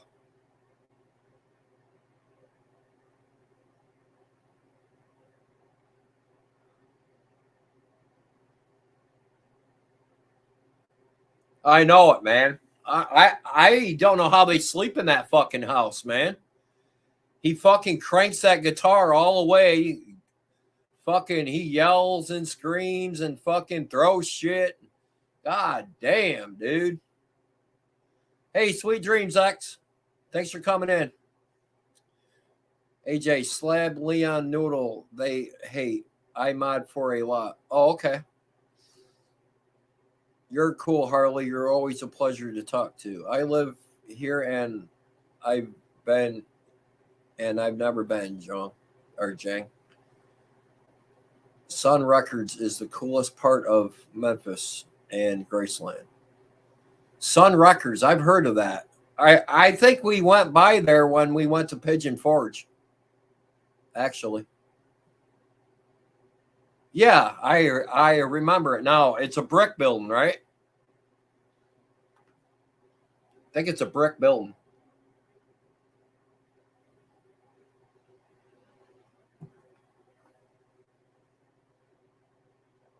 Johnny Cash.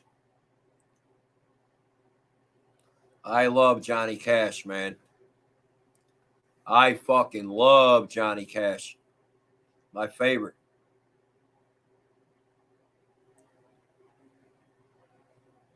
It's downtown here, a very small building. Is it brick? Rise of Fire. Oh wow, cool. No shit. Wow. I got to get my sleeping right, guys. Holy shit, man. Especially when I get to Georgia. Yeah, I seen Walk the Line. Yeah, I have the movie. It's right over there. Yeah. Yeah, okay. Yeah, I Walk the Line. Yeah, the Johnny Cash documentary. yeah, the Johnny Cash documentary. Yeah, the Johnny Cash documentary. I've seen that. I own the movie, so. Ah, damn. I might have to whack one out tonight to keep warm.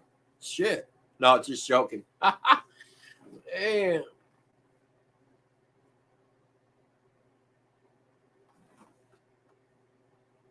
That was all filmed here. Oh, cool, man. Even where the log cabin was at the end?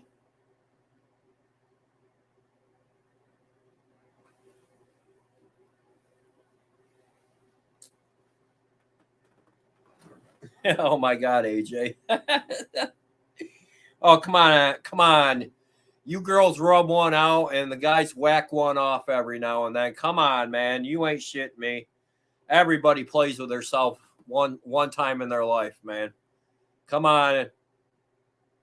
Tell me now. Tell me I don't know what I'm talking about here. Nobody denies that they don't play with themselves at least 100 times in their life.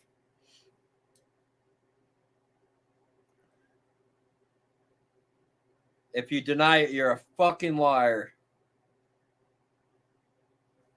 First thing in the morning.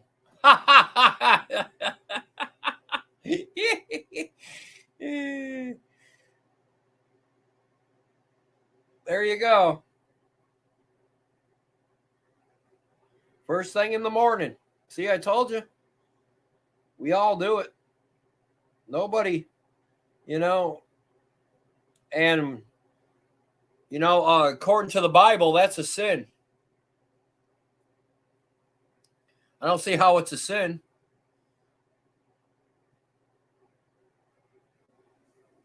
Yeah, this is just the normal me right here. Yeah. Yeah, I watch midget porn because it makes me look huge. Yeah. Yeah, I watch midget porn because it makes me look huge.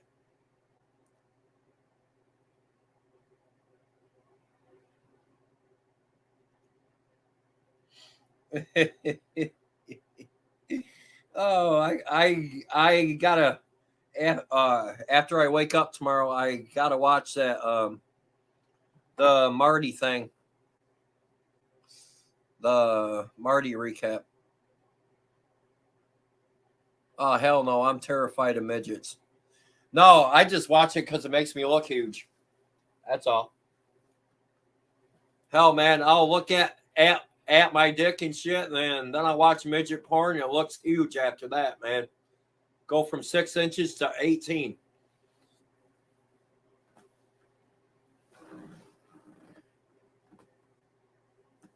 Oh, he took it down? Fuck, dude. I didn't get to watch it, man. That still blows my mind about Cyrax's case getting dismissed. That blows my fucking mind, man. That is, boy, I bet you there's a lot of pissed off motherfuckers, man. Everybody who's put their time into this shit, man, for nothing. Like fucking Marty and fucking Shaman and who else? Everybody, man. The N-word. They all put their time into this shit, and they got fucking fucked at the end, man. There was a leak phone call. Oh, shit. Okay.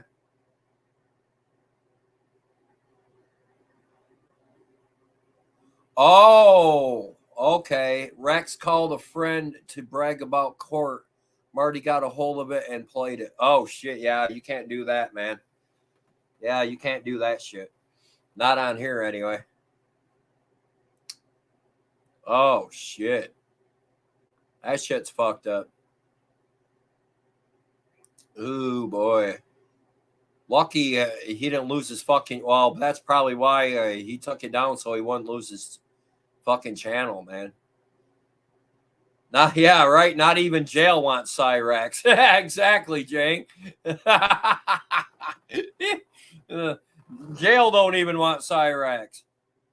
Hell, God don't either, I'm sure. Shit. God's like, I didn't make you, son. I just made you your mother's afterbirth. Oh, shit. Oh, he'll be back and he'll be worse than ever now. Because he'll be bragging, I told you so. And here's exactly what he'll say. He'll be up there with them fucking shades on. He'll come down like that. He'll say, I told you, Marty. I told you, Marty, I'm not going to jail, motherfucker. I told you, Marty. You son of a bitch and fat bastard, Marty. I told you, Marty. You just hear him now, man. I could just hear that motherfucker now, man. Oh, man, hell, they might even get on fucking live tomorrow night, and Sally and Ed and him will be eating fucking cake, man, celebrating, probably. Well, wonder what the cake would say. Ha, Marty, I'm not going to jail? Probably. I told you, Marty, I'm not going to jail. That's exactly what the cake's going to say, too. You watch.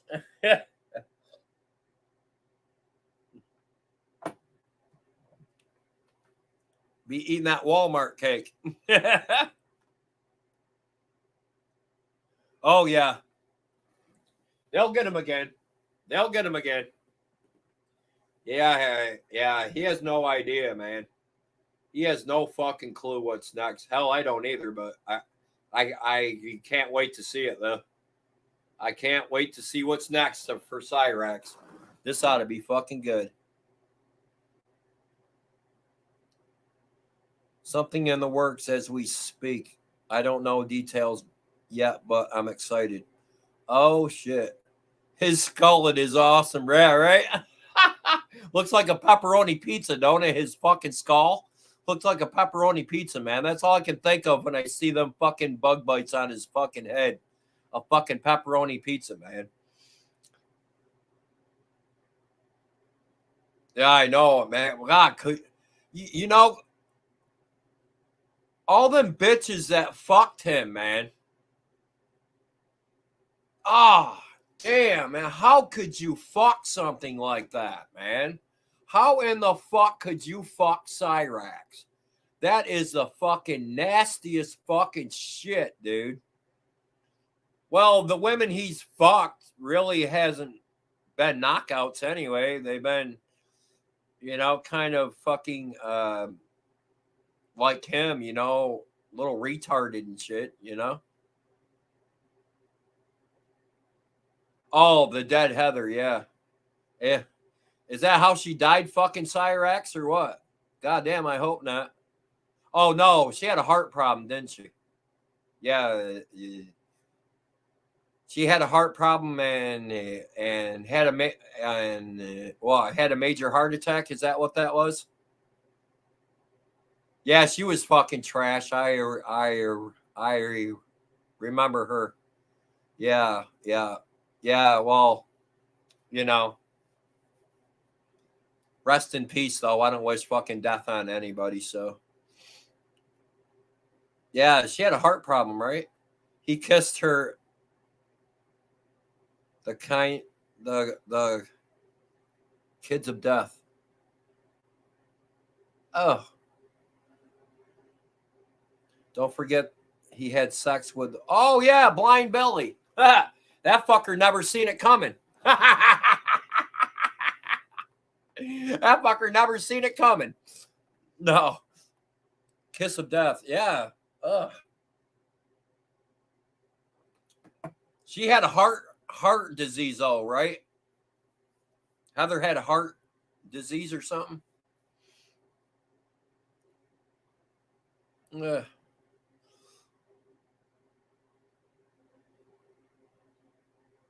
Yeah, he sucked off Billy. God damn. Well, being blind, man, it'd feel just like any ordinary blowjob, I guess. Shit. You know what I mean? Shit. You know? Hell, some of my exes, I had to put a flag over her face and fuck them for glory. You know? Oh, I seen that video. Yeah, I seen that video. She was sitting at the desk. Yeah, I seen that video. Yeah, he kissed her and she gagged. Yeah, that's fucking nasty, dude. Why would you be with somebody if you can't even kiss them without gagging? Why would you even have sex with them?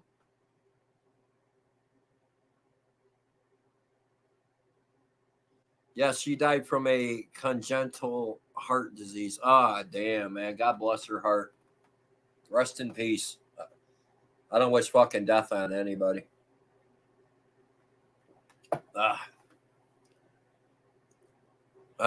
Damn. I saw her puke a little in her mouth, too. I'm sure she did, dude. I'm sure she did, bro. That's fucking disgusting, man. God. That's fucking disgusting. Yuck, man. Ugh. I can't imagine the fucking smell in that house. None of them take a shower. Ed fucking looks like a dirtbag all the time. You can see, you know, you can look at Ed in videos and see the dirt on him, man. That's fucking disgusting. I bet you it smells so fucking bad in that house, man.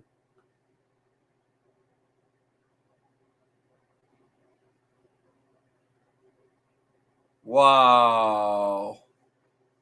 That's a fucking worthless mother right there, man. That is a worthless fucking mother when you leave your kids in Mississippi to move to Akron and be with a fucking troll. He looks like a troll. Yeah, Bender Boy Records. Oh, that was fucking awesome video, dude.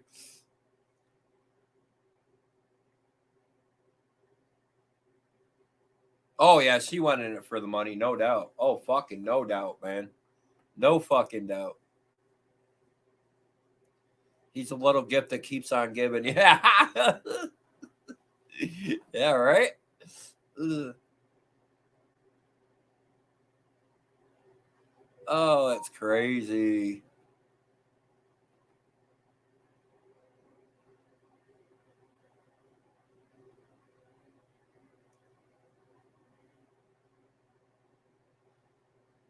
God. Yuck, man.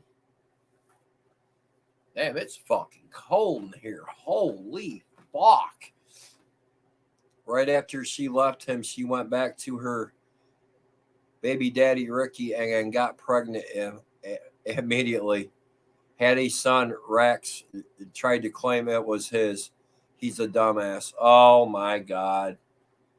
I would not fuck her after she fucked Cyrax.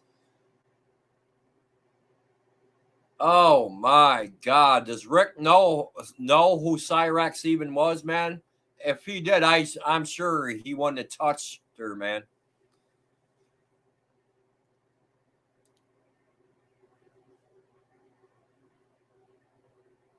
Yeah. Oh, the Fisher Price keyboard. That was a good one too. Yeah, I remember that one.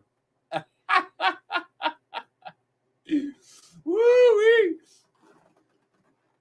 Look, I got a Fisher Price keyboard, Marty. Hey, Marty, I got a keyboard now, Marty. Now, Marty, I can do something.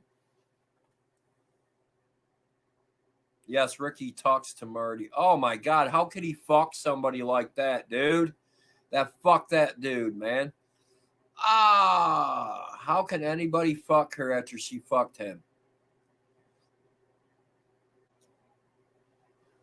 God almighty. What the fuck?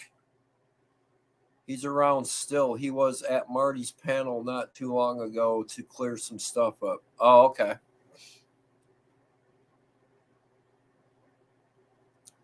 He a good guy, is he, Ricky?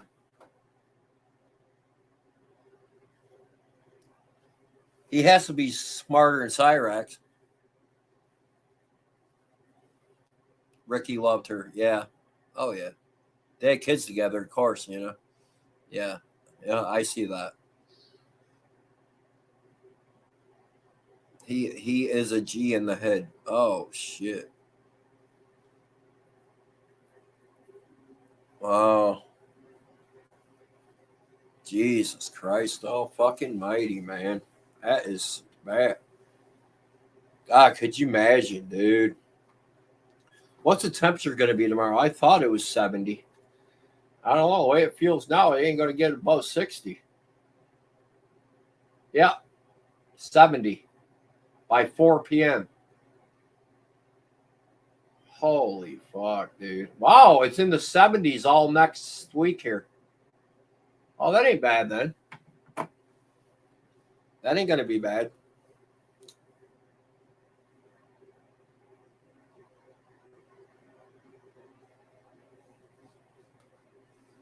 Oh. I guess I'll go to the 9-hour mark. Got about 25 minutes, guys, and I got to close. We'll go to the 9-minute or the 9-hour mark. Rex won't use the black keys on the keyboard. Why? They're minor keys. That's fucking crazy. Oh, because he's racist? Is that why?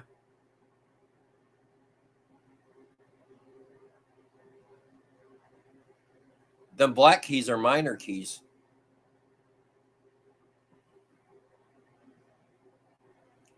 He'll be back soon, I'm sure, bragging about how he won again. Oh yeah, he'll be back. Like today. He'll be back today. You watch, man. Just a fucking bragging. I told you, Marty, I wasn't going to jail, you motherfucking fat bastard. Yeah, I hear him now.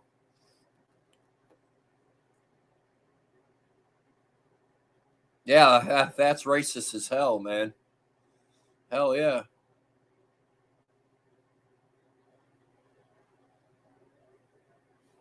Oh, Jesus, really?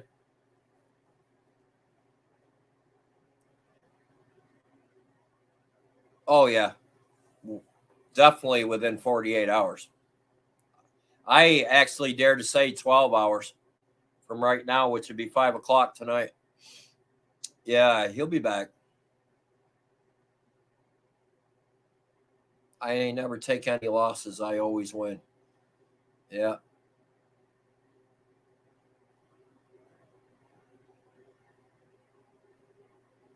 Somebody needs to sign young Cyrax. I don't know who young Cyrax is.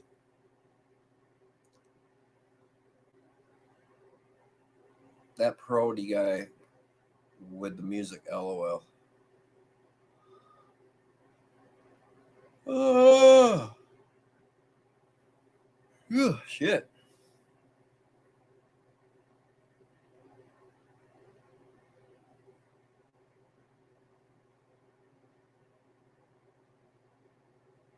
Going to a platform to try to get rid of the trolls. No matter what platform you go to, there's trolls. Instagram, Twitter, Facebook, whatever. There's trolls all over. YouTube, of course. Oh, all right. Base shaming. Okay. Oh, I need to see that. LOL. Laugh my ass off. Oh, me too, man. I'd love to see that.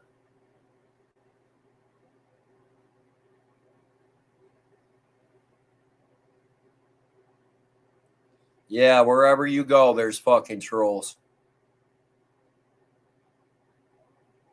Yep. They will too. They'll find him. They'll definitely find his ass. You know, this world's not big enough to hide, man. Somebody will eventually find you.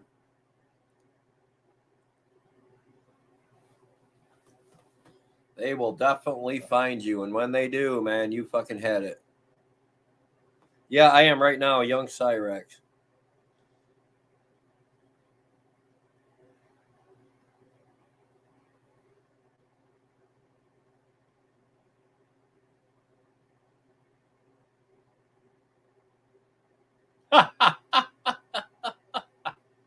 Got a picture of him. Is that him right there?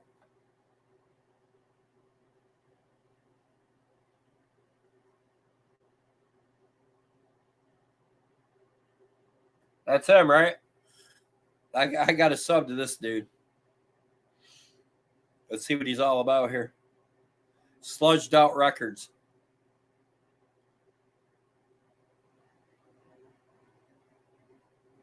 Oh, this is going to be good, man. I got to watch some of these.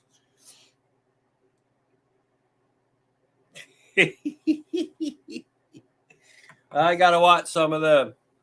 Yeah, I sub to it. All right. I got to watch some of these. That'll give me a good laugh, man, tonight. I don't know if I'll be live, man, tonight. I'm not sure yet. I might be. I should be anyway. Listen to his song. All right.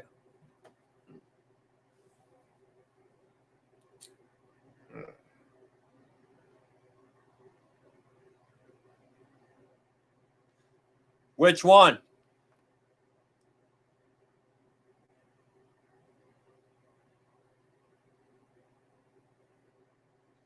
Trust me when I say.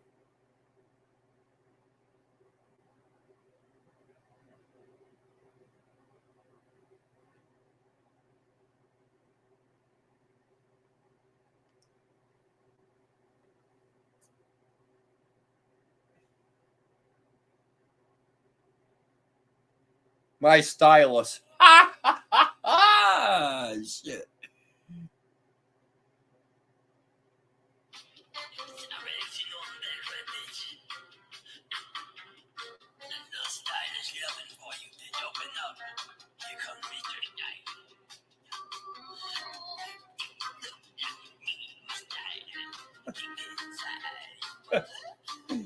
Oh, no.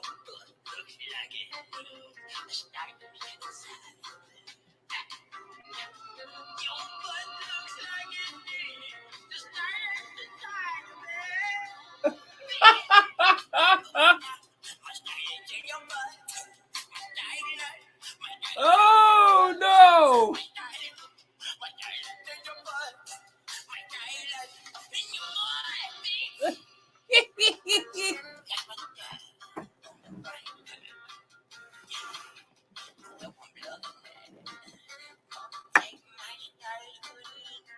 Then I whip it up with my tongue, I lick that shit, gotta slurp it. Got the rags, put it in your butt. It looks so good and it tastes so good. All right, Sludge. Is that what you said? All right, let me get to his videos, I guess. That's where I need to go. Sludged Out, right?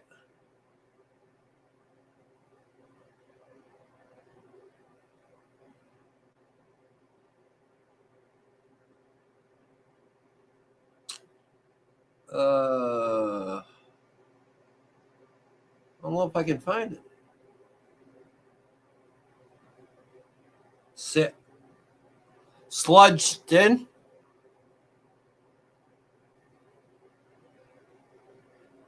There's a sludged in. Sludged in my cup.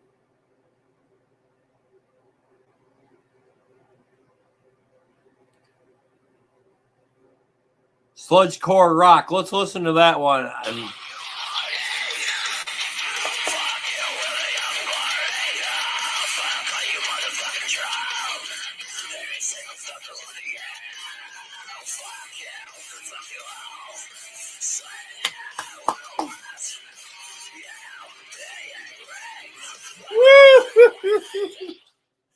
All right.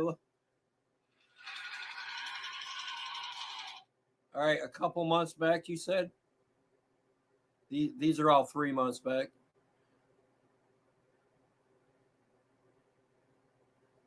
Goblin King. I bet you that's a good one. Oh, your turn, cutie. Oh.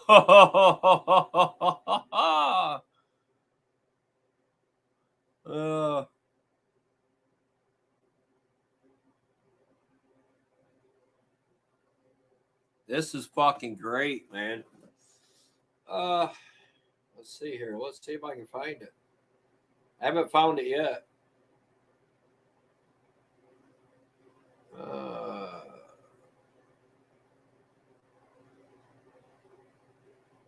Sally Slaughter. Sludged in my cup.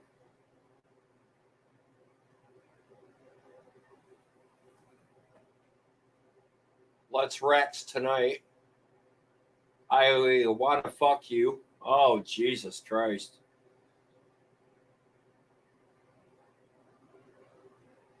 I can't find it for some reason. Oh, sludged out right here. Here it is, guys. You know I'm in this bitch, right? Reference sludged out clip for life. You gotta give a fuck what you say about me, bitch. Yo, fuck Marty. Fuck William Coyle. Fuck CBG. Fuck Kane. Fuck all my trolls, bitch. Let's get it. Young side racks, finna fuck your bitch. Bustin' in the pussy, cream pie, that shit. Young side racks, so you know we with the shit. Young side racks, sludged out clip, bitch. Young side racks, finna fuck your bitch. Bustin' in the pussy, cream pie, that shit. Young side racks, so you know we with the shit. Young side racks, sludged out clip. Young side racks, sludged out clip. Young side racks, suck that dick. I'll be right back, guys.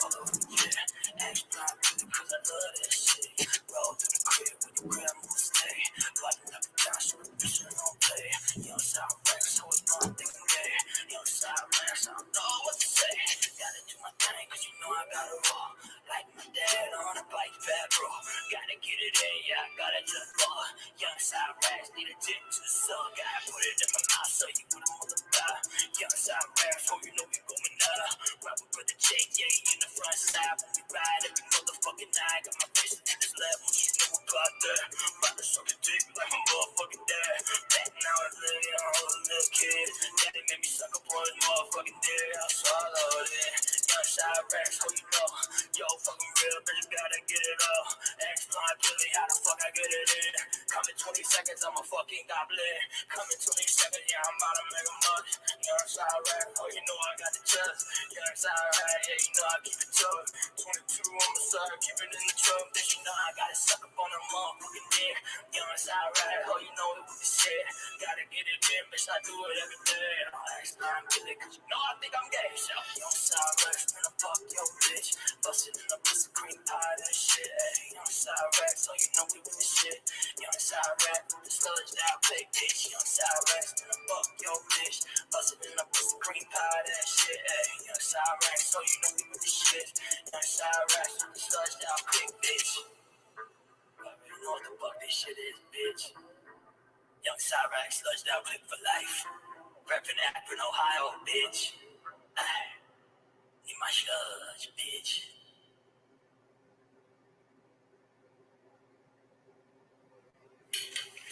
Great dinner, Mom. Glad you like it. Dad, there's something I want to talk to you about. Sure, honey. What is it? Well, I've decided to move. Move? Where? To California. And I want to leave on Friday.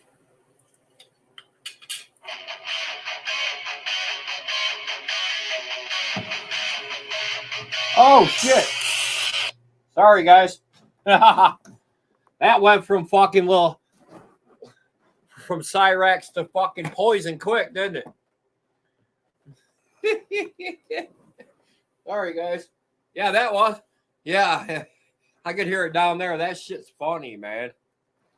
Shit was fucking hilarious. Because you know I think I'm gay. You are? Oh, wow. Bet you're good with your tongue then, ain't you, Shay? There you go. Oh, not you. No.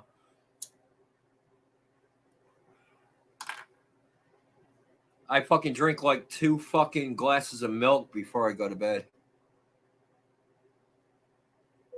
Yeah, I will. Oh, yeah. I'm definitely going to listen to him.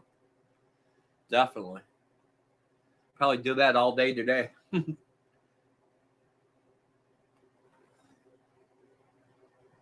Have you seen Flacco, AJ? No. No.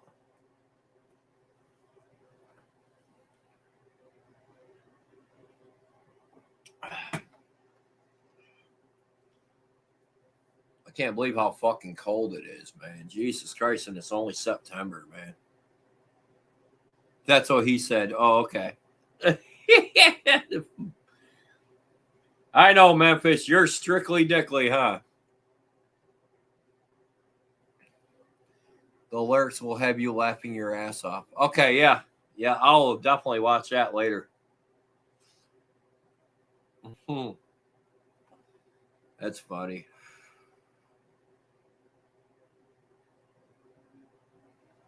AJ is not ready for Flacco.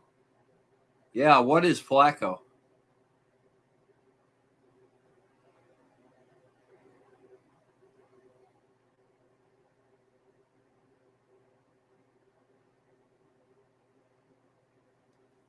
What's Flacco? Want me to look it up?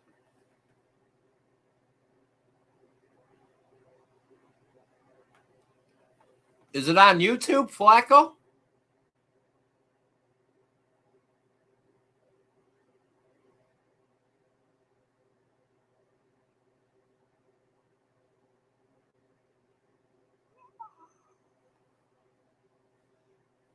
Is Flacco on YouTube?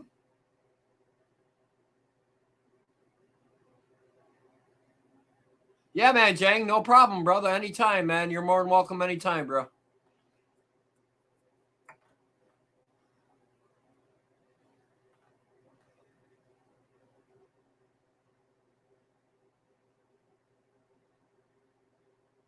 So look up Flacco on here, right?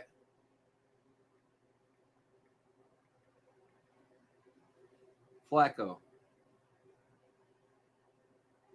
Him? That Flacco?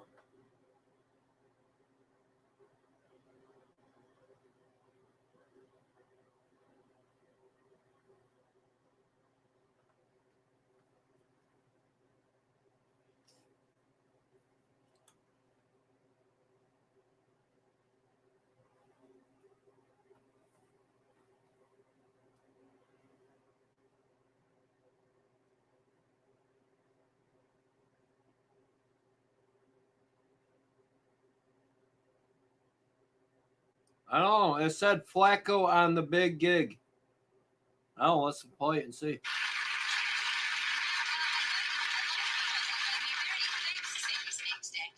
was on the show some time back. His name's Flacco, and since then he's done a fantastically big sold-out tour to the Edinburgh Festival and to London and New York. Actually, the London Guardian, this is someone trolling you here, the London Guardian said he was the single most innovative act.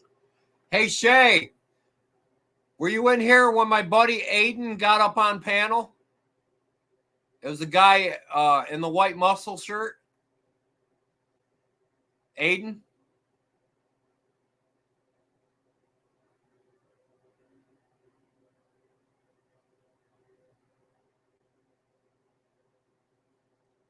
He's a musician, man. He has a band called The Thrill. You ought to hear these motherfuckers, man. They're fucking great, dude.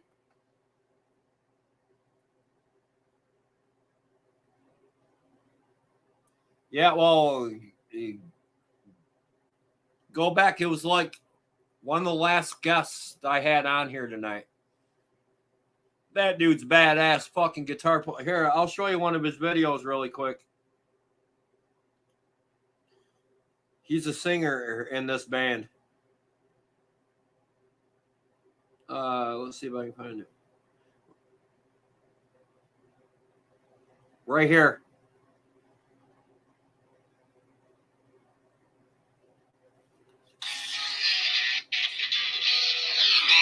That's him right there.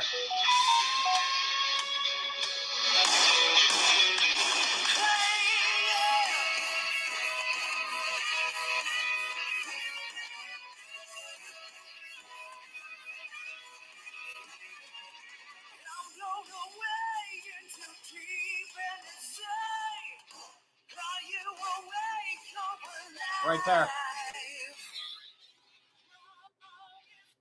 The guy with the short hair. He's the one on my panel tonight, man. He is a bad motherfucking guitar player, man.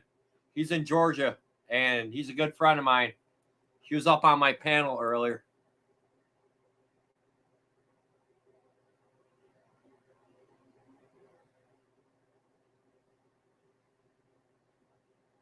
Yeah, he's a cool dude, man. Fucking Aiden. Hold on, I'll go get my Dateline and be right back. Dateline.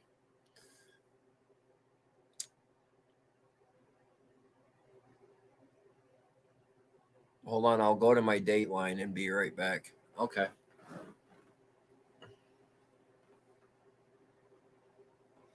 So what's everybody doing today?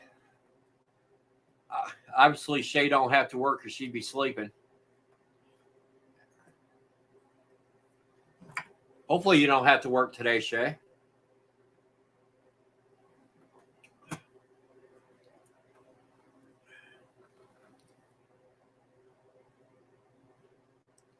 Oh, okay. A clip channel to share. Okay.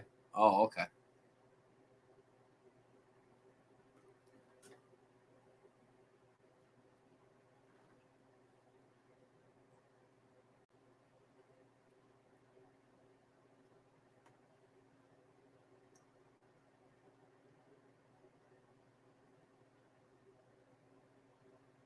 I got roofers coming at 7 a.m. This ought to be fun. Oh, Jesus Christ. Yeah, and it's 5:30 now. Is it 5:30 there too? Is it 4:30? Yeah, you won't be sleeping, that's for sure. Not with the roofers coming, you won't be sleeping. Ba-boom, ba-boom, them nail guns and shit. I can't seem to find her channel. Oh, it's a girl. Okay.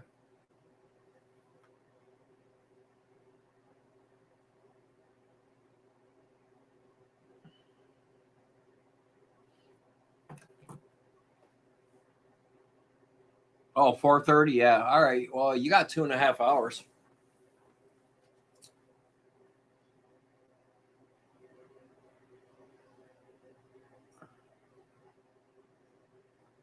It's what? 5:30 here.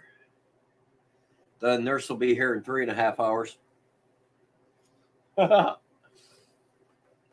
God, Memphis, I wish you had Facebook.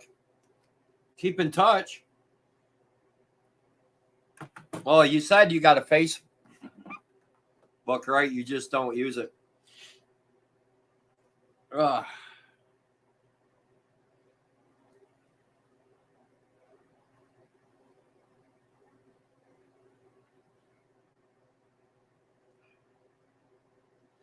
Boy, it's fucking cold, dude. Oh my God.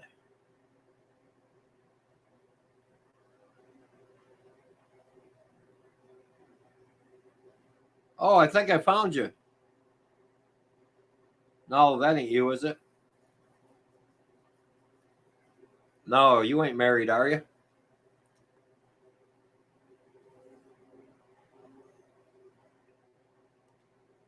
Oh, yeah, the tree fell on your house. That's right. Yeah.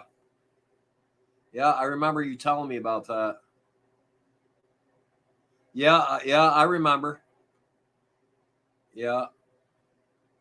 Yeah, I remember.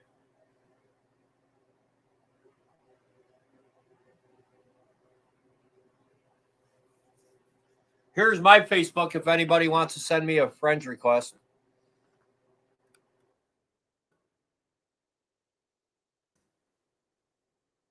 AJ Nason right there. I'll put it in the chat right here. And my Facebook is this right here, guys. It's a picture of me playing drums. Right there. That's my Facebook if anybody wants to hit me up on Facebook.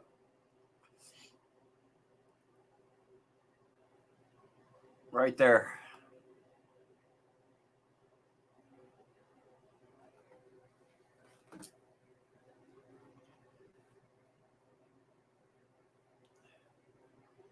Yeah, that's me. Yeah.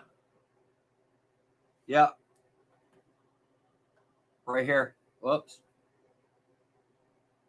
Come on. Right there. Yeah, that's me.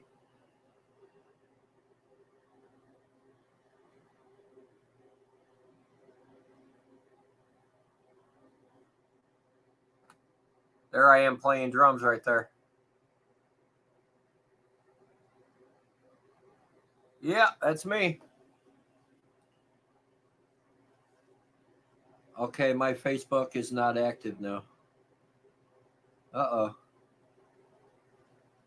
Yeah, that's me. That's my Facebook. I got a lot of cool shit on here.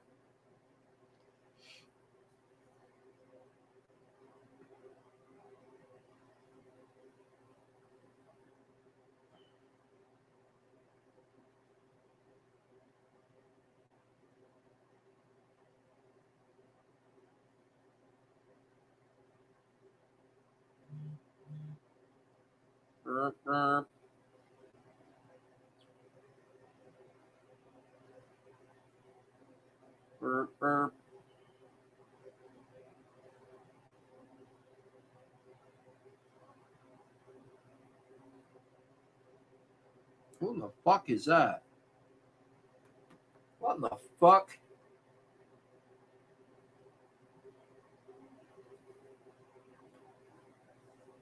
It makes no sense. I can get online on my phone, but it won't let me make calls.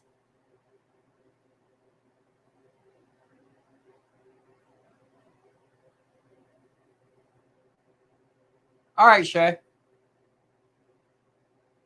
You can add me now if you want to. I won't share it out. Yeah, I won't share your Facebook out. I don't do that shit, so I don't share other people's shit.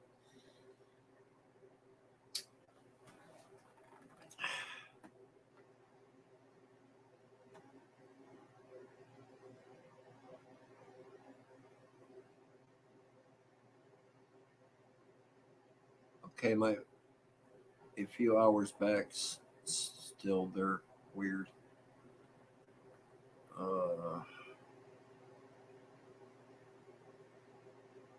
Okay, no problem, Memphis.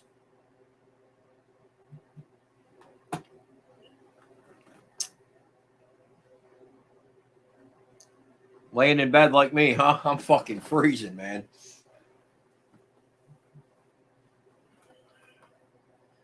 And I'm not even tired, and it's fucking 5:30 in the morning, dude. Jesus, nurse is going to be here in 3.5 hours. 9 to 10 today.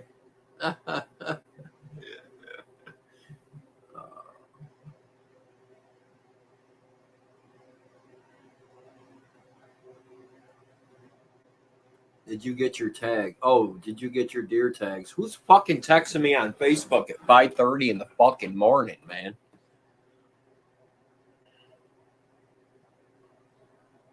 My old neighbor here.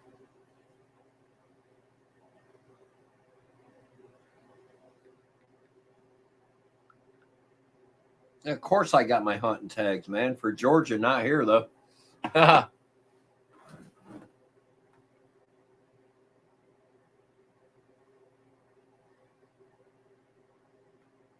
I trust AJ. That's why I'm not putting my real name on here.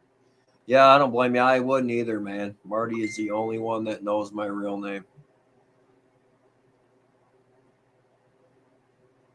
No, I won't give it out, Shay. There ain't no way I do something like that. No way. Uh-uh. Oh. Ooh.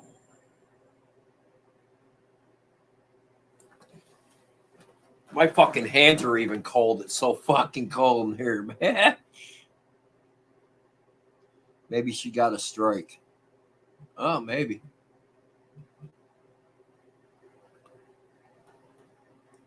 Find your new.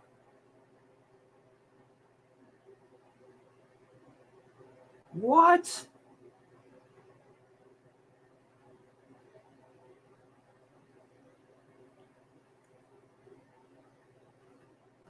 I don't even know who that is.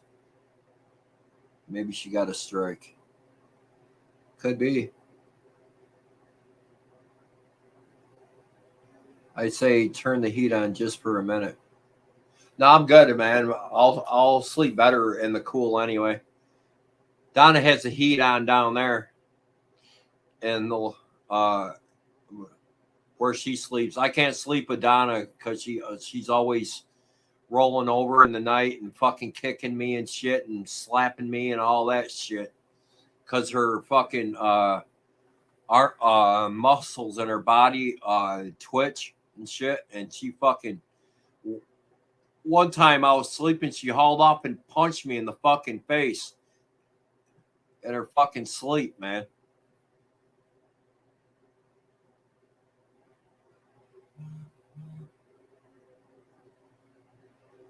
I sleep with a big box fan in front of my face. Yeah, me too. In the summer, I do. Yeah, I love it when I sleep better in the cold, man. I can't handle heat. I'd rather be cold than hot.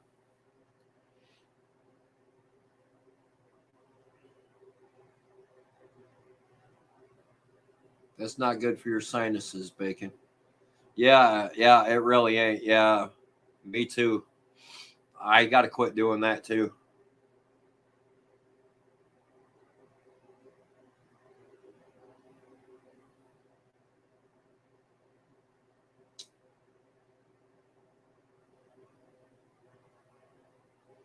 Wow, you do it all, even in the winter in fucking Canada? Fuck that, dude. Fuck that, man. There ain't no fucking way I'm turning on a fan here in New York in the winter. You're fucking insane, bro. That's fucking insane. There ain't no fucking way I turn on a fan in the winter. Oh my God.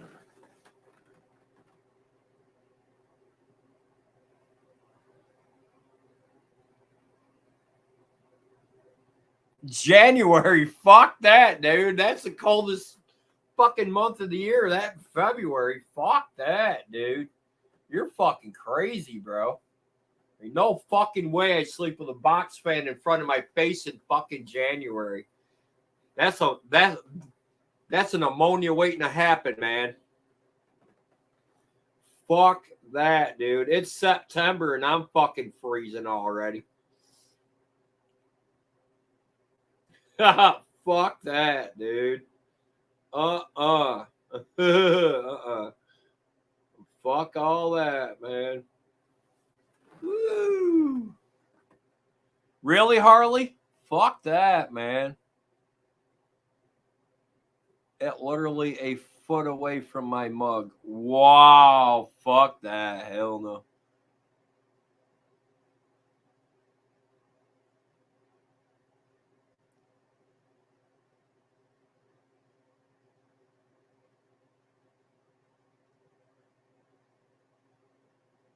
Oh, yeah. Wow, Memphis. I sweat when I sleep, too. It sucks, man. I wake up drenched. I take a shower every morning, man.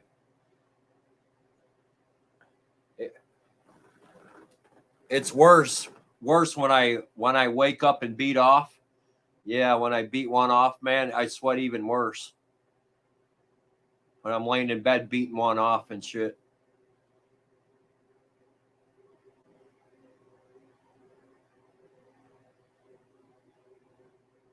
Yeah, there you go.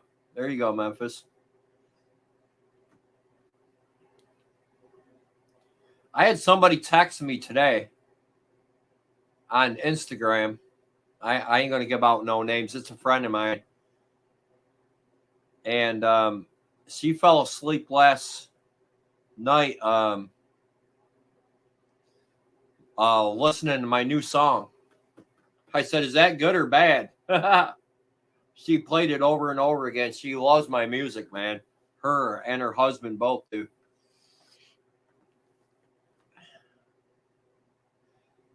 Yeah, I should be making an album pretty soon. I'm sure I'm gonna. Yeah, I'm gonna be making an album soon.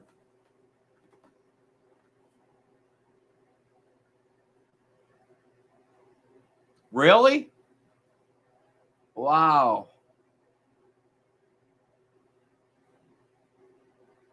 Damn. I fall asleep with my TV on sometimes, but not all the time. I gotta have it pitch ass fucking dark for me to go to sleep, though.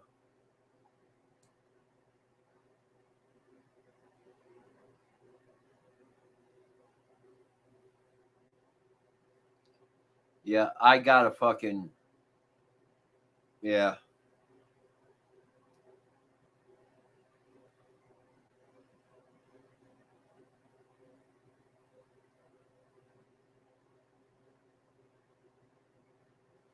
I need white noise. Dark cold.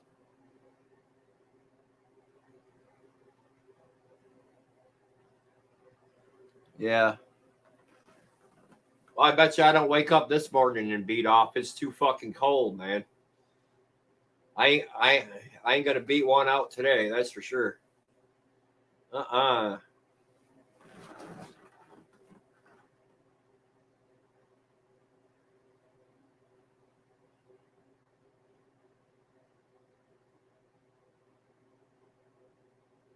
Oh, really? Yeah, I'm sub to Turkington. Yeah. He's funny, man. He's a cool dude. Greg Turkington.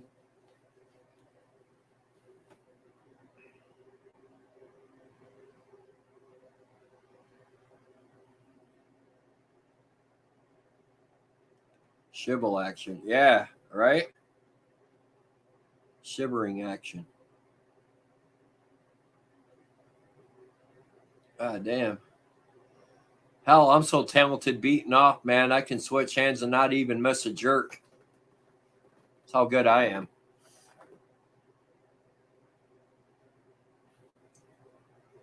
I still got 12 people in here. Wow.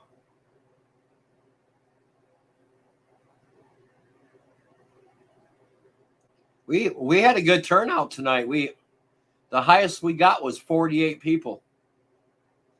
That ain't bad.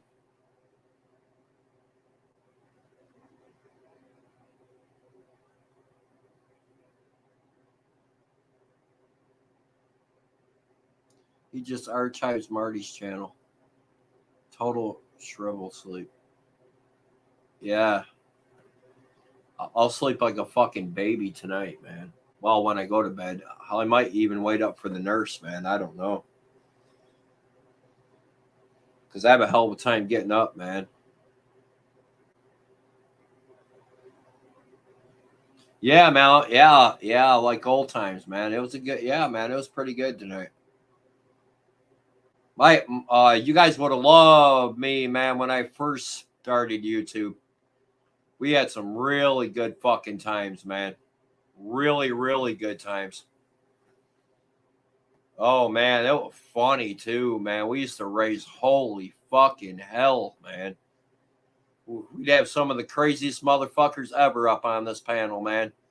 And I mean, that's when you're only allowed to go 8 hours. And then they'd shut you off. Well, I go 8 hours, they'd shut me off, and they come right back on for 8 more, man. There's plenty of times we went 24-hour live streams. No problem at all, man. 24 hours. No problem. I think my longest stream was 48 hours, wasn't it? Bacon? think my longest stream was on my birthday that one year. We went 48 hours, I think. Remember? Maybe it was 38. I don't know, 38 or 48 hours we went. That was fucking crazy, man. That was fucking insane. Then we all slept for 2 days, I think. Remember? I fucking slept for 2 days over that shit, bro.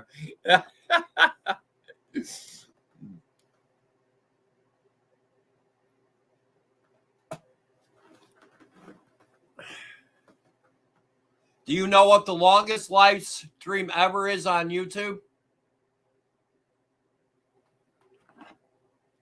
I don't. Let's look it up. The longest live stream ever on YouTube.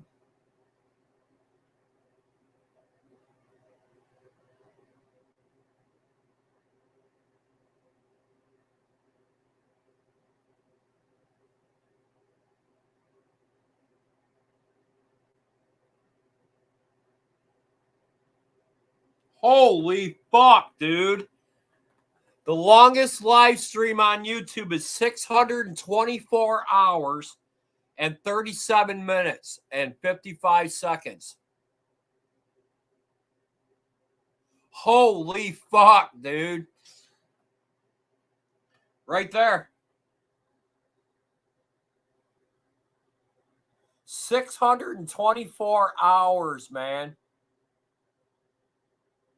That is fucking insane.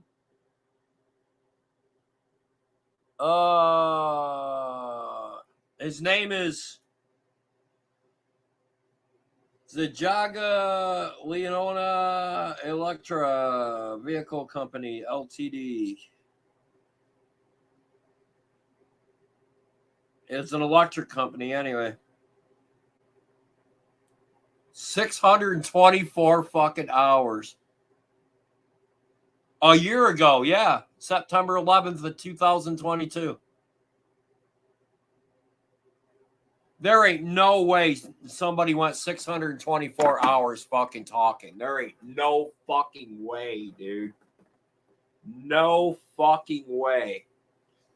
That's impossible, man.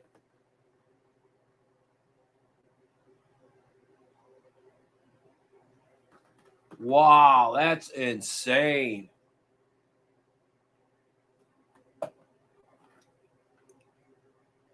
Hell, I've been live 9 hours right now. 9 hours and 16 minutes, man.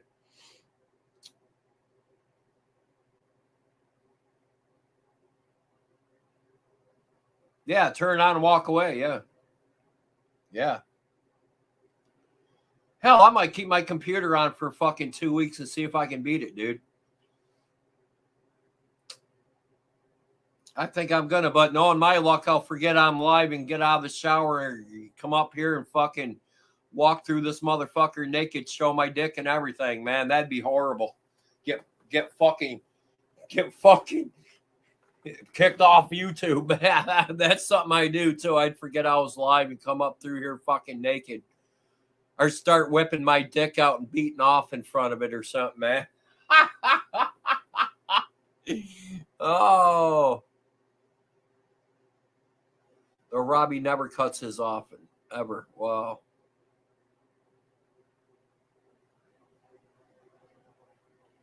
Yeah.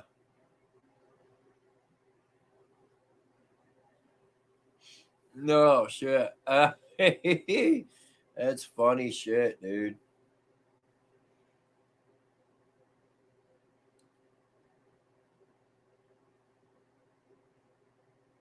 Oh.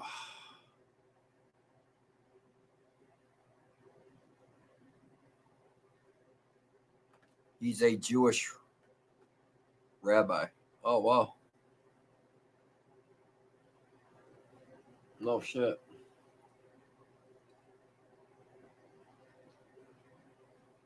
Damn, I'm still fucking hungry, dude. This ain't good I'm hungry this early, man, because I'll eat all day. I can't do that.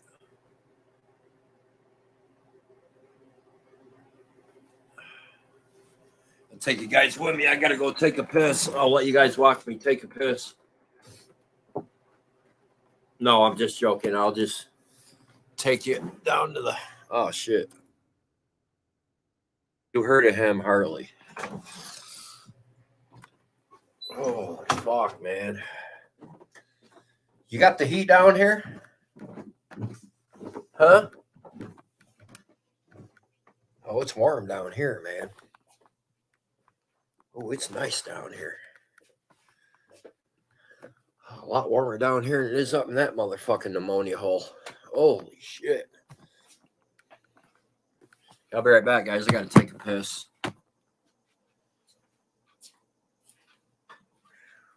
Holy hell.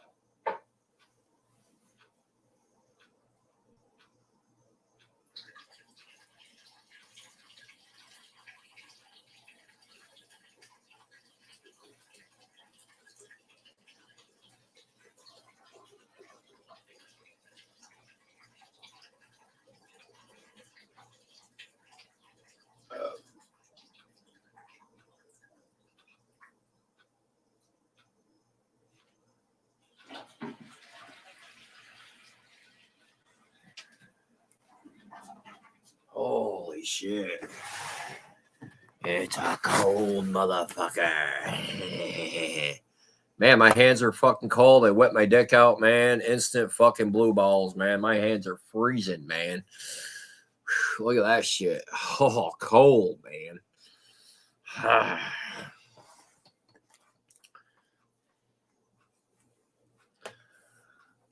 I can't believe we're still live 9.5 hours, man.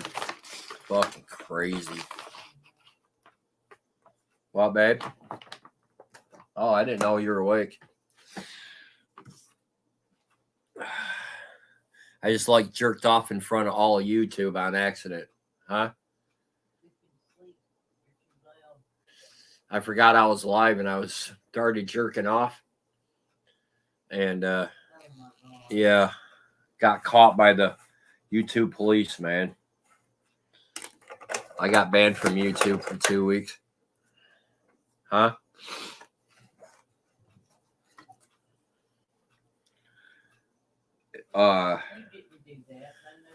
Yeah, Canadian Bacon and Shay and Harley dared me to do it.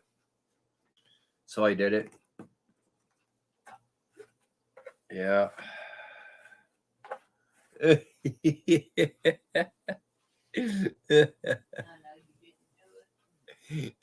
No, I'm just joking. I didn't do that.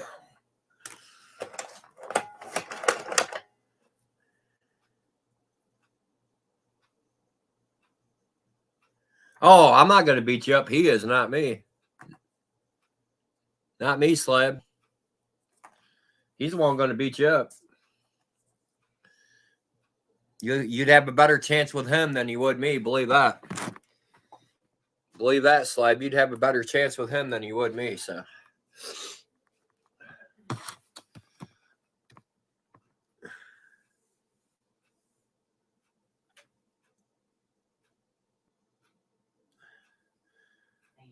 Rabbi Jack's every day on cam and he goes under the cover. Oh, that's fucking disgusting, man. Said me. Fucking yeah. Ugh, shit. Fucking Christ. Huh?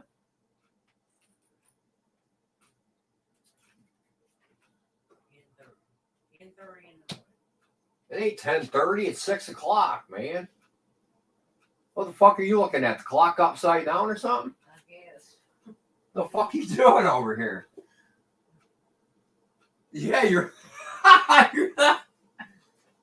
It's 6:50 and Donna tells me it's fucking 10:30. That means she's looking at the clock upside down. What the fuck, dude?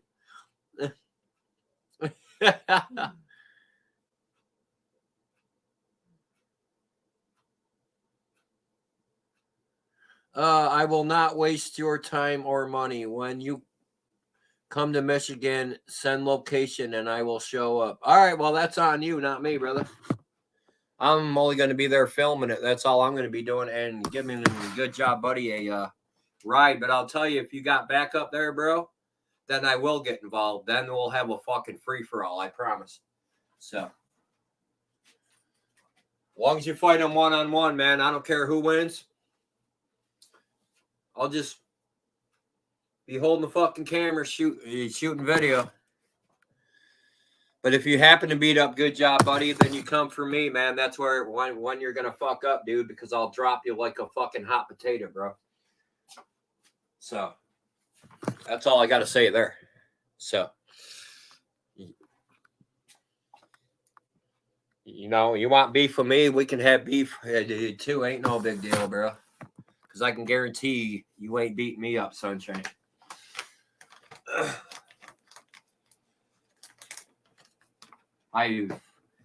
I've knocked out guys fucking 3 times your size, bro. So, are you all right? I gotta go pee. And I don't want to get up. Oh, now you're calling my wife Don, huh? Taking somebody else's shit like Good Job Buddies and calling my wife Don. Oh, ain't that sweet, dude? Now, bro, I'm going to have to hit you when I get to fucking Michigan. See, bro? You run your mouth. Now I'm going to have to hit you myself after Good Job Buddy's fucking done. I'm just going to haul off and drill you, dude, for calling my wife Don. So, there you go. There you go, Sunshine. There you go, Sunshine. Now you just done fucked up, Slab, see? Now you just done fucked up. Oh, God, I'm a homosexual and my wife's name is Don. Oh, that's a good one. What a fucking knee slapper, dude. What a knee slapper, dude. What a knee slapper. Yeah, right? I hear you. I hear you. Well, it's fucking cold, man. I am fucking freezing.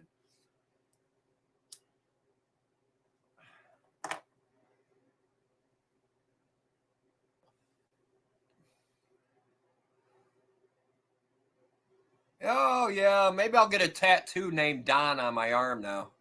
That's what I'll do. That's what I'll do. Using somebody else's fucking material like Good Job Buddies, right? That's what. That's when me and Good Job Buddy had problems. He used to call Donna Don. Yeah, stealing somebody's shit, eh? Like you always fucking do. You fat fag. Yeah, fat fag. Like we really believe you fucking threw hot coffee in some dude's face. Well, you probably did. That's why you were kicked off the cruise, bro.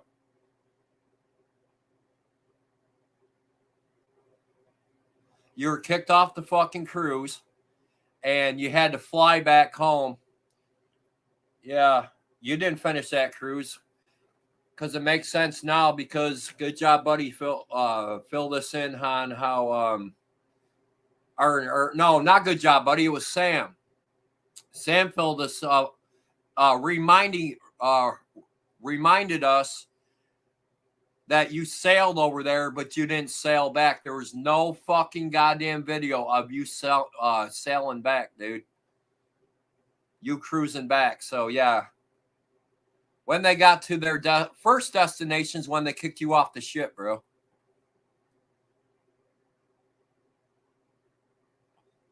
What a piece of shit, eh? What a piece of shit.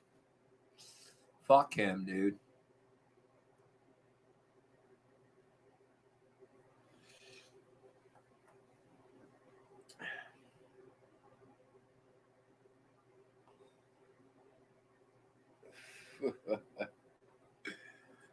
What, David? I can't hear you. What, David? I can't hear you. Oh, that's right. You're timed out for 300 minutes. Or, 300 or for 5 minutes. 300 seconds, that is. And you still got 4 minutes and 20 seconds to go.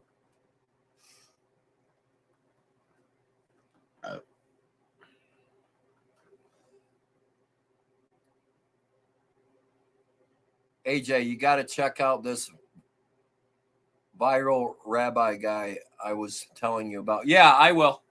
Yeah, I'll rewatch it later and I'll jog down the names and shit and I'll go watch their videos. I should be live again tonight, guys, because I'm not going live Friday and Saturday because of football. I'm going to watch my grandson play tomorrow night. Or, I mean, Friday night. They got a big game. It's a battle for first place.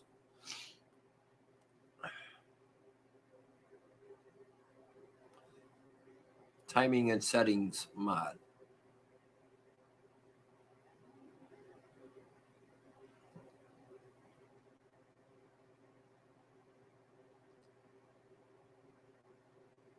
No, this dude just streams 24/7.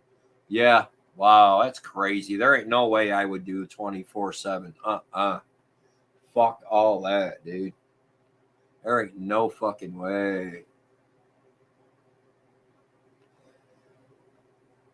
Hell, I've went 9.5 hours and I struggled to do that. There ain't no way I can go 24 hours. We went 48 hours on my old channel one time. Me, Canadian Bacon, Arlene. It was Matthew Drake in there. Hell, I had like fucking 80 different people up on my panel, man. Not at the same time, of course, but all through the 48 hours. We had Richard up there. Who else was up there? Bacon, Patch, Jack, Skywarp. Fucking, there's a whole bunch. He's been caught jerking off underneath the sheets. Damn, man. Hell, I do that too. Yep, Voodoo. Yep. Voodoo was in there.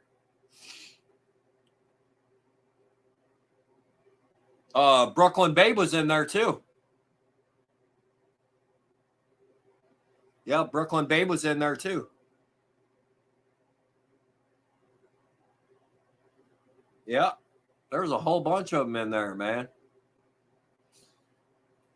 Jeez.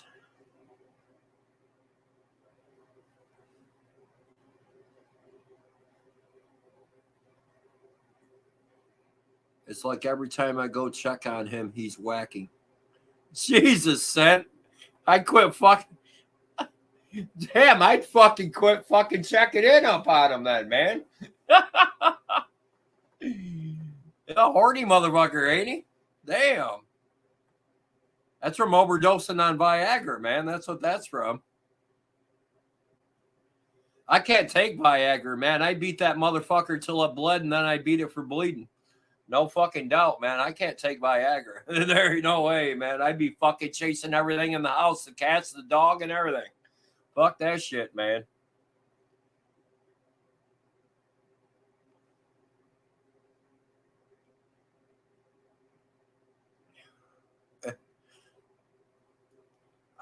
I think Jackie was in there too.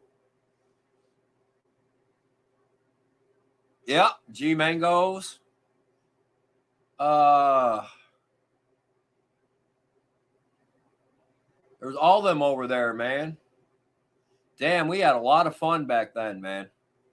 We had a fucking blast.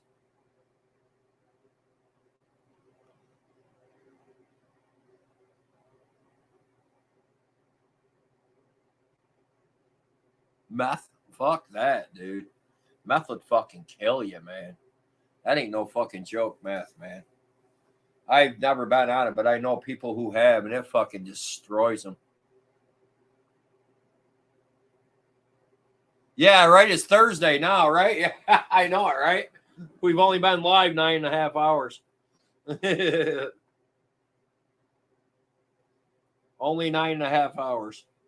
And I'm going live again tonight, too.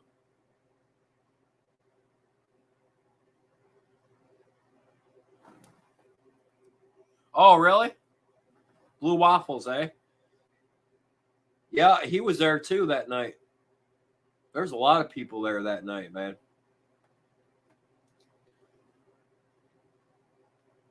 Nothing beats the pussy eating contest, though. That was the shit right there. The pussy eating contest. That fucking goddamn man. I got to dig that out, guys. I got to repost that. I gotta repost the pussy eating contest. That shit was fucking hilarious, dude. Everybody was fucking rolling that night, man. We had everybody in fucking tears, me and Arlene. There was not a dry eye in that fucking in the house. Everybody was laughing so hard they were fucking crying in that shit, man.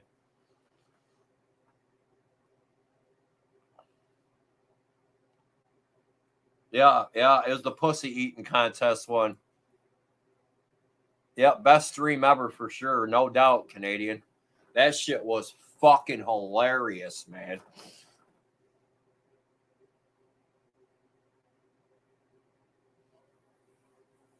I hope I can find it. It's on there somewhere. I'm sure it is, man.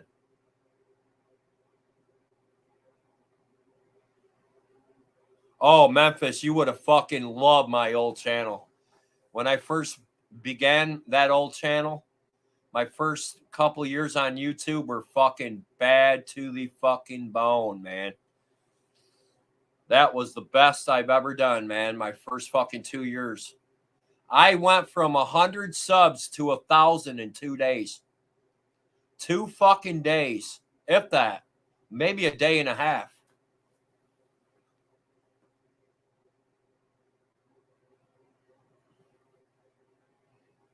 Oh, you missed the good shit, man. That was the best shit of it all, dude.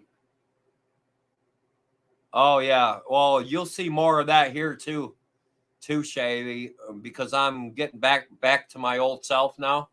And when I do that, dude, there's not going to be a dull moment in this motherfucking place. I can tell you that right now. AJ's Army's back, and I'll tell you what, dude.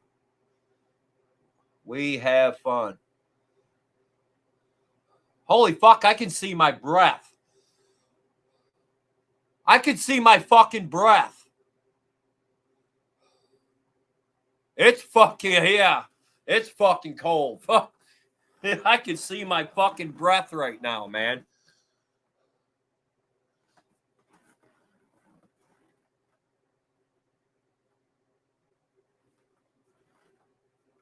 Oh, you will love me from now on, Shay. I'm getting back to my old self. See, you can see my breath. That's how fucking cold it is in here, man.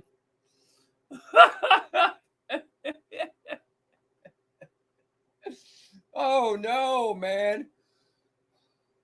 See it? You can see my breath. Watch.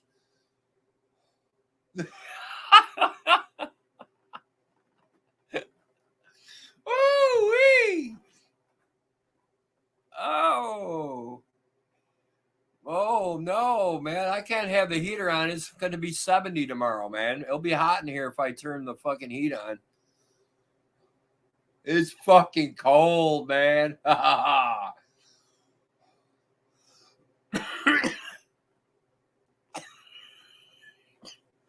Yeah, it could be leftover smoke in my lungs. Let's find out. Let's have one more cigarette. Fuck it. I'm getting back to my smoking, too. That ain't good. I got to calm these down, man. I got to calm cigarettes down. There ain't no fucking doubt. I can't be doing this.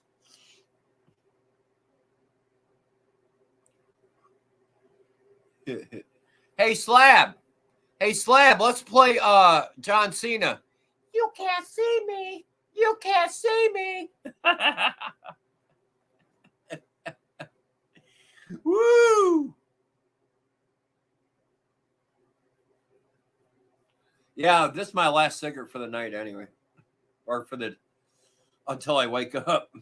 I'm gonna miss the nurse, but fuck it, I don't care. And she's really good with Donna anyway, so I ain't gotta worry about nothing. I can actually see my own breath. That is fucking insane. I need a nice blonde with some titties to come keep me warm, man.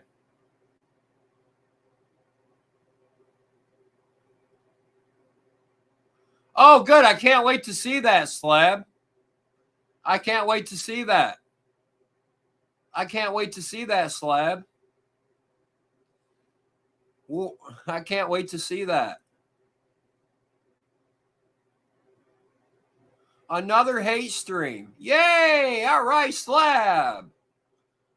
Way to go, Slab. And then I'll just come back with a hate one for you, too. Well, no, I won't. I ain't going to stoop to your fucking level, dude. I am not going to stoop to your level. But I'll see you in November, bro. November, December. It's either going to be a Thanksgiving fest or a Christmas present, or we're going to ring in the new year. Oh, one of them three. Slab. And I'll see you then, bro.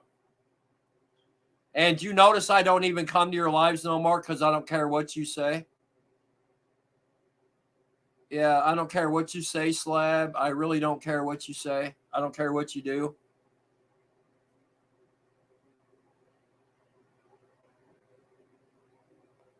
It's all right, Memphis. Yeah, get the trash out of here, you and Bacon. That's okay. That's okay. No problem. He's lame. He's lame. He's lame because now when I get to Michigan, I'm going to have to hit him too. So, and I think he'd rather be hit by a good job buddy than me because I took boxing lessons. So I don't think he wants to be hit by me, but he is going to be hit by me now. Yeah, I'm going to have to roundhouse him. It's okay. It ain't the first one ever roundhouse. It won't be the last, I'm sure.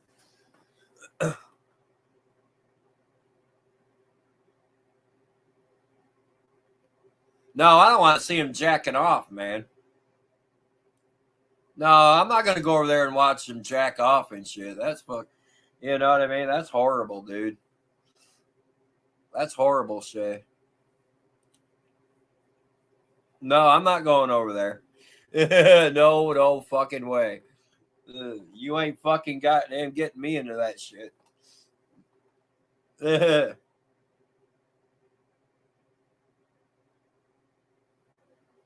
Oh, that's exactly what he's going to do, Canadian. You know him. You know him. You know him, brother. You know him.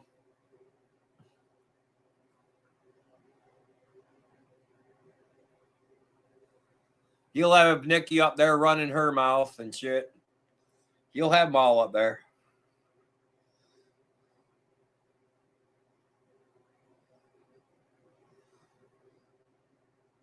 It's okay, Nikki, because remember, I got your phone number, and I want to get too cocky, or I'd have everybody calling your ass, man, 24/7, because I got 2,240 subs now. And, man, my number's changed, so you know what I mean? Yeah, I'll have your phone ringing off the hook, bitch. I'll have your fucking number on speed dial.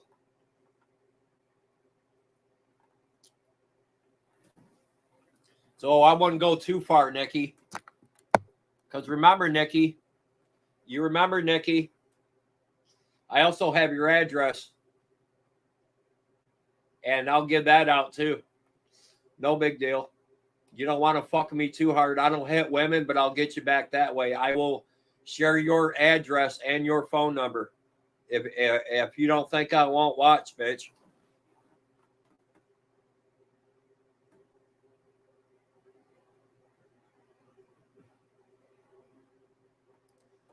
So let's get to Nikki really quick, and then I won't say anything more about the haters. But goddamn, if I was Nikki, I'd be pissed that he's supporting a pedo. Yeah, Slab City News is supporting a pedo.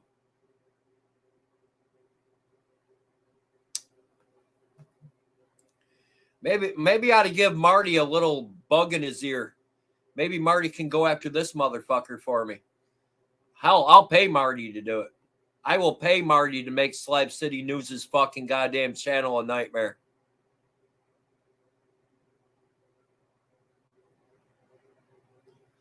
Maybe that's what I'm going to do. Get a hold of Marty and pay Marty to fucking goddamn tag him for me. That's what I'll do. I got money, so I can do it. So.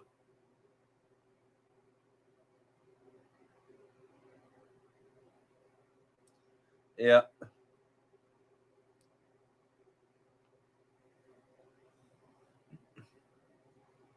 Oh, I'm going to, Shay.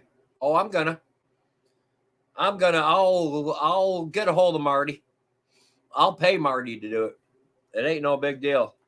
Just if anybody talks to Marty before I do, yeah. All right, Slab. And I'll give him Nikki's information too. That's what I'll do. They don't want none of Marty. Neither one of them. So, Slab, you want to play that game? I got money. I got more money than you'll ever dream of, pal. And all I got to do is throw like a few $100 bills at Marty, and I'm sure Marty will work for me. I'm sure he will.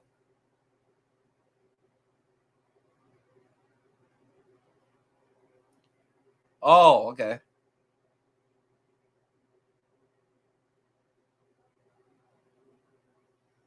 Yeah, Nikki needs to step back as she knows what's good for her. So.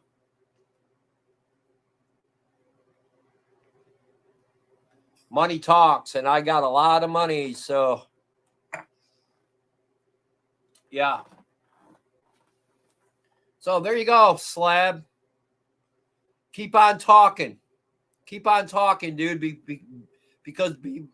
Because before you know it, bro, you'll have so many fucking trolls in your chat, you won't know what to fucking do, bro. Because I got friends now. I got friends that fucking like me, not use me for a fucking middleman. You remember that, Slab? I got friends now. I don't have you fucking people over in the 33rd that fucking use me for a fucking bulletproof vest. So, yeah. You remember that. You remember that, Slab. Don't dig a hole that you can't crawl out of, homie. Because right now you're halfway down that hole. Then when you go all the way down that hole, there ain't no digging yourself out, dude. And I know you're listening. You're taking notes, right? Right, Slab? You're fucking got that little fucking pad and that pen taking notes. Here's what I'm going to talk about AJ tonight. La, la, la, la, la, la, la, la. Yeah, okay, bro. Okay, you do you. You do you, bro. You do you, bro. You do you.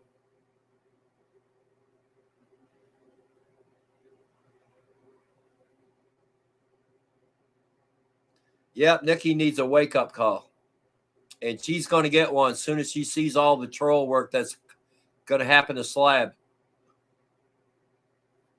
So, Nikki, I'm telling you right now, if you get involved, I will fucking put your name and your address all over everything.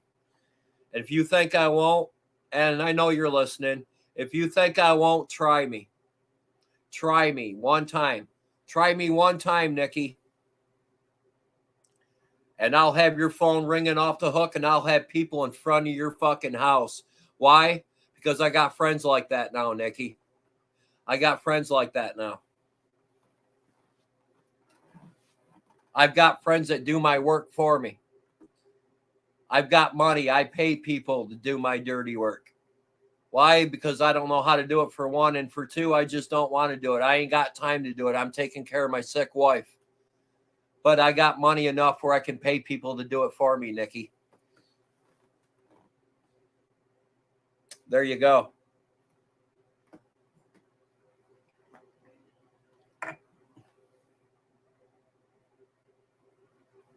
There you go. So let's see how bad the fat fag takes that fucking shovel and digs. Let's see how deep he dares to dig tonight. Because he ain't got nothing on me anyway. He ain't got shit on me. I don't have a criminal background. I'm not a rapist, murderer, child molester, nothing like that. So he's got nothing on me. So he's got nothing on me. He don't know where I live. He don't know nothing about me. None of them over there do but Digger. And I know Digger wouldn't fucking do that shit to me. So I know for a fact that Digger wouldn't do that shit to me. So.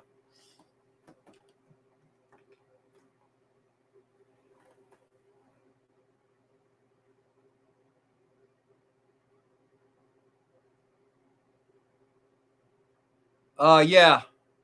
Let me download Discord, actually. I've been wanting to do that.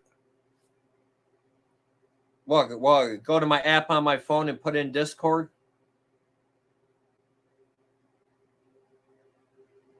Discord app for Android right there.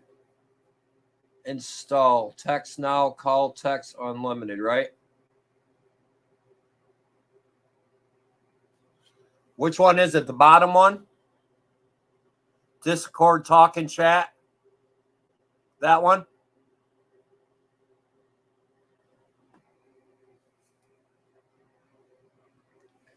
Let's see if I can get a hold of Marty. I don't even know Marty's thing here. His handle on this thing or nothing.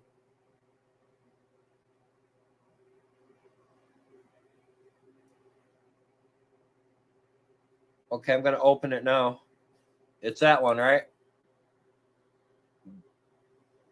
Yeah. All right, Discord, yeah.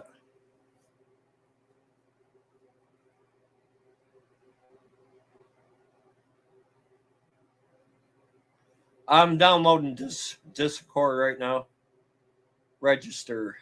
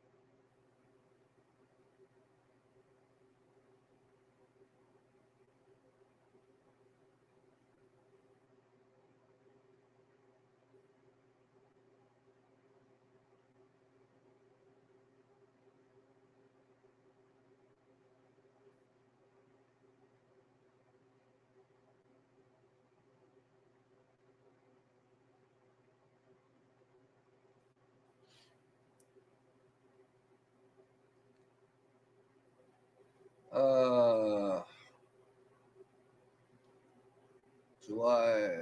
Oh.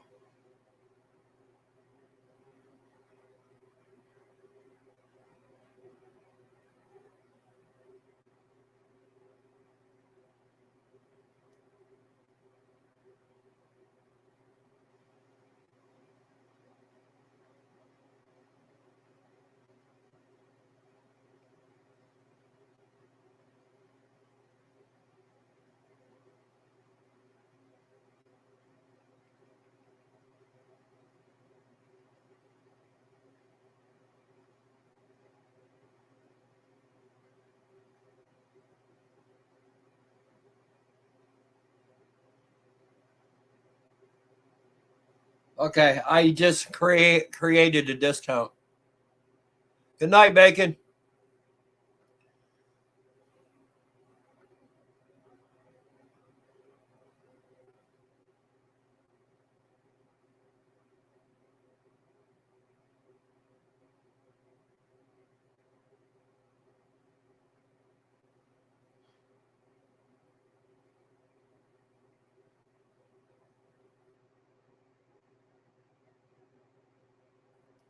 Choose a picture.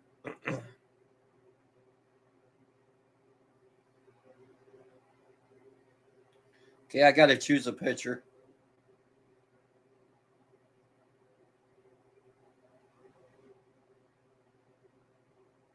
Choose that one, I guess. Yeah, I got Discord now, so.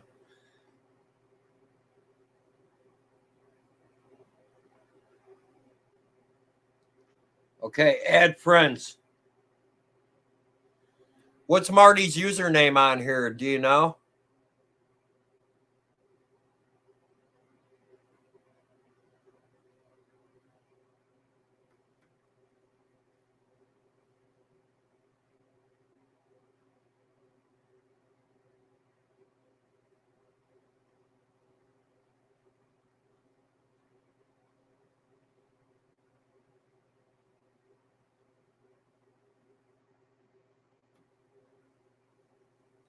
I don't know what Marty's name is on Discord.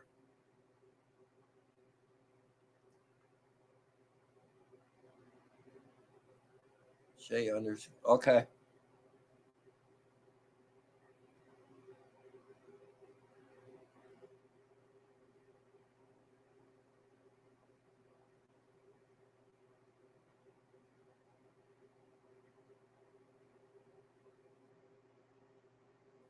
Okay, I just sent you a friend's request.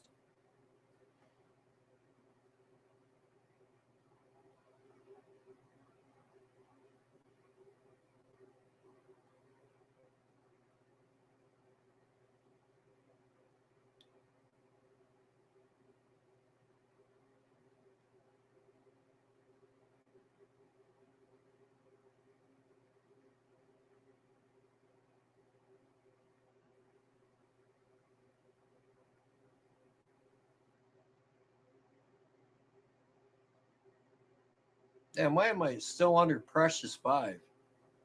How the fuck do I change my name on this?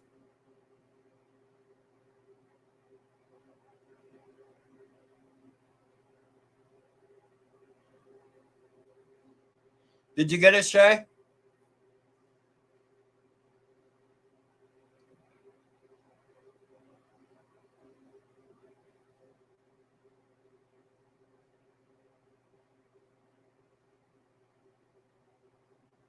Edit user profile. Okay, here you go.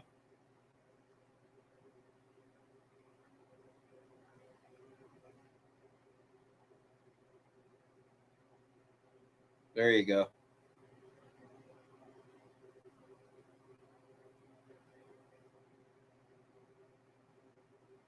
Okay, so now they know who I am. Okay. I just sent you a message.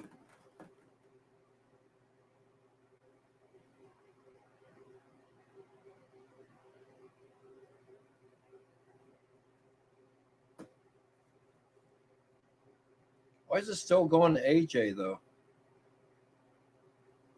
Oh, shit. What the fuck happened to it?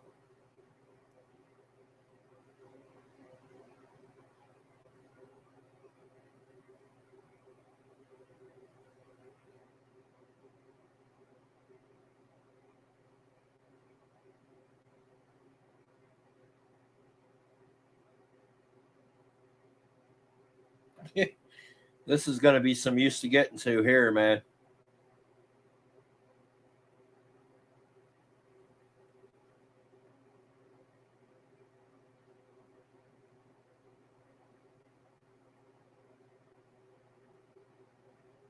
Wow, this is crazy.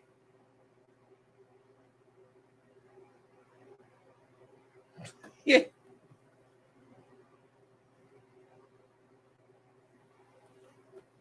I got you anyway, Shay.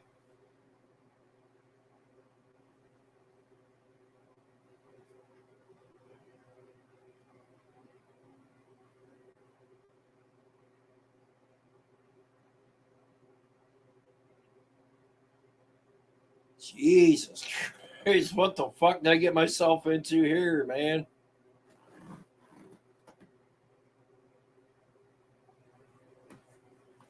Stroll up.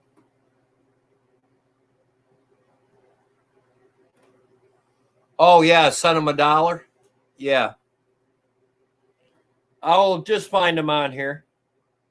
Now, how do I get to your profile, Shay? Or can I?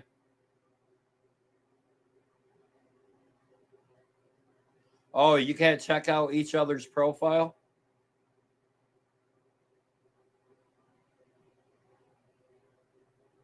Hey, send me his name, Shay, on Discord, will ya? Send me Marty's name through Discord on a message.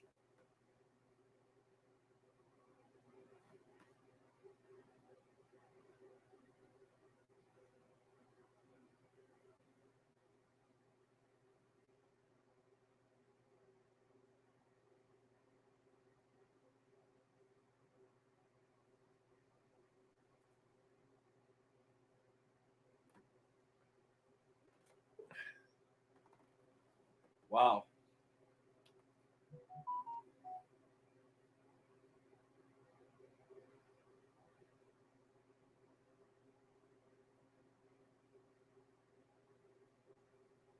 This is crazy. This shit's nuts.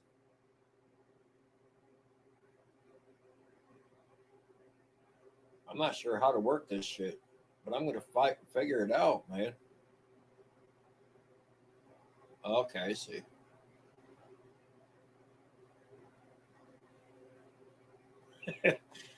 Yeah, this is weird, man.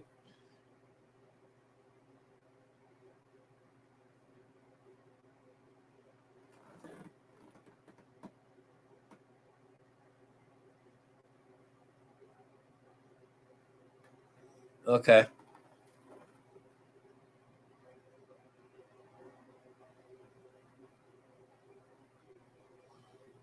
Oh.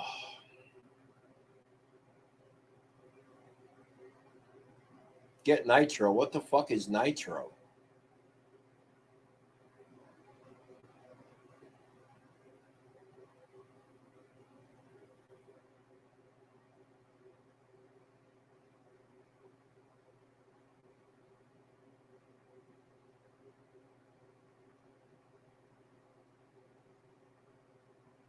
Wow, you can't even search for people? Or yeah, you can search for people, but it don't have a list of who's on it or nothing, huh? God, that is fucking weird, man. Oh.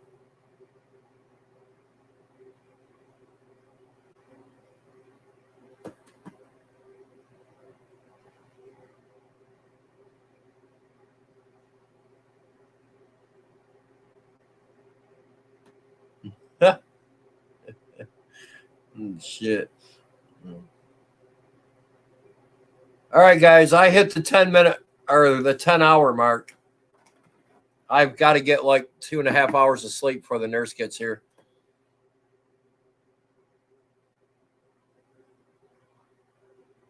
You guys have a good night. Love y'all. Shay, get a hold of me on Discord, hon.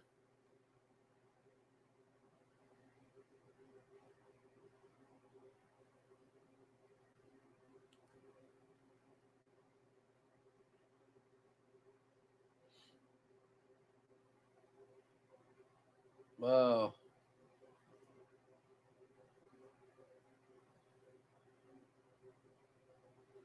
All right. All right, guys. Love y'all. Thanks for coming in. I'll be live again tonight at 9. We'll have a good night tonight at 9. I won't be live Friday. I'm going to see my grandson's football game. Saturday, I'm watching college football, Notre Dame and Duke. And Sunday, I might be live again. So tomorrow and probably Sunday, I'll go live. So, yeah, guys. Love y'all. Thanks for coming in. And we'll see you again tomorrow or tonight at 9 p.m. Eastern time. Later, guys.